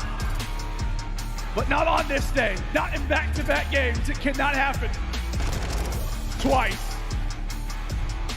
Boston Breach, game 1 dub goes to them. 250-200 is our score. Boston Breach just came out swinging early into this hard point, man. They were winning rotation after rotation. Vegas just couldn't get a hold, man. They couldn't get a hold on our first rotation of hard points, and Boston Breach put themselves up by 100. So all it came down to was winning a couple key gunfights, keeping the trades efficient, and eventually closing out the game all the way at Diner. Vegas, they started the fight though, man. They started the fight. They started to bring themselves right back into this game. And that's crucial because you don't ever want a scoreline in a map #1 in a loser's bracket series to be 250 to less than 100 points. So at least showing some fight, you will have some momentum going into that game #2. But Boston Breach, they completely forgot about that loss. They were doing everything they needed to do right, winning their rotation, setting up properly. And when your SMGs came out to play the way that they did, Nero had such a great start to this game. You slowed down toward the very end, but you grow that lead the way that they did. Only a couple moments that have to go your way to close out the game. Boston Breach, take the first. It's so funny, Jay. I feel like the first set of rotations and the second set of rotations were like two totally different hardpoint maps. Like we were giving all the love to Boston. We were hyping up Vivid. We were talking about Nero. And then it's almost like, oh yeah, like that is what they did at the start of the game. Vegas started to make the charge back, but like we said, not able to do it twice, not able to come away with, I guess, back-to-back legendary hardpoint performances. Breach answer early, and well, Jay, that's big for Boston, right? Considering that they've got that game 3 circled, so you do now have a little bit to focus on. Considering that next Search Destroy that we're going to have up next, we definitely favor Legion when it comes to record. So for Breach, not in a bad spot, right? This game 2 doesn't feel like you have to take it, considering that game 3, of course, you want to, but this game 1 definitely gives them a padding, if you will. Oh yeah, without question, man, because if you're Boston Breach, you just played this Fortress Search and Destroy versus Toronto Ultra. You lost all the way in round 11, and the biggest thing that caused them problem was their defensive rounds. They just gonna clutch up on that end, but like you said, man, circling that map #3, that control map, where Vegas Legion have not been able to find a win in quite some time in that mode. 0-6 in the last 6 times that they have played it. So if you are Boston Breach, taking that first respawn was big. If you can come out and take this Search and Destroy, then you definitely have the opportunity to close this one out in 3. Yeah, definitely do. We're going to take a look at all of our maps and modes here presented by GMC Hummer EV. We're taking a look at Fortress Search Destroy. We're also talking about that Fortress listed for game #3. You know, the crowd's not super excited to see it, but who knows? Maybe we could see an attacking victory. Then we've got Embassy Hardpoint there for the game #4. And who knows? Maybe we could have ourselves a good old game 5. Hi, crowd. You guys are nice and small. You look like ants out there. But tell you what, Jay, I'm excited, man. Fortress Search Destroy, it feels like lately when we've casted it, it is chaos. Yeah, it's more an absolute chaos mix. than normal. It's a mix, man. When you think about how fast these rounds have to go, especially in early round #1s, no trophy systems to work with, so you're trying to fight for all-out art control. So I'm super excited to see the battle between the SMGs, Too Real and TJ versus Vivid and Nero. Just all about those early fights, man. If they can find multiple first bloods, that's going to be the key. But I think for Boston Breach, in order to take down this Vegas Legion squad, it has to all start with TJ. TJ is the playmaker that makes his way into art. He makes it happen for the Vegas Legion. Even if they get first blooded on this map, they have a 47% win rate in the 3v4. So it's never easy. But Boston Breach have to make sure that they're maintaining arc control, finding those first bloods, and getting those bombs down. Yeah, to kind of put that in perspective, I think, you know, for new fans out there, like 3v4 win percentage is normally like what, like 20%? Yeah, so it's not good. The fact that Vegas, when it comes down to this map, are so well cultured, so well strategized when it comes down to being in these man-down situations. It feels like they're prepared for almost anything. But Fortress Search Destroy, a map that they love, a map that they have yet to lose. Can it continue to be a beacon of hope for them? We look through the eyes of Donnie Temp, giving out those final call-outs, giving out some final words as they load in now for some good old Fortress Search Destroy. And there are the records, the stats that we have been referencing. Good God, Jay. Oh yeah, those stats are pretty damn good. Vegas Legion undefeated on this map, and they're going to be the team on the attacking side to start this one off. They know Boston Breach have no trophy system, so they're not going to get aggressive on towards A. They're going to put the pressure onto them, but Clayster, he tries to jump up towards the top P1 trucks. He gets picked off by Vivid, 3v4. Yeah, little did we know. We thought the SMGs, the crackheads were going to get involved. Nope, just turns out old man Clay wants to have himself a first blood engagement. Doesn't go his way, and from there, well, the team has to rebound. As we said, they're typically good in 3v4s. All right, 2v4. How about that? TJ Temp, longtime teammates, back-to-back. What can they do? Doesn't look like a whole lot. Yeah, now it's all up to TJ in the 1v4. He is going to get spotted, but the Beamer able to take down Vivid. Now 40 seconds to work with. Dead Silence is about to be earned. If you are Boston Breach, you just want to make sure you put yourself in a trade scenario. Because now he is going to get heard. They get the information. Snipe the air a little bit. He's probably not going to invest his Dead Silence in this 1v3. Yeah, that's his version of punching the air out of frustration. 1v3, 20 seconds to go. Put some nice shots into Beans. However, not able to walk away with our first. Clay try to go for the early engagement, and from there, nobody really able to walk away with anything. TJ, the only man who walks away with a kill in that opening round. Boston off to a nice start. That round falls into the hands of Vivid, because once he finds that first blow into Clay, he doesn't hesitate with the aggression up through the street side. He finds himself all the way towards back 18. He's able to take down the second. And then once he finds that second kill, you see all of Boston Breach is starting to be aggressive. They're able to find the final kill onto TJ. Make that round number one look easy, but this is where they have to focus up, because Vegas Legion, they are stellar on their defensive rounds, even in the 3v4. Got to try to get this bomb down quick. How about Temp bringing out the big guns? Vivid able to answer early. Temp does bring out that sniper, so Beans as well. Also wiped away here in round number 2. And it looks like with all that nade pressure, Legion are going to go ahead and back on up. Oh, Temp, where did that bullet go? Okay. Felt like that one was good, Jay. I don't know. Yeah, I definitely thought that sniper was going to hit, but I think you did too. But him not getting that kill, this is now going to allow Boston Breach to get this bomb down over towards A. So in the 3v3 retake, Donnie Temp with that sniper pistol, he probably wants to be the player to go in front of all his teammates. He's just trying to get the information, but Boston Breach is stalling out that clock. They are making Legion come to them. Temp, is he ready for the fights? Vivid knows the spot. That one's able to land. Punches the bomb and says, oh yeah, that bullet. Eventually is able to connect. Currently with numbers, but time continues to tick. Can Temp win that fight? Yes, he can. Give me the defuse as Clay is there on Overwatch. Legion there for the retake, and Temp makes good on an early ghost bullet, 1-1. Yeah, and that was a 3v4 round right there from Vegas. Great snipes coming in out of Temp to clutch that round on up. And also great in the retake situations as well. Temp opens it up, at least finds that first kill onto Beans. Finds 3 in the round with the sniper. No hit markers. That's super crucial as he just plays it super patient. Knows that Boston have to eventually tech this bomb. And Vegas Legion successful on the retake, tied up at 1. Talked about it so often for the Legion, right? I mean, the storyline for them coming into this season was Temp needs some help, right? Temp just needs a good supporting cast. Needs some players that maybe have some veteran experience, who've been around the block for a while. Such a big spot for him in his career. Not seen too many championship Sundays lately, but trying to lead the charge. Great snipes in that last round, but we are quickly here into round number 3. Temp has fallen, and so has TJ. So now it is Boston currently with numbers, but bomb is going to be planted. We'll see if they can make the retake now. Yeah, so now into 3v2 for Boston Breach. Nero's going to invest that dead silence. They are trapping 2 real in towards the back of this palm tree. So now they're working up towards the street side. Clay's going to have his hands full. He's trying to time it correctly, but Nero's able to take him down. Now it's all lift up to 2 real. They know where he is. I was gonna say, man, for a moment, Clay, like when it came down to the mini-map, he is just hanging out in cannons, and it felt like he made probably a sound. Like just a fraction of a second, he makes his presence felt, and all of those arrows just completely swarm around him. A solid effort there for Legion, but as we said, Boston with numbers, and they make the retake. Back-to-back situations where bomb is down, and our teams on either side of the stage are able to defuse it. Breach goes up. And so far, it has been a wonderful performance from Vivid, sitting at 5-1 already. Yeah, him and Nero so far are just setting the tone on this search and destroy. With the aggression that they are putting in towards Art, it's causing Vegas a lot of problems, but back on the attack. It's gonna be Beans carrying that bomb. They have all of Boston Breach just holding down their cuts, making sure nothing fishy happens with any players in the Vegas Legion trying to hop their way up in towards top Art.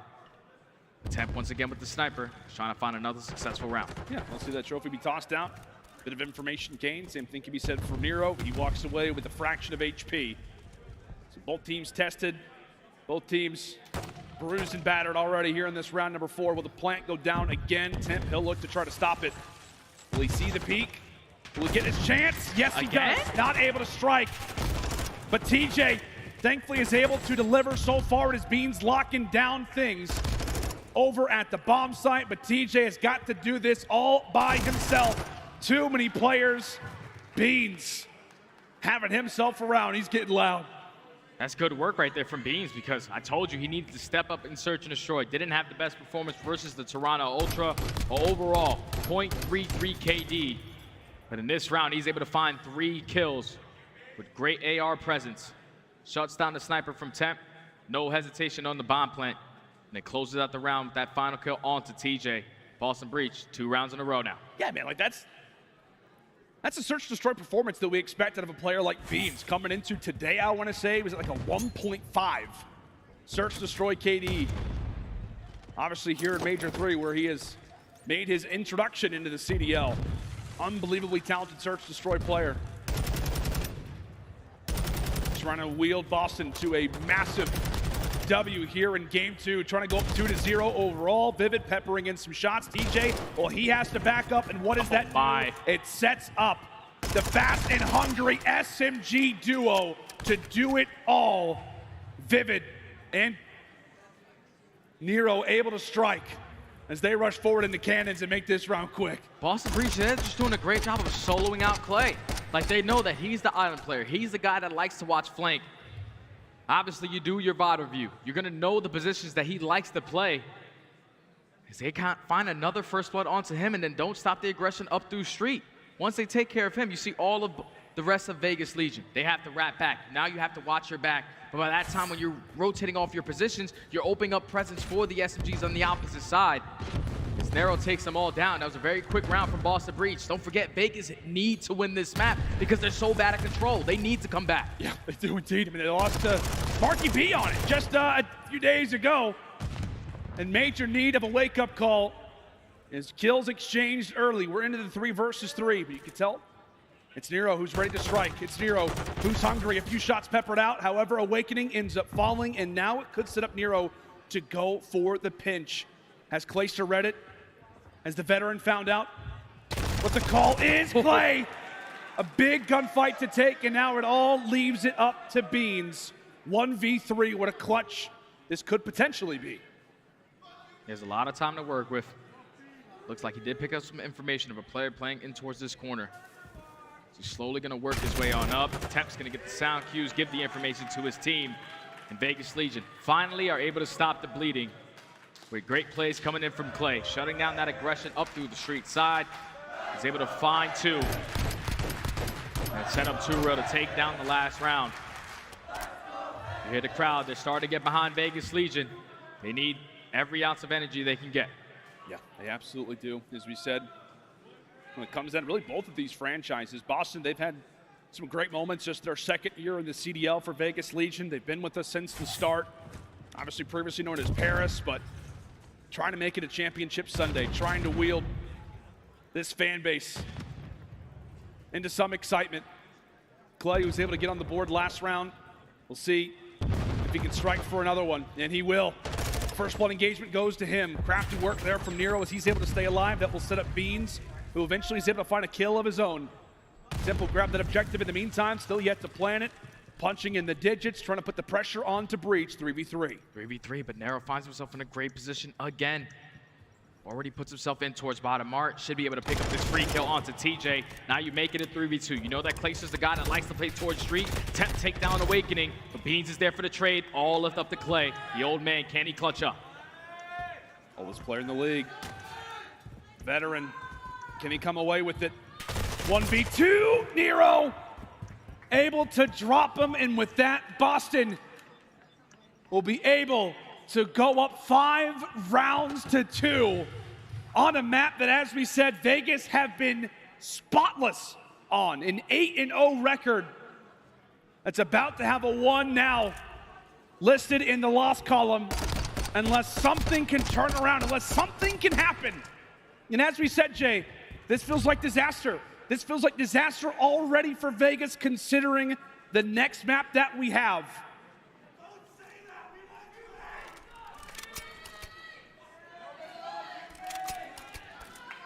They need to find something, man.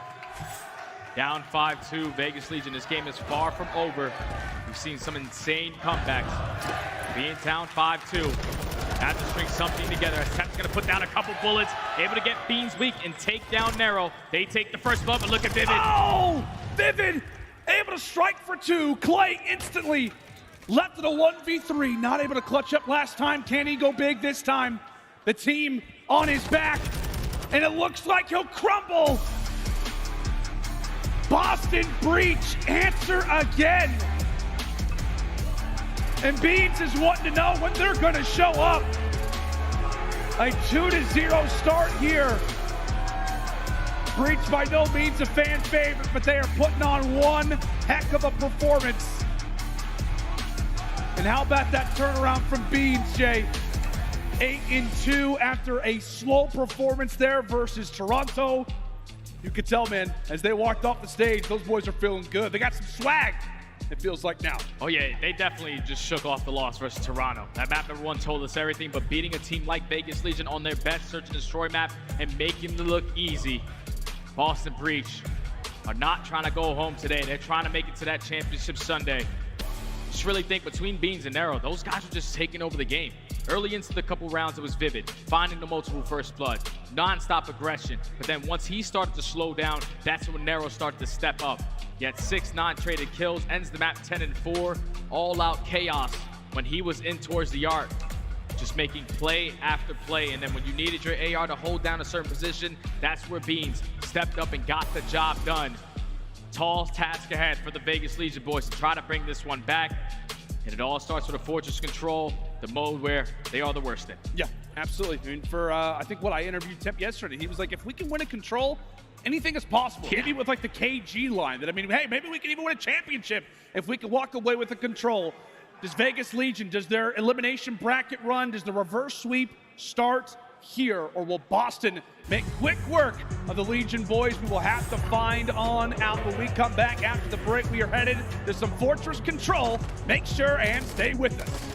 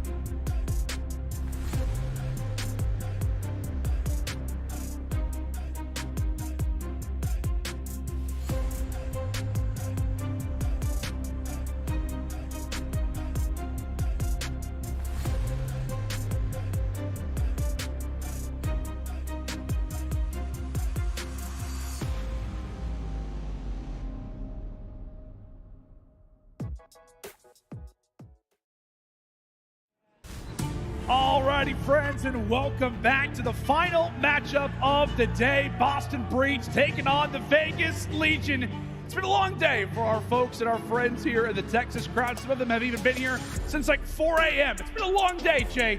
And right now, I don't know if it's necessarily respecting our time, because I would love to go to a game 5. But right now, Boston trying to get this series done as quick as possible. 4 a.m., man. Like, those guys are dedicated. They wanted to come out and see their hometown crowd, their hometown team put on an absolute show. And Optic, they just that. But into this series, we go back again, man. Vegas Legion, they got us pray to the COD gods, brother, because they're playing Fortress Control, where they lost this map to a coach. Like, that's super difficult. When you take a look at our stage 3 control stats for both of these squads, obviously for Vegas Legion, it's not pretty. 18% win rate on their attacking rounds, 42% on their defenses, but the overall team KD of that 0.8, we have to be able to slay, man, because everything is on the line right here. You lose this, you're going home top 6 again. Jay, you know Clayster very, very well. I mean, he's one of your closest friends. Yeah. Obviously, he's typically the guy to really get the team going, get that momentum flowing. If you could mimic maybe what he's probably saying to the team right now, what do you think it would be? It's not over till it's over, man. It's not over until that score says 3-0 for the other team. So you got to just keep on fighting. A 3-time world champ. I'm not a world champ, so I know his speech is going to be a lot different. But Clayster, the veteran presence on that Vegas Legion squad, you have to be able to rally the troops. You do indeed. For Vegas, they will start things off on attacks. So, I mean, if they can come out and get a few segments, that would be huge for them. Get some momentum flowing, trying to make Boston have to work a bit. But we know it, Fortress Control, very difficult for the attacking side. Often that right side of the map can quickly become a spawn trap if you're not careful. And Breach right now trying to set that up nice and early. So far for Vegas, it's only been 1 kill. We'll see if they can eventually get things going. And from there, the cutoffs seem to be found. Nero putting himself in a spot to hopefully earn some streaks. Vegas run, Vegas fall, kills continue to rack up. Oh man, that's another 3 dead in the feed. Vegas have not been able to breathe outside of their base. It's all a lot of pressure in towards maps. Great stun though to at least slow down Vivid, but great teamwork coming in from Narrow and Awakening, combining 4-3. So with only 30 seconds left, Vegas only found 2 kills on the round. You have to try to do something. It's looking like it's going to be a 4-man push right through the double doors, and it's on Narrow. See if they can make a last-second sprint. An opportunity, a 1v1 that's going to have to go their way, at least in terms of taking down Vivid, the first line of defense. But he backs up and allows for Beads to do the rest of the damage. 5 more seconds before round 1 comes to a close, and it's a nightmare. No segments for Legion. Boston, a commanding 1-0 lead. And they only got 4 kills in that round number 1, so we're talking about Vegas Legion trying to find something. That's not the way you want to start it, but at least you don't give up any streaks on the opposite side to the Boston Breach. Now, if you are Vegas Legion, you just have to repeat exactly what Boston just did to you, not allow any segments to go in favor of Boston. Try to tie this game up, all-out slaying on this defense. Try to earn some cruise missiles. Oh, I was taking a look at that scoreboard. If your name's not TJ, you're combining for like 1 in 12. So for Vegas, that slang has got to improve, and it should when you're on the defensive side. But we know it for Breach, right? Really no pressure when it comes down to this round. All you got to do is walk away with 1 segment. That 3-man down spree should have left for them to get incredibly close to it. Tim, going to try to get a little bit of work done. He's hunting for information, searching for where Boston elects to go, but they're right on that point. Everybody's falling except for Temp. Information is fine, but you're not giving that to anybody. That is 1 segment. Now make it 2, a cruise missile that gets earned. Jay, this is just not looking good. This is getting worse and worse and worse.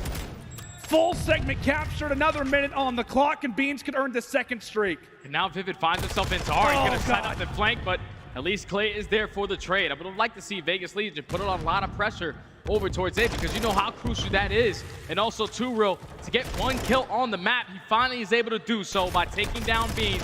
You still have to worry about the rest of Boston Breach, who are still roaming around your base. They find a couple kills. It's now 3 dead, but Vivid is still trying to roam. He's trying to make the play for Boston. And we know it, right? When it comes down to really Fortress respawns in general, but specifically on Control, and SMG hanging out to the top side of cannons can do a lot of work, can do a lot of problems for the defensive side as they're finding kills effortlessly. That lane is open, and from there, Breach flow on in. 3 members stacking the point, trying to get another segment on the board. Last man alive is going to be Beans. He eventually drops, but the damage has been done. The dent has been created. 4 segments and still 1:30 to go. And now if you are Vegas Legion, you got to at least put them in this trap. You allowed 4 ticks to go in favor of Boston already, so that's not the best case scenario. But Clayster, he's starting to heat up. Finds himself on a 3 spree. Let's get the trophy down. Don't allow any tax to damage you. And Temp still holding down this top double window. So far they're keeping Boston Breach in that trap. But it's all about maintaining this because 11 to 10 in lives remaining. If Boston are able to chain a couple kills together, that could cause problems for Vegas. Yep, it absolutely could. Too Real trying to get something going, right? Rather just get that gun hot. Eventually falls. Thankfully found a few in a row. Same thing can be said for TJ. 45 seconds to go. But as we said for Breach, they've done a solid job. And for Vegas, maybe this could be the chance where they start to get things going. It could be a defense here on Fortress that brings them back. Clay is going to be sitting on the spree. And with that, Boston now left to no respawns remaining. Final 4 lives for them. Awakening will drop. Same thing for Vivid. All up to Beans and Nero. And in the meantime, well, they at least do find a few kills. Clay finding himself on an 8 spree as we close up round 2. Not the cleanest work right there from Vegas, but they get the job done and secure the defensive round. And Clayster also does earn himself that cruise missile. But now in the back of your mind, you're thinking about how the hell are we going to get these segments? It all starts with the initial gunfights. You can't go 2 to 3 dead right off the rip because that's when Boston Breach are going to be able to set up the trap, put their ARs in towards the top double windows. And then your SMG is roaming all around map, so this break off is big. Vegas Legion need to find a way out. And as you said, man, this opening engagement, this opening team fight is going to be huge. And Temp quickly gets taken down. Clay now on 9. Can he make it double digits? That would be nice, but I'll tell you what, he needs some teammate support first. He eventually does get overwhelmed. Breach well handled in the opening team fight. Now Vegas Legion have to try to fight out of their base again. Right now with Boston with full map control, they're maintaining maps. They're trying to make them overextend through stable side. As Vivid and Awakening, they cut them down. Now with only 55 seconds remaining, Vegas are only able to find 1 kill on the round. They're trying to find the trade, but Vivid is cutting them all down. As 2 dead in the feed, make it all 4. As the SMG duel combines for that. Now all of Vegas with 40 seconds left. Have to try to get out. You have to try to get some seconds. Yeah, you have to get at least a little bit of something, right? Just get 1 or 2, maybe 3, maybe 4, 5, I don't know, maybe 6. Anything would be great. Anything would be nice. Thankfully, Clay finds a double headshot, so that will open things up for the moment here for Vegas. Their first real opportunity. Now, what do they do with it? Time continues to tick. Beans, well, he peels Clay off of that hey-heady. And from there, Nero, he will eventually drop. From there, TJ, the last man alive inside of the point, does not get close enough to getting a segment on the board. And that very well could do it for round number 3, Jay. Oh yeah, it's all chalk. Beans is just cutting them down. The ARs on the side of Boston Breach, able to find all 4 kills in the feed. Vegas Legion couldn't do it in the slaying, couldn't find any segments on their second attacking round. So now, they are put in a situation where they have to clutch up on the defense to at least force round number 5. They have to win that attack because Boston Breach, with those 4 segments, have guaranteed themselves that defense in round 5. Yeah, that's the scary part here if you're Vegas, because you got to do it. It's got to be now. It's got to be on attack. And in this spot, can they come up clutch? Defensive round here, but as we said, the attack all but guaranteed. They got to focus up. They got to be ready because here comes the onslaught. Here comes the aggression. Quickly for Breach. They send Vivid forward. He will fall. And the same thing can be said for Awakening. So with that, a solid start if you're Legion. But right now for Breach, I was going to say, they have a nice little setup going on to the top side of the map. Trying to get things to slow down and allow for at least either a B zone movement or at least someone to go over and get things stopped at A. That's going to be Nero's job for the time. Here comes Vegas now. Vegas trying to break on in. All out pressure through the street side. Just have to take down Nero, who's just cutting them down again. He's able to find two. Vivid with the third. So they are maintaining that pressure. Already on a 5 spree is Vivid, and he's still roaming. Vegas Legion look like they're going to probably chalk this one up, or at least try to push out through stable side. Over that, right now, Vivid is causing them so much problems. They don't want to take the wrong step. You have to find that kill. Now you take them off that point. See if they're going to be able to do it. Tim, say, does he decide to go for this all by his lonesome? Yes, he will. Able to drop one. Goes for the contest. Can teammate support arrive here in time? Because he's not going to be able to do it by himself. TJ, a little late to the party. Eventually does end up finding a kill. But by the time that he did, Boston had already grabbed all 3 of those segments. As we said, guaranteed already. They're in that round number 5, but they do a great job of at least adding another minute on the clock, giving themselves a chance to end it out here in round number 4. Vegas prepare, and the same thing can be said for Boston. What can they find as they drop 2 picks early? Oh, those are big kills from Boston Breach. They find an opening. Now they're able to stop that clock by pushing right through the front. You have Vivid still roaming around in towards Art. He's able to take down TJ. And now this is where you got to hit the panic button. If you are Vegas, you have to put pressure on. You have to be able to take them off this point. That's another 2 dead in the feed. Second segment already done. Oh, no. It might be done all right now. It might be, and that's going to do it. Boston clean this one up nice and early. A 3-0 in the series and a 3-1 here in this control, as they will send the Vegas Legion home, top 6. And for Breach, they make it a championship Sunday. Boston Breach just came out and played some almost perfect Call of Duty. Yeah, I mean, that map number 1 was textbook, winning all your rotations on the very first rotation of hard points. They were dominating on their setups. They eventually find a W, but biggest map was that map number 2, man. Taking down a team like Vegas Legion on their best search and destroy, where they were undefeated 8-0. And it was on the back of Beans and Nero, who just took over that game.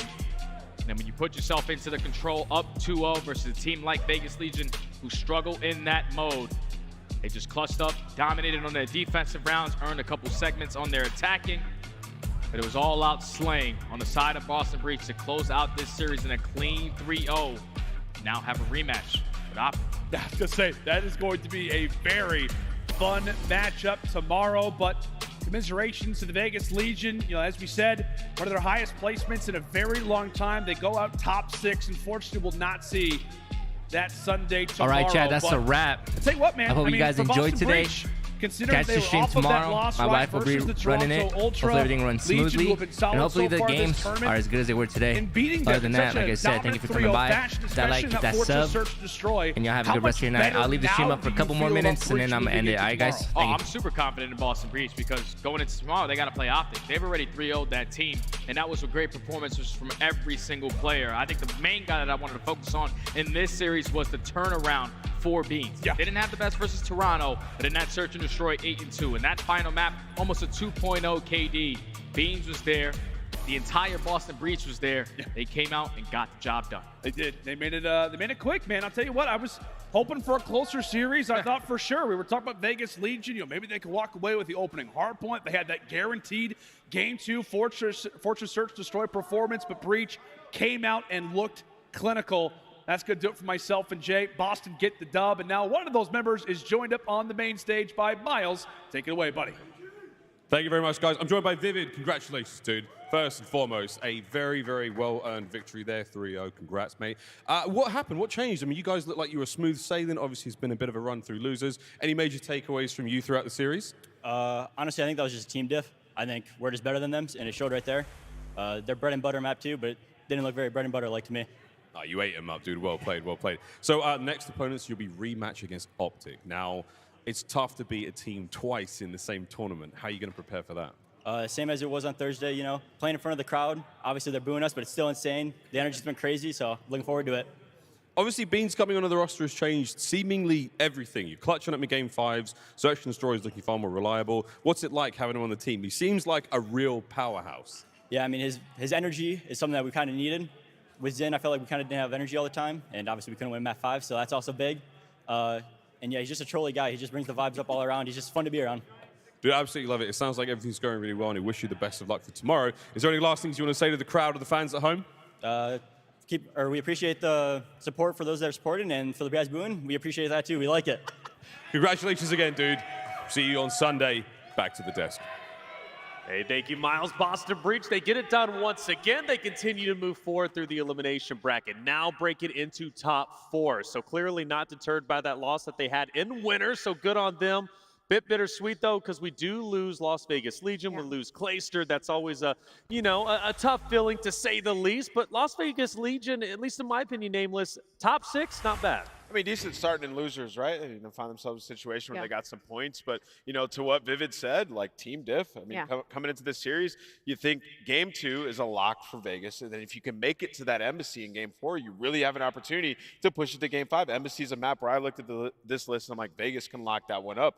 Unfortunately, they don't get there just because you look at Nero, you look at Beans taking over in the search and destroy. Just so much to deal with on the map. And Vegas had no answer. Lifeless version of them we saw just now. Absolutely. That's right. Yeah, and you bring up Nero, good on you, because he was, in fact, our scuff play of the game. Let's watch his highlights throughout the entire series. Nero has been lights out throughout this tournament. Ton